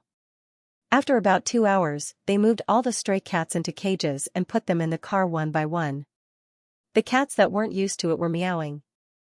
Songyu gave them the food they were used to eating. Only then did they settle down a little. There was a very small kitten in a big cage with another female cat. Lu Zhisher squatted down to look at it. It stared at Lu Zhisher softly. I counted a total of 8, and they are basically the same as what you described. Fengyu handed over a document. Sign it, and we'll take them back to give them a bath. Lu Zhisher heard their conversation and found out that Fengyu worked at the largest stray animal rescue center in the area. She was responsible for the transfer and adoption of stray animals. Songyu had specially asked them to make the trip. Fortunately, we have you. This is the easiest rescue job in history. Previously, we were all scratched and covered in bloody marks. We were especially devastated. Fengyu looked back at the cats in the cages and smiled at Songyu. They listen to you. It seems that you spend a lot of time on them. I didn't do anything. Songyu glanced at the cats. After a moment of silence, he took out a small palm-sized book. Their personalities and habits are written in here. Maybe it will be helpful for your follow-up work. The people at the rescue center expressed their gratitude to him again, but Songyu denied that he had done anything. He also declined their offer to send the cats home. Lu Zhisher stood at the side door of Paya and watched the rescue car leave. Watching the cats leave, Lu Zhisher couldn't help but observe Songyu's side profile. He was indeed someone who couldn't show his emotions. He said that he didn't do anything, but maybe he had been taking care of them since the first year of high school. won't you miss them? Lu Zhisher asked. Song Yu lowered his head and opened the app to call for a car. What's there to miss? This is the best choice. The car stopped in front of them, and the two got in. Lu Zhisher described to Song Yu how they fed the cats last night, but omitted the part where they were caught by Orange. Lu Zhisher complained, I haven't fed them even once. I didn't expect that. My dream last night was a flag. Feeding stray cats is just an act of kindness. Song Yu's words were cruel, but realistic. If you just feed them and don't do anything else, it may cause more damage to the surrounding ecology. For these cats, from birth to death, how many times can you feed them? After that, he looked out of the car window. It's better to have a chance to have a home. Lu Zhisher thought of what Song Yu said before. People have to be responsible for their own actions, even if it's done out of kindness. He began to understand why Song Yu would do these things quietly. Once people found out, it might spread. Plus, Song Yu had many suitors. Everyone might follow and feed the cats, and things would be more difficult to handle. Lu Zhisher knew that he wasn't thoughtful enough, but he hoped more than anyone that Song Yu's wish could come true. Those kittens can be adopted by kind people, he said with a smile. He smiled and added innocently, even heartlessly, just like me, I can give my experience points and good luck to them. Song Yu didn't like to hear him say such things. He even felt a little uncomfortable. He glanced at Lu Zhisher with some dissatisfaction, then frowned and looked forward. His tone was a little cold. Your experience points have no reference value, and you don't have much luck. Who said that? Lu Zhisher was very dissatisfied. He felt that he was very lucky. Song Yu continued, they are waiting at the adoption center. They may not be selected. Even if they are selected, the adopter may not be the responsible family. This kind of waiting is very long and random. It really depends on luck. These words sounded very sad, but Song Yu's tone changed. You are different. With a very calm expression, he said something very absurd. You suddenly fell. Lu Zhisher frowned. Am I a pie? Song Yu turned his face and looked at him. Lu Zhisher saw the bright spots in his dark pupils and his own face. Apples can also fall on people. Song Yu used an obscure and old metaphor, and even tried to use a more well-known scientist story to cover this selfishness.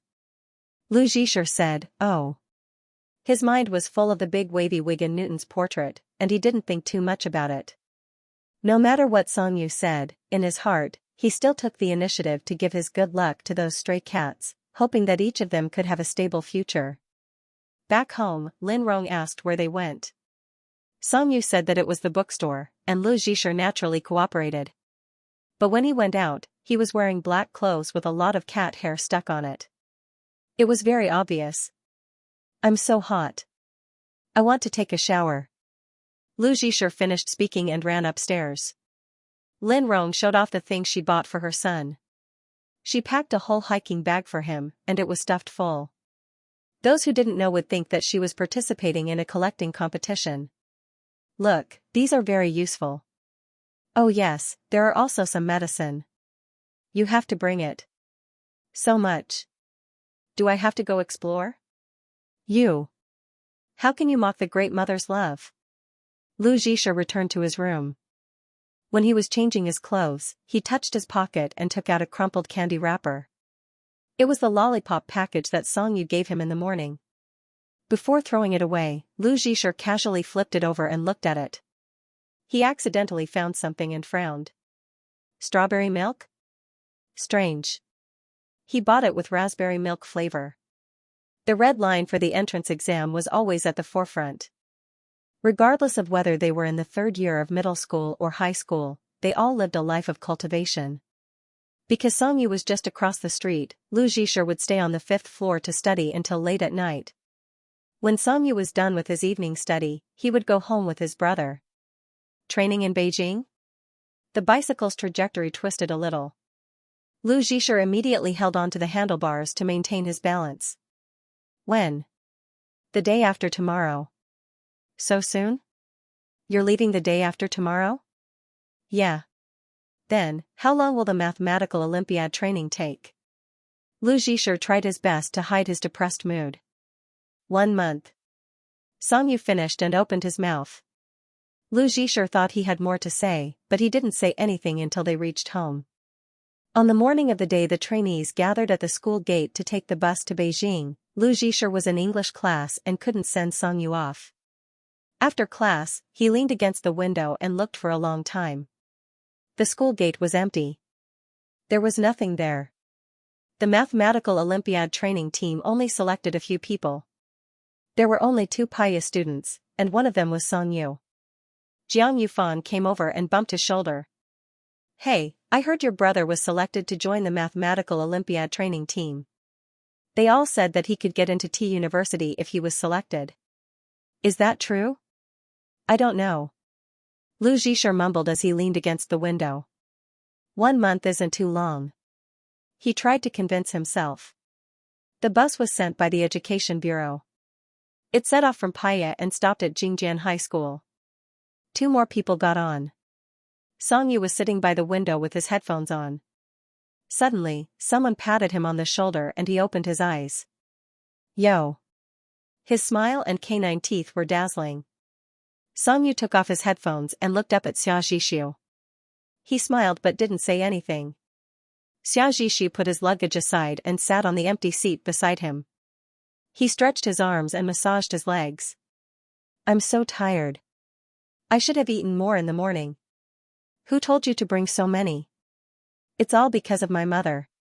Sure enough, all mothers were the same. "We're about to enter the camp. I heard that it's very strict. It must be very boring." After Xia Zhishu finished speaking, he looked at Song Yu beside him and sighed. "Fortunately, you're here. This month won't be too lonely." Song Yu's fingers played with the wireless earpiece. "I don't think I'll be of any use." This implied meaning made Xia Zhishu feel very guilty. "I don't understand what you're talking about." "Oh." Song Yu raised his eyebrows. "Oh what? You weird guy." Life in the training camp was even more difficult than in the 3rd year of high school. The amount of questions and the intensity of training were many times higher than usual. The high-intensity and high-pressure training allowed the students to grow quickly, but it also consumed a lot of energy. Every night at 10 o'clock, Lu Zhisher would send a message to Song Yu, but the nature of the conversation was very different from others. For example, his mother would often send messages. "What did you eat for dinner? Did you sleep well? Are you tired?" He would ask such a question and then wait for Song Yu's reply. However, Lu Zhisher was not like that. He would only care about his own output and did not need any feedback. Sometimes, he would send a picture of a small fish-shaped cloud that he took on the way to school. Other times, he would send a picture of his high scores and manually draw a special light effect on the score. He would also send a picture of a brand of soda that he drank. For the first 3 days, Song Yu did not reply. When they first arrived, the teachers in the training camp were very strict. They were not allowed to bring their phones with them and could only leave them in the dormitory. Song Yu would always see the message after a long delay. When he thought about replying, it seemed like he was not punctual. However, on the 4th day, he replied. That night, he was so tired that he returned to the dormitory at 11:30. He lay on his bed and turned on his phone, but he did not receive any messages from Lu Zhisher. He accidentally fell asleep while holding the phone. After some time, he was awakened by the vibration. He frowned and opened the message. Lu Zhisher, share the picture. His vision was blurry, and the small picture was white. He forced himself to open the picture to identify it. Only then did he realize that it was Lu Zhisher's arm. There was a small red rash on it. Song Yu immediately woke up. Brother Yu, what's wrong with you? The other party replied almost instantly. It was a voice message. Today, Jiang Yufan bought the new Odin from the school's supermarket. I only ate a few meatballs. In the end, these unscrupulous merchants put a lot of flour in them. He sounded a little angry. Soon, Lu Zhisher sent a second message. His tone was very weak. I didn't do it on purpose. The meatballs were white and looked delicious. I thought they would be pure fish meatballs like the ones at home. After the phone call, Xia Zhishu returned to his room. He was very surprised to see Song Yu leaning against the bed, typing rapidly on his phone. This guy usually saved a lot of energy. Other than moving around, all he did was sleep. He was like a robot. However, sometimes Song Yu was also quite strange. For example, when he was eating in the training canteen, he usually lowered his head and left without saying a word. However, yesterday, when One Piece was on the big screen in the canteen, he actually raised his head and watched it for a few minutes. Interesting. It turned out that this iceberg was actually a hot-blooded young man. Song Yu didn't notice that his temporary roommate had returned. He quickly finished typing and clicked send. Brother Yu, I've said it many times. Try not to eat outside food if you can. Common allergens like wheat are hard to avoid. Don't you know that at your age? Xianxia, I know. He sent a crying dog emoji. Xianxia carelessly wiped his hair and sat on the bed opposite Song Yu. You're actually still chatting. That's amazing. I thought you were in seclusion. I didn't expect you to have a friend who can make you sit up and chat. Xianxia purposely emphasized the word sit up. Song Yu's eyes left the phone screen. He didn't even look at Xianxia. Unwilling to be outdone, he said, I can't compare to you. You talk for an hour every time you call. You have to list the dishes for dinner every night. What, are you in love? Xianxia had just picked up the glass of water and almost spat it out. This guy's attack power is really strong. Who's in love? How can I be in love? Why are you feeling guilty? The phone vibrated again. Song Yu lowered his head and unlocked it. Xianxia, brother Song Yu, I miss you. You're the one who's feeling guilty. I'm very honest. Xianxia turned off the table lamp and lay down on his side. Sleep. However, as soon as he finished speaking, he realized that Song Yu was staring at the phone screen in a daze in the dark. There were even subtle changes in his expression. He even began to wonder if he was seeing things. Xianxia wrapped himself in his blanket and stared at Song Yu. Hey, are you smiling? It's so scary. Compared to the answer, the lock screen was faster. The last light in the room disappeared in an instant. You're seeing things. Song Yu denied. Impossible. I just saw your eyes smiling. It's a wonder of the ages. You talk a lot. I'm just talking normally. I know. You're the one who's in love, right? No. Song Yu was very decisive. Xianxia felt that something was wrong. However, he felt that this question might lead him into a trap, so he turned around and blinked at the dark ceiling. Okay then, I'm not in love either. In the dark, he heard Song Yu's voice again. Xianxia. Yes? Didn't anyone tell you that sometimes you're so stupid that you don't look like a top student? Xianxia was speechless. From that day onwards, Xianxia would receive Song Yu's reply every day. Therefore, no matter how late it was, he would wait for him. He didn't dare to turn on the do not disturb mode when he was sleeping. He was afraid that he would miss a message. In the past, Xianxia was always afraid of being woken up by a message on his phone. However, now, as long as there was a vibration, he would immediately wake up and check his phone no matter how sleepy he was. However, sometimes he would get nothing. It was a harassing message from an insurance company or a stock company. When he saw the photos of Tangerine and Cotton Candy fighting that Xianxia sent, Song Yu would reply with a question mark. When he saw the photos of Midnight Snacks, he would type a period to reject the late-night news agency. Sometimes, he would send a question that he didn't know, and a few minutes later, he would receive a photo of the process of solving the question. Xianxia felt that Song Yu was actually a robot in a tree hole, just a little smarter. He would share his daily routine with him and get a simple reply or comment. When he encountered a problem, he would also get an answer. This was very good. Perhaps he was a lonely little robot and needed to complete the daily interactive task with Song Yu to get some emotional points. Then, they wouldn't have bugs in the program and could continue to live their lives. Aren't you too clingy with your brother? There were many people in the cafeteria. Jiang Yufan sat beside Xianxia and stared at his hand as he typed the message. They'll be done soon. Lu Zhisher had just typed the words, "Let me tell you." When he heard Jiang Yufan say this, he was suddenly stunned. He turned his head and asked Jiang Yufan, "Is that so?" Jiang Yufan chatted across servers. "Yes, isn't it just 10 days? I've been counting for you." "No." Lu Zhisher asked again, "Do you really think that I'm too clingy?" "Oh, that. A little." Jiang Yufan ate a mouthful of fried noodles and didn't take what he said to heart. His attention quickly shifted. "It's called shredded pork fried noodles. Where's the shredded pork? The cafeteria is really a scam." Lu Zhisher wasn't in the mood to care about the quality of the food in the school cafeteria. He just had a new understanding of his clinginess and started to panic because of it. He wanted to delete the message in his edit box, but he accidentally clicked send. Lu Zhisher, let me tell you, after he saw it, he wanted to delete it but didn't expect a new message to pop up in the dialog box. "Brother you, yes, so fast." Lu Zhisher thought for a long time. On one hand, he forgot what he wanted to say. On the other hand, he felt that talking to his brother was really disturbing him. He said that he didn't sleep for long. In the end, Lu Zhisher replied that it was nothing. After a few seconds, his phone vibrated again. "Brother you? Brother you, then why did you send it?" For the first time, Lu Zhisher felt that Songyu wasn't as busy as he said.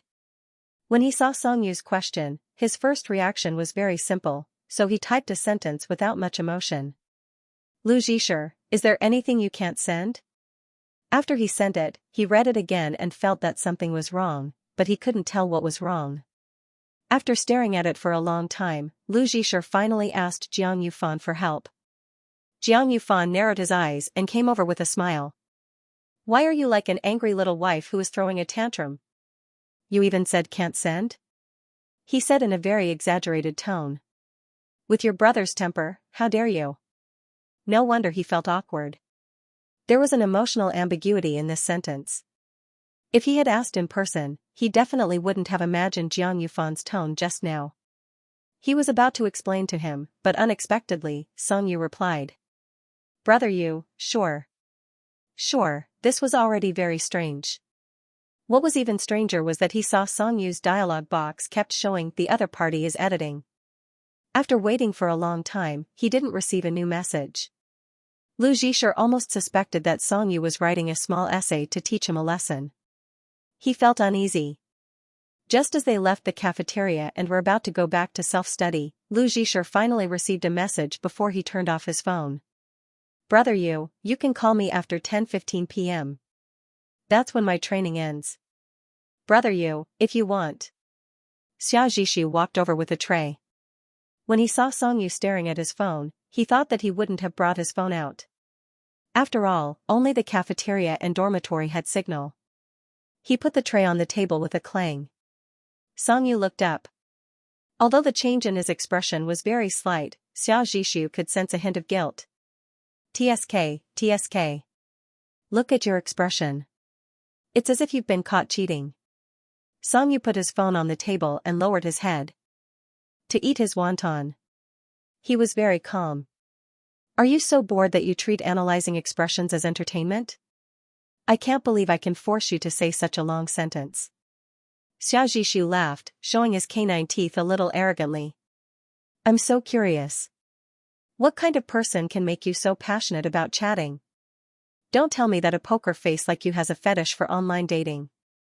"I'm not chatting," Songyu denied flatly. "I'm just looking at the news on Weibo." As soon as he said that, his phone suddenly started to send messages crazily. One after another, the whole table wanted to vibrate with it. It was like a self-sabotaging function. Songyu calmly picked up his phone and opened WeChat with an "I'm not embarrassed" expression. "Lu Zhisher, really? Lu Zhisher, I want to make a call. I really want to. Lu Zhisher, can I do it tonight, brother? I want to make a call today. Lu Zhisher, can I call every day? I promise I'll only talk for a short while. I won't disturb you. Lu Zhisher, please, pitiful puppy emoticon." JPG, Xiao couldn't help but laugh out loud. "What happened on your Weibo? The notifications are so exaggerated. Don't tell me some celebrity has announced their relationship again? He took out his phone. I'll take a look too. Songyu felt the veins on his temples throbbing. He regretted it now. He regretted suggesting that he could make a call to divert Lu Zhisher's attention so that he wouldn't be angry. I'll stop joking. Xia Zhishu put down his phone and ate a mouthful of noodles. Hurry up and go back. His phone vibrated again. He took the opportunity to tease him. Look, you've been waiting for a long time. Songyu didn't want to say too much to Xia Zhishu. He lowered his head and checked the messages. Lu Zhisher, brother Songyu, are you resting now? Can I call you for a minute? I want to hear your voice now. Xia Zhishu watched Songyu, who picked up his phone and went outside the cafeteria without finishing his wonton. A moment later, as if he had learned a secret, he sent a message to Su Kitchen, who was far away in Jingjian. Zhishu, let me tell you, Songyu is definitely in an online relationship. After so many days of training, Lu Zhisher was very happy to hear Songyu's voice for the first time. He said that he would only call for 1 minute, but when he hung up, it showed that the call had lasted 12 minutes and 3 seconds. Ever since he was young, whenever he was separated from Songyu, Lu Zhisher would feel extremely anxious. He often cried because of this when he was young. When he was in kindergarten, he knew that Songyu went to school somewhere else. Crying was useless, but it was different when he was in elementary school. Lu Zhisher knew that Songyu was on the 4th grade floor, but he couldn't just go and look for him.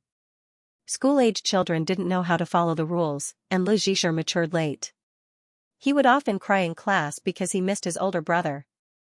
Because Songyu said that he couldn't cry casually outside, Lu Zhisher, who had just entered elementary school, would often cry silently in class while studying. His 1st grade textbook was still wrinkled. When the teachers were in class, they would occasionally look up and see Lu Zhisher crying. He didn't dare to make a sound when he cried. Like the other students, he would obediently place his arms on the desk, but his face was wet. Once, the homeroom teacher took pity on him and allowed him to attend class. He moved a small stool upstairs to the 4th grade, 8, classroom and sat in the aisle next to Songyu's seat. He stopped crying and was very obedient during the entire class. The English teacher taught the 4th grade students to read words. Lu Zhisher put his hands behind his back and read obediently. However, Songyu went back that night and taught him a lesson. You're not allowed to come here again. What's there to cry about? You're already an elementary school student. Lu Zhisher felt wronged. I cried because I missed you. Songyu heard this and didn't know what to do. He was only in 4th grade and couldn't speak any profound principles. He also thought that Lu Zhisher couldn't listen to normal principles. He was just a stubborn child. Then if you miss me, you should focus on your studies. I'm also studying seriously. And then? Lu Zhisher didn't understand. Then I'll know you're thinking about me, because we're doing the same thing, understand? Songyu left his room and said awkwardly, if you come here, you'll affect me. Then I won't be able to receive your signal. This set of words had fooled Lu Zhisher for at least a year and a half, and he had successfully developed the habit of attending classes independently. He was like this when he was 3 years old, and he was still like this when he was 7 years old. Therefore, it was not embarrassing for him to express his longing for Lu Zhisher. He had done enough since he was young. Therefore, before he hung up the call with Songyu, he repeated that he missed him very much. Songyu didn't respond. He only paused for a few seconds before saying that he would bring back some Beijing specialty pastries. However, he quickly changed his words and said that he might be allergic and couldn't eat them. Forget it. He rarely forgot about Lu Zhisher's allergies.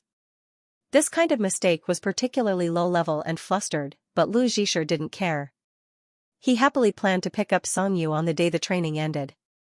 For the next 2 or 3 days, they would talk on the phone every night. Most of the time would be less than 15 minutes. Xia Zhishu used to joke about Songyu, but he got used to it. Moreover, he was the one who could squat in the corridor and talk on the phone until the wee hours of the morning. One day, he came in especially early. Songyu even teased him about how he didn't have anything to say. Xia Zhishu shrugged and said that Su Kitchen had fallen asleep while he was on the phone. He caught a glimpse of the phone on the bedside table. He hadn't hung up yet, so he walked quietly. After he came back from the shower, he picked up the phone again and listened for a while. He didn't say anything and just listened. Songyu woke up in the middle of the night. He felt a faint light in the room and got up to take a look. Xiaoxishu was sleeping very soundly, but his phone had a call interface. Songyu originally wanted to tease them about it when they called at night. However, when he came back that day, Xiaoxishu's phone had been stolen. He quickly borrowed Songyu's phone to call his parents and Su Kitchen. However, Su Kitchen didn't pick up the phone. "He didn't save my contact information," Songyu said. Maybe he didn't pick up because he saw a stranger. Xiaoxishu logged into WeChat and sent a lot of messages to Su Kitchen, but he didn't get a reply. The next day, Su Kitchen replied, "I got it." Without a phone, it became troublesome to contact him. Although Songyu said that he could let him use the phone, Xiaoxishu didn't want to trouble him. Occasionally, when he logged into WeChat, he didn't receive many messages from Su Kitchen. "I'll go back in a few days. If it doesn't work, I'll sneak out and buy one tomorrow." His plan didn't work. The training camp reached the most stressful stage. He couldn't go out at all and didn't have time to use a phone. There were many mock competitions in the camp. Everyone performed well. The teachers took the students out for a good meal and, for the first time, allowed them to go back to the dormitory early to rest. Xiaoxishu bought 2 bottles of orange-flavored Arctic soda downstairs. Coincidentally, when the two of them were about to go up, the dormitory suddenly lost power. The room was stuffy and everyone ran out. Songyu and Xiaoxishu decided to stay outside and sit by the flower bed downstairs. It was difficult to see the stars in this city. Xiaoxishu looked up for a while and then lowered his head. "That's fast. There are still 3 days left." Songyu didn't say anything. He took a sip of the soda and felt that it was a little too sweet. "The college entrance exam is coming soon." Xiaoxishu bumped his shoulder. "Are you nervous?" Songyu shook his head. "I'm okay." "That's true."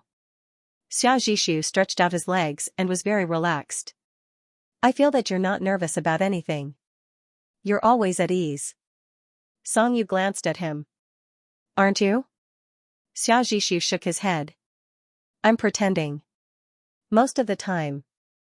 Then, he bent his right leg and hugged it with his arm. "Isn't it strange? I seem to be very active in everything, but I'm actually avoiding reality every day. Sometimes, when I stand in a crowd and laugh with others, I'm thinking, I'm so tired, so bored, and I want to go home.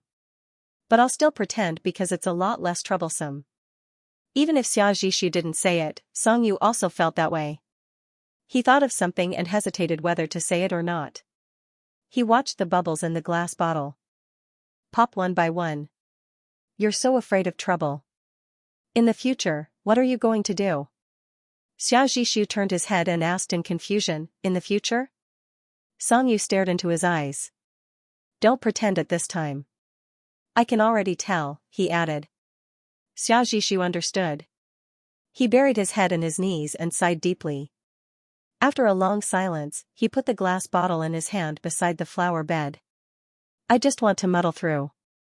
He stared at the ground. "Don't you have that kind of time? When you're doing something that you're not confident about, you want to maintain the way you are." This sentence was clearly said by Xiaoxishu, but Songyu felt that it came from his own heart. When he didn't get an answer from Songyu, Xiaoxishu looked up and sniffed. He seemed to have thought of something else and asked him with a smile, "Hey, did you go to Zhongshan Park when you were young?" "Of course," Songyu said. "Did you feed the pigeons?" Songyu stared at him speechlessly. Xiaoxishu smiled, revealing his canine teeth. "Yes, I did. When I was young, I loved to feed the pigeons. I would buy a small bag of food and pour some into my palm. I would squat there and they would come over by themselves. You said they were afraid of people, but when they came over, they were quite obedient and ate happily. You said they weren't afraid of people. When I reached out to touch them, they would flap their wings and fly away. And once they flew away, they would never come back. That's how I feel now. Do you understand?" Xiaoxishu asked with a smile. Songyu's hand was a little cold from the cold soda. Of course, he understood how he felt, but it was different from Xia Zhishu's situation. His pigeons might keep following him, and he couldn't chase them away. But to avoid danger, he had to take back his hand or even chase them away. After a moment of silence, Songyu said, "So you're going to maintain the status quo forever?" "I don't know." Xia Zhishu looked at the lights not far away. "Sometimes I imagine that we go to university together, choose the same public courses, he watches me play basketball, we join the same club, we go to dinner together, maybe we can even rent a house together during our internship. I feel that it's really good." Songyu chuckled. "Your expectations are really low." Xia Zhishu shook his head self-deprecatingly. Expectations correspond to probability. The world is so big. It's definitely a low probability event to meet someone you like, who happens to be of the same sex, and who also likes you. What he said was not without reason.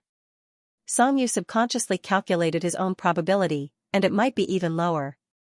If there wasn't such a coincidence, even movies wouldn't dare to act like this.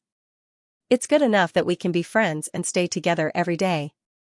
Xia Zhishu paused for a moment and patted his thigh in a seemingly magnanimous manner. As for whether or not he will have a girlfriend in the future, as long as I don't imagine it, there won't be one. This kind of Akyu mentality only made Xia Zhishu laugh, but Songyu couldn't laugh. The dormitory building's electricity came, and the training teacher asked them to go upstairs. Xia Zhishu stood up and stretched. "Let's go." "Okay." He thought that maybe it was because he was close to Songyu, but they didn't see each other often. Or maybe it was because he was a boring person, so he could say such ridiculous things without any burden. It was like sharing a secret with a tree hole that didn't respond.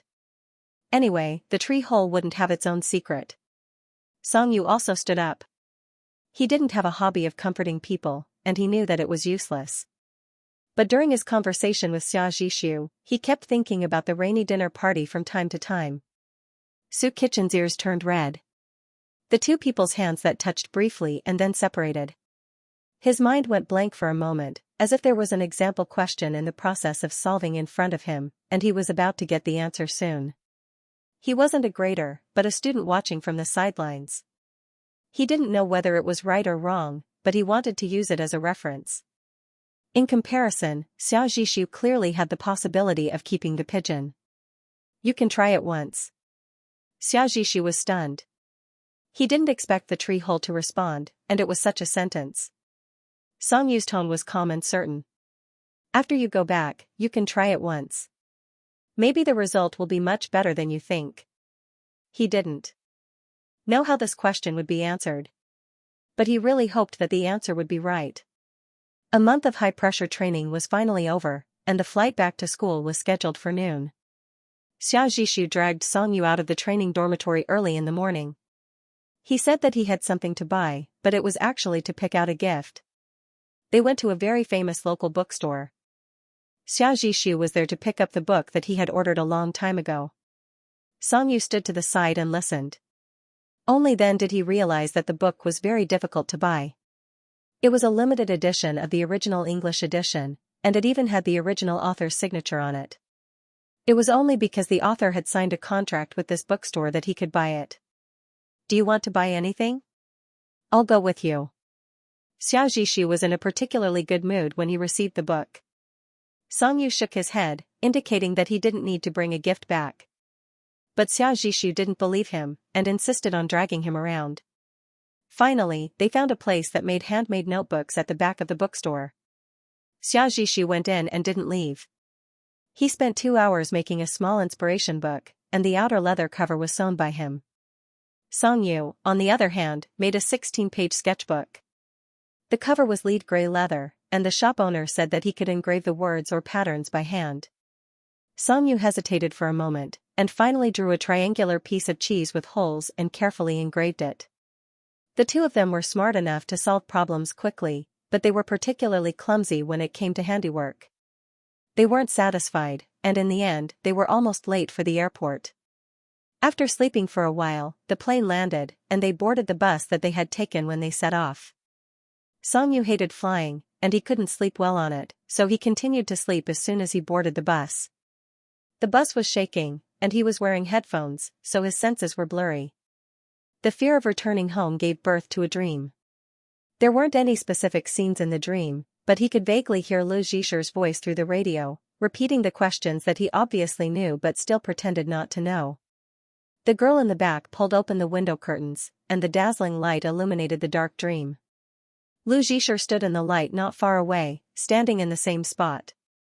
Song-yu held the sketchbook in his hand that he probably wouldn't make a second one in his life, and walked towards him. At least in the dream, he couldn't stop in the same spot. When they were about to arrive at Jingjian Middle School, the surroundings suddenly became noisy, and the music in the headphones couldn't be blocked. Song-yu frowned, and heard Xia Zhishu's voice. Class 4? What's wrong with Class 4?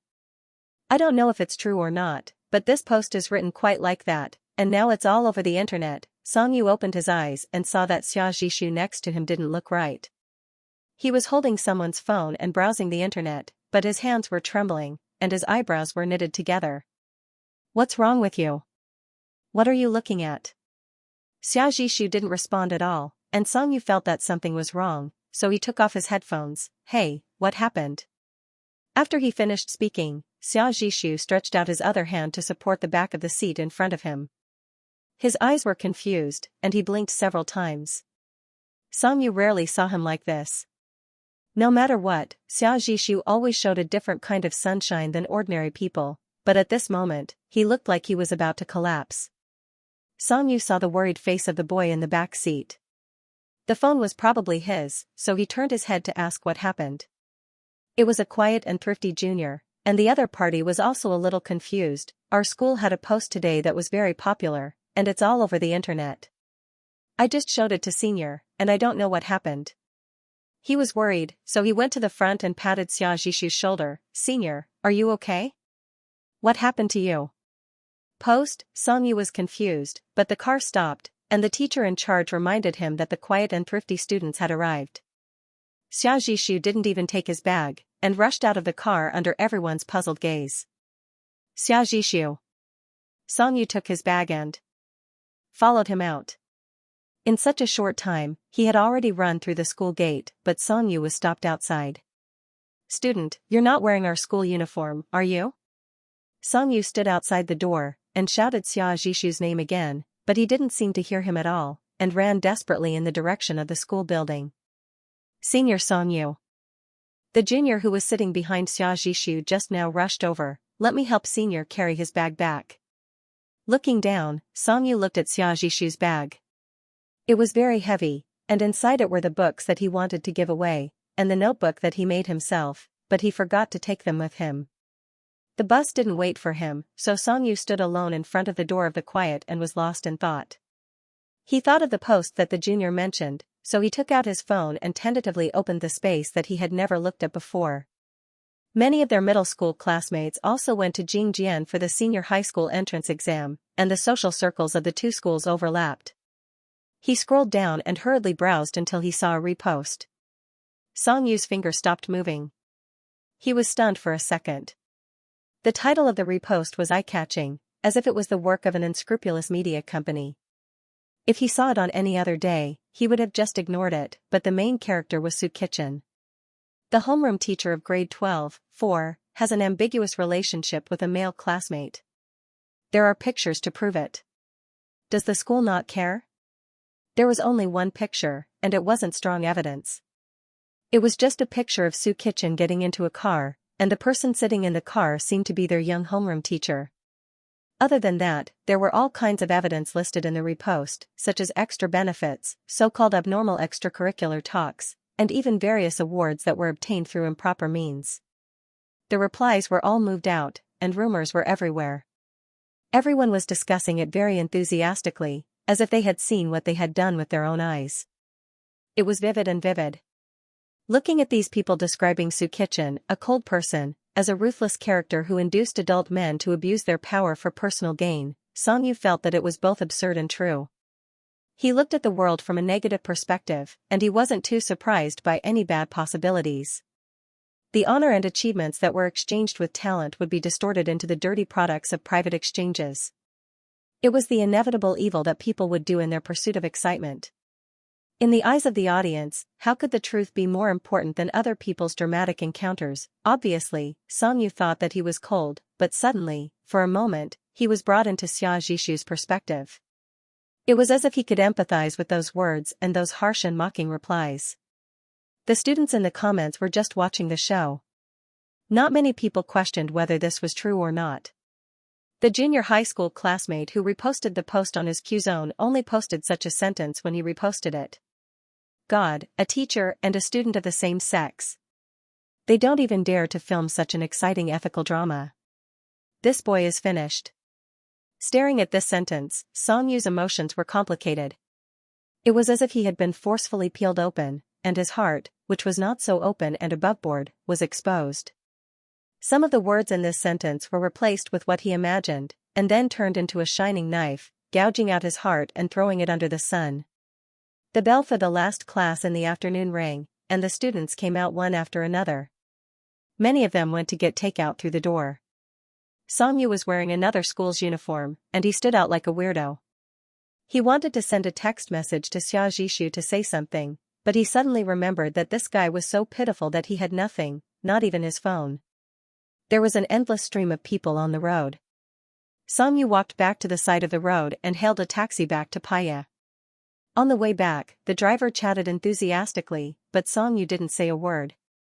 The driver was a bit embarrassed and ended the conversation he had started. Song Yu paid the driver, and before he got out of the car, he said sorry. After he turned around, he stopped in his tracks. There was no one at the school gate. The junior high school students who were on their monthly break had already left at noon, leaving only the senior high school students who had extra classes. Lu Zhishu was wearing a cream hoodie, sitting on a small stool in front of the newspaper stand outside the school gate. His head was down, and he was reading a new magazine. He looked very focused. Song Yu knew that Lu Zhishu was very focused. But he had long forgotten that he was the one who had taught him this good habit. Separated by a distance of 10 meters, Song Yu looked at him quietly like a stranger. Sometimes, he also wished that he was a stranger. Perhaps it was telepathy. Lu Zhishu turned a page and raised his head, just in time to meet Song Yu's eyes, who was standing not far away. Song Yu Gij? Lu Zhishu stood up immediately, and the smile on his face quickly spread. His hair, expression, clothes, and even the way he ran towards Song Yu were especially soft and excited, like a puppy who had been waiting for a long time to see its owner. Every movement was played in slow motion in Song Yu's mind, full of cute little details. But at this moment, his mind was still filled with the harsh ridicule and violence disguised by curiosity. Standing in the wind, Song Yu hoped that those dark things would stay behind him, and that Lu Zhishu would always be bright. Running in front of her brother, Lu Zhishu stopped. Before she could even catch her breath, she said to him, "When the bus stopped here just now, I thought you were back. After waiting for a long time, only one person got off. I asked the driver, and he said that you got off early. I thought you weren't going back to school. I thought you forgot that I was going to pick you up." Song Yu could almost imagine Lu Zhishu guarding the door and looking in. The corners of his mouth moved reluctantly. "Then why are you still waiting?" Lu Zhishu smiled at him. "I thought you would come back," and, his eyelashes lowered, and a harmless look appeared on his face that gave birth to a desire to protect. "You said that I would wait for you here." After saying that, Lu Zhishu felt that it was a little strange to say it out loud. He scratched his head. "What I mean is, if I look for you. I don't know where you are, and if I send you a WeChat message, you, Lu." Song Yu interrupted him, using a form of address that he had rarely heard since he grew up. Lu Zhishu was stunned and looked at him in confusion. I'm so tired." His voice was a little hoarse, and his whole body exuded a sense of fragility that did not match him. It made Lu Zhishu feel confused and sad. In all these years, he had never seen Song Yu express his uneasiness and negative emotions so directly.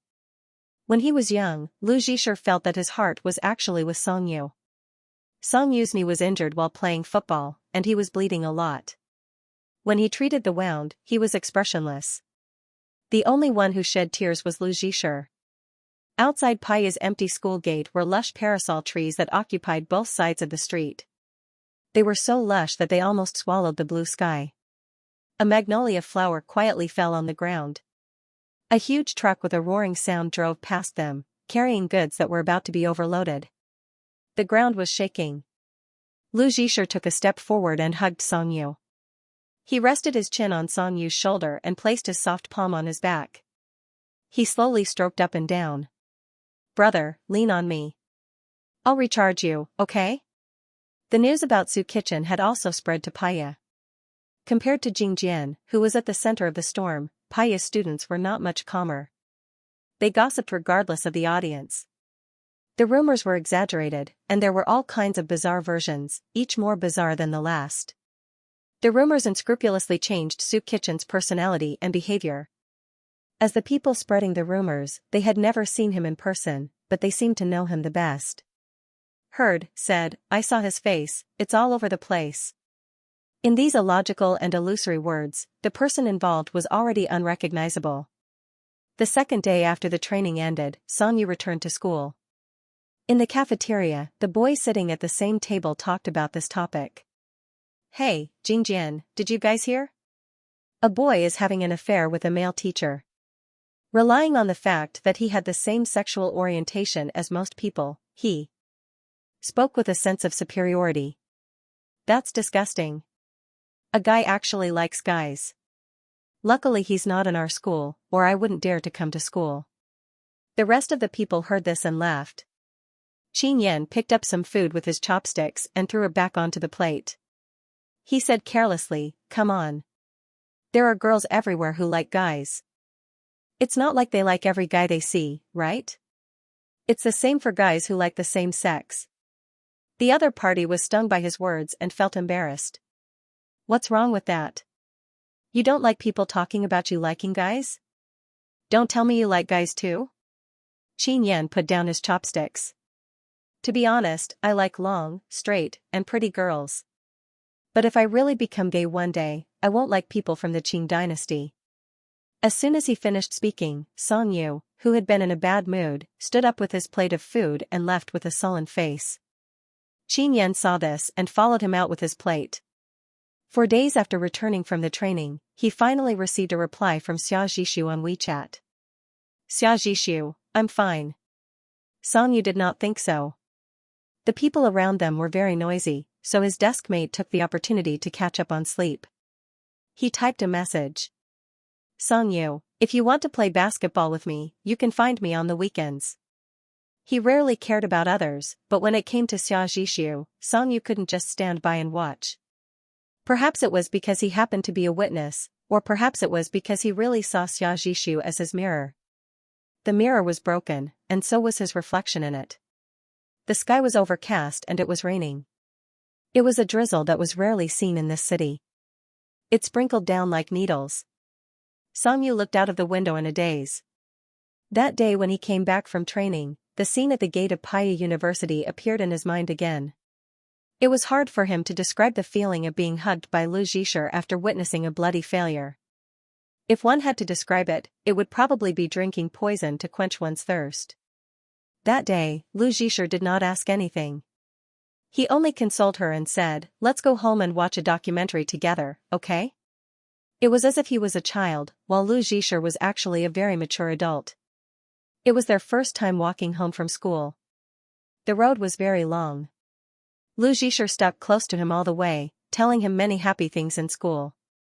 He also said that Aunt Rong's friend's border herder had a baby. He went to see it and it was very cute. Lu Zhisher was never tired of trying to convey warmth to Song Yu. But Song Yu did not give much of a response. When he first saw the post, Song Yu thought of retreating. He thought, "Forget it. It's too dangerous. Even God is trying to warn me." But when he really faced Lu Zhisher, he could not make such a decisive retreat. He was indeed not mature at all. In the end, Song Yu did not give the handmade picture album to Lu Zhisher. He kept it in his bag. Sometimes when he took the teaching assistant, he would see it, but he pretended not to see it. Later, he stuffed it into a drawer, under many books. After class, he leaned on the table and closed his eyes to rest. His phone vibrated. "Xia Zhishu, I can't delay your revision. Call after the exam." Before he could reply, a new message appeared in the dialog box. Xianxia, I finally saw him just now, but he doesn't seem to want to see me. He said he's not gay and doesn't want to be friends with me anymore. Xianxia, you asked me to give it a try. It seems like I don't have the chance. The night of the blackout, the lame pigeon analogy, and Xianxia's conservative imagination. All of this seemed to have been foreshadowed. Songyu thought that before this incident, if Xianxia backed down again, he could push him by the shoulder and tell him, I don't think so. But now, he could not say that sentence. A more likely successful example had ended in a bloody way in front of Songyu. He thought he was mature enough to give a shot of confidence to another person who was similar to him. He wanted to catalyze the desired outcome. Was he so noble that he wanted to fulfill someone else's love? Of course not. Songyu knew that he was just looking for a successful example that was close at hand to inspire himself. In the end, he was still too young. He could never guess what would happen tomorrow. Lu Zhisher would occasionally think of Songyu's appearance on the day he returned to school. His fatigue did not seem to last long. After returning home, Songyu did not want to watch the documentary with him. Instead, he locked himself in his room. When he came out again, he became the calm Songyu from before. Although his words and actions were not much different from before he went to the training, Lu Zhisher felt that Songyu had changed a little. He spoke fewer words than before, and he refused to express himself. When he went to school after the monthly break, Lu Zhisher also heard the rumors about Su Kitchen.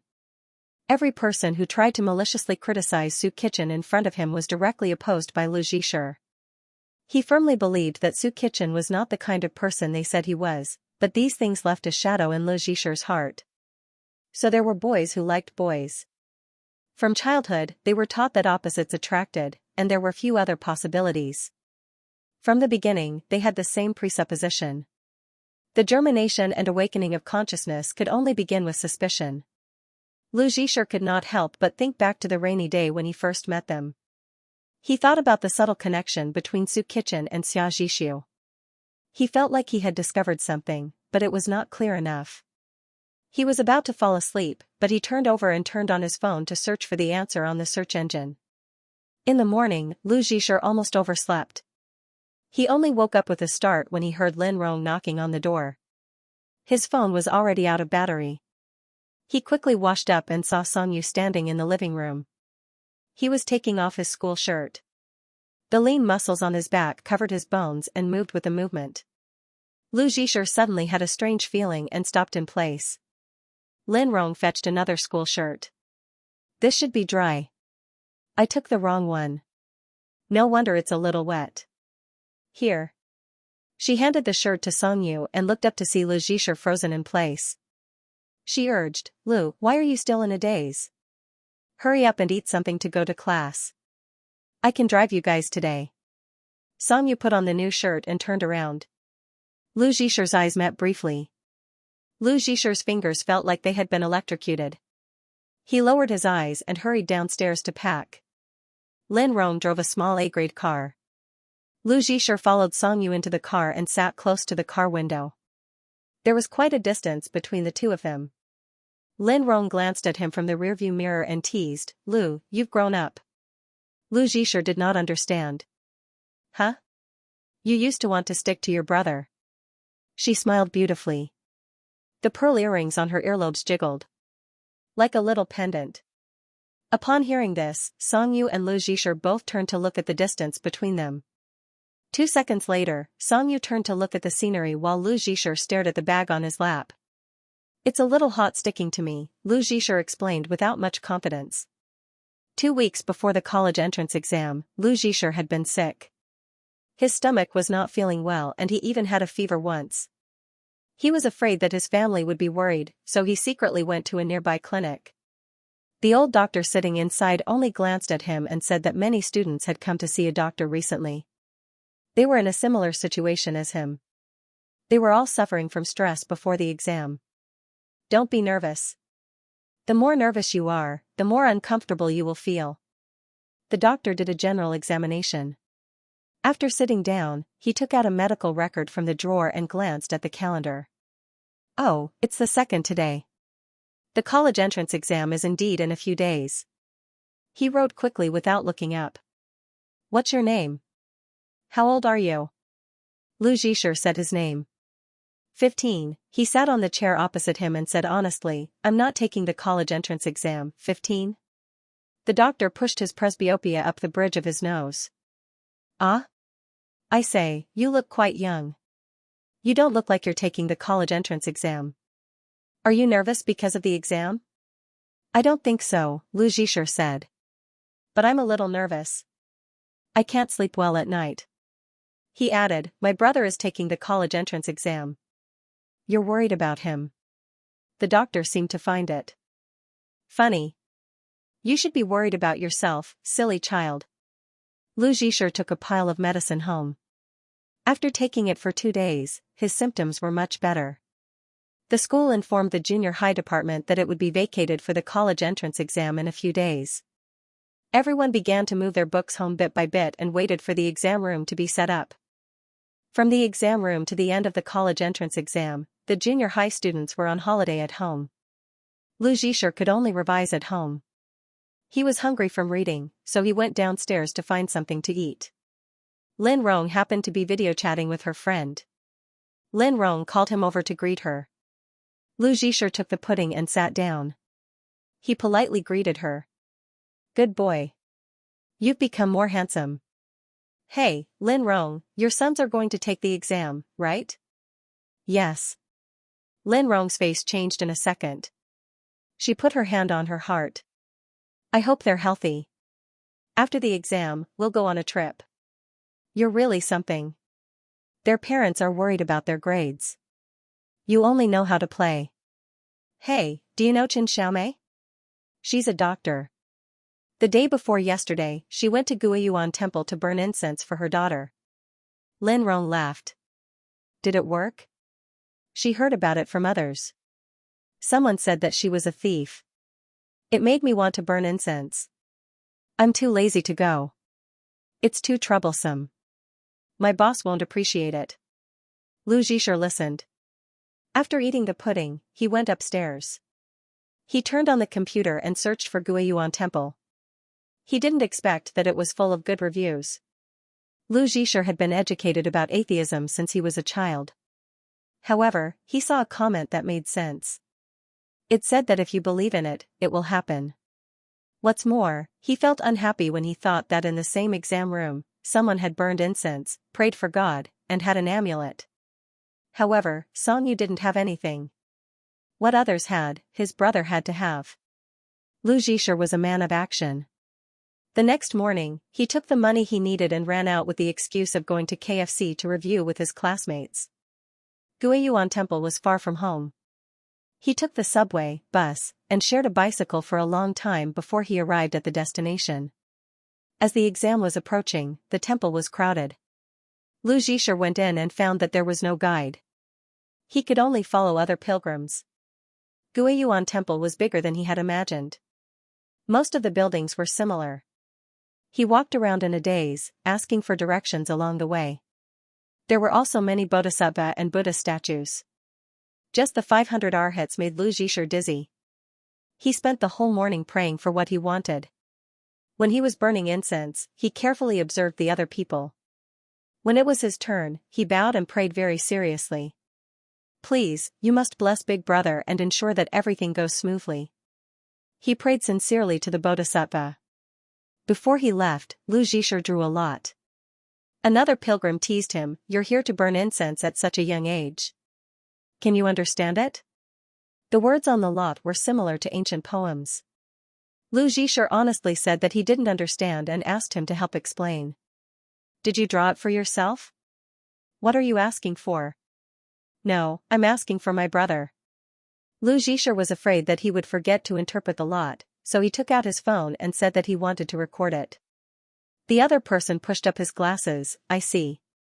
After the other person finished speaking, he handed the lot to him. Aren't you going to ask for a lot for yourself? It's not easy to come all the way here. What he said made sense. So Lu Zhisher drew another lot and asked this expert to help him interpret it and bring it home. Sitting on the bus, Lu Zhisher was so tired that he fell asleep. In the end, he accidentally missed the stop and got off at an unfamiliar stop. He reversed the bus in the opposite direction. He squeezed into the subway with an empty stomach. He was mentally exhausted. It was as if he had experienced a journey to the west.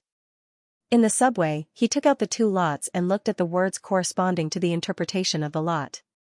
At first, for Xianxia, it was the number 169 Venerable Guanshan among the 500 arhats. Later, for himself, it was the number 015 Venerable Buddha Mita. In comparison, he felt that the lot he got for himself had a better meaning. In the evening, Xianxia came back from school. It was the last day before the exam, so school ended early. After the end of the training, it was the sprinting period. Xianxia did not go to school with Luzhisha anymore. Even when he was home, Xianxia would revise in his room and not come out. Luzhisha was also in the critical period of preparing for the exam. Because of some unexplainable feelings, he did not take the initiative to look for Xianxia recently. Although they were under the same roof, the two of them were subtly separated. It started to rain again. Every year, it would rain here for the college entrance exam. Luzhisha could not help but worry about it. He always felt that rain was not a good thing. Hearing movement from downstairs, he opened the door. After confirming that Xianxia had returned, he stood at the door of his bedroom and waited. Xianxia went up to the last step of the stairs. He turned his head and looked. His eyes brightened a little, but his lowered eyelashes suppressed the light. "What's the matter?" He walked over. Luzhisha had his hands behind his back. The soft light from the corridor contrasted with his innocent eyes. It reminded Xianxia of the text message he had sent. It seemed that he did have a misunderstanding. Luzhisha would not be angry because of such words. "Brother, I have something to give you." Luzhisha walked closer. However, Xianxia did not seem to have any intention of opening the door. He just stood there. "What?" Luzhisha did not want Linrong to know. He felt that it was embarrassing for him to go to the temple, so he tried again. "Can I go in? It will only take a while. Just here." Xianxia stood still and said the answer he had guessed. "If you made any handicrafts or something else, just give it to me." Downstairs, Linrong happened to look up. "Why are you two standing in the corridor? Lu, do you want some juice?" Luzhisha quickly shook his head. "I don't want to drink." He turned his face again and showed a pitiful expression to Xianxia. However, he had no intention of giving up. This time, however, he did not reach out to hold his wrist.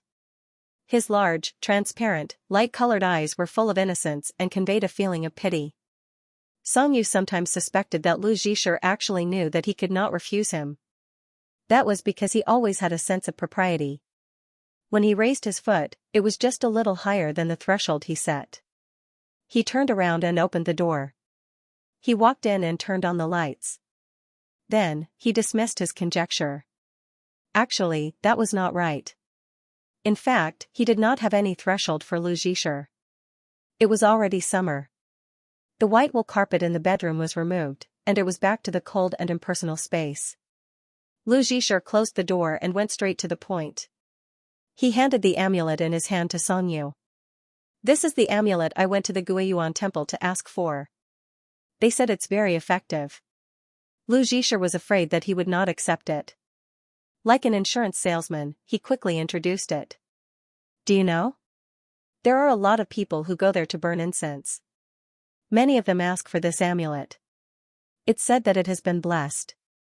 It's so big and messy. I walked around all morning before I found it. Also, when people burn incense, they kowtow 3 times and kowtow 3 times. I kowtow one more time than others. The Bodhisattva must be able to see my sincerity." Xianxia lowered his head and looked at the so-called consecrated talisman in his hand. Listening to his endless words, he could already see the image of this fool running around the temple. If he said he would kowtow one more time, he would definitely kowtow more than once. "Thank you." Xianxia put the amulet on the table and did not say anything else. The tacit understanding between them told Luzhisha that his brother meant that he could leave. He began to feel sad. He felt that his brother was just like Aunt Rome. He did not believe in such things. You're welcome. Lu Zhisher sniffed. His next sentence became very jumpy. Tonight's rain will last until tomorrow morning. Song Yu saw that he was standing there and did not want to leave. He was a little shaken. They faced each other and were silent for about 5 seconds. Just as Lu Zhisher chose to give up and turn to leave, Song Yu spoke. Which bodhisattva are you praying to? He picked up the amulet on the table and asked a strange question. Obviously, Lu Zhisher was stumped by the question. He looked up at Song Yu in a daze, thinking about the answer in his mind. When he entered the Guiyuan temple, he only wanted to find the amulet. After walking around for a long time, he finally found one. There were many people, so he followed behind and waited in line to pray. Which bodhisattva exactly, he could not remember. Lu Zhisher frowned and pretended to blame him. Bodhisattvas are immortals. How can you pick a bodhisattva? Song Yu sighed silently. He now suspected that Lu Zhisher was really Lin Rong's biological son, and that he was the one who was adopted. Not long after, Lu Zhisher spoke again. Oh, I remember now. I prayed to the double-faced Guanyin. His eyes lit up after he said that. His expression seemed to say, isn't that amazing? Guanyin, and double-faced. Song Yu nodded. In front of him, he put the lot into the exam bag that he was going to take with him tomorrow, together with his stationery and ID. While his brother lowered his head to zip up, Lu Zhisher hurriedly took out the 2 lots that he had asked for before he left the temple. He handed the one with Buddha Mita on it to Song Yu and solemnly told him that it was for him. Mine? Song Yu looked down at the words on the lot. There is a happy Buddha in the West who promotes laughter in the world. His future is free to do whatever he wants. Everything can be accomplished without worries. No matter how he looked at it, it didn't seem to be his. Lu Zhisher nodded. Yes, when I was drawing the lot, there was an expert next to me who was very knowledgeable about this. He told me that this was the best lot, and that it was especially auspicious. He also said that the meaning of this lot was that the person who drew this lot was merciful and kind. He would always be carefree, have a bright future, and everything would go smoothly. No matter what he wanted, he would get what he wanted. Get what he wanted. With this explanation, it was even more unlikely. Song Yu glanced at him and saw that he was holding another lot in his hand. Before he could say anything, Lu Zhisher immediately grasped it sensitively and explained, "This is mine." Song Yu reached out his hand. "Let me see." He took the other lot from his hand. In fact, it was a little better than Song Yu had imagined. It was Venerable Guanyin. He thought that it was some terrible bad lot. Observing the fish in the abyss is inauspicious. Wisdom hidden will bring disaster. Put aside your worries and let nature take its course. This isn't the best lot, but it's not that bad either. Lu Zhisher wanted to take it back, but Song Yu didn't intend to give it to him and wanted him to explain. Lu Zhisher could only say simply, it's just letting nature take its course. In order to prove that these things were really effective, he added, it's so accurate. I seem to have reached a bottleneck in my revision recently. I'm very nervous. It seems that this bodhisattva is telling me not to worry about this and to resign myself to fate. After his explanation, Song Yu's lips curled up as if he was smiling. He returned the lot in his hand to Lu Zhisher and let him resign himself to fate and go back to sleep. Lu Zhisher didn't force him to stay this time. He knew that he couldn't disturb him anymore and was afraid that he would expose himself, so he went back quickly. After the door was closed, Song Yu sat back at the table alone. He glanced at the red amulet in the transparent exam bag and then looked at the lot in his hand. The words on it seemed to be some kind of reminder, hinting and foretelling something. To be able to see the fish in the abyss was an inauspicious thing. To be able to spy on other people's private affairs would bring disaster. The smarter one was, the easier it was to fall into the mire. Only by temporarily letting go of himself, letting go of these unnecessary worries and letting nature take its course would he be able to last. Song Yu suddenly realized that the person who went to the ancient temple was Lu Zhisher, the person who believed in these mysterious teachings was himself, the person who drew the lot was Lu Zhisher, and the person who understood the scriptures was himself. Because Lu Zhisher was not confused or troubled. He was not a believer who was trapped in the sea of bitterness and urgently needed to be enlightened. He only cared about whether he could draw the best lot that could be given to Songyu. Even if there was only one lot, Lu Zhisher would happily give him the best one. Seeing this, Songyu felt that he was even more hopeless. Lu Zhisher suspected that someone had prayed for rain when he was praying for the amulet. In June, the rainfall in Xianxia was calculated using Lake Donghu as the unit of measurement. The locals would only say that there were a few more Lake Donghus today. Lu Zhisher estimated that there were about 6 raindrops in the college entrance examination in the past 2 days. 6 was a good number. His brother's college entrance examination must be auspicious. Songyu's examination hall was very low and flooded. The sunken field almost became a lake. Lu Zhisher sat in Lin Rong's car and looked at the time. There were less than 5 minutes left. The rain flowed down the car window. Lu Zhisher couldn't see outside clearly, so he secretly rolled down the window. The parents with umbrellas blocked the school gate. The rain poured in through the gaps in the window and wet Lu Zhisher's hair. Not long after, he saw a tall figure holding an umbrella not far away. The figure walked out from the crowd of parents and walked toward them. "Brother is out."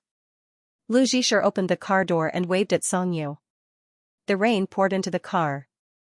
Lu Zhisher, who was only wearing a short-sleeved shirt, shivered. Songyu's footsteps were obviously faster. He leaned into the car, closed the door, and locked the rain outside. Lu Zhisher's revision materials were all on the seat. He hurriedly tidied them up to make room for Songyu. "Your father is still in a meeting." Lin Rong took out a neatly folded dry towel from a big tote bag and handed it to Songyu. "Meet us at the restaurant later." "What do you want to eat?" Although she asked this, she knew that Songyu would probably say anything. Songyu placed the soaked umbrella by his feet. "Crayfish." Lu Zhisher was happier than anyone else. "I want to eat crayfish too." Lin Rong was a little surprised. She didn't expect him to want to eat crayfish. "Okay, I'll tell your father." They drove to the restaurant. On the way, the rain got heavier and heavier, and there was even thunder. Lu Zhisher's fear of thunder was purely a biological reaction. He couldn't help but tremble as soon as the thunder passed. This habit was fine when he was young, but it always embarrassed him when he grew up, so he tried his best to control himself and not let himself tremble. Everyone was chatting in the car, but Lu Zhisher was too scared, so he automatically changed the topic. Songyu sensed it and took out the bag used for the exam. He placed it between them and said in a low voice, "The things you gave me are very useful." Lu Zhisher's attention was quickly diverted. He turned to look at Songyu's face and asked in a low voice, "Really? Did you do well?" Songyu nodded. Lu Zhisher quickly became happy, but it didn't last long. A bolt of lightning struck him, and just as he was about to speak, he shuddered again. Even his voice was trembling. "That's great." Songyu felt that he was a little cute like this. He lowered his eyes and leaned against the back of the seat. Lu Zhisher found a headset that could completely cover his ears and put it on. He played rock music, then picked up the big bag in the corner and placed it on the left side of the seat. Half of his body was turned over, and his whole body was buried in the ground as he rummaged through it. He first found a small purple lunchbox, turned it around, and placed it on Songyu's lap. Then, he quickly turned around, took out a bottle of soda, and handed it to Songyu.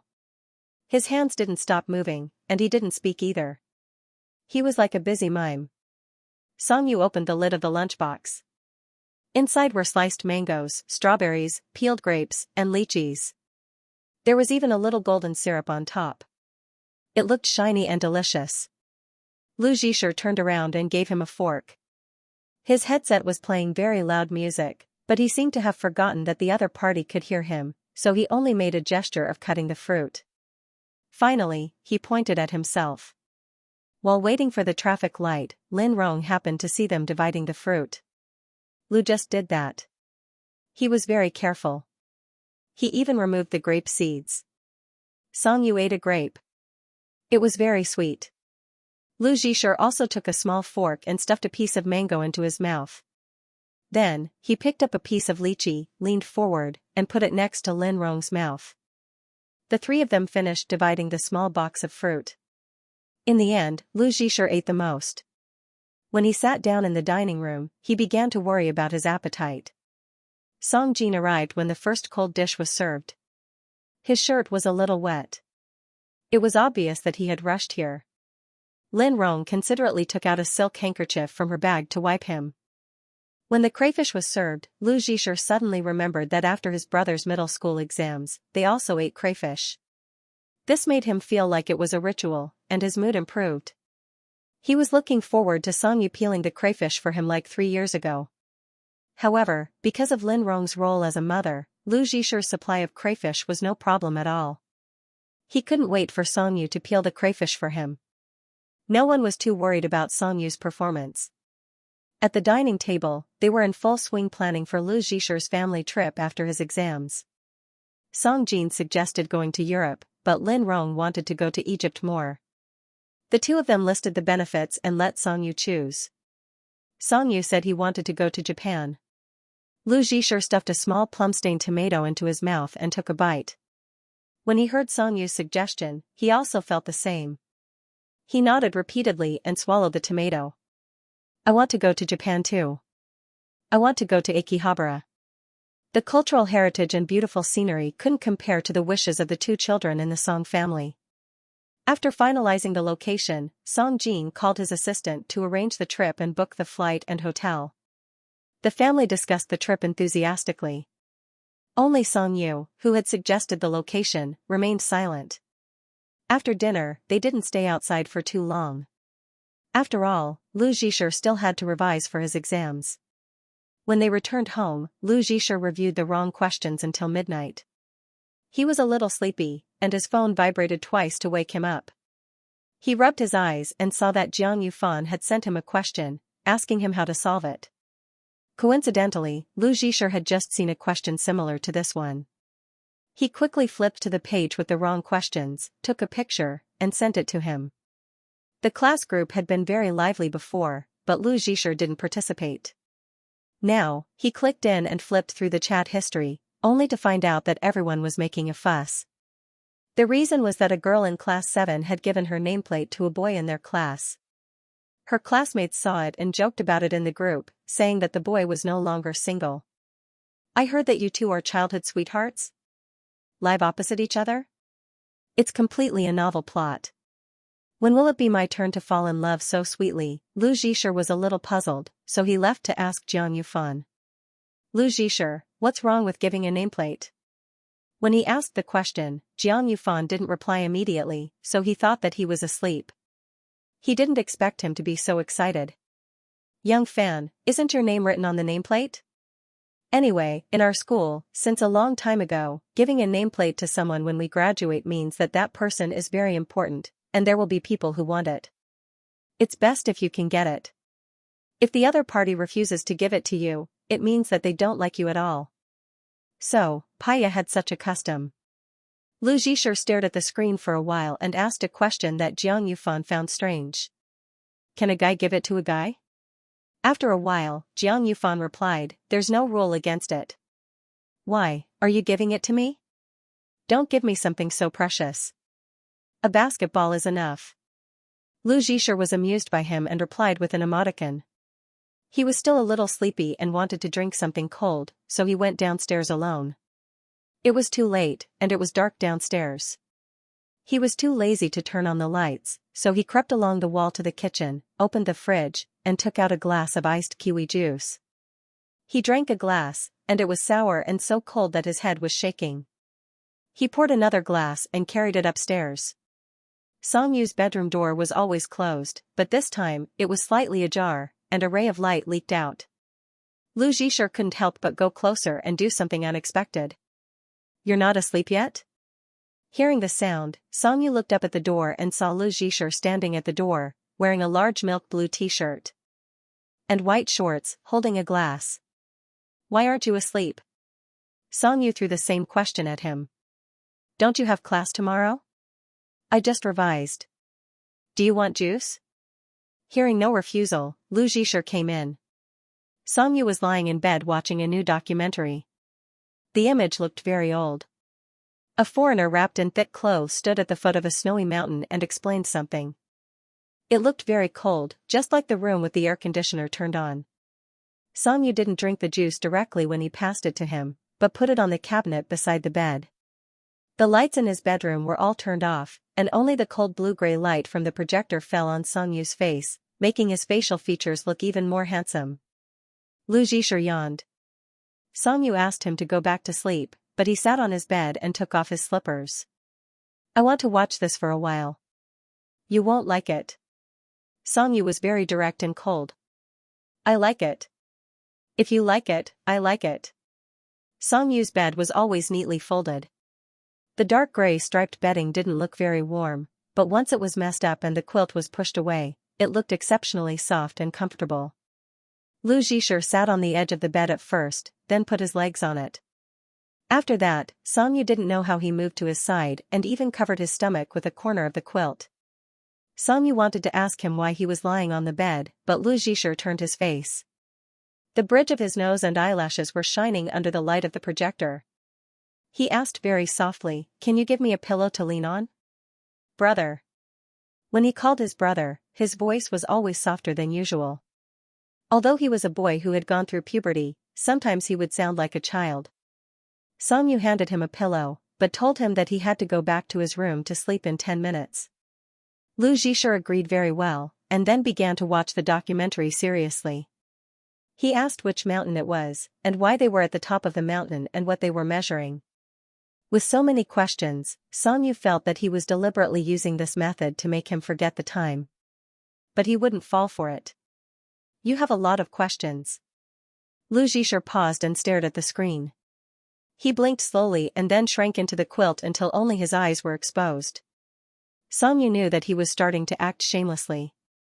He planned to drag him out, but Lu Zhisher rushed to explain before he could scold him. Your air conditioning is too low. It won't be cold when you go back. Why do you always chase me away? Lu Zhisher looked up at him curiously. His eyes were innocent, and he simply wanted to know the answer. Songyu paused. Because I like to be alone. Lu Zhisher didn't say anything. He felt that Songyu was lying. No one liked to be alone. If there was, it was only temporary. Maybe he just hadn't found the person he liked to be with. If there was someone, he probably wouldn't be like this. He would smile, look forward to that person staying, and give her something that he thought was important. For example, a nameplate. Lu Zhisher thought of Jiang Yufan's words, and some strange emotion surged in his heart. Recently, this feeling had been happening frequently, and it made him feel uncomfortable. Coincidentally, he just turned his head and saw a metal nameplate on the bedside table. It was shining under the changing light of the projection. Brother, Lu Zhisher took the nameplate and put it in the palm of his hand. Can you give this to me? Songyu frowned. Why do you want mine? Don't you have two? Lu Zhisher grabbed it and begged him with his eyes wide open. Give me one. Just treat it as a souvenir. In Songyu's eyes, his current behavior was exactly the same as going to the aquarium to ask for a small dolphin pendant, going to McDonald's to ask for a set of dolphin dolls, or playing games to collect cards. There was no difference. Songyu turned his face and raised the temperature of the air conditioner. His eyes were fixed on the documentary screen. Up to you. How careless. Lu Zhisher thought that it was so easy to give away something that everyone thought was precious. Lu Zhisher looked down at the nameplate in his hand and felt that he was very lucky. If he had asked Songyu for it a little later, this little thing might have been given to someone else when Songyu returned to school tomorrow. After all, there were a lot of people who liked Song. Imagining another person holding this nameplate, Lu Zhisher was a little grateful for Songyu's carelessness. He didn't need to beg for too long. A souvenir was like a sedative. After getting it, the child would be much quieter, whether it was in the ocean, the polar park, or the bedroom bed. If Songyu gave him the nameplate, he would be able to watch this episode quietly. When the opening of the next episode was played, he diverted his attention to his side and found that Lu Zhisher had fallen asleep. Her head was tilted, her slightly curly hair was messy, and her lips were a little curled.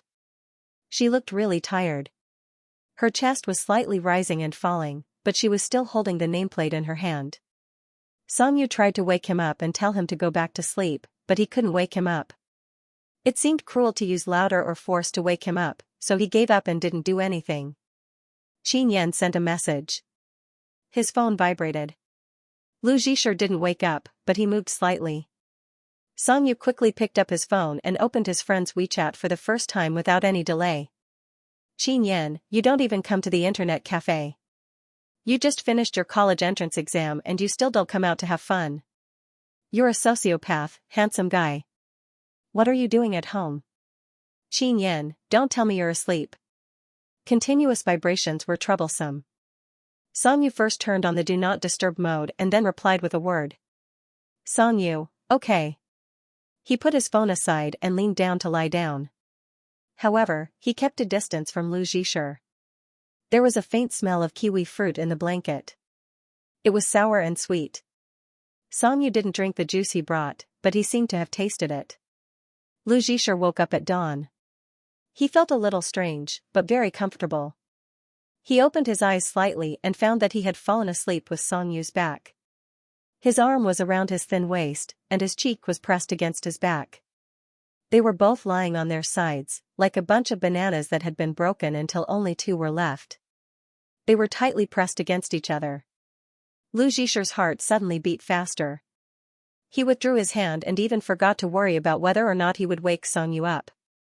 His movements were not small. Songyu indeed moved. He didn't wake up, but he turned around and hugged Lu Zhisher, whose heart was beating too fast, into his arms. It was as simple and natural as hugging a pillow. Their posture was just right. Lu Zhisher's cheek was pressed against Songyu's neck, and their bodies were pressed together. His heart was beating violently, almost as if it wanted to break free from his chest and jump into Songyu's chest, which was only a few feet away. The projector was on all night. It turned out that the documentary was so long. It was like time was flowing at this moment. The school informed the third-year students to return to school the day after the college entrance examination. Songyu's alarm was set before the college entrance examination, and it rang at 6 o'clock. He opened his eyes with some difficulty and turned it off. The bed was empty. He wanted to continue sleeping for a while, but after thinking about it, he forced himself to get out of bed. The projector had been turned off, and even the undrunk juice on the bedside table had disappeared, leaving no trace behind. He bent down to tidy up the quilt. Something fell out and hit the floor with a thud. Songyu glanced at it. It was his nameplate, so he bent down to pick it up. When he wanted it, he would say all kinds of nice things, but when he got it, he didn't care anymore. The door was suddenly pushed open. Lu Zhisher seemed to be very anxious. He looked flustered and gulped. I left something behind. Songyu pretended not to know anything. He turned around and asked, "What?" Lu Zhisher was in a hurry. He rushed up and flipped over the bed that he had just made. Although he made a mess, Songyu was surprisingly calm. He wasn't angry at all. In fact, he was even a little happy.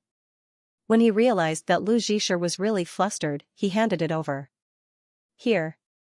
Seeing Songyu's palm, Lu Zhisher was obviously relieved and took it from him. You threw it away so quickly. Looks like you didn't really need it. Lu Zhisher didn't want Songyu to know how embarrassed he was when he sneaked out in the morning, so he calmly accepted Songyu's accusation and said obediently, "It won't happen again." In order to prove himself, he directly pinned the nameplate on his school uniform, next to his own. Then, he quickly left the school for morning self-study. Songyu turned around and stared at the bed that he had messed up again. After a while, he decided not to tidy it up and went downstairs for breakfast. Lin Rong made some strange juice again. She thought that Songyu might not like it, so she didn't pour it for him. She didn't expect that Songyu would take the initiative to ask for it and even drank an extra cup. It's pretty good.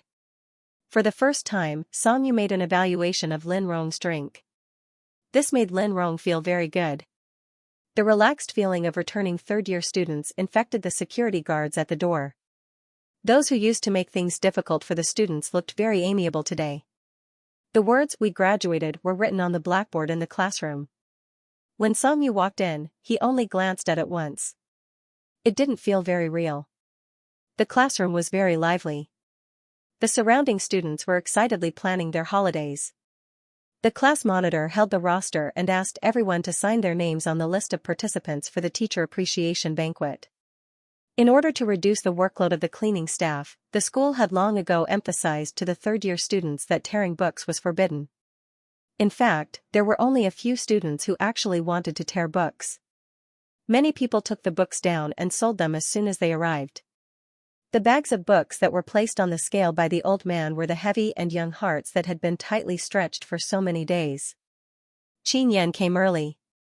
He had already finished packing. He pulled a stool and sat beside Xianxia. "Want me to help you?" Xianxia shook his head and said that he could do it. "Why didn't you ask Auntie to come with you?" "My dad just left and took all my things." Xianxia put his arm around Xianxia's shoulder. "I'm such a loyal friend. I'll stay and accompany you." Xianxia was too lazy to joke with him. He silently sorted out his revision materials.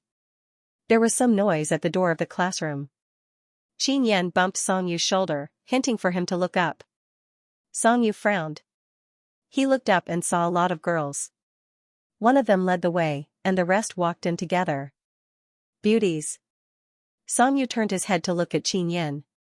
"Not at all." Xianxia, the girl in the middle, was very beautiful. She had long black hair that reached her shoulders. She was a little shy. The girls clustered around her almost pushed her into the classroom. Xianxia whispered that she was the class belle of the second year. Xianxia knew nothing about the second year, let alone the class belle. He only thought that she was probably Xianxia's type. When Xianxia came to school in the morning, he met a girl downstairs who stopped him before he went upstairs. She had a ponytail, and her smile was bright and confident. She said lines similar to those in school dramas. Xianxia stood at a distance and listened to her. He rejected her graduation gift and confession. The girl did not give up and asked for a reason. Xianxia said that there was no reason and continued to go upstairs. When he got rid of her and went to the third floor, he stopped at the entrance of the sky corridor and stood silently for a while. The girls who came in were even more eye-catching than the one in the morning. There were a lot of people in the class who were tidying up, and when they saw the scene, they started to kick up a fuss. Xianxia looked nonchalant, but he was actually a very sensible person. He usually made a lot of noise in front of Xianxia and wanted to tease this facial paralysis for no reason, but when it came to times like this, he did not say anything. He only bent down to help Xianxia take the books out of the drawer. "What's this? It's so big." Xianxia forcibly pulled out the handmade album that Xianxia had stuffed at the bottom of the drawer and flipped through it. "It's all white paper." Xianxia turned around in confusion. His first reaction when he saw the album was to snatch it back. "You can't throw this away." "I didn't say I was going to throw it away." Xianxia thought it was strange. He was so nervous, as if it was something important. But there was nothing on it, not even a name. It looked like it was brand new. "Is that a photo album? And it's leather. It must be very expensive. Is it?" "Shut up." The prettiest girl in class 9 was pushed all the way to Xianxia's seat. She was even carrying a very exquisite gift bag with a luxurious brand logo on it. Xianxia seemed to not hear the commotion at all as he concentrated on tidying up. The prettiest girl in class did not speak, but her friend beside her spoke first.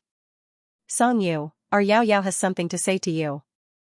After she finished speaking, she pushed the prettiest girl named Yao Yao, urging him to speak. Xianxia was starting to feel awkward for them. "Senior Xianxia, I've liked you for a long time." The girl named Yao Yao said shyly and handed over the gift bag in her hand. "This is the gift I've been choosing for a long time. I hope you like it. Before you were still studying for exams, I didn't dare to say it because I was afraid of disturbing you. Now that you're about to graduate from Paya, it might be too late if I don't say it now." Xianxia did not reach out to take the gift. The surrounding crowd was whispering, which made her friend very dissatisfied. Yao Yao did not mind too much. She gathered her courage and asked again, "If you're willing, can we give it a try?" Xianxia was tidying up halfway when he saw the paper box in the drawer. It was made by Lu Zhisher last time and was used to put the hand-painted painkillers. In comparison, this box seemed very childish and not expensive, but Xianxia stared at it for a long time. Seeing that he was a little distracted, Yao Yao's friend grabbed the gift bag in her hand and placed it on Song Yu's desk. Just put it here. You can give it to him. He can do whatever he wants with it. Qin Yan almost rolled his eyes when he heard this sentence. He was afraid that this was not a pig teammate. However, Song Yu was still expressionless. He just separated the box made by Lu Zhisher from the other things and put it in his bag. He did not raise his head, but he finally spoke. I suggest that you don't put it on my desk. It might be taken away by the cleaning lady. The other party was evidently choked by his words, and that Yao Yao's face was more or less a little embarrassed as well. However, just like everyone who confessed to Song Yu, she was fully mentally prepared. Hence, she tried once again. Senior. She looked at the cardboard boxes that Song Yu had sorted out. Do you still want to take these away? If it's possible, can you give me some notes? Also, your nameplate. I have a younger brother at home. Song Yu interrupted her. He picked up a cardboard box from the floor, put it on the desk, and looked at her. I want to leave everything to him. Song Yu's life after the college entrance exam was not much more interesting than before. He still woke up early every day, carried his bag, and went to the provincial library for the whole day. He would return home in the afternoon to eat, and when he had nothing to do at night, he would play games in his room. It was so monotonous that it did not seem like the daily life of an 18-year-old boy. A 15-year-old boy's interests and hobbies were obviously much wider, but Lu Zhisher did not have time to make his life happy. All of his time was squeezed into his studies. The high school entrance exam was getting closer and closer, and he, who was usually not nervous, was forced to be nervous like everyone else. The Song family was obviously more nervous about him taking the high school entrance exam than Song Yu. In order to make it easier to send him there, Lin Rong went a few days in advance to find out the route to the exam venue and plan the recipes for the exam. She was afraid that Lu Zhisher would have an allergic reaction or get a stomachache. During the recipe experiment, Song Yu reluctantly ate all the recipes. As the biological son, he was treated as a free guinea pig for his younger son, and he was not allowed to resist. The night before the exam, Lu Zhisher came home from school early. Lin Rong gave him a long list of things to take note of, and told him to look at the list again after dinner to avoid forgetting to take them. Lu Zhisher felt that they were exaggerating, but even Song Jin, who had always been very Buddhist, felt that this kind of worry was justified. Song Yu was the only one in the family who did not seem to care about Lu Zhisher's exam. This stark contrast made Lu Zhisher feel a little frustrated.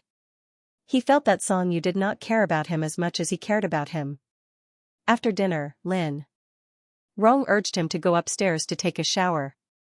You have to sleep early today, okay? It's not a joke that you can't sleep well. Lu Zhisher nodded and got up. When he was about to go upstairs, he heard Lin Rong teasing Song Yu, why do you run to the library every day? Don't tell me you're going on a date with a girl you like? Song Yu said expressionlessly, you can follow me. That would be boring. Lin Rong put the bowls and chopsticks into the dishwasher. I'm just curious. You're an adult now, but you really don't have anyone you like in school? Song Yu was silent, but his expression was more like he was ignoring this kind of gossip. Lin Rong automatically took this as a denial, so she sighed and said, you're not like me. I've had a boy I liked since elementary school. Lu Zhisher shuffled upstairs to the bedroom. Lin Rong even put a change of pajamas on the bed for him. He didn't know why, but Lin Rong's teasing words to Song Yu kept echoing in his mind. He was a little absent-minded. After entering the bathroom, he took off his clothes and took a shower. The water poured down from his head, wetting his hair and eyelashes. Everything in front of him was foggy, white, and gray. Then he imagined a scene where Song Yu met a girl in the provincial library. It was a very cliché plot. For example, the two of them happened to meet on opposite sides of the bookshelf on the same level, happened to like the same book, and then happened to pick up the book at the same time. This kind of plot seemed to appear often in shoujo manga, but Lu Zhisher didn't like shoujo manga. He also didn't like the girl who urged Song Yu to go to the library, even if she didn't exist. This slightly vicious thought appeared for less than a second before it was shattered by a knock on the door. Lu Zhisher wiped his face and turned off the water. Who is it? It's me. It was Song Yu's voice. You're taking a shower? Then I'll come back later. I'm done showering. Lu Zhisher quickly wiped the water off his body and casually dried his hair. When he came out of the shower area, he didn't find his pajamas in the dry area. Usually, he would put them on the shelf. Song Yu stood at the door and waited. Suddenly, the bathroom door opened a small crack. He thought he was going to come out, but unexpectedly, a white hand stretched out from the small crack. It was still steaming. Song Yu couldn't help but walk over to see what he wanted. As soon as he stood at the door, Lu Zhisher's hand grabbed the hem of his clothes. The accuracy of Lu Zhisher's grip on the clothes was like the mechanical hand in the Gold Digger movie that grabbed the stones. Every grab was accurate. After tugging for a while, he realized that something was wrong. He immediately let go and reached into the crack. What are you doing? Lu Zhisher hid behind the door, only revealing a pair of eyes, a neck with water droplets, and a small part of her collarbone. I forgot to take my clothes. Are they on the shelf at the door? Song Yu looked away and sluggishly looked around. No. Lu Zhisher suddenly remembered. They're on the bed. Brother, can you help me get them? Song Yu went inside and took out his pajamas. He handed them to him and stood by his desk, waiting for him to finish dressing. Lu Zhisher, who had just taken a shower, was emitting soft steam. His hair was still a little wet. He ran out barefoot and stepped on the floor. He was only a head taller than Song Yu, but Song Yu always felt that he had a natural innocence. He knew that most of the time, people socialized based on their expectations of others. These expectations were images in their imagination. They were subjective attributes of nothingness, such as kindness, elegance, and innocence. He knew these, but he still insisted that Lu Zhisher was pure. Why are you looking for me? Lu Zhisher raised his face slightly and looked at him. His eyelashes were still wet, like the morning dew on the tips of leaves. Song Yu finally remembered why he had come. He walked to the door and brought in the small cardboard box. He placed it on the floor where Lu Zhisher was standing. This is what I organized after I graduated. Some of the notes might be useful to you. You can keep them and read them. After that, he lowered his head and took out two things from his pocket. One was the amulet Lu Zhisher had given him that day, and the other was a pen. This is the pen I usually use. It's quite easy to write. You can use it as a backup. Pen. After that, Song Yu told him to rest early and turned to leave. However, Lu Zhisher stopped him. What's this? Song Yu turned around and saw him squatting on the floor with the handmade sketchbook in his hand. He tilted his head in confusion. This? I bought it before. I bought it by mistake and never used it. Where did you buy it? The quality of the sketchbook is so good. Did you really give it to me? Lu Zhisher stood up with the sketchbook in his arms. Song Yu gave a muffled grunt, turned around, and left. Lu Zhisher felt that he was a little familiar. It was just like Ju Zi, who always pretended to be disgusted when she was rubbed until she felt good. She was also like this, letting out a muffled grunt from her throat. Lu Zhisher held the sketchbook in one hand and the amulet and pen in the other. He lowered his head and looked at them carefully. There was nothing on the front of the amulet. It was the same as when he had given it away. However, when he flipped it over, he realized that there were words written on the back. It was Song Yu's handwriting. Always successful, he read softly. He thought that he would write something like "Good luck for the exam." It was not just the exam. Song Yu hoped that nothing in his life would not go smoothly. Hugging the many gadgets he had obtained from Song Yu, Lu Zhisher was satisfied. He lay down on his soft bed. His heart sank a little. When the exam came, Lu Zhisher had an easier time than he had imagined. The questions were not as complicated as the mock questions from training. The math questions were slightly more difficult, but he was very lucky. The last two big questions were questions that he had recorded in his error-correcting notebook. Moreover, Song Yu had explained them to him before, so they left a deep impression on him. The most important thing was that the pen that Song Yu had given him had played a huge role. The pen that he had brought with him was not smooth. It was the same for several of them. He had just bought a new pen, so the quality was probably not good. Fortunately, he had Song Yu's pen. After several exams, Lu Zhisher felt that he had performed well and was in a good mood. In the last match, he also checked until the last second. The sun was shining brightly outside the exam hall. As soon as Lu Zhisher came out, he was seen by Lin Rong, who was holding an umbrella. She went forward to take him back to the car. "It's hot. Good boy, get in the car and enjoy the air conditioning." Lu Zhisher opened the car door. He did not expect Song Yu to be there too.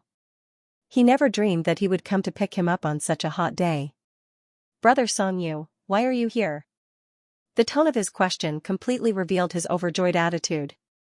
Song Jin, who was sitting in the driver's seat, joked, "It's a coincidence today. I was going to sign the contract, but the representative of Party A suddenly had an emergency and signed the contract in advance. You also said that he had something to do at the library, so he didn't go in the afternoon." For the first time, Song Yu took the initiative to add, "The renovation can only be lent out." This was excellent news for Lu Zhisher. There was no room for doubt when it came to good news. But it was followed by bad news. "We can't go to Japan anymore?" Lu Zhisher leaned against the back of the seat like a deflated balloon. "I've already prepared a strategy." He looked at the restaurants that he could go to with his brother and the surrounding shops that he liked. There was also Mount Fuji that his brother should like very much. Now, it was all gone. Lin Rong also leaned against the front passenger seat. Sigh, who would have thought that there would be a typhoon warning, and it would last for so long? Song Jin enlightened them. Safety first, safety first. The trip to Japan was temporarily put on hold. Lu Zhisher was depressed for a long time because of this. On the third day after the exam, their classmates organized a dinner party to KTV. Lu Zhisher was originally not interested, but Jiang Yufan called 2 hours before the party. "Around one piece? The limited edition one? Are you serious?" Lu Zhisher was very surprised. Under Lin Rong's feeding, he ate a large piece of watermelon, the one in the middle. "Then I'll go too. Wait for me."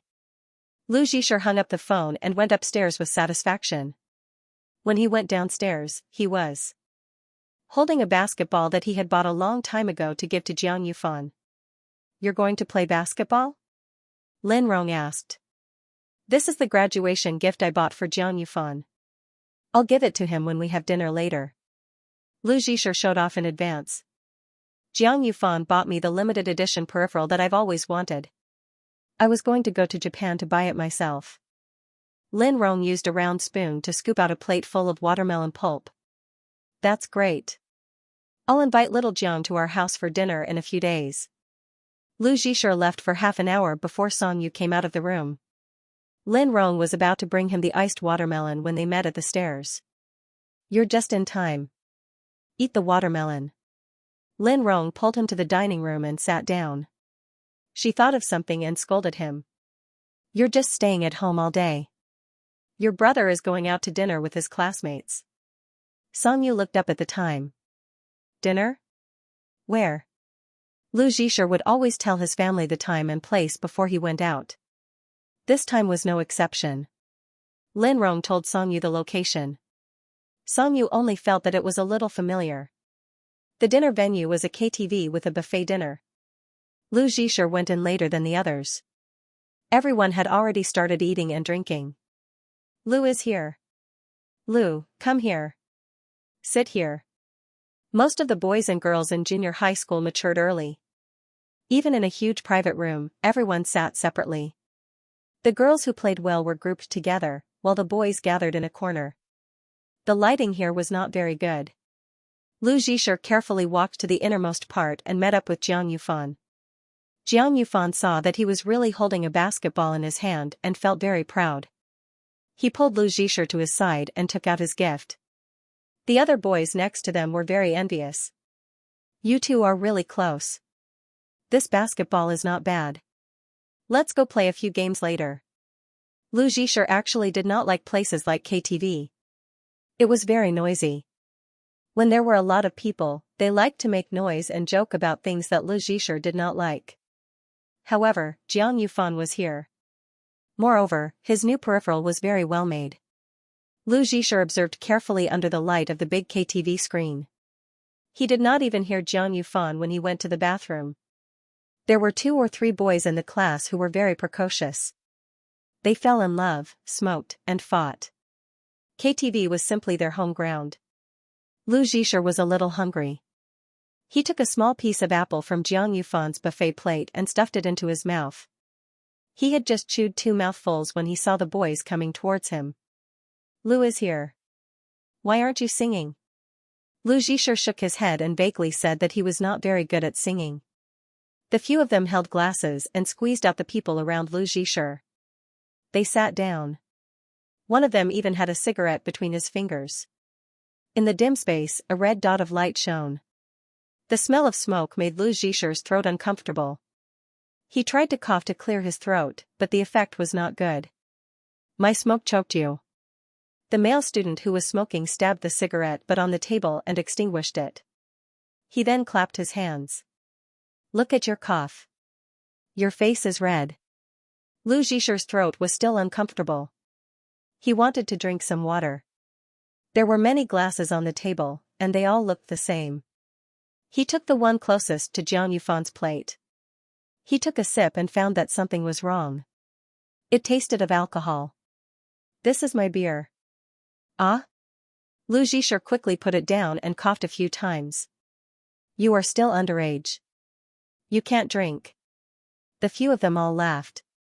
Lu Zhisher felt that he was being laughed at again. The boy on the right joked, Lu is a good boy. Don't smoke and drink in front of others. You are acting like a little hooligan. How am I a hooligan? I didn't teach him to do bad things. Didn't I just choke him? You can teach him hand sex. As soon as this sentence was said, the boys around them all laughed. Only Lu Zhisher was puzzled. He did not understand what was going on. He asked with a naive face, what is hand sex? Everyone knew that Lu Zhisher was a late bloomer and had a simple personality, but they did not expect him to be so simple. Damn, you are going to high school. You don't even know this. This is too funny. There is actually a boy who doesn't know what hand sex is? Their fuss made Lu Zhisher a little unhappy. He felt that he was a fool in their eyes. He lowered his head and took out his phone. I will know after I check. Don't. The boy who was smoking grabbed his arm. Anyway, we have nothing to do. Let's give you a sex education class. Lu Zhisher was carried out by a few people just like that. The so-called sex education class was actually in a small private room with no one around. A boy took out his collection of indescribable websites for everyone to see. This looks good. This figure is good. You brat, your inventory is really good. Lu Zhisher looked at it very seriously with a learning attitude. He felt that the feedback of the boys around him was too excited. However, these explicit images still caused a big visual impact on him. The boy who was smoking bumped Lu Zhisher's shoulder and deliberately teased him. Is it exciting? Lu Zhisher answered honestly, it's okay. This is not exciting. He shook his head. You don't have any problems, do you? He reached out and wanted to touch Lu Zhisher's lower part. Lu Zhisher was so scared that he fell to the right. In a panic, someone's hand accidentally touched the advertisement. The video that was playing jumped to another screen. A huge animation of the advertisement appeared on the screen. F***ck, who did this? You are sick. You like this kind of thing? I have to stay away from you. Damn, it's really not me. I don't know how it jumped. Everyone's attention shifted to the phone screen. Lu Zhisher was free. He sat up on the sofa and glanced at the content on the screen. To be honest, it was no different from the video just now. The only difference was that the female character from before had turned into a man. He was very thin, very white, and did not resist. Lu Zhisher's heart rate suddenly accelerated. It was as if there were many small needles pricking his face. His whole body was electrified. I'm dying of laughter. A real man is a strong man. Hurry up and change it back. I'm withering. Damn. He turned his face away, but the images did not disappear. Lu Zhisher suddenly coughed violently. His face was red from coughing. The little bit of beer that he had just drunk burned down his throat. His whole body was hot. He pushed away the classmates who came up to him and escaped from the smoky room. Such a small amount of beer should not have caused such an intense allergic reaction. But he really felt hot and the air was thin. So he ran down the corridor and went downstairs to the door of the KTV. He wanted to breathe some fresh air. To his surprise, he saw Songyu's back at the door. He was standing next to a parked black car. Lu Zhisher thought he was hallucinating. Just then, the window on the second floor opened. It was Qin Yan's voice. "Songyu, you're not done yet? Don't go. They're smoking. You'll still smell like smoke when you come up later." Songyu looked up, but the first thing he saw was Lu Zhisher standing at the door.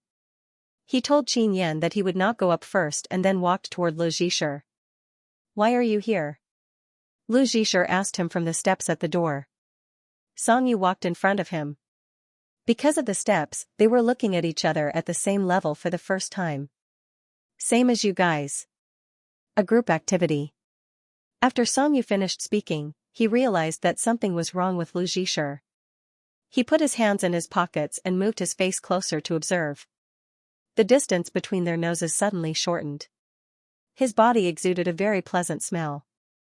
It was the fragrance of the shower gel that Lu Zhisher was familiar with, mixed with a little bit of mint smoke that had not yet dispersed. Lu Zhisher's Adam's apple bobbed as he restrained himself from thinking too much. "What did you do? Why is your face so red?" It was too close. Lu Zhisher didn't have time to answer Songyu's question. Guilt and panic pulled his body back. He tripped over the higher steps behind him, and his body fell backward. But Songyu was one step faster. He grabbed his arm and pulled forward. Lu Zhisher was like a roly-poly toy that had lost its free will.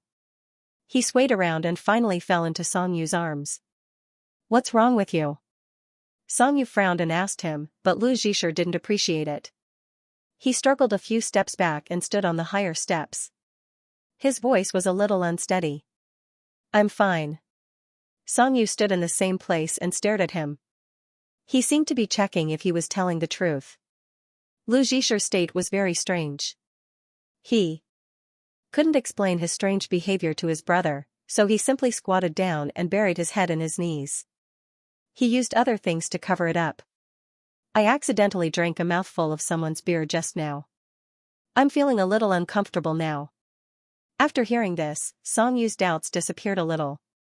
He squatted down and held his wrist to check the inside of his arm. There was no rash for the time being. Songyu wouldn't doubt him if he said it was an accident. "How much did you drink?" Lu Zhisher shook his head, but his head was still buried. "Not much, just a small sip." The arm that Songyu was holding was very hot. The temperature climbed up like a snake and reached his heart. A thin layer of sweat formed on his back. He wanted to break free, but he also wanted to stay in the same position. He wanted to continue being held like this, or even be hugged like just now. This kind of contradictory mentality was too strange. Thinking about what he saw in the KTV just now, Lu Zhisher even felt a little panicked subconsciously. He saw with his own eyes a possibility that extended from his body that he had never thought of before, and this possibility was different from others. He thought of the other boys' reactions after seeing the two men's gifts. They all laughed and ridiculed without any intention to hide it. Only he was different. Why couldn't he laugh? "Let's go home." Songyu let go of his wrist and patted his hand. "Go back and take a chlorodrenal pill." Lu Zhisher raised his head. His face was even redder because of the suffocation. "Are you going back too?" Songyu nodded at him. "It's quite boring." "Then why did you come?" Songyu's expression changed.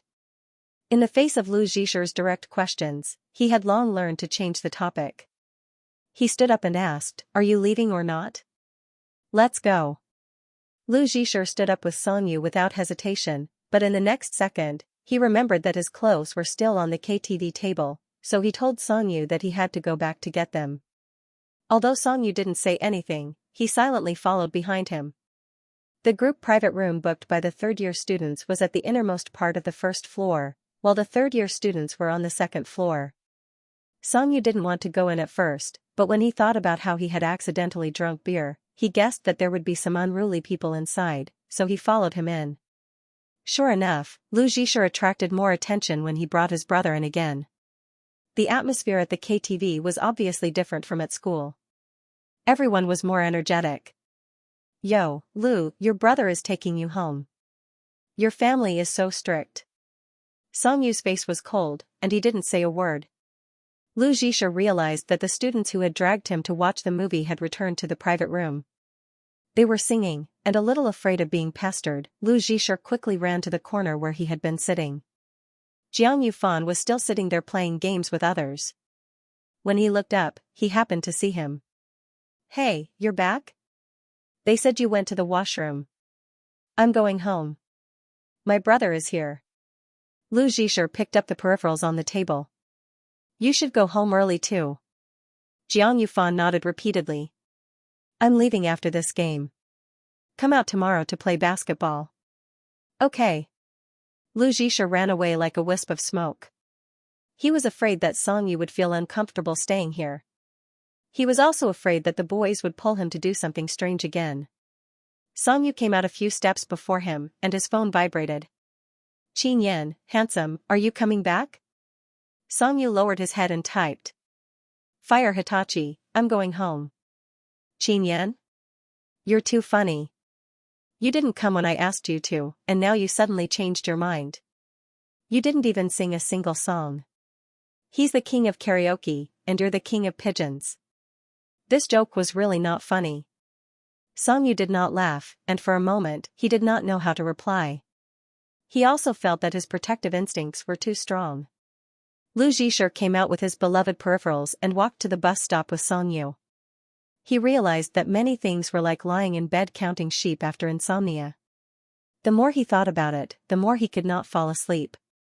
The more he warned himself not to think about that scene, the more the gif of the advertisement kept flashing in front of his eyes, making him feel very embarrassed. The bus left at night, and they stood side by side without saying a word. Cars came and went on the road. Lu Zhisher did not have dinner. His stomach growled, and the atmosphere became even more awkward. However, Songyu did not feel anything. He asked Lu Zhisher to sit there and wait. Not long after, he came out with red bean matcha daifu and a box of ice cream and handed it to Lu Zhisher. The bus also arrived. They got on the bus. There was only a young man sleeping with headphones on, sitting at the front of the bus. The two of them swiped their cards and sat in the last row of double seats. Lu Zhisher opened the daifu and swallowed it in 2 mouthfuls. He tore open the lid of the ice cream and slowly enjoyed it. His attention would unconsciously shift when he was eating. Songyu helped him hold the tray and stared at it for a while. You went to the party for this? Yes. Lu Zhisher did not hide it and said that this was the peripherals he wanted the most. Actually, there is one from Naruto, but it has been sold out. I was going to squat at Idle Fish and try my luck. Songyu sighed silently. He felt that one day, Lu Zhisher would run away with someone because of an anime peripherals. The ice cream was also matcha flavored. Lu Zhisher felt that Songyu would like it. He scooped a spoonful and brought it to his mouth, but Songyu still refused. Lu Zhisher had to finish it himself and put the box in the convenience store's plastic bag, satisfied. Lu Zhisher's body temperature dropped after eating the ice cream, but there were still some strange emotions in his heart. He found that he did not dare to think about it and think deeply, as if he was afraid of knowing something. The budding of puberty was like the restless wisdom teeth, hidden in the deepest part of his heart. The sense of existence could only be faintly seen at best, but it was impossible to ignore. He always wanted to use the tip of his tongue to lick and touch it, but he could not get any clear feedback. Worry, curiosity, panic, fear, these emotions were all ambushed in the ambiguous soft flesh, and he could not make the right prediction. He looked forward to it, but was afraid of the dull pain that could come at any time.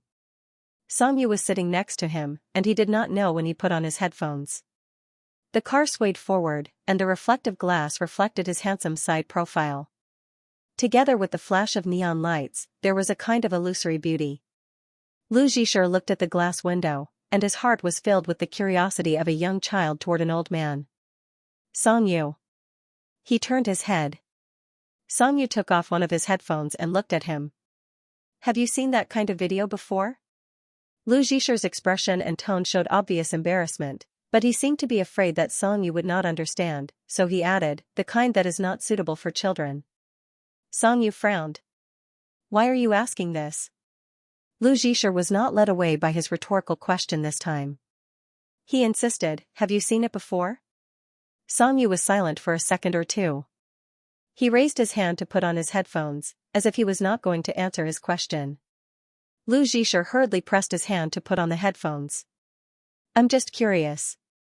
Why are you curious? Song Yu stared at him with a sharp gaze. Lu Zhisher did not avoid Song Yu's gaze, but he paused for 2 seconds before saying, a few guys took me to see it just now. He was a little scared at first, but Song Yu's reaction was much calmer than he had imagined. And then? He raised his eyebrows, and there was still not much expression on his face. Was it nice? Lu Zhisher looked down and mumbled, just like that. He did not dare to say what he saw after that, and only said the first half. I actually didn't see it clearly. They were all squeezed together, and the phone screen was so small. They were laughing very loudly. They said that the girl had a good figure, but I couldn't tell. Anyway, she was very fair and was a foreigner. The guy. He wasn't good looking. He had a stubble. Lu Zhisher raised his eyelids and glanced at Song Yu. He looked like a puppy who had done something wrong, but the words that came out of his mouth were so direct that it made people laugh. He's not as good looking as you. Song Yu's face showed a puzzled expression. Why are you comparing me? Do you think I'll be happy if you say that I'm better looking than the male actors in erotic movies? Lu Zhisher was also confused, but he quickly found a reason. Because you're here.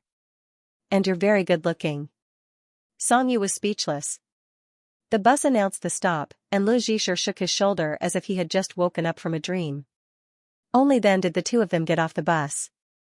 Don't hang out with those people in the future. You'll only learn bad things. Song Yu warned him in a stern tone. But even if he did not say it, Lu Zhisher knew in his heart. Although his upbringing since he was young was not considered an iron fist, it had always guided him in a good direction. Even Lu Zhisher himself did not like the feeling of that group of people just now.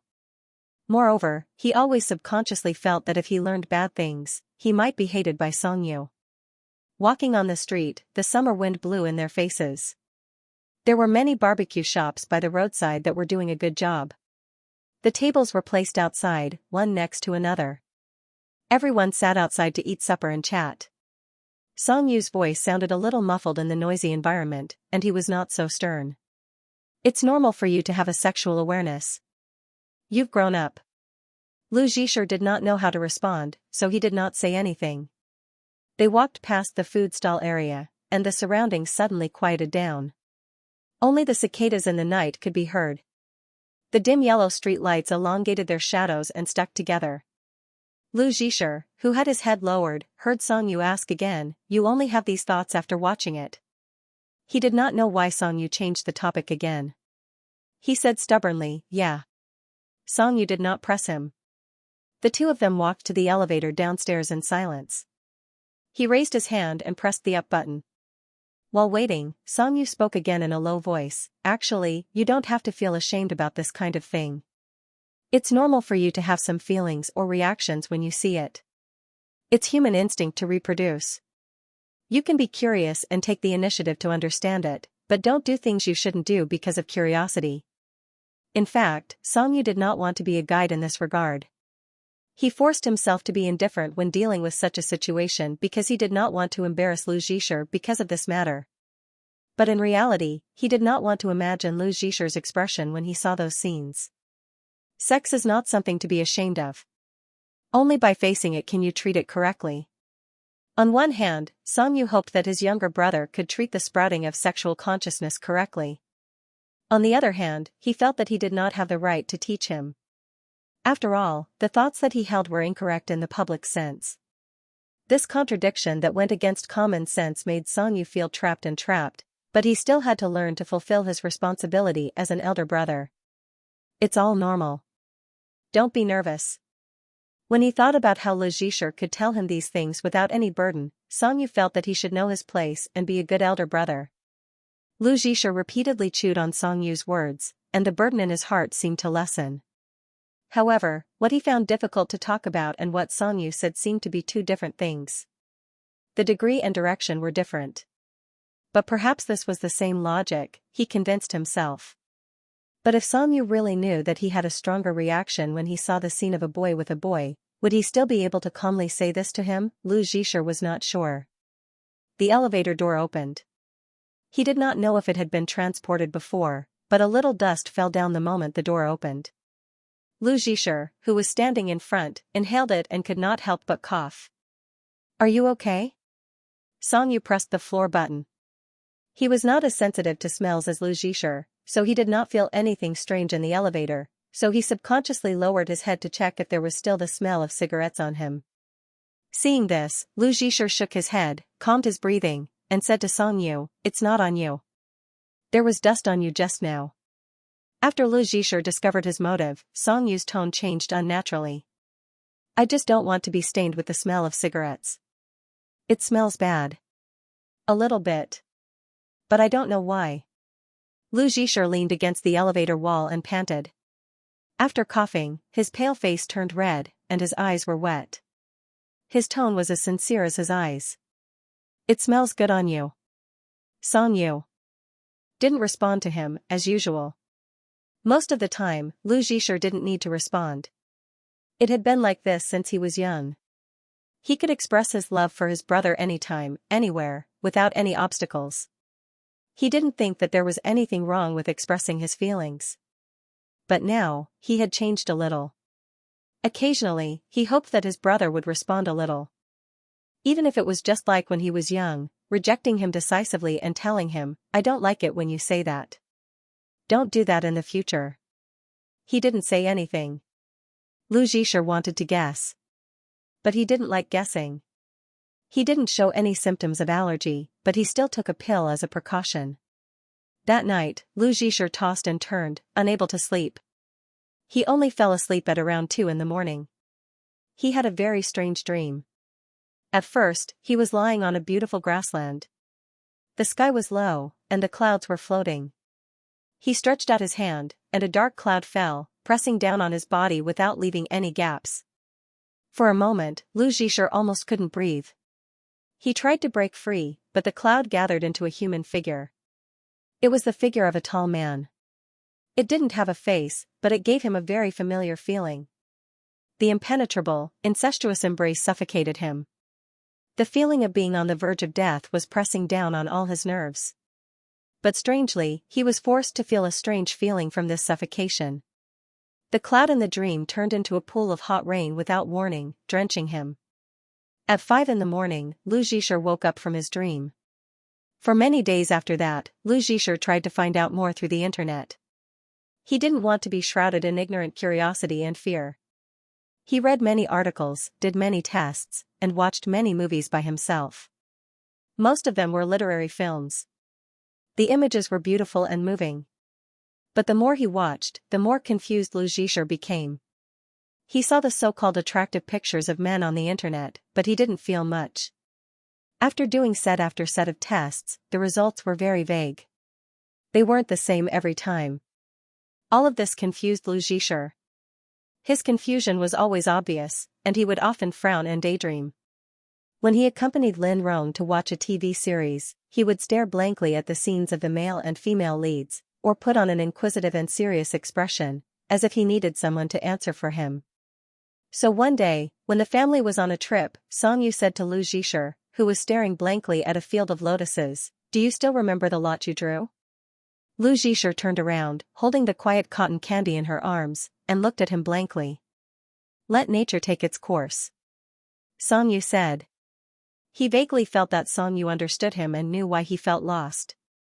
He had always relied on Song Yu and did not hold anything back. "I don't really want to be different from others." Lu Zhisher told Song Yu his thoughts frankly. He stroked Marshmallow's fluffy head and said, "This is very strange." Why? The moment Song Yu asked, Marshmallow slipped away under Lin Rong's call. Lu Zhisher sat on the grass by the lake. He picked up an intact lotus seed pod and peeled a few tender lotus seeds from it. I looked different from others when I was young, and I was always the center of attention. When I grew up, I didn't want to stand out too much. He peeled off the tender green skin, revealing the white and tender lotus seed, and handed it to Song Yu. Song Yu took it but did not eat it. He felt that Lu Zhisher was about to enter high school, and it was normal for him to be worried about his new social circle. The two of them sat side by side. At the end of June, it was the season when the lotuses first bloomed. The wind flipped the lotus leaves over, covering the new and wavering buds. Song Yu said in a low voice, "Do you know what's the most contradictory thing about humans?" Lu Zhisher shook his head and looked at the side of his face. In order to avoid certain harm, we imitate the lifestyle of the majority. We become like others and become social. This is the social survival instinct of humans. It's like mimicry in nature. In order to protect themselves, animals also learn to become one with their environment through evolution. That way, it's safer. Yes. But humans are much more complicated than animals. Song Yu looked at the lake in the distance.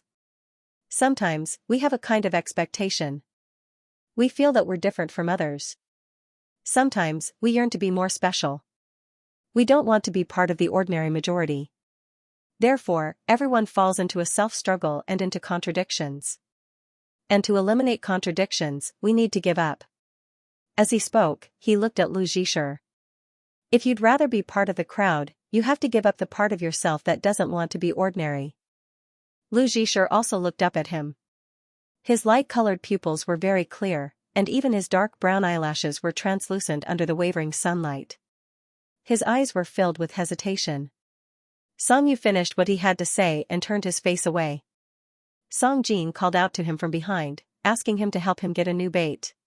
Song Yu responded and stood up. He had only taken 2 steps when Lu Zhisher couldn't help but turn back and call out to him.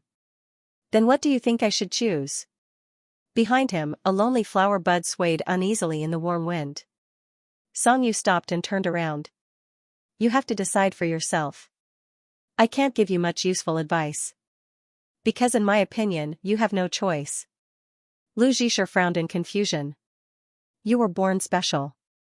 Song Yu raised his eyebrows. "Isn't that so?" The wind by the lakeside blew away the wild flowers and plants, and also blew away the lingering mist in the wetland park. The round leaves that covered the entire lake swayed, separated and overlapped, and the lotus pond turned from sporadic flower buds to blooming flowers all over the lake. In the middle of summer at the end of August, everything became clear. The news of the college entrance examination scores was trending. Even people who didn't participate in such a big event were very nervous. Only Song Yu was calm and composed. When the scores were checked, it was as if he had been ordered by someone else, as if it had nothing to do with him. Lu Zhisher, on the other hand, was anxious for him. The results were as calm as Song Yu himself. Even the homeroom teacher called to congratulate him, saying that there was no problem with T University, and gave Song Yu a lot of suggestions. After answering the homeroom teacher's call, he received a call from the school's leaders. Song Yu was too lazy to deal with them. He said that he was sick and left everything to Lin Rong. Lu Zhisher was 100 times happier than Song Yu. He was even more excited than when he found out that he could get into Paya High School's rocket class. He immediately sent a message to Jiang Yufan to show off and emphasized that his brother only lost 2 marks in mathematics. After knowing that his son did well, Song Jin also rushed back from the company, saying that he wanted to celebrate. However, he also knew that Song Yu didn't like to be ostentatious, so he didn't treat them to a meal. After discussing with Lin Rong, they decided to celebrate behind closed doors before filling in the application form. "These are all your favorite dishes. Hurry up and eat." Lin Rong took out a bottle of red wine and put it in ice cubes. "Today is a happy day. We can also drink a little." "Lu can't drink." Lu Zhisher was very open-minded. "It's okay. I prefer Sprite." Song Jin stood by the table and asked Song Yu while cutting a lamb chop, "Have you been thinking about the school for a long time? You haven't said anything for so long. It's about time you told us." Lu Zhishu cared more about Song Yu's answer than anyone else. He thought about what Xia Zhishu said before. They were going to study in Beijing. He wanted to know if Song Yu would also go to such a far place. Even his homeroom teacher and the leaders of the high school department advised him to go. Song Yu would probably go. Lin Rong took out 3 wine glasses and said jokingly, "If you really go to T University and P University, I still have to treat everyone to a meal. Although I don't really want to see sister-in-law and the others, I have no choice. It's more appropriate for relatives and friends to gather. I'm not going to Beijing." Song Yu sat on the chair and was very calm. "I want to enroll in W University." Song Jin obviously did not expect this. His expression changed slightly because of surprise, but he still showed an understanding attitude. "Sure, if you've already decided. W University is also good." Lin Rong's attitude changed very quickly. T University and P University were the first schools in the heart of any parent. However, she was very happy to know that her son was willing to stay in the city. In addition, Lin Rong knew Song Yu's character. She had already prepared herself before the announcement. She did not want to appear too opposed, so she smoothed things over and said, "West University is close to home. I think it's pretty good to be able to come back whenever you want." Lu Zhishu was very happy, but he also knew how to observe the situation and did not interrupt too much. "Have you thought about what major you want to choose?" Song Jin asked. "Mapping." Song Yu replied, "I've already self-studied a lot this summer. I basically learned the basics. I've also grasped some related computer knowledge in advance so that it'll be easier to get started when I enroll." He looked at Song Jin and said further, "This major is the best at W University. I've also looked into the academic direction in the future." Song Yu matured earlier than his peers. As parents, they had already expected this, but Song Jin was more or less surprised. He did not expect Song Yu to have already planned for the future. What was even more unexpected was that Song Yu wanted to study this major. Song Jin could not control his expression for a moment, and Lu Zhishu saw it all. "That's all for later. It's okay as long as our son has thought it through." Lin Rong urged Song Jin to sit down. "Let's celebrate first." Lu Zhishu asked Song Yu a lot of questions during the meal, such as what mapping was, what he wanted to study, and what he wanted to do in the future. Song Yu gave him relatively concise answers one by one, giving him a general idea. No wonder. Lu Zhishu suddenly grabbed Song Yu's wrist. "The painting you gave me last time." Song Yu pulled his hand away. "Hurry up and eat." "What painting?" Lin Rong interrupted and teased. "The two of you are getting more and more little secrets now." "No, I've told you everything." "I don't believe you." "Then tell me if there's a little girl you like." Lu Zhishu laughed dryly. "There's really no one." Song Jin also laughed. "How can there be a mother like you, gossiping about your child's puppy love every day? This is normal. If you tell me, I can guide you and give you ideas." Song Yu picked up a piece of beef for Lin Rong with his chopsticks. "Let's eat." Yu is giving me the cold shoulder again. After dinner, Lu Zhishu and Song Yu gave cotton candy a bath together. The dry Pomeranian was fluffy like a fluffy cloud. When it came into contact with water, it shrank, and its size was reduced by half. Cotton candy did not like bathing and always tried to escape. They could only hold each other while bathing. Halfway through the bath, Lu Zhishu was mostly wet. Song Jin appeared at the door of the bathroom downstairs and said gently, "Song Yu, come with me for a while." Song Yu was called out, and only Lu Zhishu and Cotton Candy were left in the bathroom. Both of them were wet and nervous. On the other hand, Song Yu was not nervous. He had expected that his father would talk to him, so he was not surprised. Song Jin took a basketball downstairs and took his son to the basketball court in the neighborhood. The two of them played casually. One of them was on the defense, and the other was on the offense. Song Yu would always remember that when he was young, it was Song Jin who taught him the rules of basketball. He told him that this sport required not only explosive power, but also patience. "It's been too long since we played basketball together." Song Jin stood in the middle of the court and threw a shot. The basketball followed a parabola and landed in the basket. It swayed as it fell in and hit the floor. He shook his head and put his hands on his hips. I can't. Dad is old. My strength can't keep up with yours. Songyu picked up the ball and went to the vending machine at the side of the court. He bought 2 bottles of sports drinks and handed one to his father. The two of them sat down and faced the empty court. Songjin sighed. I still remember when we used to play here. We were facing each other. You were on the defense and wanted to win.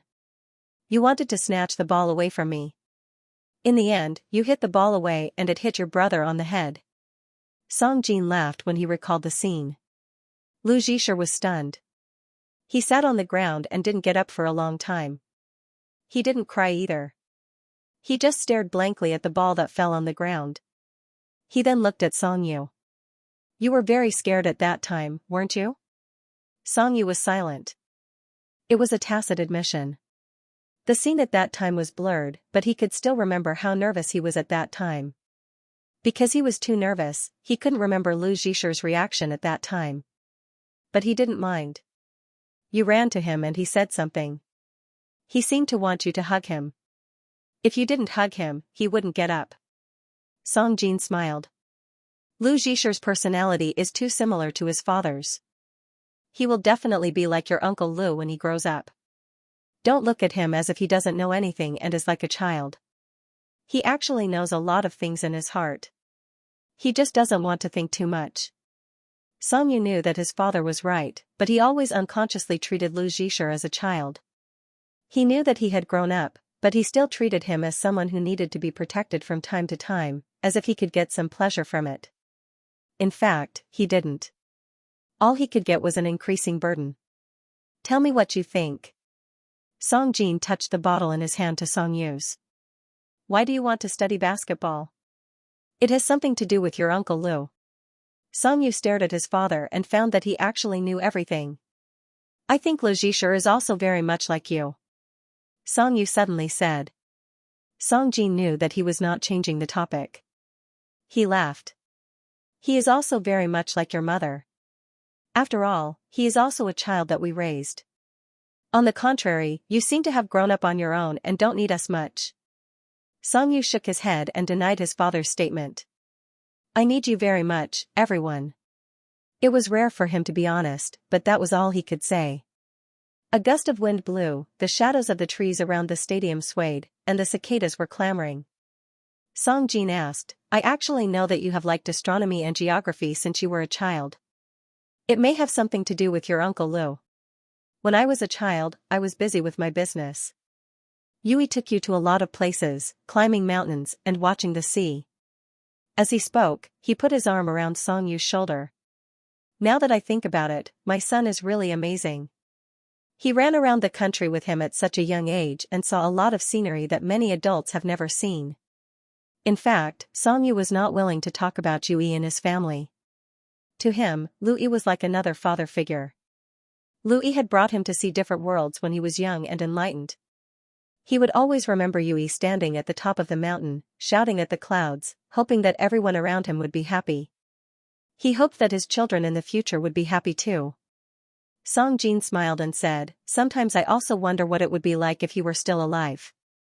He was so chatty and such a good person. If Lu was raised by them, would he be better than he is now?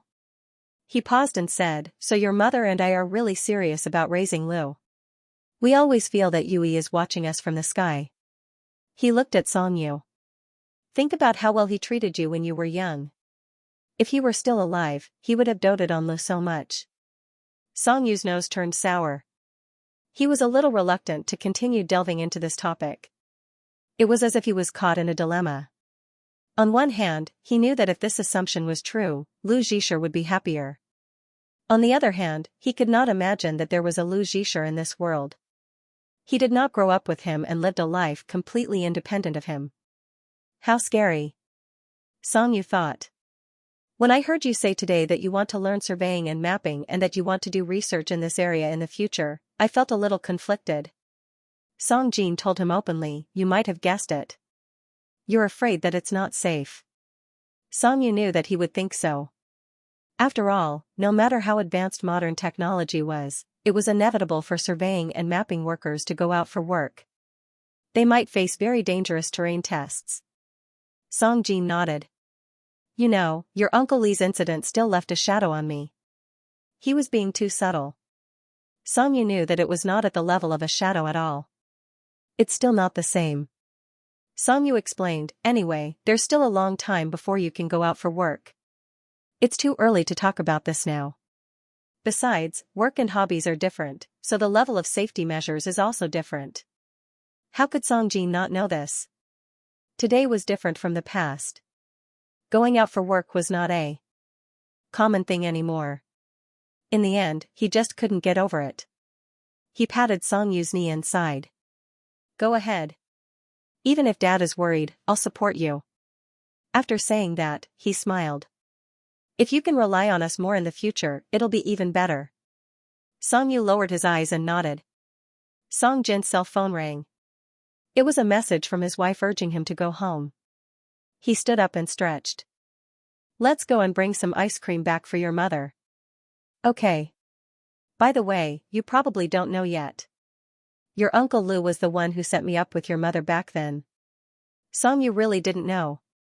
No one mentioned it. Is that so?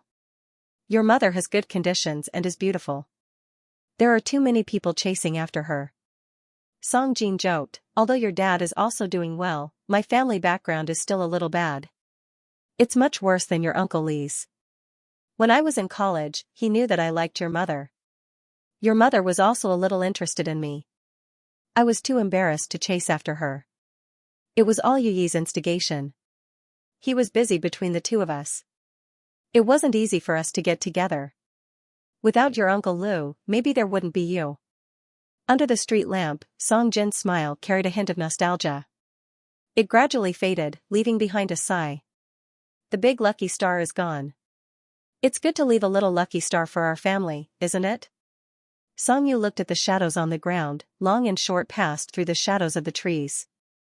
He nodded. N. After buying the ice cream, before going upstairs, Song Jin suddenly received a call from a foreign businessman. He handed the bag from the convenience store to Song Yu and told him to go upstairs first. He would go up after he finished the call.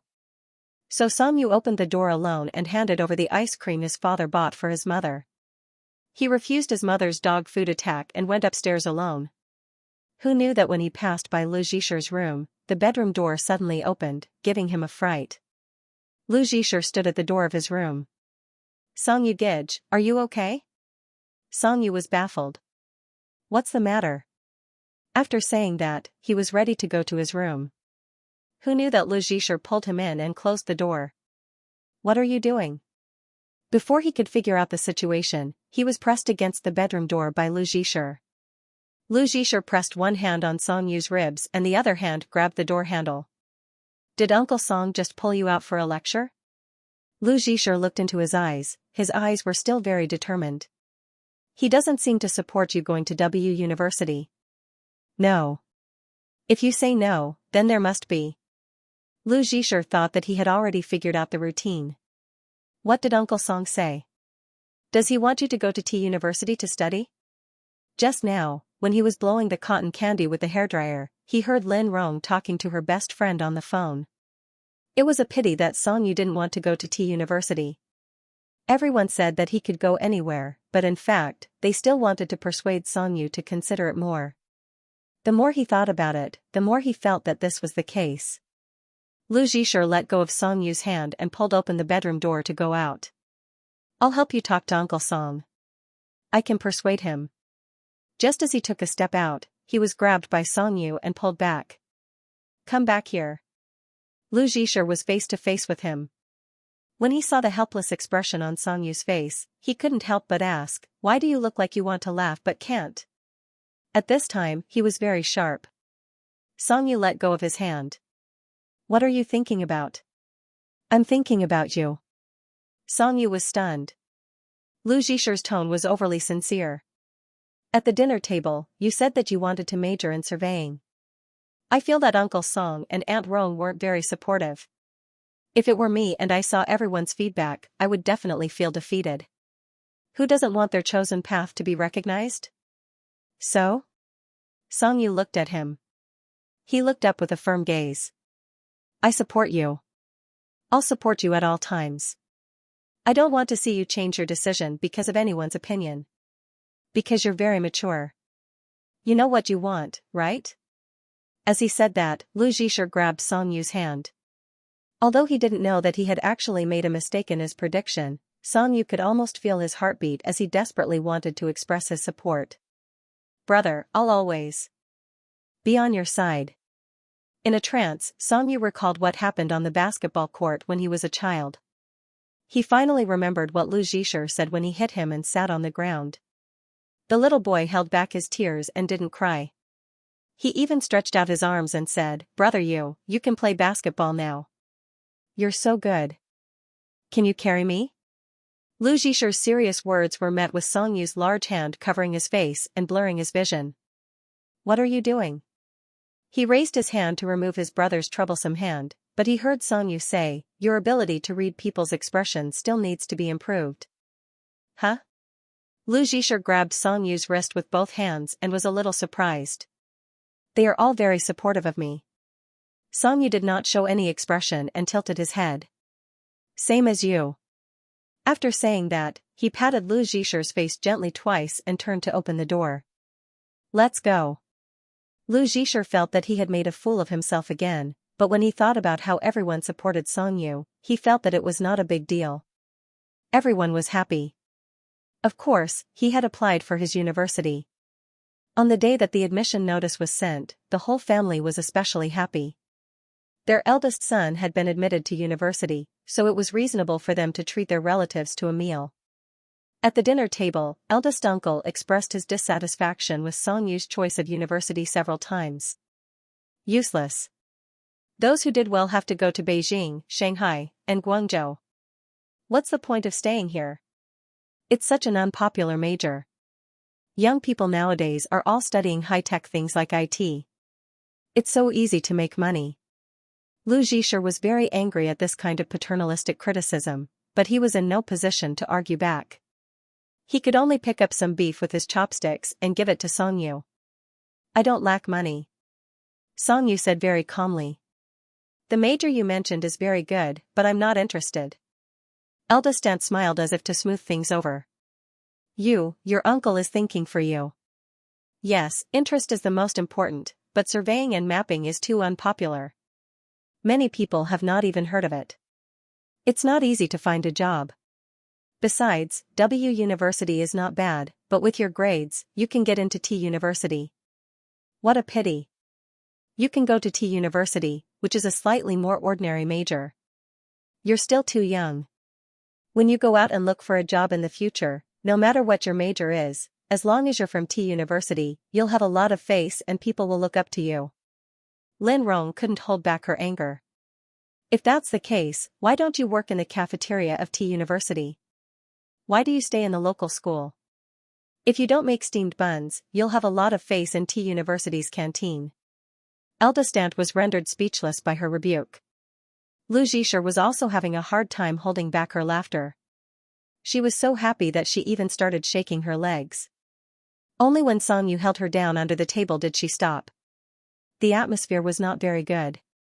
Song Jin said a few words. Yu's grades are indeed good enough for him to go to those schools. However, we have weighed the pros and cons.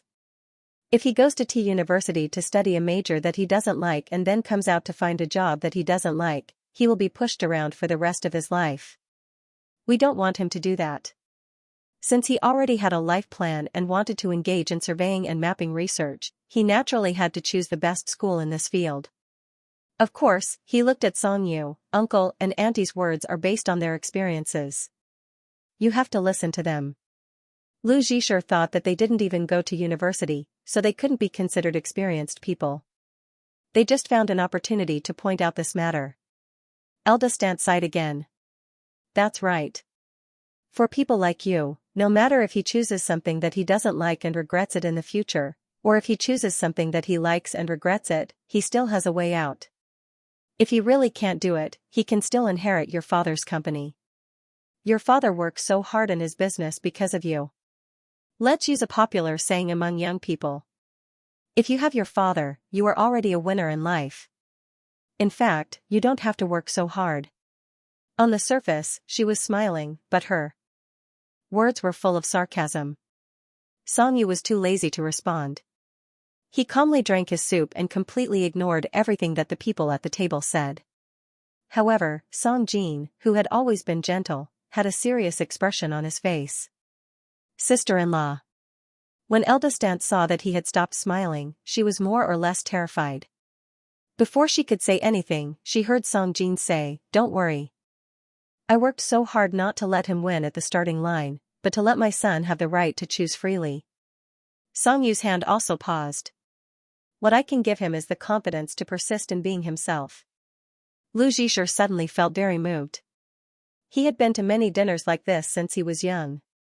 When he was young, he didn't understand and thought that everyone was harmonious. Since the last time he visited his grandfather, he realized that his aunt's family was different from what he had imagined. However, every time they met, they would not tear apart the superficial harmony. Especially Uncle Song. He had never seen him lose his temper. He was always the one with a smile on his face and the one who eased the atmosphere.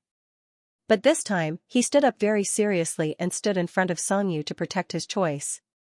Lu Zhisher felt happy for Song Yu, but also a little envious. After being humiliated, eldest aunt naturally changed the topic. After all, she still didn't know if her son would be able to get into a university. It would be embarrassing for her to be too conflicted about his choice of university. Although the meal was awkward, the wonderful thing about China-style family dinners was that no matter how complicated or dramatic the process was, the end result could be a standard family reunion, regardless of whether it was true or not. During the few remaining days of summer vacation, Lu Zhisher also went to the library with Song Yu. The two of them rode to the provincial capital and bought a cup of milk tea and a glass of lemonade on the way. They could stay in the library for the whole day. There was indeed no girl in the library like he had imagined. The only one who sat across from Song Yu and watched him quietly reading and studying was Lu Zhisher himself. The person he had seen as a benchmark since he was young was moving towards his goal step by step, becoming an increasingly outstanding adult. Paya High School was about to start. Finally, Lu Zhisher didn't follow Song Yu to the library. Instead, he locked himself in his room and stayed there for a week. Song Yu thought that he wanted to play for a while before school started. After all, he was about to go to high school and participate in military training. However, he didn't expect that Lu Zhisher, who was cooped up in his room, didn't play for the past few days. High school started earlier than university. The day before Lu Zhisher started school, he sent a WeChat message to Song Yu, who was still in the provincial capital. "Lu Zhisher, I want to eat barbecue. Let's go for barbecue tonight. Aunt Rong and Uncle Song aren't coming home today." Song Yu naturally agreed. They agreed to meet at a small restaurant. Delicious barbecue restaurants were usually very old and hidden in an old neighborhood. There were many small tables set up at the entrance for food stalls at night. Song Yu parked the car. As soon as he entered, he saw Lu Zhisher sitting by the window, looking down at the menu. Lu Zhisher had indeed grown up. His limbs were long and slender, and his skin was fair. He could be seen in a crowd at a glance. Apart from his appearance, there was also an undeniable, pure and clean youthful vibe. Song Yu walked over and sat across from him. Lu Zhisher immediately looked up, his light-colored eyes shining. "You're here. I've already ordered some. Do you want anything else?" He then covered his face with the menu and whispered to Song Yu. The table next door ordered crab noodles. "It looks delicious." "You can't eat it," Song Yu replied heartlessly and took the menu from his hand. Lu Zhisher was very upset. He poured himself a glass of iced sour plum soup. "Okay." When he poured another glass for Song Yu, he suddenly realized that Song Yu had ticked the crab noodles. "Didn't you say I can't eat it? You can eat the crab claws." Song Yu's lips curled up slightly. He raised his hand to call the waiter over and asked, "Can the hot dry noodles and the crab noodles be replaced with wide noodles?" "Yes, you can. Wide noodles are easier to break." Lu Zhisher was already very satisfied. "It's okay. Wide noodles are fine too." Song Yu checked the food he ordered again. There were no major problems, so he passed the ticked menu to the waiter. He took a sip of the sour plum soup Lu Zhisher handed him and frowned. Is it very sour? Lu Zhisher laughed. I just took a sip. It's sour too. His hair was still soft and dark brown. He hadn't cut it for too long during the holidays and had started to curl it. It looked very easy to rub. You have to get a haircut before school starts, Song Yu reminded him. Lu Zhisher nodded. While waiting for their food, he took out a gift box from his bag and handed it to Song Yu across the table. What is this? Song Yu asked. Open it when you get back. You can't look at it now. Before Song Yu took the box, Lu Zhisher retracted his hand. He waited until Song Yu nodded before he let go and handed it to him. I wanted to buy it, but I don't think the ones I bought are very good. Lu Zhisher retracted his arm and held the plastic cup with his hand. I saw on the internet the other day that it's best if a boy doesn't give a gift by hand. It has no value. Generally speaking, the person who receives it won't like it very much. His fingers clenched so tightly that the cup became deformed.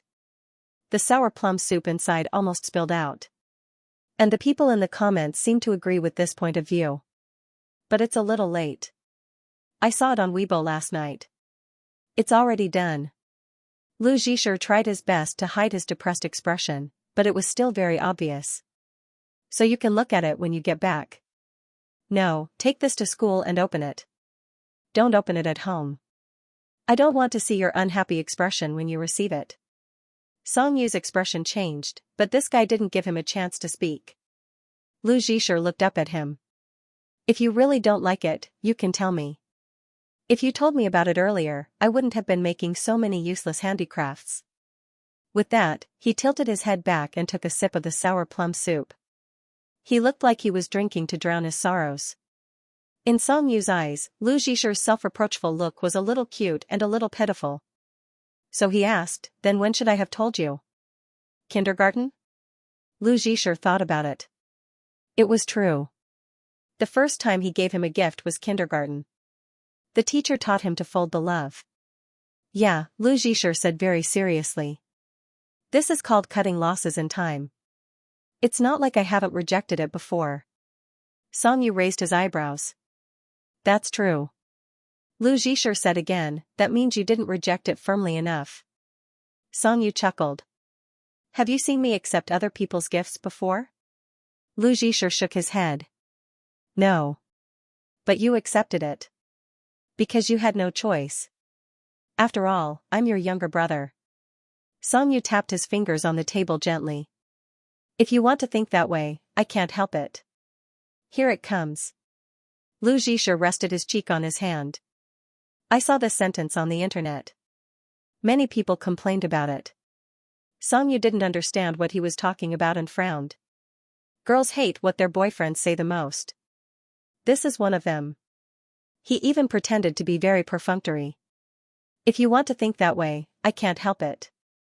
Anyway, that's how I am. Lu Zhisher was talking enthusiastically. He didn't realize that he was using the relationship between a boyfriend and a girlfriend as an analogy. He also didn't realize that Song Yu wasn't being perfunctory when he said that sentence. He was helpless. Sorry to disturb you. Here are your baked potato slices, meat tendons, green peppers, and crispy bones.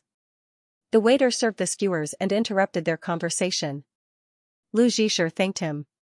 He seemed to have forgotten the content of their conversation.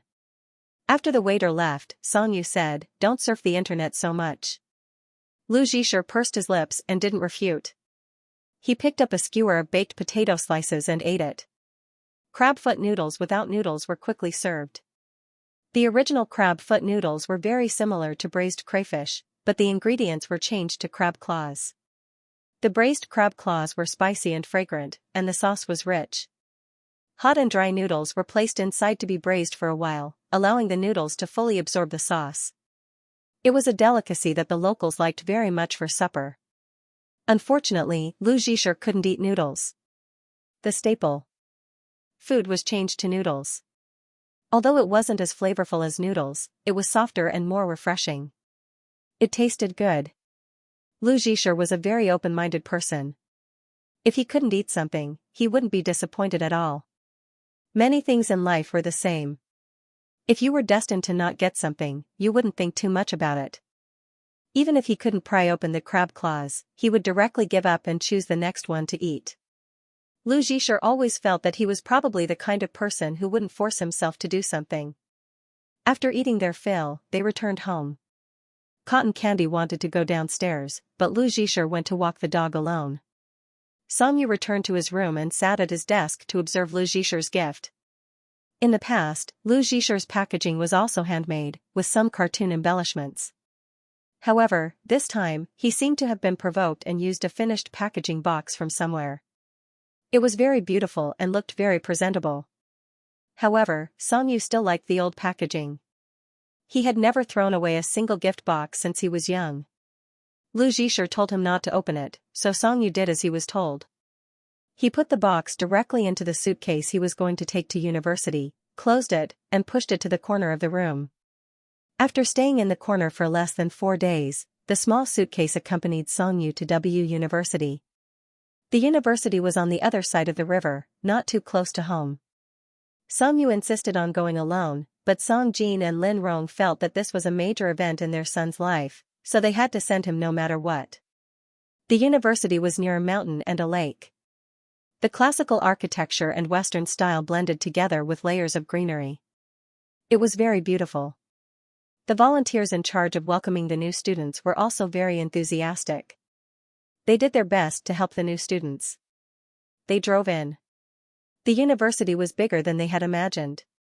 Lin Rong wanted to follow Songyu into the dormitory, but Songyu directly refused. Song Jin tried to smooth things over.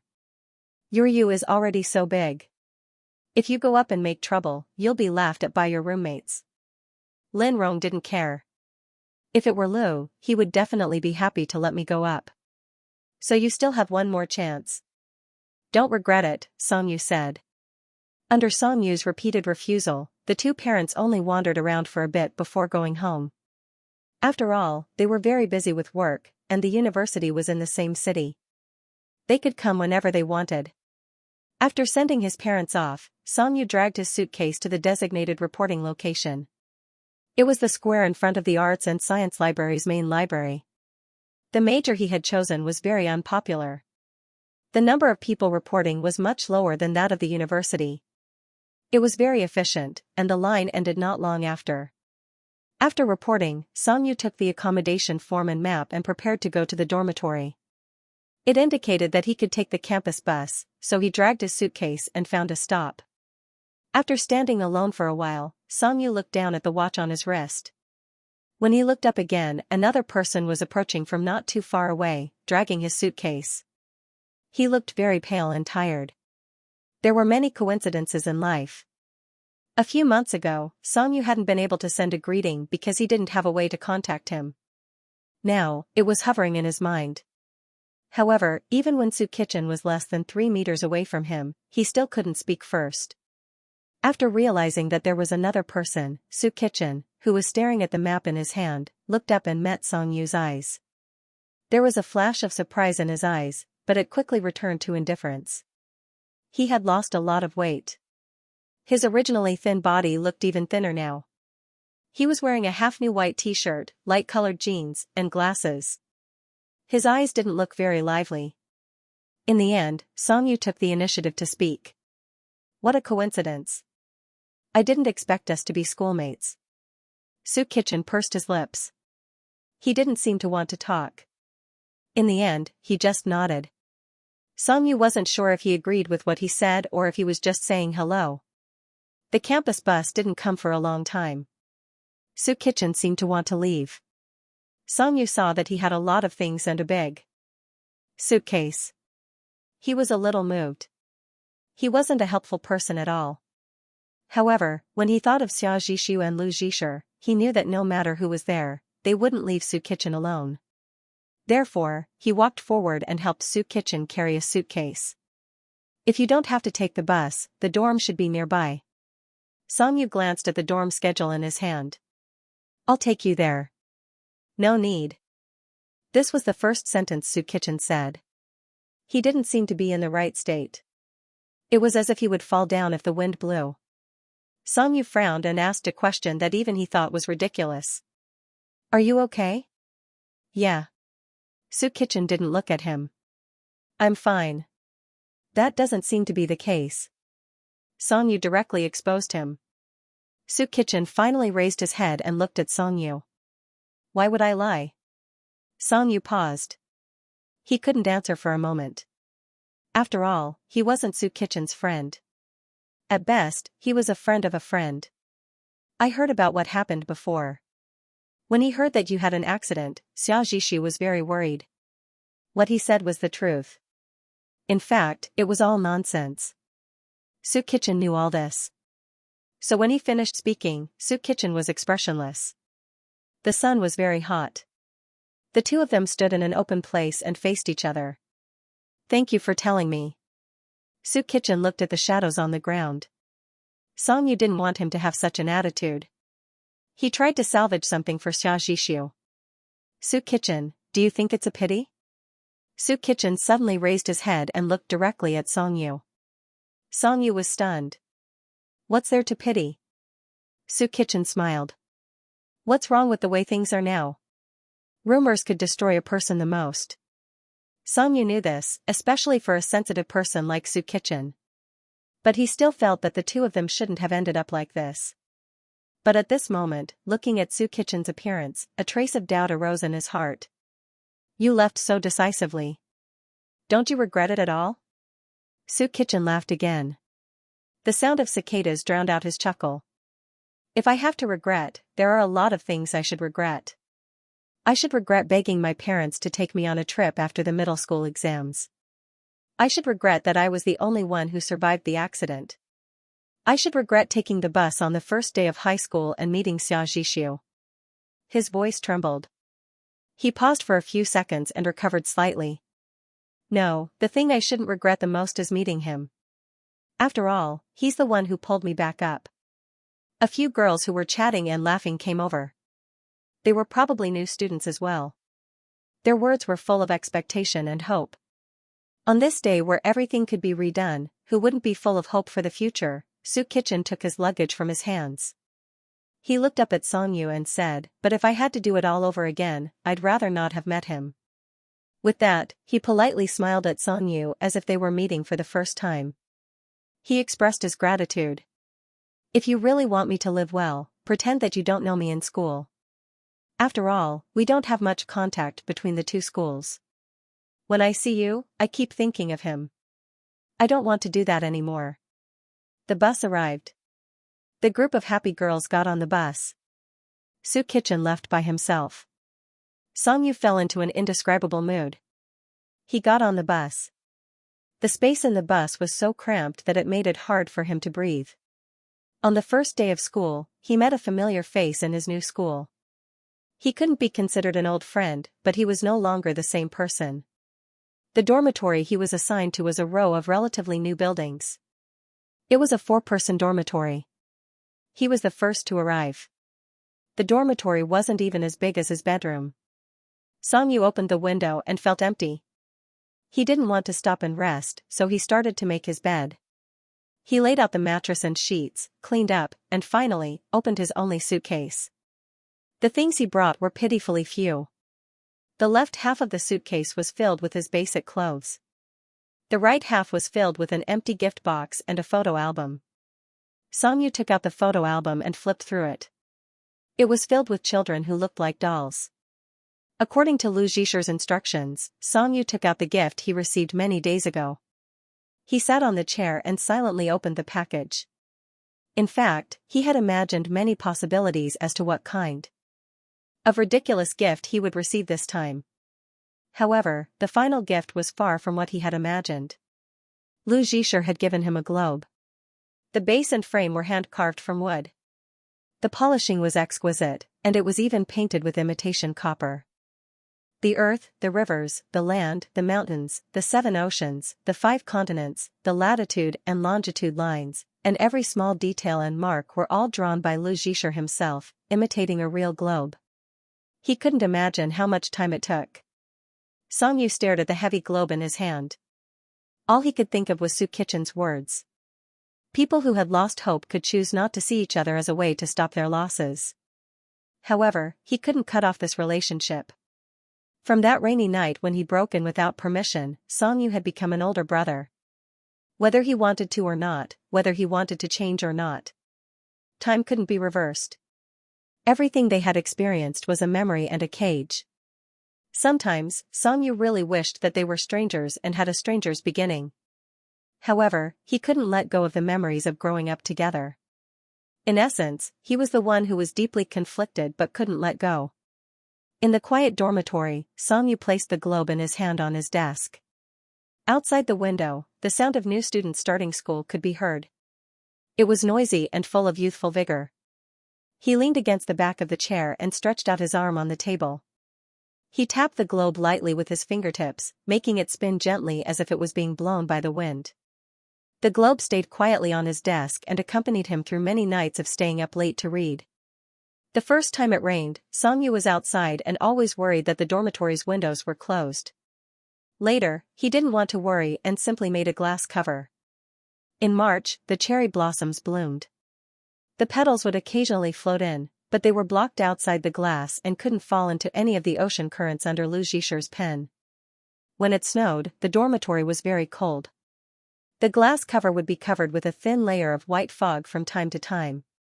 The small globe inside would also become ethereal and blurry. Occasionally, he would poke his fingertip and press it against the glass cover, leaving a fingerprint and sometimes even a name. However, it wouldn't last long and would be quickly erased.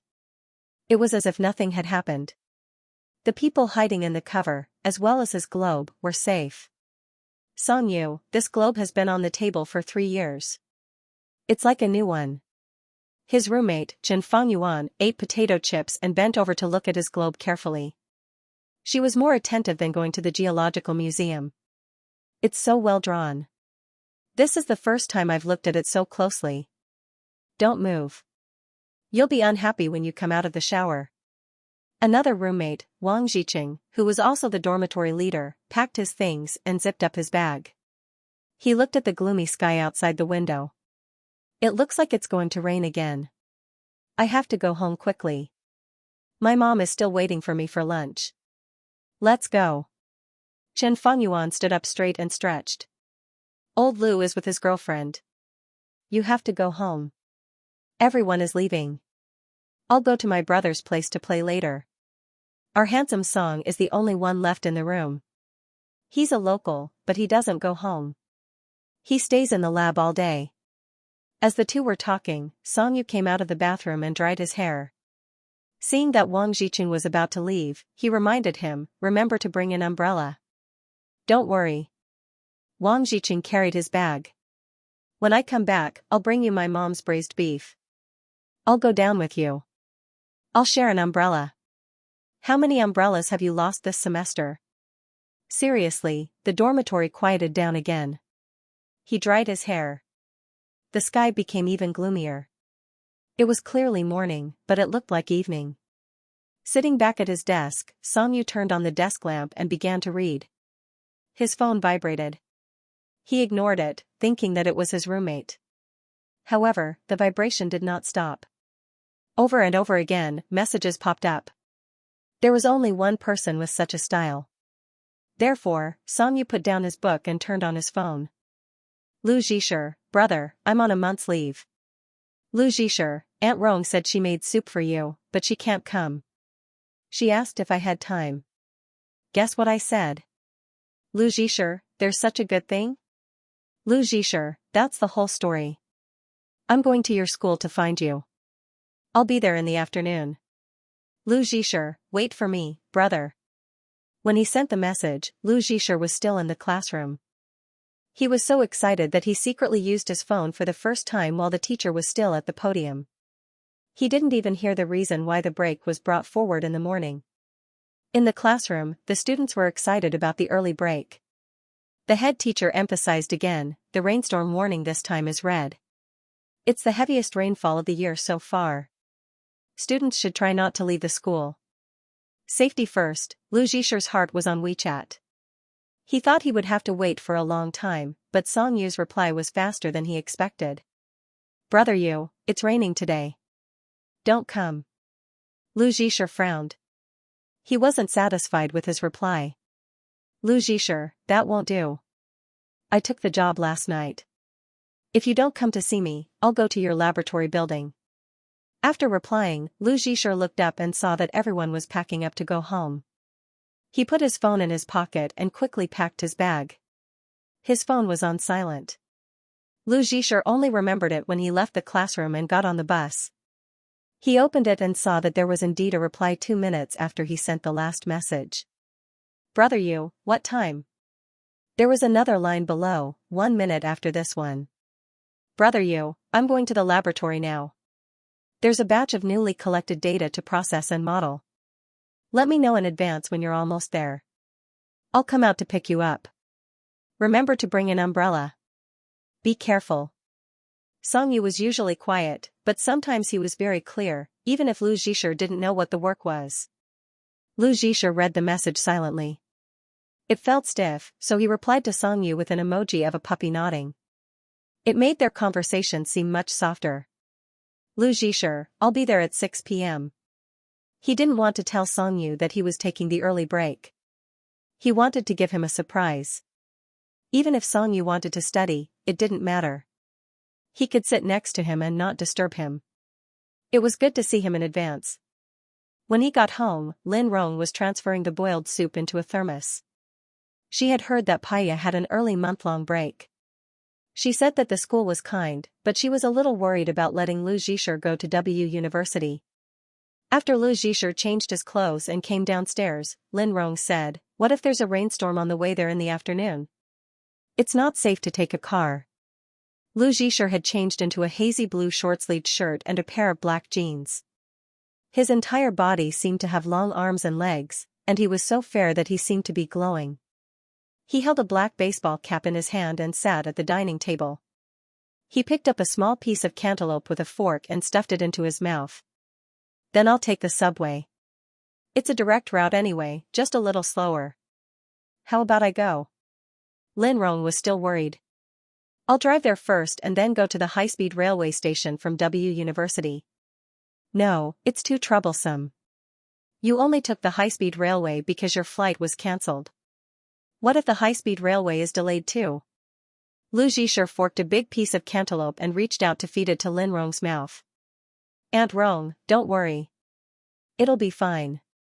Lu Zhisher added, and I'm going there early. It's only 10 p.m. now. I can have lunch at my brother's place. I haven't eaten in W University's cafeteria yet. Lin Rong thought that it was a good idea. She put the thermos into the bag in her hand. Have you discussed it with your brother? Lu Zhisher nodded, but didn't tell Lin Rong about the surprise. He said he'll pick me up at the entrance. Your brother, too. It's good to go home. Lin Rong squatted down and opened the oven door.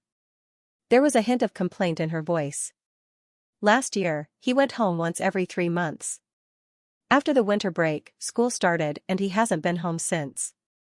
Lin Rong had prepared the cantaloupe and fresh flour pancake specially for Song Yu's roommate. Maybe he's too busy. They say that some majors are even scarier than the 3rd year of high school. Lu Zhisher helped her pack the cantaloupe into a box and put it in her school bag. Both cantaloupes were made with gluten-free flour. He tasted a piece when he packed the cantaloupe. It was delicious.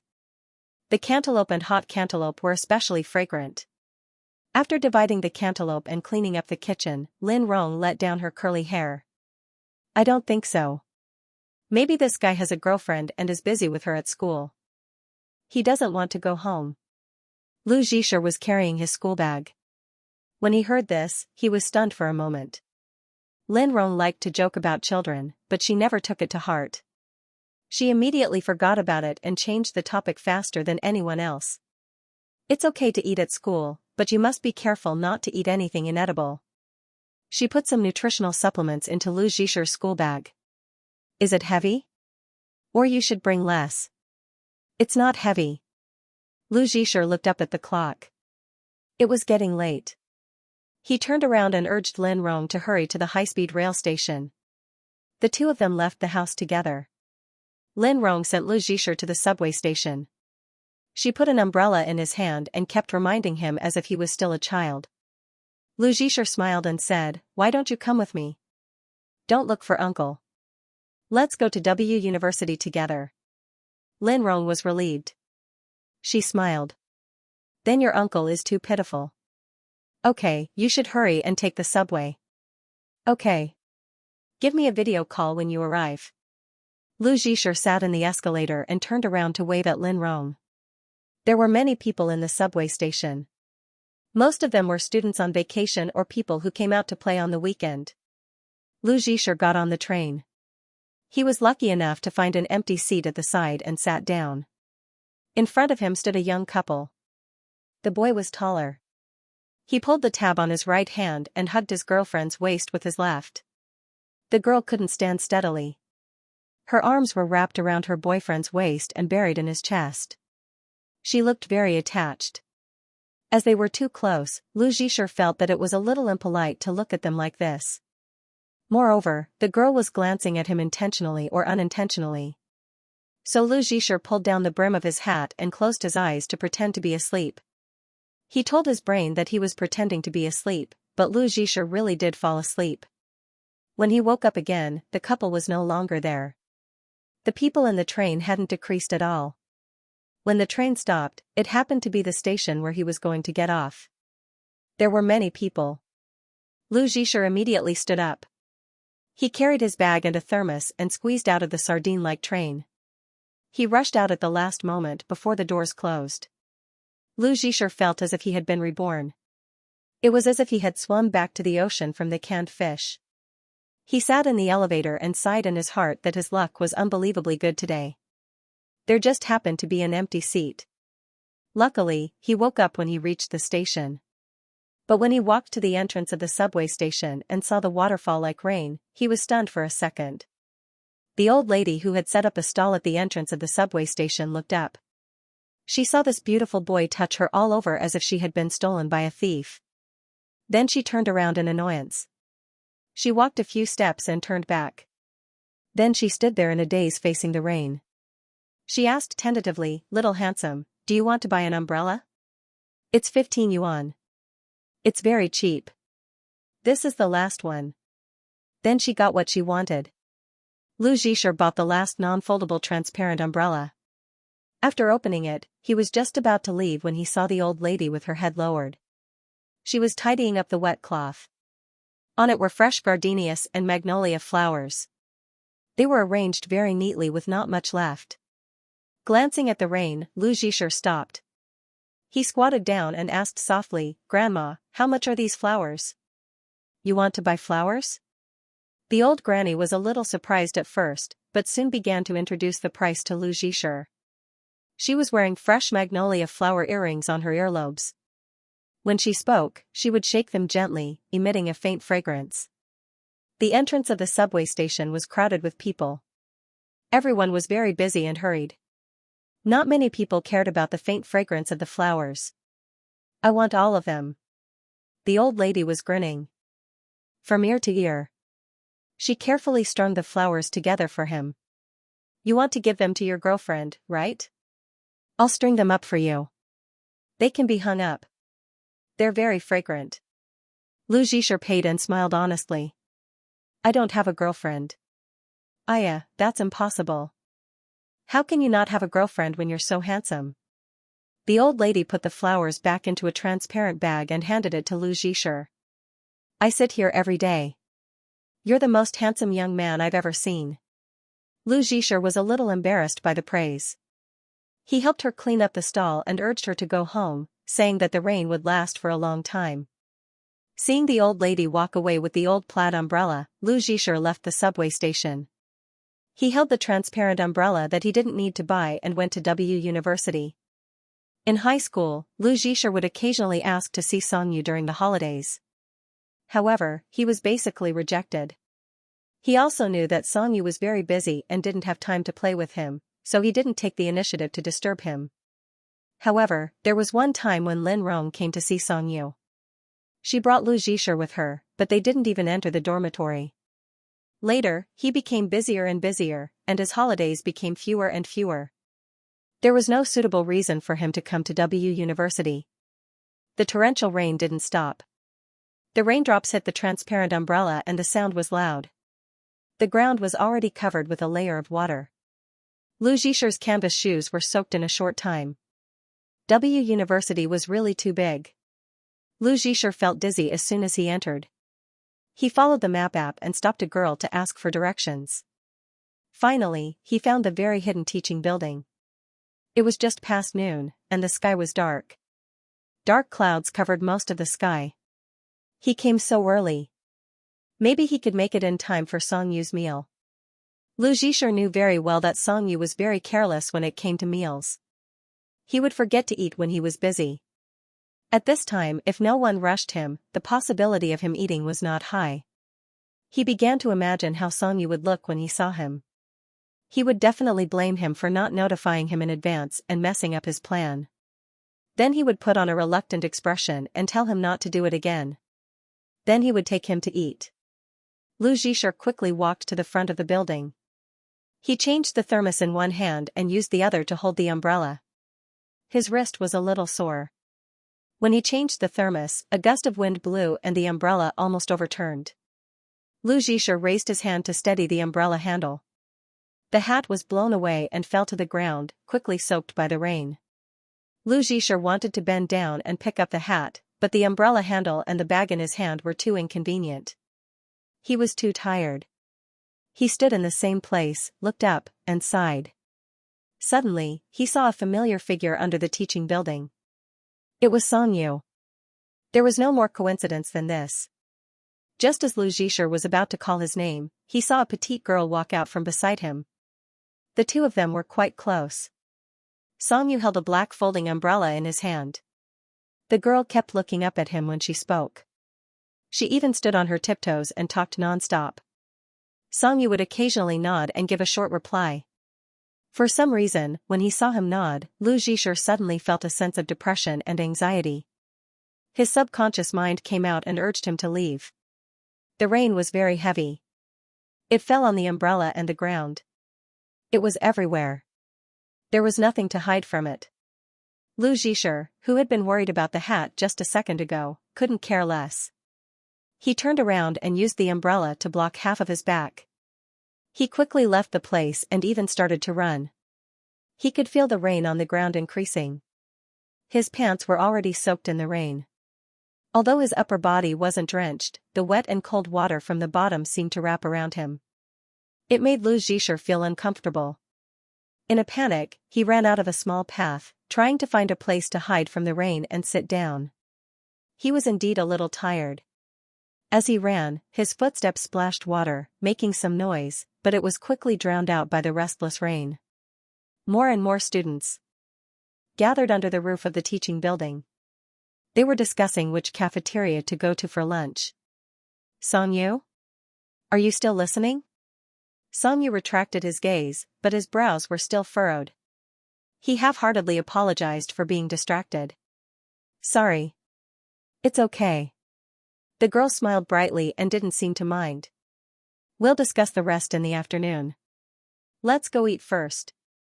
She felt that her invitation was very natural and unlikely to be rejected. Unexpectedly, Songyu took out his phone, lowered his head, and dialed a number. Then, he said to her absent-mindedly, I have something to do. I can't eat. Huh? You're not eating? The girl was stunned. She moved closer to Songyu and found that his attention was no longer on her. He had even moved a little away from her. She tried to change the way she put it. Her face showed a pleading expression, and her voice was very soft. Then can you take me back to the dorm? I don't have an umbrella. It's very close. It's just over there. The rain was too heavy. Many of the surrounding students carried one another, sharing the same umbrella and quickly leaving the place. She stared at Songyu. Seeing that no one answered the second time he dialed the same number, she thought that he didn't hear her question and was about to ask again. I'll lend it to you. Songyu handed the umbrella to the girl and rushed into the rain. The girl held the umbrella and stood there in a daze. She didn't understand why Songyu was suddenly in such a hurry.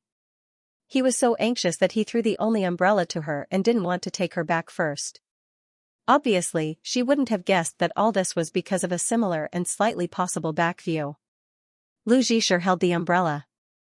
He felt like a stray dog on a bumpy journey, dragged by the rain, and his steps were heavy. Unknowingly, he turned to a cafeteria. The hall on the first floor was very transparent with floor-to-ceiling windows, and the inside looked very clean. He walked up the steps, closed the umbrella, and went in. When he found a seat by the window and sat down, Lu Zhisher finally put down the things in his hands. His palms were red from the squeezing. He rubbed them, wanting to see if he had brought any tissues. In the end, he only took out his phone. The screen lit up. There were 4 missed calls, all from Songyu. Lu Zhisher was shocked. He suddenly remembered that because of his habit of going to class, he hadn't turned on the phone until now. There was no reminder at all. He hurriedly picked up the phone and prepared to call back. Unexpectedly, the other party was one step faster and called. Lu Zhisher was a little scared. He picked up the call with trepidation. "Where are you now? Why didn't you pick up the phone?" Songyu's tone wasn't very good. It was very different from his usual tone. He sounded very anxious, as if he was angry. Lu Zhisher wanted to answer his question, but he really didn't know where he was. He panicked and opened the call interface to look at the map. However, he was worried that he would miss Songyu's call. He could only stand up and ask a random person around him, "Hello, may I know which cafeteria this is?" On the other end of the phone, Songyu heard the passerby give a vague location. He immediately said, "Wait for me." Lu Zhisher sat back down at the seat by the window. He looked down at the interface that had already ended the call. He placed the phone on the table. After 2 seconds, he picked it up again and turned it to vibrate. Lu Zhisher's brain was dull. He lowered his head and stared at the red spots on his palms from the squeezing and the plastic bag that was soaked by the rain. He opened the bag and lowered his head to look inside. The flowers inside were still good and fragrant. This scene was different from what he had imagined before he came. It was much more embarrassing. He began to feel that his good luck had slipped away again. After a while, the phone vibrated again. Lu Zhisher immediately picked it up and put it to his ear. "Which floor are you on?" Lu Zhisher knew that he might have already arrived. He turned around to look at the door and explained his location to Songyu. "I'm on the first floor, near the door. After you come in, turn right and you should be able to see me." "I'm wearing a blue top," Songyu said first. His voice became gloomy amidst the static. "Found you. So fast?" Lu Zhisher looked around in confusion, looking for Songyu's voice. Suddenly, he heard the sound of glass being knocked on from behind. Knock knock, he turned around and saw Songyu outside. He was holding the phone and was soaking wet. There was only a layer of transparent glass that was blurred by the rain between them. His bent knuckles were still leaning against the glass window. The small area of contact was also wet. Unknowingly, Lu Zhisher put his palm on it and covered his knuckles. But the next second, he felt that his action was too silly and wanted to take it back awkwardly. But Songyu was always one step faster. He opened his bent knuckles and turned his palm over. Then, naturally, he put his palm on Lu Zhisher's palm. "Why are you running?" Songyu stood in front of him, but his voice came from the phone. His tone was much more relaxed than before, which made Lu Zhisher feel a little lost. But after he asked the question, he dropped his hand to his side and left for the cafeteria. Taking advantage of the time when Songyu couldn't see him, Lu Zhisher frowned and thought about how he had just run away. He couldn't explain it. He hoped that Songyu didn't see him and was just guessing. Without giving him too much time to think, Songyu came in front of him and hung up the phone. His face was full of water droplets, his short hair and eyebrows were wet, and even his eyelashes were dripping with water. He should have been in a sorry state, but it gave him a strange and charming temperament. No one wouldn't like this face, Lu Zhisher thought. He completely forgot why he was wet. He had brought an umbrella. Songyu asked again, "Why did you run away just now?" "I didn't run." Lu Zhisher was stubborn. Look, I'm carrying so many things. Can I run? He finally muttered, I just got here.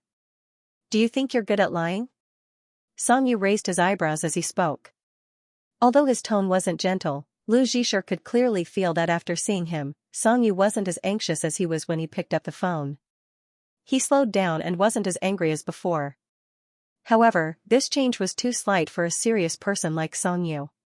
If it were anyone else, they might feel that there was no difference. It was more like Lu Zhisher was thinking too much. He stared at Songyu's dark pupils and struggled internally.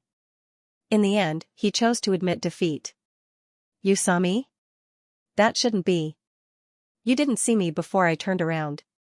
He was very sure of this. He even used the umbrella to block it. Songyu put his hat on the table. For a similar back, he was drenched in the heavy rain. This reason was too ridiculous, so he made up a temporary one. Your umbrella is transparent. End of chapter 39. Don't forget to subscribe, like, and share the video to support the channel.